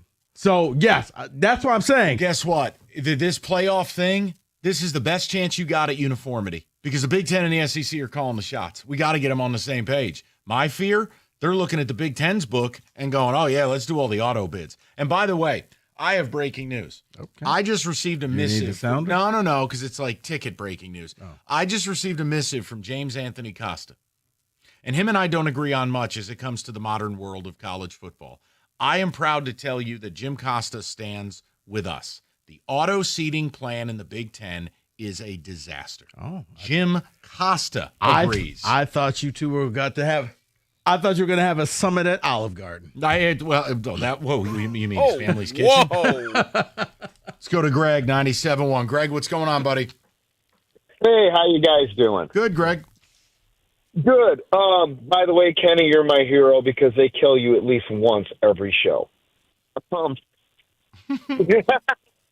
So, anyways, my interest in college football has gone way down. I used to look forward to my fall Saturdays.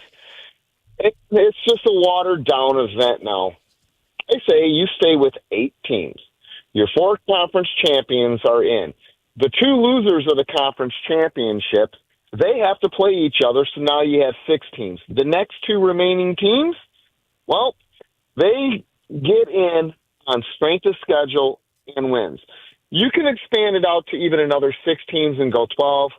I don't care. Okay, but Greg, I got to stop you. I'm only doing this not to bust your chops. Greg, what you're saying is wonderful. I don't have a problem with it.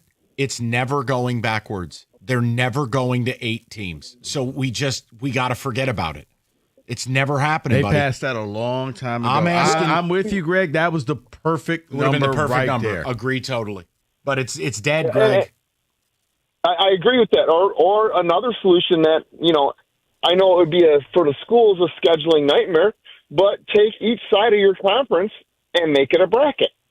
The winners of the bracket get to play on. You guarantee an X number of home games, and everybody's got planes. Can charter a plane. Everybody's got buses. And let's make college football mean something again. Let's make them play each other to settle it. And quite frankly, you're like, and anybody that's, big fans of the MAC or Mountain West or anything like that, you're done. And quite frankly, did you read the news of Northern? Did you read the news? Northern Illinois is going to the Mountain West, and Ohio is in talks with the Sun Belt. It's over. Right. Exactly. It's over for the smaller schools. And quite frankly, with the caliber of players, and this is no offense to any of those folks, they don't deserve to be in the college. No, they don't, Greg, because it's always funny to me because it's almost treated like the lottery prize. You get to be the patsy. You get to be the final selection of the tournament. I'd rather just see the best 16 teams. And if it's a group of 5 team or a group of 6 or whatever you want to call it now, sure, great, you made it. But if it's not, I don't want to see it forced upon me. Because it's pretend. Right. It's not even real. Like, this is me saying it. I love the old way. I know the old way's dead. I can certainly come to your side of the aisle and go, all right, Rico's right. Stop pretending. Like 8-4 Ole Miss would put a bullet in the skull of 10-2 Akron. All right, timeout. Akron would never be 10-2. Miami, Ohio. Right. Like, just stop pretending, man. Yeah, the fifth or sixth place SEC team's better than probably most Power 5 teams. Right. 11-1 Memphis. Okay. I'd rather see. You're right. That's where I'd rather see that 5th best team in the Power 5 school because look who you lost to. You lost to everybody who's in the playoffs. And it becomes even more ridiculous under this Big Ten plan. Because think about it. The school that you're screwing over by letting in a totally unqualified non-power level team. Most years, let's not go anecdotal. Think about this. How many spots did you really take away from the team? Because that team's probably better than the 3rd place ACC or Big 12. You've actually done it all wrong at every level. Mm-hmm. That's the folly. And by the way, the Big Ten is the one putting this out there. The SEC wants a 5+11. Because I think the Big Ten knows if we're not going to win the title, we want all the money. I don't even know what to say to that remark. You're grotesque. 248-539. You're truthful, but gross. Hey, man, I'm here for the truth. I know. Sometimes truth hurts. Summer's heating up. You're going to wait till it's 1,000 and all of a sudden your home loses power. Call Mastercraft Heating, Cooling, Plumbing, and Electrical. You can upgrade your system now, save up to $1,000. New AC, save up to $1,000. New generator. Again, you're picking up on this, up to $1,000. New furnace as well. Call for details. Schedule your free in-home estimate. Mastercraft Honest Work. Great same-day service. When you call before noon, it's mastercraftheating.com.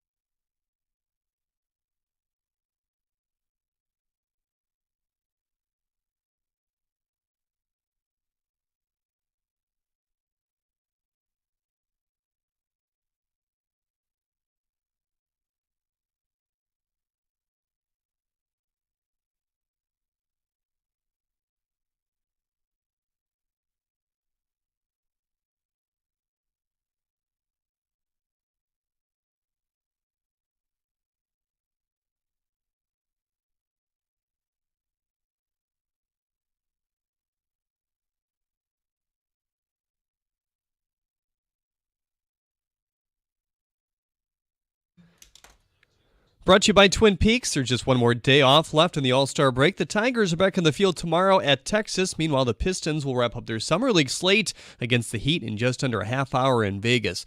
Chiefs receiver Rashee Rice has been given 5 years probation for his involvement in a multi-vehicle crash in 2024. He'll also have to serve 30 days of jail time within that 5-year period. At the age of 30, Mike Williams also retiring from the NFL. The Anaheim Ducks have locked up goalie Lucas Dostal to a new 5-year deal.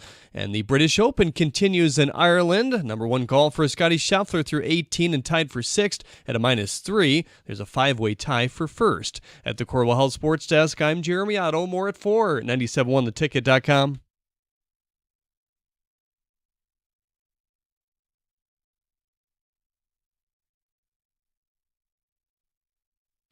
All right, real quick, get the ticket text, and then we go right back to the phones. A lot of college football with SEC Media Days wrapping up, and they're making waves. A couple of coaches actually breaking rank, and they like the Big Ten's proposal for the playoff, which, of course, is utterly awful. It is all auto bids.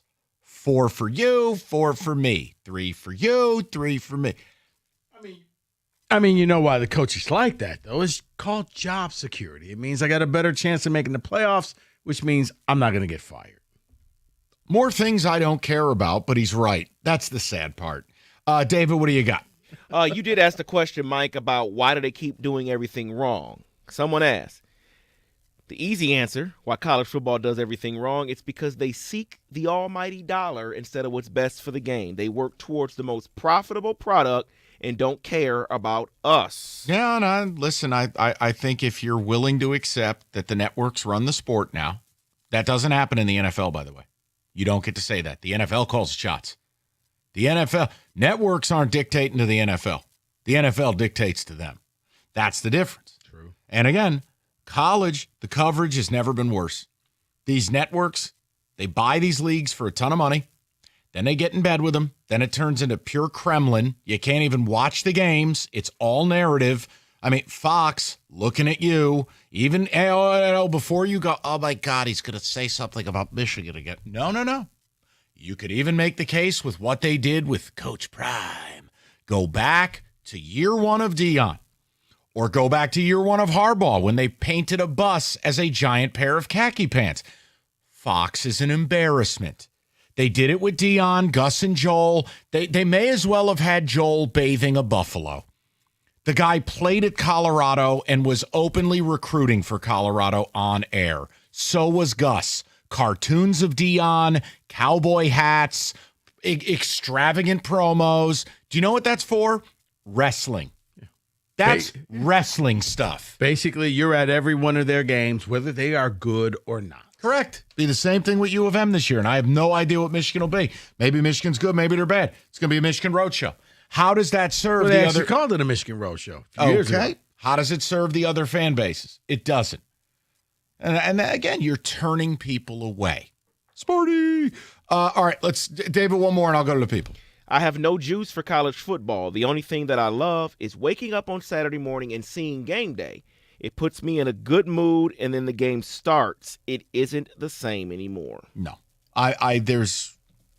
College football is a necessary evil of my job. That's how I view it. The NFL takes up my time. The NFL takes up my interest. The NFL is the oxygen. College football, it would be insulting to hors d'oeuvres, or as Kenny and his family call it, hors divorce. It would be insulting to hors d'oeuvres to call college football an hors d'oeuvre. Hey there, Kenneth. You bring in the hors d'oeuvre?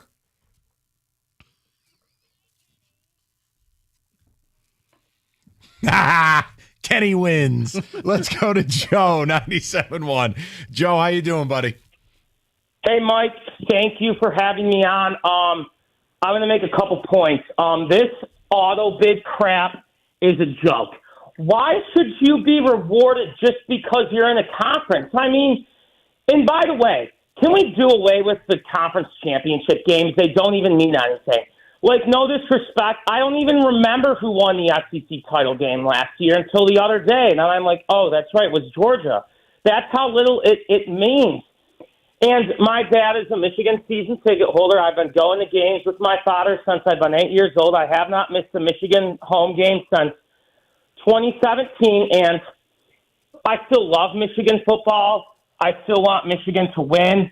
It just doesn't feel the same anymore. And like you said, that week 2 game in Oklahoma, like I'd almost think the Lions winning at the Packers is more important than Michigan winning that Oklahoma game, because the Lions, it's an in-division game, and it's important to win that game. It's where if Michigan loses, it's like, well, our schedule still sucks. We're still probably going to get in. And I don't want a 4-loss Michigan team in the playoff. And even if they went 10-2 and lost to Michigan State and Ohio State, you still shouldn't be in. So it's an embarrassment. This whole sport has become an embarrassment. I still watch because it's football.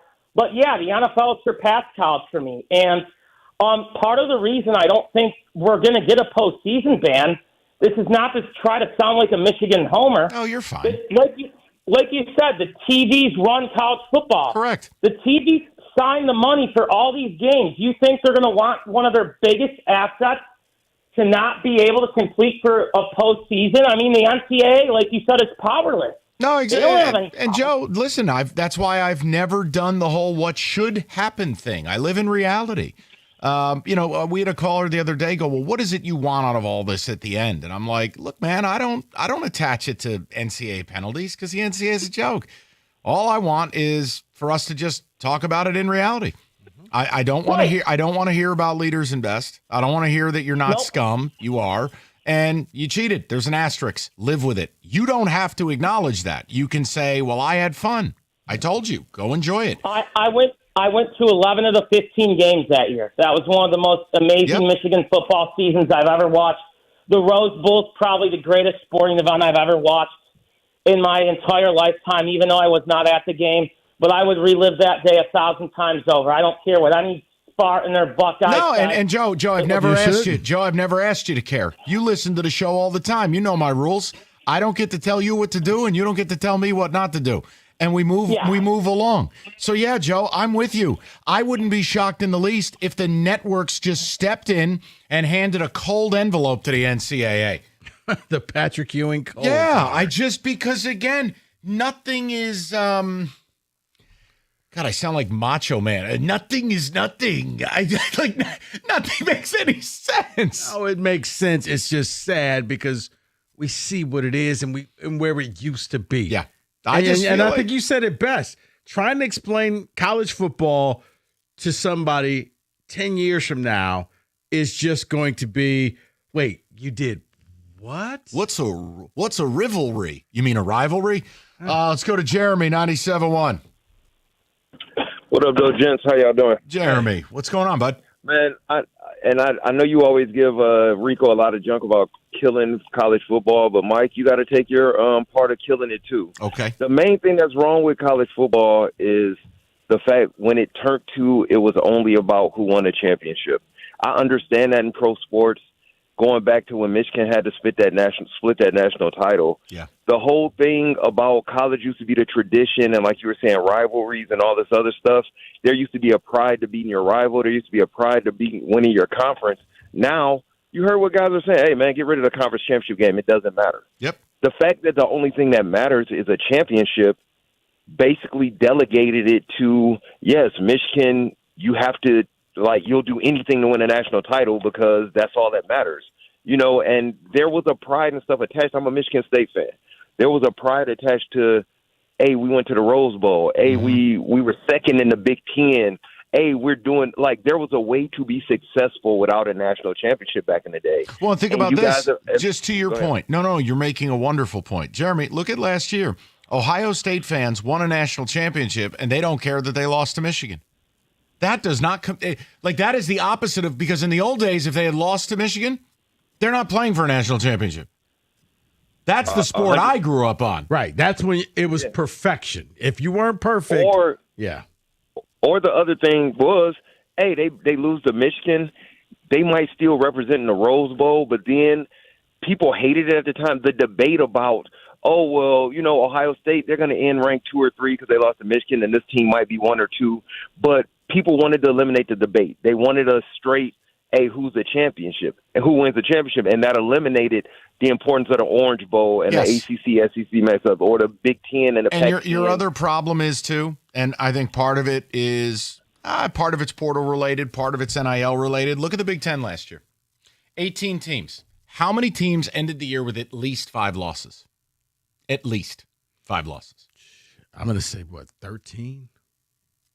You kidding me? No. Did you just slate that? No.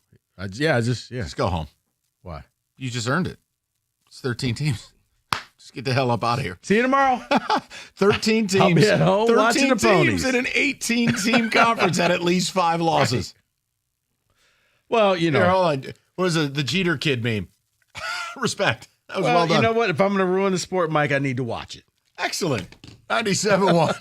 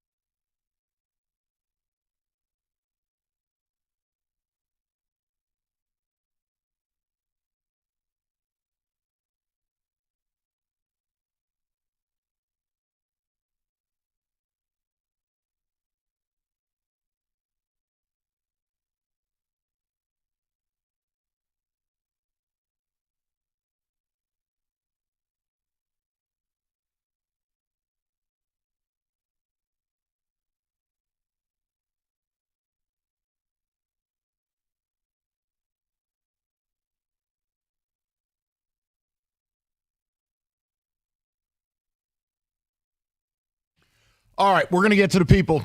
Ticket text, get to a blitz at 4. We're talking about the news of the day, college football playoff. Big Ten's rolling out their proposal. Some of the SEC teams like it. Eli Drinkwitz at SEC Media Days today. And, of course, naturally, it's the worst proposal of all. The Big Ten, auto bids everywhere. It's Oprah giving away Hondas 25 years ago. 4 bids to the Big Ten, 4 to the SEC, 3 to the Big 12, 3 to the ACC. What? A couple of those conferences can't even support 3 teams a year. You've made the playoff matchups worse. You make people schedule less. The banishment of the committee, possibly getting rid of the championship game. What is your view on these things? So with that, we go to the people. Joel, 97.1. Joel, how you doing? Doing well. Let me preface by saying that I'm an old man. I've been sitting in the same seats at Michigan Stadium since 1976. Wow. And my daughter is a 4th-generation Michigan grad. You should be very proud of yourself, man. Joe, That's awesome. You haven't been able to upgrade your seats to get closer, or you just enjoy where you're sitting? I love I don't want to, you guys don't have time to go into like how easy access to the bathrooms, to the parking lot, to getting the hell out of there. I don't have time to go into that. Got it. Okay. Say less. My dad told me in the 1970s that TV was going to ruin college football. He wasn't far off. And I won't go into the particular story of what prompted that, but I go to a game and there's a potential that I could see 30 minutes of football in 8 minutes, 30 seconds of action. Yep. In 8 minutes. They're almost 4-hour games. That's really what college has turned into. Games? Are you kidding me? I mean, do I have any desire to go to the opening game at night at 7 o'clock? I love being in the stadium. I mean, come on, give me a break. They ruined college football. You talk about the season schedule. Ohio State, we got 1 game on the slate at home. My desire to go to games this year is as low as it's ever been. And it's sad. I mean, I love it. I'm going to keep my tickets. My daughter wants the tickets. It's a tradition. But it's a tradition that's been ruined by money and is not going to change. Well, you know what's interesting? When you look at Michigan's home schedule, what you're saying, Joel, this is, again, I say it, this is a byproduct of the conference expansion. When you start to look at what conference expansion has really done to this sport, it's wild. Look at this schedule. Yeah, you play New Mexico at home, you play CMU, you don't care. Your road games, you can't go to them, right? So here are your games. You get a bad Wisconsin team, right? You get what else do you get? You get the Ohio State game. Washington. These games are awful. You're right. I mean, your games. Oh my God, your home schedule is terrible. Now it's actually not terrible for you because it'll help you win a few games. Your schedule overall looks terrible. But that's what I said earlier in the show. Go into all the Michigan and the football stuff, and I give you a big pass. Because me, you, and Jim Rome are horse racing fans. All right. Okay? Hey, I like it. And that's it. And I love to hear you talk about horse racing. We won't go into all. Michigan will probably be, 9-3, at the worst 8-4. But and here's the thing, Joel, you've experienced it all, right? Whether it was the Stone Ages of college football into what we all perceive to be the zenith of it, the glory, into now you're seeing the downfall. Joe, I think that's the problem is there are a lot of years, 9-3 at Michigan. No shots fired. I'm just being sincere. 9-3 at Michigan was viewed as a good year. You'd get a great bowl game. You'd have a rivalry win in your back pocket. But now, 9-3, if that doesn't result in making the playoff, complete waste of time. Everyone's angry. Yeah, he's seeing it from the coaches poll. The coaches poll and the AP UPI. So hold on. Was his first year? What year was the Anthony Carter game when they ended Lee Corso's life at Indiana on that 4th and forever? Was that 76, 78? I think so. The last play of the game and Anthony Carter's. I wonder if that's how he started his fandom, his career. Dude. Here's it. And, Sparty Radio. 1979. Sparty. Thanks, David. Hey, still one of my favorite wide receivers, Anthony Carter. He was fantastic. Yeah, you're not allowed to say nice things about Wolverine. They don't hear that. If I were ever going to get somebody to sign something Michigan for me, it's Anthony Carter. Good for you. Still to this day, that's my dude. You know, I have a joke in there, but I'll save it. We'll just go to Sean, 97.1. Sean, how you doing, buddy? Kabara, go ahead, gentlemen. Yes, sir. Hey, I had to call in about the network thing, Mike. So we opened up with Texas, obviously, week 1, and there was a big push to get it pushed, to a night game. And obviously Fox had a big pushback on that, saying, no, we want to keep it at big noon. Right, because And nothing what Fox says did- big game of Ohio State and Texas like noon. Like noon, exactly. And I can understand it with the Michigan game because that game traditionally has been played at noon. So I can understand why that game will always be played at noon and not move to a night kick. But in this sense, this should have been a night game. So what Fox did, which was smart by them, is they left it up to Texas to choose. What would you guys like to make this a night kick? Or obviously Texas was going to choose the noon game, right? So. That's just one example of the networks, and what they've done. As far as the seeding thing that you were saying, the only way I think that could potentially work is they're going to have to go back to East and West, because those years that Cignetti wants to not play anybody out of conference, and then he misses playing Michigan, Ohio State, Oregon, Penn State. I mean, those are going to be the years where a team in the Big Ten gets in that does not deserve to be Correct. there. And it's going to happen probably – maybe not as often as we would think, but it will happen. It definitely will happen. There'll be a year where Minnesota misses everybody and they're, 11-1 with their only loss being to Iowa, and they get in the first round of the playoff and just get clobbered. And, at the end of the day, we want to see the best teams play if you're going to put it into a playoff format, So And part of I what think you're that describing, they need to have though, a subjective part to it. So. Sean, what you're describing, though, should never be allowed, meaning there shouldn't be a year that Team X, quote, misses everyone. We must play more conference games. It's ridiculous. I agree. If they're going to they're at 18 right now. I mean, my dream would be to add maybe Utah and steal Missouri from the SEC, and put them both in the West, split it back to the East and West. You know what, That or way, Sean, here's a something novel like that, thought. where at least you put some comparable teams in the West to compete with Oregon at this point, So Sean, how about this novel thought? If you did Yes, sir. go to 20, the original 10 and the other 10. There you go. I love it. And guess what? The original 10, you play all 9 teams. The other 10, you play all 9 teams, and you figure it out. And look, just case in point, and I don't think this is Sparty radio. I think it's common sense. Give Michigan State Indiana's schedule. They go 8-4 last year. Go look. Yeah. Now give Indiana Michigan State's schedule last year. Guess what? They go 8-4. Michigan State played at Oregon. They played Ohio State. They played Michigan. They played Penn State. They actually played a team in the out-of-conference in Boston College on the road at night.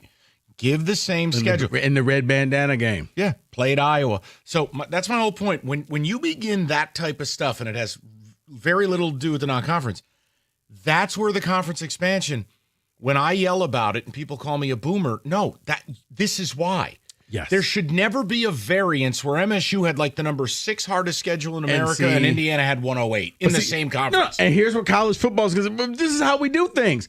Okay, fine. If you're going to go this route, then similar to college hoops, we're going to come up with a brand new schedule every year, and we're going to base it off of what you did last year and what we project you to do this next year. Not, we know who we're going to play in 2035. Don't care. 248-539-9797. It's 97.1.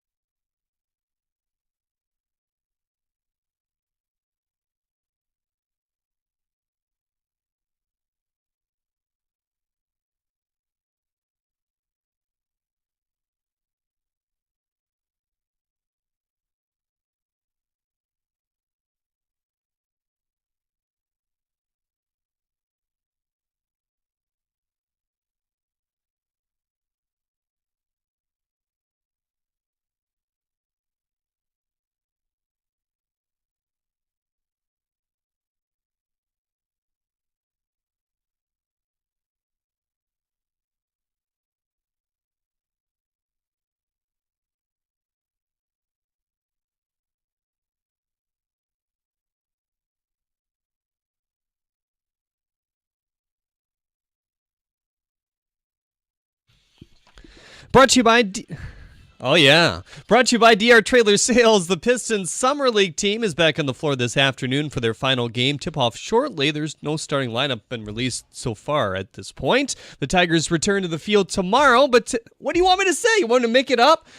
Mike, Rico, David, Kenny, Jeremy. There you go. There's your starting five. Book it. The Tigers return to the field tomorrow, but today they received another national TV selection. Their game August 3rd against the Phillies will be played on Sunday Night Baseball. After 3 years with the Michigan Panthers, offensive lineman Ryan Nelson is inked to deal with the Chargers. Chiefs receiver Rashee Rice has been given 5 years probation for his involvement in a multi-vehicle crash in 2024. He'll also have to serve 30 days in jail within that 5-year period. Odyssey Sports legal insider Amy Dash posted the following on Twitter, quote, "The baseline NFL suspension for Rashee Rice will be 6 games under guidelines of the personal conduct policy. It may be adjusted upward based on aggravating factors like the second felony charge, serious bodily injuries to the victims, the number of cars involved, speed, and weed," end quote. She did note that he may appeal the decision, causing the punishment to be modified downward. The WNBA All-Star Game this weekend, Fever star Caitlin Clark is sitting it out. At the Corwell Health Sports Desk, I'm Jeremy Otto. For more, go to 97.1 The Ticket or Odyssey.com. No.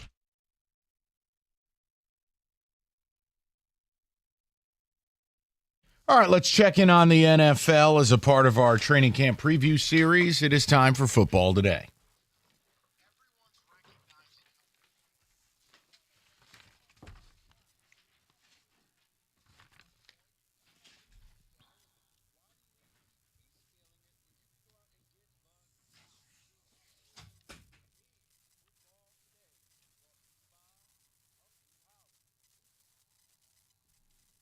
So it is a continuation of the highest ranking, lowest ranking. This time it is the wide receiver edition, top 10 here. So let's get some names and let's go through it. All right, just go with Justin Jefferson, and if he's not number one, this list sucks.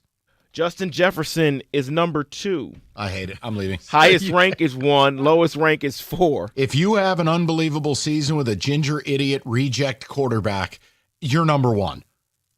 Nonsense. The guy's phenomenal with no matter what quarterback. I wouldn't be surprised with J.J. McMeditation if he doesn't go out and have a 1,200-yard year. I just think it's ridiculous. And he plays with a diamond necklace that has to weigh more than a human head. As he's going up to catch the ball. My God. I don't know what to say. I can't follow that up, David. Yes, you can. And you will. So then who's number 1? If it ain't Justin Jefferson, who do you think is number 1? I like Brandon Ayuk. Big G. Jamar Chase. Jamar Chase is number 1. Lowest ranking for him was 3. He's fabulous. And I mean, all jokes aside, that's fine. He's one of the only receivers he can, no matter where he catches it, you feel like he can take it all away. Mm-hmm. Especially if he gets his shoulders turned upfield, he's gone. So that's fine. I just think it must be nice having Joe Burrow. Okay. The other guy has had Kirk Cousins' Bible story and Sam Darnold. I hate Kirk Cousins, and I've watched some quarterback, and I hate him more. Did you just drink a tall glass of dirt? Like, what's wrong with you all of a sudden? I hate him. Go ahead. Keep hold on. So, David, what was the highest and lowest? Do we have that? Yeah, I gave you that. Jamar Chase, highest was 1 because he was 1. Lowest rank was 3. And for Jefferson, the highest rank was 1. Lowest rank was 4. Okay. So people thought 4. Wow, they had 3 other people higher than Justin Jefferson. That's crazy to me. That's absolutely ridiculous. All right, can I have some fun? Sure. Because I don't get much of it during football season. Can I just give a Malik Neighbors for 300, Alex? Malik Neighbors. I like Malik Neighbors. Is Malik Neighbors like 5 or 6? He is number 7. All right. Listen, it's all I got. Unbelievable rookie year, produced with overrated. He's not overrated. That poor kid has no help. Look at who was throwing him the ball. Now his reward, hey, year 2. Here's this phony baloney, Russell Wilson. You know, you don't have to accept their personality. You just need them to produce on the field. I think personality affects performance. I disagree. So hey, Seattle, We got a deal. I hate my life. Malik's highest ranking was 4. What are you drinking over there? This is coffee. I don't think so. It's coffee. Highest rank was 4. Lowest rank was unranked. Kenny has a guess. Wait a minute. Before anybody hits me with a rake, I like Amon-Ra St. Brown. Right. All right. Amon-Ra, I'll say 5. Here comes the slander. I'm going to say he's outside. Wait. Malik Neighbors was 7, 6. Wow, you did figure that out pretty quickly. Yes, he is number 6. Highest ranking. What do you think the highest ranking was for Amon-Ra? 3. 5. 4. 3. Okay. Look, I'm glad he's getting the respect he deserves, because last year I sat here saying he was a top 5 receiver, and I got made fun of by callers.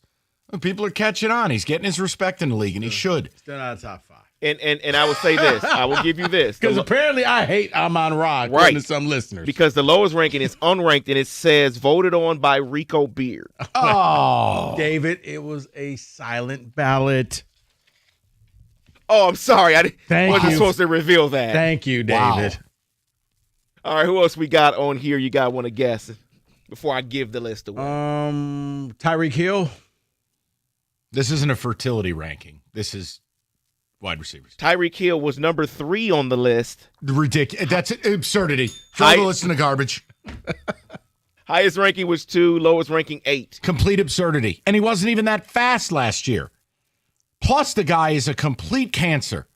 I'm sorry. I'd have him in the top 10, but it'd be the low top 10 at this point. Not last year. Kenny moves faster when he's got to take a poop going to the bathroom. I got wheels, man.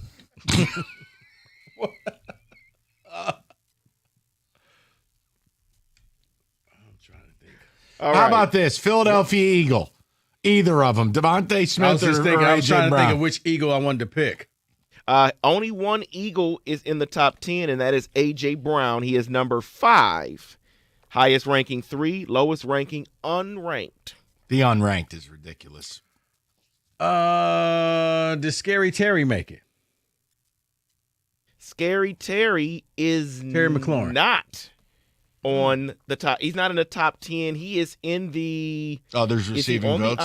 Honorable mention, yes. Look, this is also a part of the problem, and you're seeing it play out in real time. Terry McLaurin goes, all right, well, these receivers got their deals. I should get mine, and it should look just the same. No, it shouldn't. You're not Jamar Chase.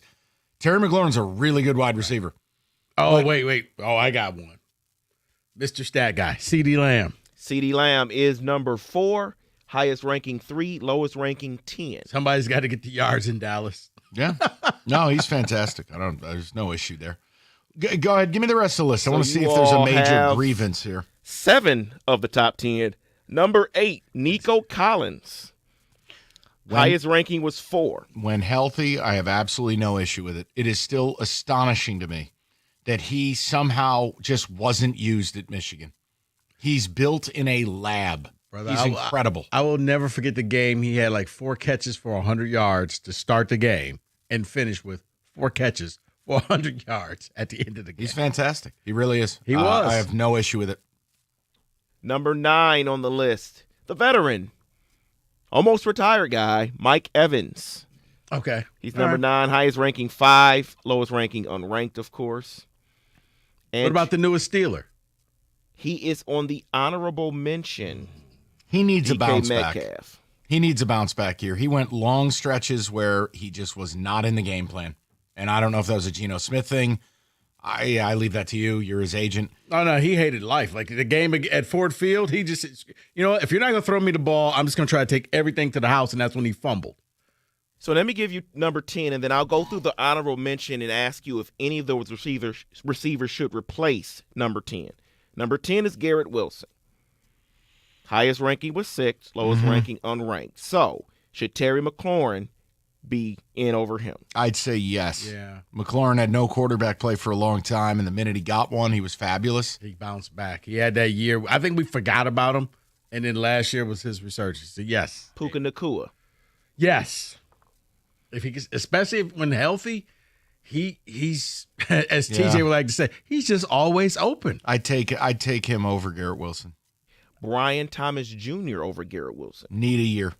He had a nice rookie year. Show me year 2. He has a really nice year this year. He's a top 10 receiver. Again, it's LSU wide receiver U. He is a built-in-a-lab freak show. And if the Jags ever get it together, he'll be a big I'm still shocked that Puka Nacua was an honorable mention. I'd take a couple of these guys over Tyreek Hill, to be honest with you. Yeah, I was going to say that's probably who you replace because T. Higgins, you will put him over. No, that's where I'm drawing a line. Got you. T. Higgins is the best number 2 receiver in the league, but he's a middle-of-the-road number 1, if that makes any sense. Congratulations. Come get your Alvin Harper Award. He kind of is. I like T. Higgins quite a bit. No, I'm just saying. But that was the thing with Alvin Harper. I couldn't, if he had left to be a number 1 somewhere else, I don't think he's a top 10 number 1. No. I think he'd be in that middle ground. He's the best number 2, no doubt. But you can't pay him like a number 1. That's where it gets tricky. And then the final honorable mention was Devontae Adams. No, ridiculous. Best thing he did all last year was those Taco Bell ads. You're exactly right. He had one in his house. Those were so good. I hope they continue those this year. We'll see. That is in football today. Hey, listen up. If you are a high school student and you're starting your pre-college journey and you're looking for a great college experience, you need to look no further. How about right here in the city of Southfield at Lawrence Tech University? Lawrence Tech is holding preview days happening at LTU on July 25th and August 15th. This is for high school students. You're still trying to figure out where you want to go. Let Lawrence Tech lead you to your future. You can make a visit to LTU on one of the following days, either July 25th or August 15th, and you will learn about the scholarships, the tech jobs. You'll even find out about specs at LTU and more.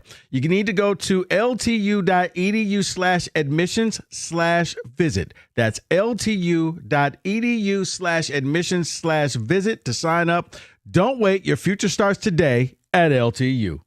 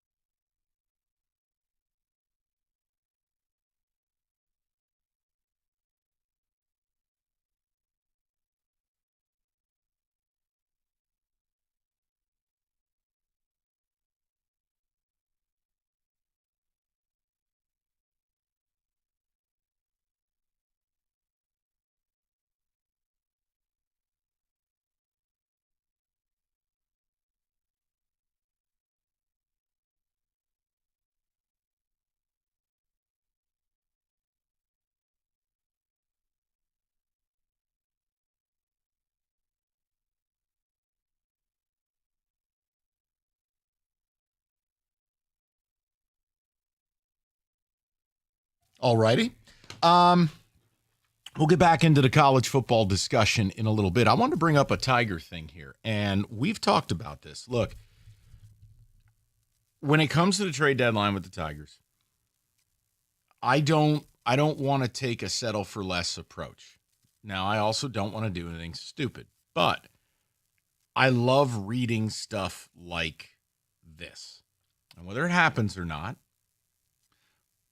but if I'm reading this, it means they're approaching it like I want. Okay? Now, we're going to have a conversation. We'll see if people agree with this.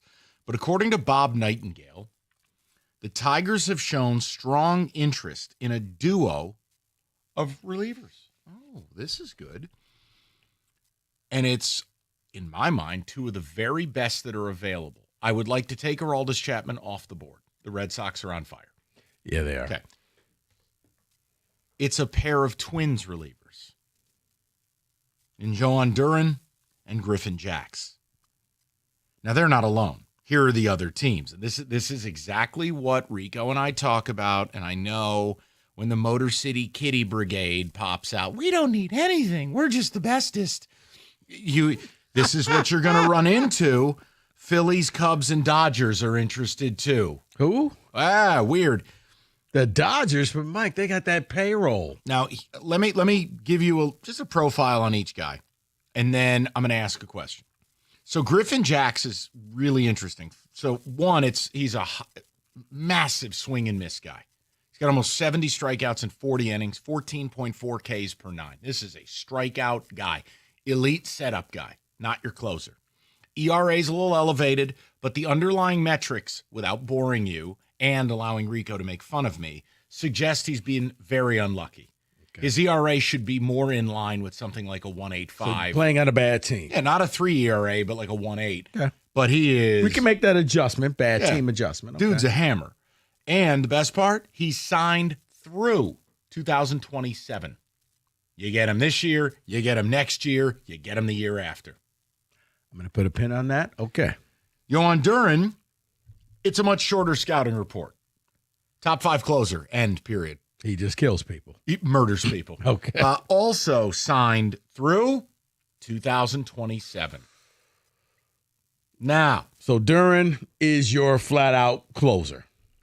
You move Vest if yes you get and Duran. No. You know, Minnesota has used him in a high-leverage way in years past, pitching him when needed.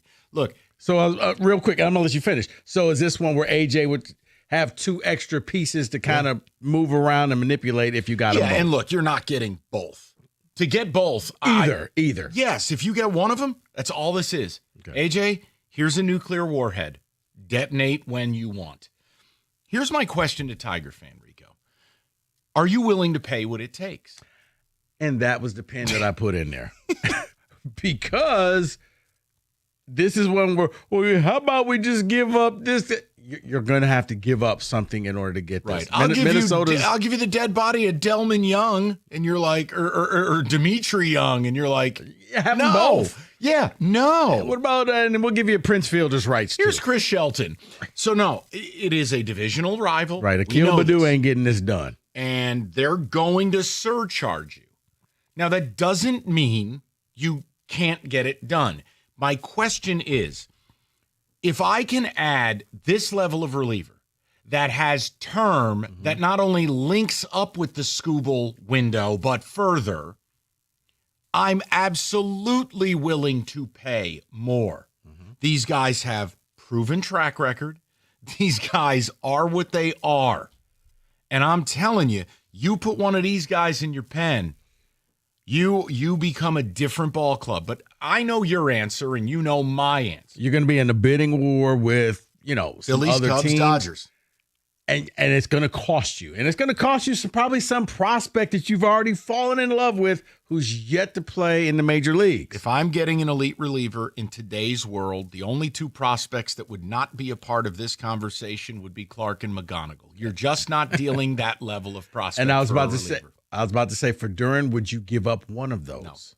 No, because it on a value proposition, it doesn't make sense. When you start taking a guy that's going to get 600 plate appearances every day, 7 years of term, and he's just, on the cusp of that ascent. But can you balance that, Mike, with a team with one of the top records in baseball, tied for the second best odds of winning the World Series? I'd need them both. And this is the one thing that you need. I'd need them both. I would be willing to sacrifice one of those players if that was the final straw to outbid the Dodgers. Yeah, I would. I wouldn't. You stand alone on that one, and that's fine. That's the beauty of conversation. You'd have to offer me both plus. They're relievers. But the bottom line is the Twins are going to make a big ask. Are you willing to pay the freight? Now, if you say, we don't need them, we'll just take David Bednar. Okay, that's fine. Bednar could turn into a pumpkin again because he was god-awful last year. Now this year, he's good again. All right, sweet. I just traded for Mike Fetters. Like, the quality, the pedigree, the performance, I'm with Rico. It's supposed to sting. But if these guys are truly available and the Twins are willing to deal and do what's best for their organization, you will have better stuff to give them than the Dodgers, than the Cubs, than the Phillies. It is about whether you think you want to do it, need to do it. You tell me. And one of the reasons why I say I'd be willing to part with one of those guys and trust me, guys, if it was the final straw, if I'm going up against the Phillies or the Dodgers or the Cubs or the Reds, and I got to make that move because they're signed for 2027, and I'm still operating as I got a 2-year window with Skubal to figure it out because I do believe he's going to leave. And once he leaves, I don't know what this team is going to be. So therefore, I'm going to go with the devil that I know and really make a push for 2 years. Guys, what do you want to do? Bob Nightingale reporting, you have shown heavy interest in these guys. Interest and offers are two different things. Offers and conversation, yeah, they begin now. It takes a few weeks sometimes. There will be a bidding war. Do you want to go to this level? This is the highest level of acquisition. Truthfully, this is way better than Brandon Finnegan. Aroldis Chapman's probably not getting moved. Sox are on fire. You start looking around. Now, you can get relievers. I'm not saying you can't get them, and you can get good ones. These are great ones. These are World Series. You got to go out, and you got first and third, one out, and you've got a lefty-righty split, and it's the 8th inning. I can bring a Griffin Jackson, and I can get out of that. I can strike the first guy out and get a roller to second on the second, and I'm not giving up a run. These guys are excellent. I'm paying the freight. I'm just not going as far as Rico is. But I would love to hear from you guys on it. Or do you like sprinkles?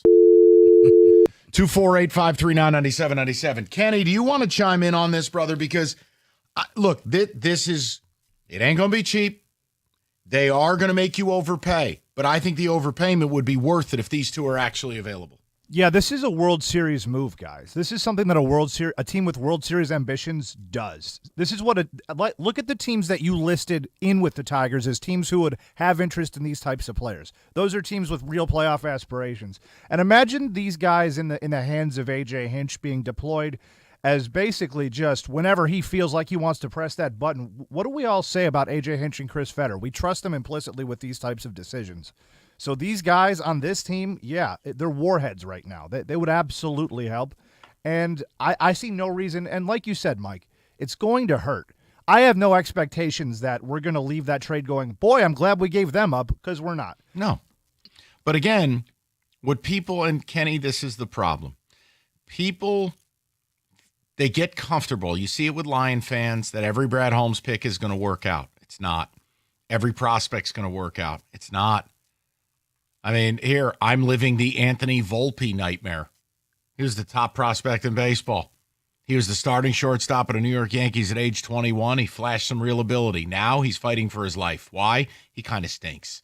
Jordan Walker was supposed to be a right-handed hammer for the Cards, a 40-home run bat with titanic game power. Jordan Walker, going to be working at Home Depot soon enough. Like, guys, this is the world we live in. So I'm willing to overpay. I think getting one of these guys and adding them to your core. See, that's the key. Mm-hmm. To your core. They're here. They're yours. And that's why I'm willing. And that's why I'm willing, if I have to, I would be willing to part with one. Not both, but one, because I deem this as a 2-year window that the Tigers are going to be playing this baseball this well with this division.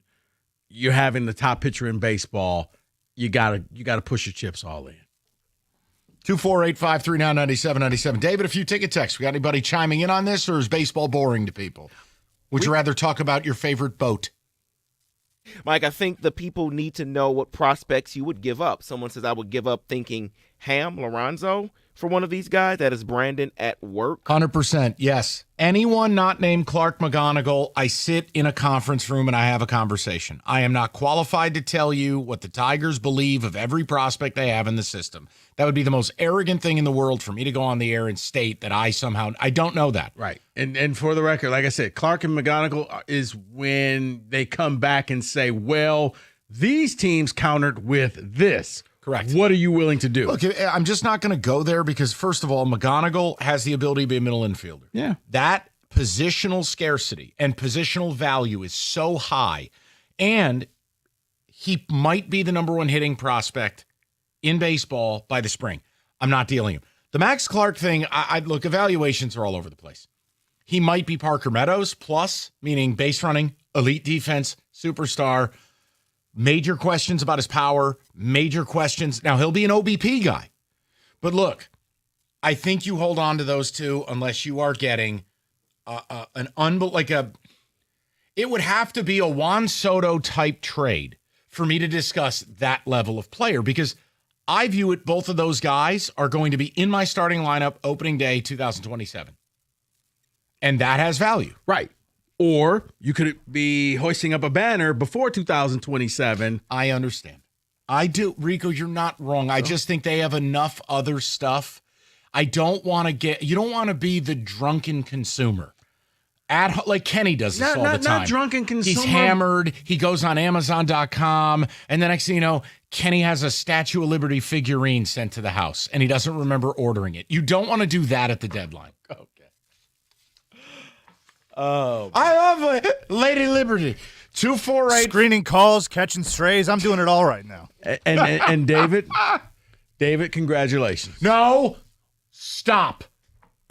Your calls and breaking news next, because it involves the Lions. It does, and you know it. 97. You know it. All right, if you're hungry, Hungry Howie's has got you covered. $8.99 for a large one-topping pizza. Fresh dough made in-house daily. 100% real cheese. Fresh ingredients. Your pick of flavored crust. They got it all. And it's at a perfect price. Over 20 toppings to choose from. 8 flavored crusts. Guys, $8.99 large one-topping pizza at Hungry Howie's. And all you need to do, go to hungryhowies.com or just go on the app. It's online carry-out only. You're out the door. Dinner in 20 minutes. $8.99 large one-topping. Only at Hungry Howie's and only for a limited time.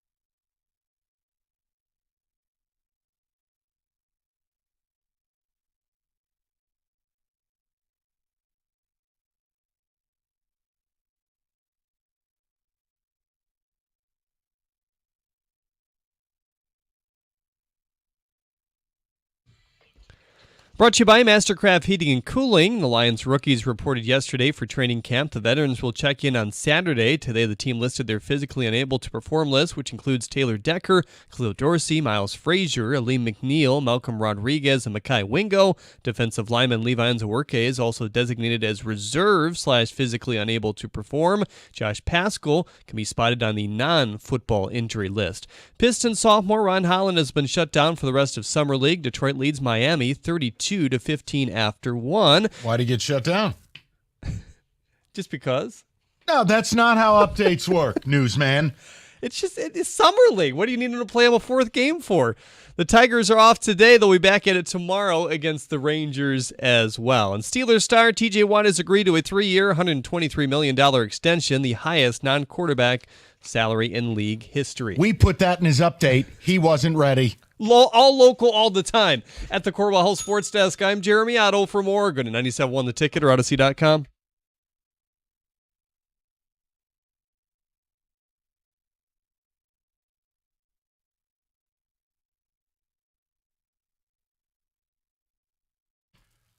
Well. We are going to get to the news we discussed momentarily, because the cost of acquisition or the cost of retaining is getting a lot more expensive. A question of whether the Lions need to get to stepping when it comes to Mr. Aiden Hutchinson. We'll talk about it. We're going to let David clean himself up a little bit. There was a mess on aisle. Yeah, it's a gross scene back here, guys. We'll get to him at 5 o'clock. I want to give you a chance to sterilize that room, as TJ Watt has signed a mega extension. And I do think it plays into the Lions, where this Aiden thing is a thing, and the cost of doing business is only going up. I leave it to the people. I want to take these calls. Okay. Bob Nightingale reporting Tigers have had heavy interest in a pair of Twins relievers, Griffin Jacks, their setup man, and Yohan Duran, their closer. Both these dudes are elite. Both these guys are signed through 2027. Yes, it'll be very expensive, and it's a divisional opponent. There's going to be a surcharge. Think of Uber surge pricing. That's what it's going to be. But I'm willing to pay for the quality and, by the way, signed quality. This becomes a player that's on your season tickets the next 3 years. This becomes someone in your core. Mm-hmm. I think that's very valuable. And I could make the argument, the acquisition of one of these, that if I have either Jax or Duran, I have Will Vest, I have Tommy Canley, and we hope you would have Alex Lang. That would be 4 nice pieces to manage 6, 7, 8, 9 outs. That's really good. Mm-hmm. So I don't know. Yes, I would do it. Rico and I have a slight disagreement on pricing. What do you say? We go to Corey, 97.1. What's up, Corey? Hey, what's happening, guys? How are you?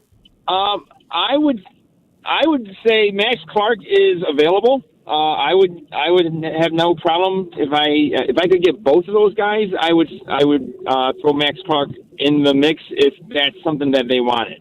McGonigal to me he's the untouchable. I think you said, Mike, a week ago or so, he has the possibility to be a elite hitter. And I don't know.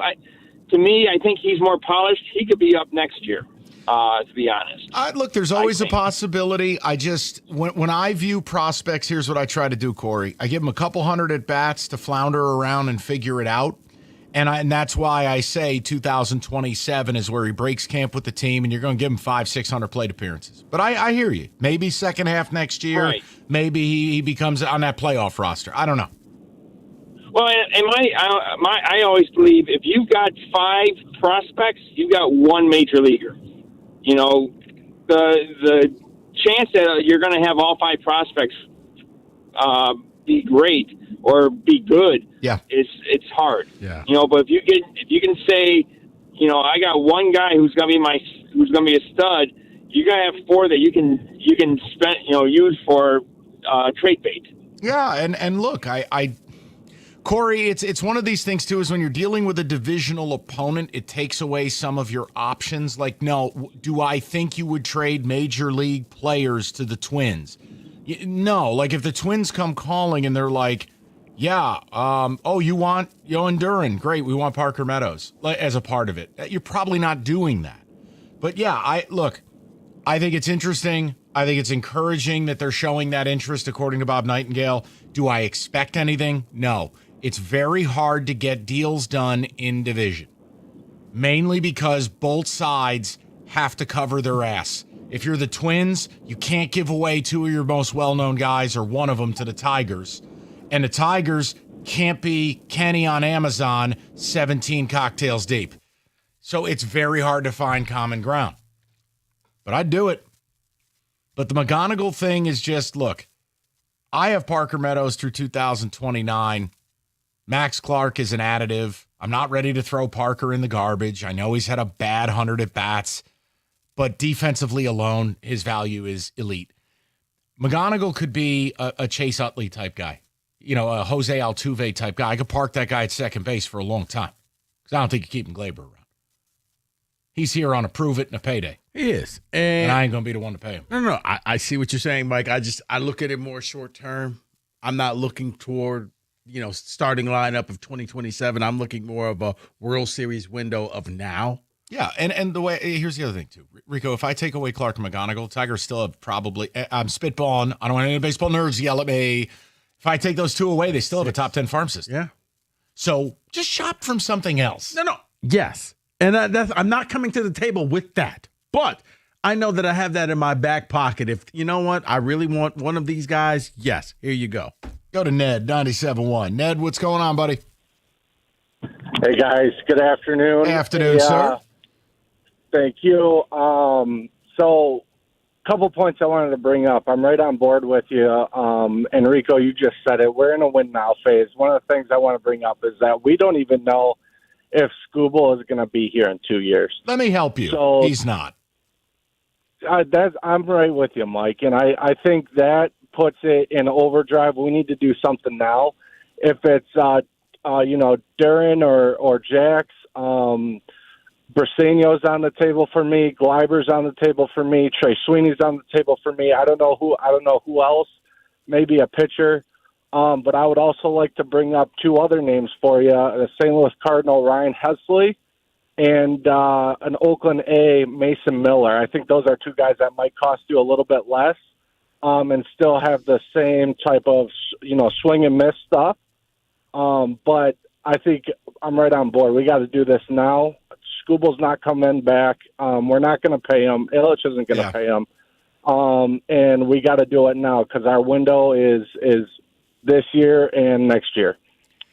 I feel like your best window is. You know what I mean? I'm not going to say it's the only window. That wouldn't be fair. It wouldn't be accurate. Look, Mason Miller, my fear with Mason Miller, Ned, absolute blowout candidate. You're just not going to throw 102, 103 like this kid does with the violent motion he has. But, man, I mean, he's on a terrible team. He's in a terrible park. Mason Miller's terrifying. Now, look, he's effectively wild where he can be all over the zone. A lot of guys can't lay off the heat. He's nasty, man. He's about a one whip. Almost. It's obscene to say this, Rico. He is like 16 strikeouts per nine.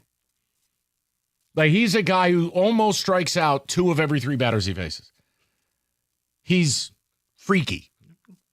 But I do fear it's going to be like Who Framed Roger Rabbit, and his arm's going to go flying off his body at some point. And he throws so ridiculously hard.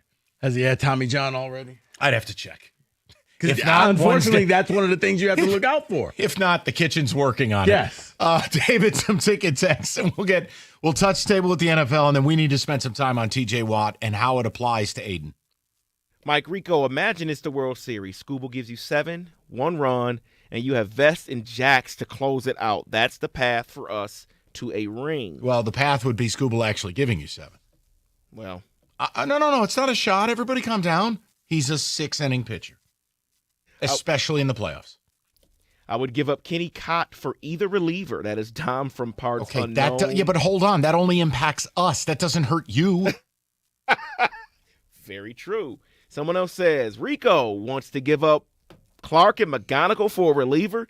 Did he hit Kenny's ball? No, he didn't say. Why do I have to defend Rico? No. You don't have to defend me, but I'm glad that this person's just half-assed listening. He didn't say that. I didn't say that. I said I wouldn't come to the table with that, But if need be, I would be willing to give up one for both of those players. Jeez. Oh, that's what you said. I was here to help you. Here's Rico's response, by the way, as you were reading that. And I even said, for those in the back, I'm going to say this for you.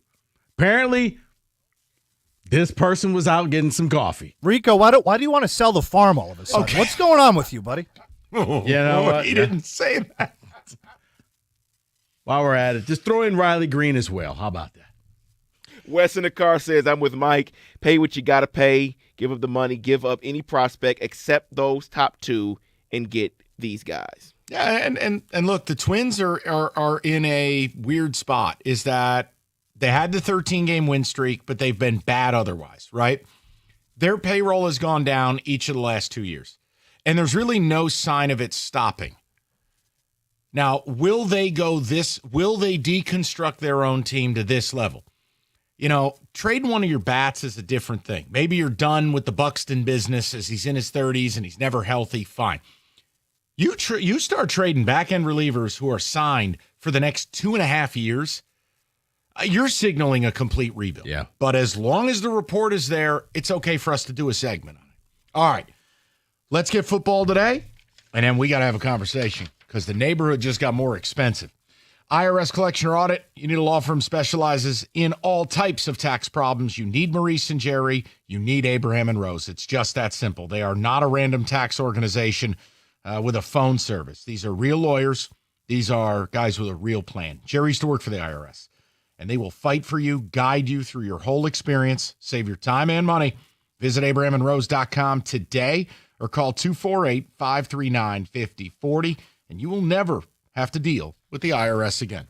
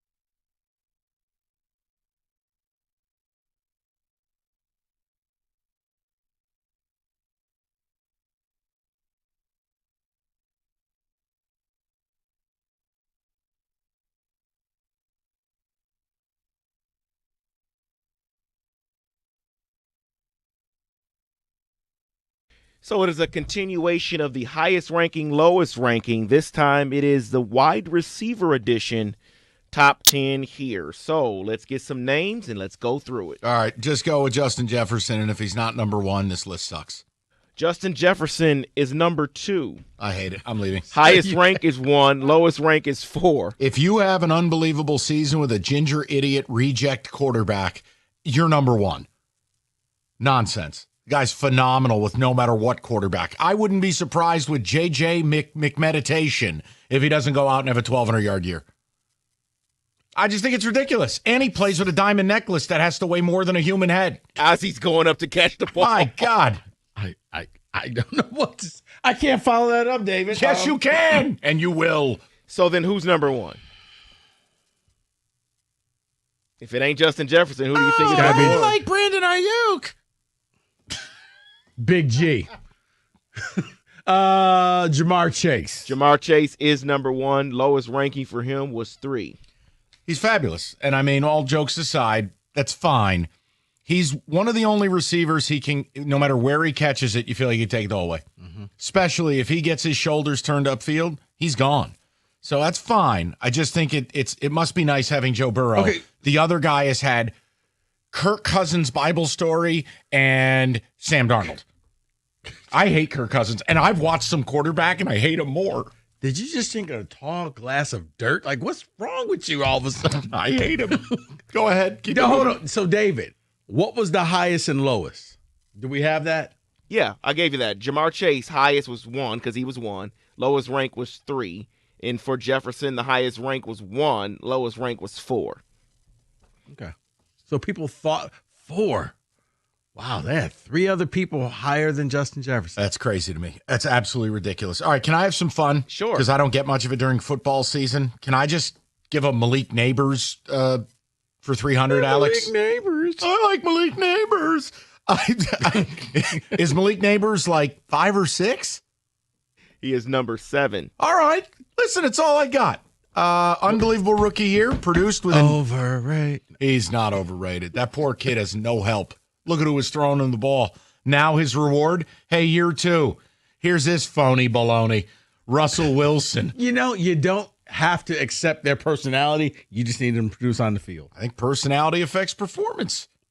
I disagree. So Hey, Seattle, we got a deal. I hate my life. Malik's highest ranking was 4. What are you drinking over there? This is coffee. I don't think so. It's coffee. Highest rank was 4. Lowest rank was unranked. Kenny has a guess. Wait a minute. Before anybody hits me with a rake, I like Amon-Ra St. Brown. Right.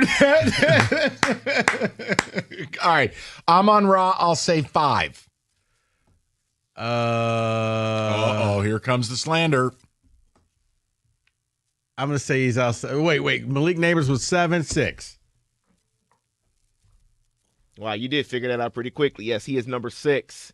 Highest ranking. What do you think the highest ranking was for Amon-Ra? 3. 5. 4. 3. Okay.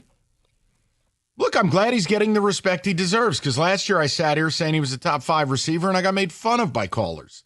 People are catching on. He's getting his respect in the league, and he should. Still not a top 5. And I will say this. I will give you this. Because apparently I hate Amon-Ra, according to some listeners. Because the lowest ranking is unranked, and it says voted on by Rico Beard. Oh. David, it was a silent ballot. Oh, I'm sorry. I Thank wasn't you. supposed to reveal that. Thank you, David. Wow. All right, who else we got on here? You got want to guess before I give the list away? Tyreek Hill. This isn't a fertility ranking. This is wide receivers. Tyreek Hill was number 3 on the list. Ridiculous. That's absurdity. Throw the list in the garbage. Highest ranking was 2. Lowest ranking 8. Complete absurdity. And he wasn't even that fast last year. Plus, the guy is a complete cancer. I'm sorry. I'd have him in the top 10, but it'd be the low top 10 at this point. Not last year. Kenny moves faster when he's got to take a poop going to the bathroom. I got wheels, man.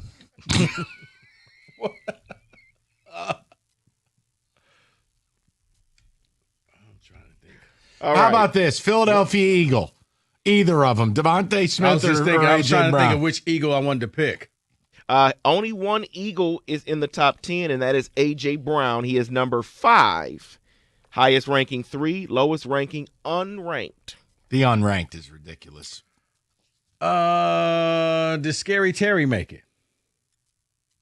Scary Terry is Terry McLaurin. Not on the top. He's not in the top 10. He is in the there's receiving votes. Honorable mention. Yes. Look, this is also a part of the problem, and you're seeing it play out in real time. Terry McLaurin goes, all right, well, these receivers got their deals. I should get mine, and it should look just the same. No, it shouldn't. You're not Jamar Chase. Terry McLaurin's a really good wide receiver. Oh, wait. Oh, I got one.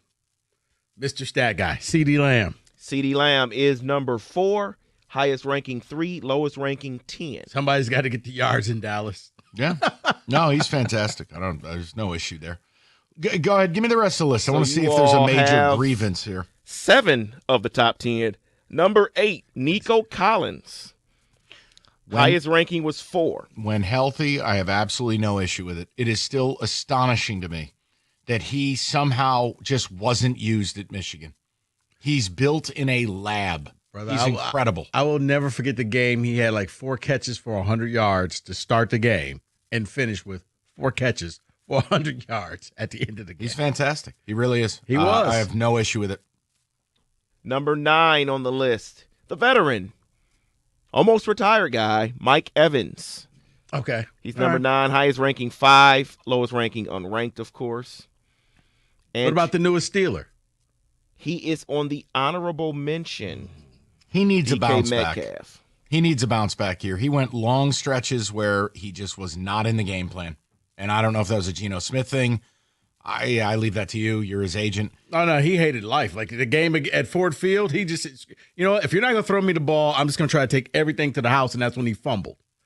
So let me give you number 10, and then I'll go through the honorable mention and ask you if any of those receivers should replace number 10. Number 10 is Garrett Wilson.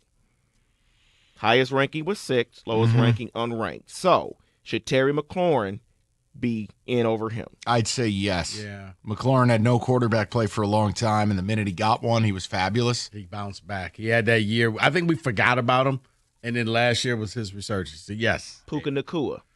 Yes. If he gets, especially when healthy, he's as TJ would like to say, he's just always open. I'd take him over Garrett Wilson. Brian Thomas Jr. over Garrett Wilson. Need a year. He had a nice rookie year. Show me year 2. He has a really nice year this year. He's a top 10 receiver. Again, it's LSU wide receiver U. He is a built-in-a-lab freak show. And if the Jags ever get it together, he'll be a big I'm still shocked that Puka Nacua was an honorable mention. I'd take a couple of these guys over Tyreek Hill, to be honest with you. Yeah, I was going to say that's probably who you replace because T. Higgins, you will put him over. No, that's where I'm drawing a line. Got you. T. Higgins is the best number 2 receiver in the league, but he's a middle-of-the-road number 1, if that makes any sense. Congratulations. Come get your Alvin Harper Award. He kind of is. I like T. Higgins quite a bit. No, I'm just saying. But that was the thing with Alvin Harper. I couldn't, if he had left to be a number 1 somewhere else, I don't think he's a top 10 number 1. No. I think he'd be in that middle ground. He's the best number 2, no doubt. But you can't pay him like a number 1. That's where it gets tricky. And then the final honorable mention was Devontae Adams. No, ridiculous. Best thing he did all last year was those Taco Bell ads. You're exactly right. He had one in his house. Those were so good. I hope they continue those this year. We'll see. That is in Football Today.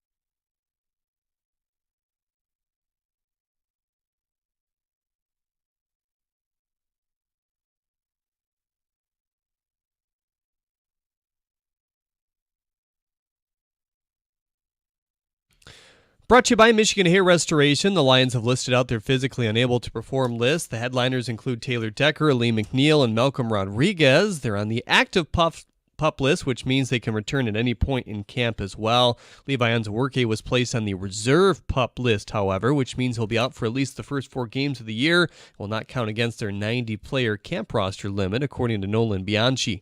Lions beat writer Dave Burkett also posted the following on X, quote, with the Bears getting Ozzie Trapillo signed, it should be a matter of time before Tate Ratledge gets done. Trapillo was the 56th pick of the draft. 1 pick before Ratledge, he's 72% of year 3 guaranteed.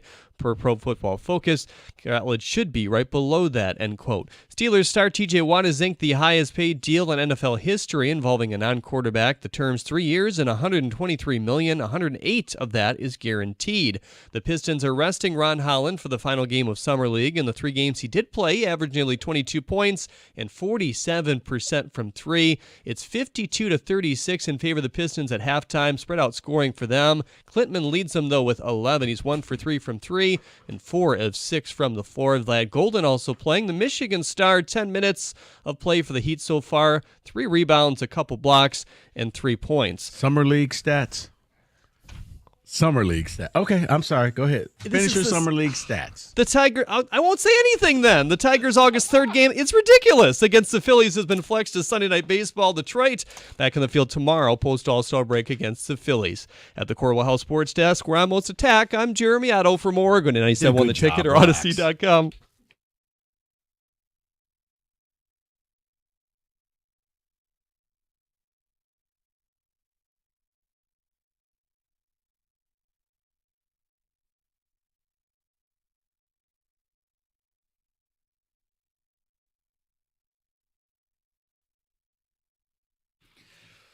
Five o'clock. Great to have you with us. Let me give you a programming note. If you want to hear the latest and greatest about the war on the college football playoff, the Big Ten side, the SEC side, Odyssey.com Rewind, did about 2 hours on it. Really good feedback from you guys. We also got into who the Tigers are heavily interested in the division, in the trade market. What we want to do now is the breaking news, and no siren needed. TJ Watt got his money. Wow. 3 years and $124 million with essentially all of it guaranteed. It's like 108 or 110 guaranteed. 108 guaranteed, yes. So just say fully guaranteed at this point. Average AAV of $41 million. He is the highest paid non-quarterback in NFL history, and he is now the 3rd edge rush / defensive end making north of $40 million in the National Football League. So here's the question, and I don't have the answer. I don't know what right and wrong is. I'm asking, do these contracts being handed out to defensive ends give you more or less urgency to get Aiden's deal done? Because, look, I can only tell you if I repped Aiden as a guy Aiden's what, 25 or 26 tops? Young, elite production when healthy. The injury you can't hold against him. It was a weird thing last year. Right. I'm not TJ Watt. I'm not Myles Garrett. I'm not 29, 30, 31. I'm young. My best football's still ahead of me. I'm asking for $45 million a year. If I'm Aiden and his representatives, I'm asking for 4 at 180, fully guaranteed. And if you want to quibble and offer me 165 guaranteed, fine, keep the change. But it's 4 at 180. That's what I'm asking for. So my question is, do these deals getting done make you want to sign him more? Or do you say, you know what? No. If anything, the price going up makes me want him to prove more. I don't know what the answer is. No. It's a great question, Mike, because here's the funny thing about it. Just a couple years ago, Nick Bosa signed a deal, and it was like, wow, Nick Bosa signed this deal. He's averaging $34 million. Oh, he's poor now. Right now, he's out there with a hat and a cardboard, one of those sandwich signs. He's saying, Billy Ray Valentine. Put money in the cup, please. Help a brother out. Yeah, because now he's the 5th highest defensive edge. Yes. If you're Aiden, I don't know, because I guess you go in with a ridiculous price. But if you're the Lions, yeah, I would try to lock him up as soon as possible. But then the Lions also have the quandary of how healthy is he coming back from the injury? And I know he'll be fine, but realistically speaking, horrific injury. Well, now, it was a clean break. Yeah. You got to hope that he comes back with everything that he left with. Here's the other thing. I'll support your point, because here's what I think is going to happen, and I think it's going to be a real problem. I think you need to use Micah Parsons as the line of delineation. If you don't get this thing done before Micah Parsons, I think you're going to end up paying north of $200 million. The Cowboys are anything but a smart organization. Parsons' representatives are seeking $200. If Parsons gets his deal, there is absolutely no reason for Aiden or his reps to take a penny less. So it starts to get a little bit crazy, because then you start to think of, okay, now I'm adding a 50-year to this. Now I'm talking about essentially I'm paying Aiden Hutchinson as a second version of Jared Goff. I have 2 quarterbacks on my roster. Now, I'm okay with this, but here's the issue. The Lions are high on their own supply, meaning they love their own players. I think they've paid too many of them, including now. There is no reason for Kirby Joseph to be the highest paid safety in the history of the sport. There's no reason. Right. He's a nice player. The turnovers, a lot of that is inconsistent. And frankly, the prior 2 seasons, he was outside the top 30 in coverage grade for the position. I'm just using an example. I'm not doing this as slander, because I like Kirby Joseph. Right. But it's, guys, what do you want to do here? Because it's kind of getting to, for lack of a better term, nut-cutting time. Because you're going to have to figure out, how deep is your love? 41 mil for Watt. You ain't going to get Aiden for less than 42. And if Micah Parsons signs first, I'm telling you, you're pushing that 45 a year. Here's what I'm doing if I'm the Lions. If I'm Brad Holmes, if everything goes as planned, if everything does exactly what I think it's going to do, Mike, come Thanksgiving Day, we're going to announce before the game, Aiden got his extension. Because now I got a body of work. He's shown me, you know what? There's no lingering effect to the breaking of his leg. Yeah, that's going to be my guy. He's going to be locked and part of my defense for a long time. And by Thanksgiving Day, you're going to get the Ian Rappaport and all those people saying, hey, Lions just signed Aiden Hutchinson to an extension. Because at that point, I will know, yep, he's exactly what we thought he's going to be. He's healed up perfectly. Let's lock him up. If you're Aiden Hutchinson, man, you're almost better betting on yourself, because you're right. Why would I sign this deal? Let me see what Micah Parsons is going to sign for, because then we're going to be looking at this TJ Watt deal like, wow, TJ only got $41 million. Because here's the funny thing about it. Max Crosby, $35 million, Mike. That's it. Like for a while, I was like, wow, Max signed this big deal. Not anymore. And look, maybe this is a sign people don't give a damn. It's not their money. They don't care. So be it. The hell, I don't care, to be honest with you, as long as the player's here. It's just, I'm trying to use it as a point of reference, because it's not going to go backwards. And I think the only player that would be in Aiden's classification in age, production, potential, it's Micah Parsons. And if he goes out and the Cowboys do what the Cowboys do best, remember, the Cowboys are the organization that paid Dak Prescott, $7 billion, right? If they do that with Micah, it artificially changes the marketplace. And Aiden's reps have every right to say, he got that, we want that plus a penny. And it creates a really difficult spot. So Rico's not wrong, guys. Waiting is probably the best thing, to just go earn it. Go do more. And I was not even waiting the entire year. But I don't know that you'll be afforded that. But if I'm Brad Holmes and I see over the first 8 games that it's business as usual, I'm on the phone with his agent, and maybe we take him to $42 million, and all right, we'll give you 80% of it up front. David, Kenny, what do you guys have to say about it? Real quick, I am curious, just a sidebar. David, Is this good news for you? Yeah, this is great news. Making him a Steeler for life, basically, because he's 30 years old. This would probably be his last big deal. Yeah, I'm excited. It is a lot of money. You're excited about going 9-8 in perpetuity? Look, you know what? You're excited about paying a guy $42 million a year to not make the playoffs? You know what? It is what it is at this point. I know what I have. I know I what I know, am. but I'm not going to let you get up on this microphone and lie. I know what I have, man. And as long as I have him getting sacks on the other side while we only win 7 games, it is what it is. Now, on the Lions side of it, when it comes to Aiden Hutchinson, while you mentioned Micah Parsons, you also have to remember Trey Hendrickson is out there. That will also raise the price because he wants a new deal if he gets it. No, it won't because he's in his 30s. There's only one player. But so is T.J. Watt. So he can look at T.J. Watt getting the deal as he was just the NFL leader in sacks and say, well, why not me? Right, but see, David, I think that this so much says that he won't be playing as a Bengal because they're like, yeah, you crazy. Yeah, that's true. They ain't paying that. What does that say above the door? The sign above the door? Cincinnati Bengals. You know what that means? That's we po. That's French for we're cheap. But yes, it is a tough situation because I'm kind of like both of you guys. I'm like, I don't really know what to do.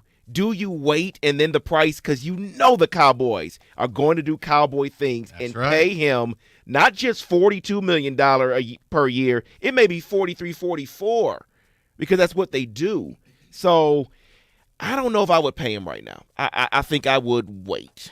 Well, I'd like to say I apologize to all of you guys. Apparently this was a bad topic idea. 248-539-9797. Not a bad topic idea. Not a bad, no, not at all. Everything worked today except the thing that involved Aiden Hutchinson and the NFL. Very bizarre to me. Because I think people are still... Maybe we should go to the pretzel jar. Read something.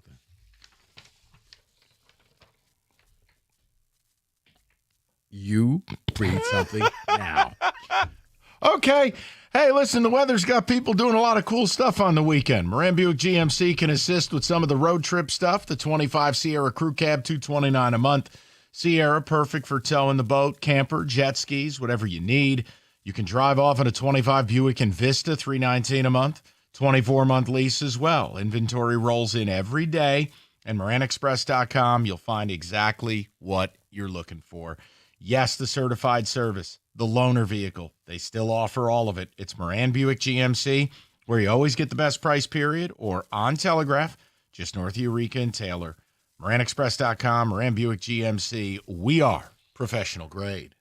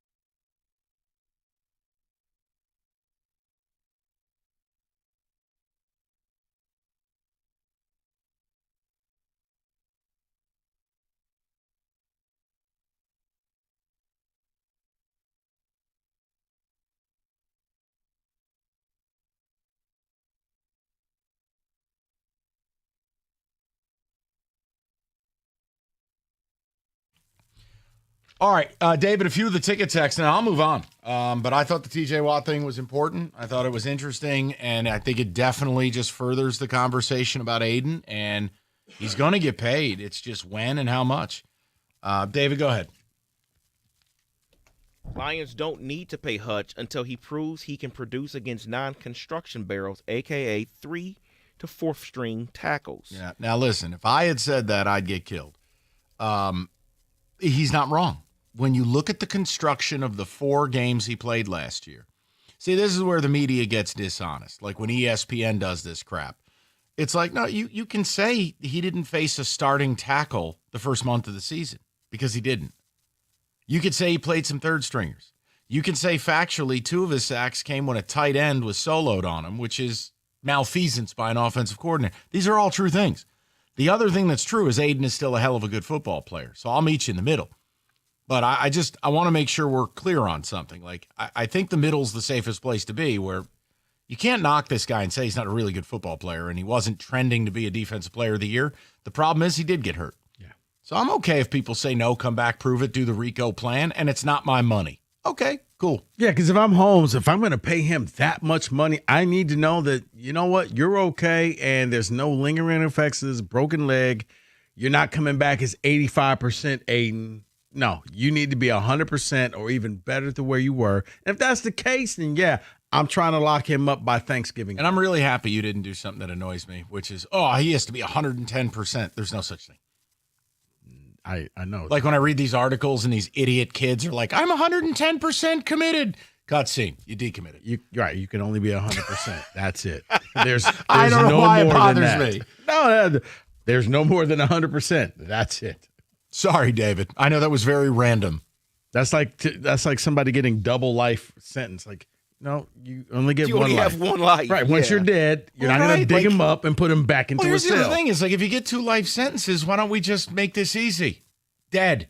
Right. Move on. Bruh. Save my tax dollars. Hey, that's been my solution for a long time. You got 72 hours. Call your priest, call your lawyer, call your family, because at the end of the 72 hours, you're done. Oh, Rico's running the gulag over here. Hey, what's the point of keeping you around? Put him against the wall and shoot him. Damn. No, I'm saying in an absolute case where, there's no benefit of the doubt. We found you with the knife in your hand. You did it. 72 hours. Wow. You're gone. Innocent until proven guilty. I thought, wow. No, David. Damn. I said in the extreme cases where we know and the person confessed, I did it. There's no point in keeping you around now. Okay. Is it wrong that I would rather have 2 $20 million defensive ends than one Aiden Hutchinson? These contracts are going to make it hard to sign enough quality players to maintain a high-level defense. $100 million for both Goff and Aiden? No, thank you. Someone else says, wait to see if Aiden is the same man he used to be, even if it costs a few more dollars. So that person is waiting. Someone else says, Mike and Rico, I'm not paying Hutchinson $40 million. I'd rather get 2 players, linebackers, or another prove-it edge deal. That is Hunter in Clarkston. Only thing about that, Hunter, is your general manager's not really going out there looking for anybody right now. So what makes you think he's going to go out there and find somebody else, maybe through the draft? But it's either Aiden or nothing the way I see it. Aiden's agent can ask for whatever they want, but he's not the same caliber of player that TJ is and may not be 100% the same player, so I am not paying him. I would wait. These sports contracts are getting out of control. When do these flatline? 10 years from now, are we going to get a $80 million a year player? It's already happening. I mean, you see it with Devin Booker. Look, the money's getting insane. I don't begrudge anybody making it, but it doesn't mean you have to, that it doesn't alter your perspective. It is getting to a point where you're like, I don't even know what we're doing. I mean, you're playing 16 football games, 17 weeks, 17 games rather, and you have guys making essentially $2+ million per game. That's hard for the average fan to wrap their mind around. Yeah, just like what Rico says, people can't wrap their minds around it. Yeesh, capital punishment? Like they've never gotten things wrong. Oh my gosh, Rico. Is this mic working? Apparently not. I said if they confess. So therefore, you killed a bunch of people. You did wrong. Suffer the consequences now. The people that you killed, they don't get to see the next day, so why should you? You're going to pay a guy who has 10 sacks as his high for a year off an injury? No, thank you. Unless Aiden has 15 sacks, I ain't paying him elite money. That is Josh and Warren. This is a surprising feedback stream. From a town that worships the ground he walks on. Now you got people not wanting to pay him. I just don't feel that the texters are representative of the fan base at large. And remember, this is the same people who told us he could have played in the Super Bowl. Yeah, right. Okay, let's go to Bob in Ann Arbor. Bobby, how you doing, buddy? Good, Mike. How are you? I'm good. What's on your mind? Okay, so really the Aiden thing is a bit of an enigma right now. You always said, I'm just using your words here. You said this whole year, yeah, his sacks were great, and I agree. But I tend to agree with you on the point that a lot of the people he faced weren't really strong offensive linemen. He was going against tight ends, and to that point, the worst thing we can do as a franchise right now is overpay for a guy because we overestimate what he is. And now I'm an Aiden Hutchinson fan, but the sample size just isn't there. And when you add on the fact that we have to make a lot of tough decisions coming up regarding contracts for our rookies, Brian Branch is still unsigned, Jahmyr Gibbs, Jameson Williams, you name it. A lot of guys, those draft picks that Brad Holmes got for the Stafford trade, a lot of their extensions are, they're going to be extension eligible pretty soon. They're going to need contracts. What I don't want us to do is kind of pigeonhole ourselves and not be able to make a move later on, especially if Aiden gets off to a rocky start or if he can't produce what he produced. It's a mistake to sign him now. I think we need to wait and see what he is. And I think by Thanksgiving, once we have a good enough sample size, we'll know. And by the way, this year's schedule and some of those offensive lines we're facing, it's going to be tougher for him to really stand out. If he does, I will be thrilled, and I will say pay him. And you know what, he Bob? deserves the money. Bob, You're right, is that ultimately, if we step back from it, it's not our money, and it's not our problem. And you and Rico have the right perspective. I guess for me is I try to be careful about the salary allocation, and while it doesn't sound like a lot, an additional $5 million a year takes away your ability to put another starter on the field or take care of somebody else. But in the end, you're right. Cap keeps going up. To hell with what it costs. I'd rather be sure. I don't have a problem with either of what you're saying. And as you like to say to Kenny, Mike? That's what the money's for? Yeah. Got it. No, Bob, I'm with you guys. I am. I do worry about Jerry Jones going Jerry Jones nightclub mode, and all of a sudden, here's Micah Parsons making 45 a pop, and now it turns into something really different. Well, and now you're going to wonder, why did we sign all those other people? Don't get me. Listen. We like our own people. Okay. I hope you love them. I'm going to go to John, 97.1. Johnny, how you doing, buddy? Doing great. How you boys doing today? Good. What's up? I think that the ownership team needs to they need to wait and see what Aiden's going to produce. But if I'm Aiden Hutchinson and I'm seeing this, I need to get my signature down. I need to get some ink dried, and I need to get that guaranteed money because, like you brought up, I mean, he hasn't last year. He didn't have to play against the best competitors, and I mean, nobody's hit him yet. He can put out as many Instagram videos as he wants, showing how fast he's moving and how quick he's moving. There's nobody that's going out there and hitting that leg yet, and seeing those big dollars, guaranteed dollars, not just big dollars, but guaranteed dollars. That's a good point. You need to, if I was him, I want to snag that. That's generational wealth. And I mean, I've been a Hutchinson fan. I'm a Michigan season ticket holder. I love Hutchinson. I want to see that guy get as much money as he can. And while it would suck to leave some money on the table, and he very well might do that if he was to sign quicker. I mean, and again, the only thing I would say, you're not wrong about anything, John. I just want to make sure I say this so we don't get 800 ticket texts about it. The players union would have a meltdown. When you do what's right for your team and maybe for your family and you go, look, I like it here. I want to stay. I'll take a little bit less. The players union goes nuts. Right. So you're not wrong. I wanted to say it because I don't feel like 8 million ticket texts coming in. That's a good point. Also, a little more death penalty. Good point. If we know for a fact, signed confessions, no reason for an appeal. Let's save a couple tax dollars, and maybe throw the pedophiles in there too. If we're going to do death penalty, let's do death penalty. How did we get to killing people? I was screening a phone call. John is Rico's VP in Uzbekistan, wherever Rico's running this program. Guilty. 72 hours. All right. My goodness. Someone did text in and say they would vote for you, Rico, on this take alone. Thank you. Okay. Appreciate it. 97.1. All right, sports fans, listen up. Is your internet performing on a losing streak? Drop connections, lagging streams, missing those game-winning plays? Not with Xfinity Internet.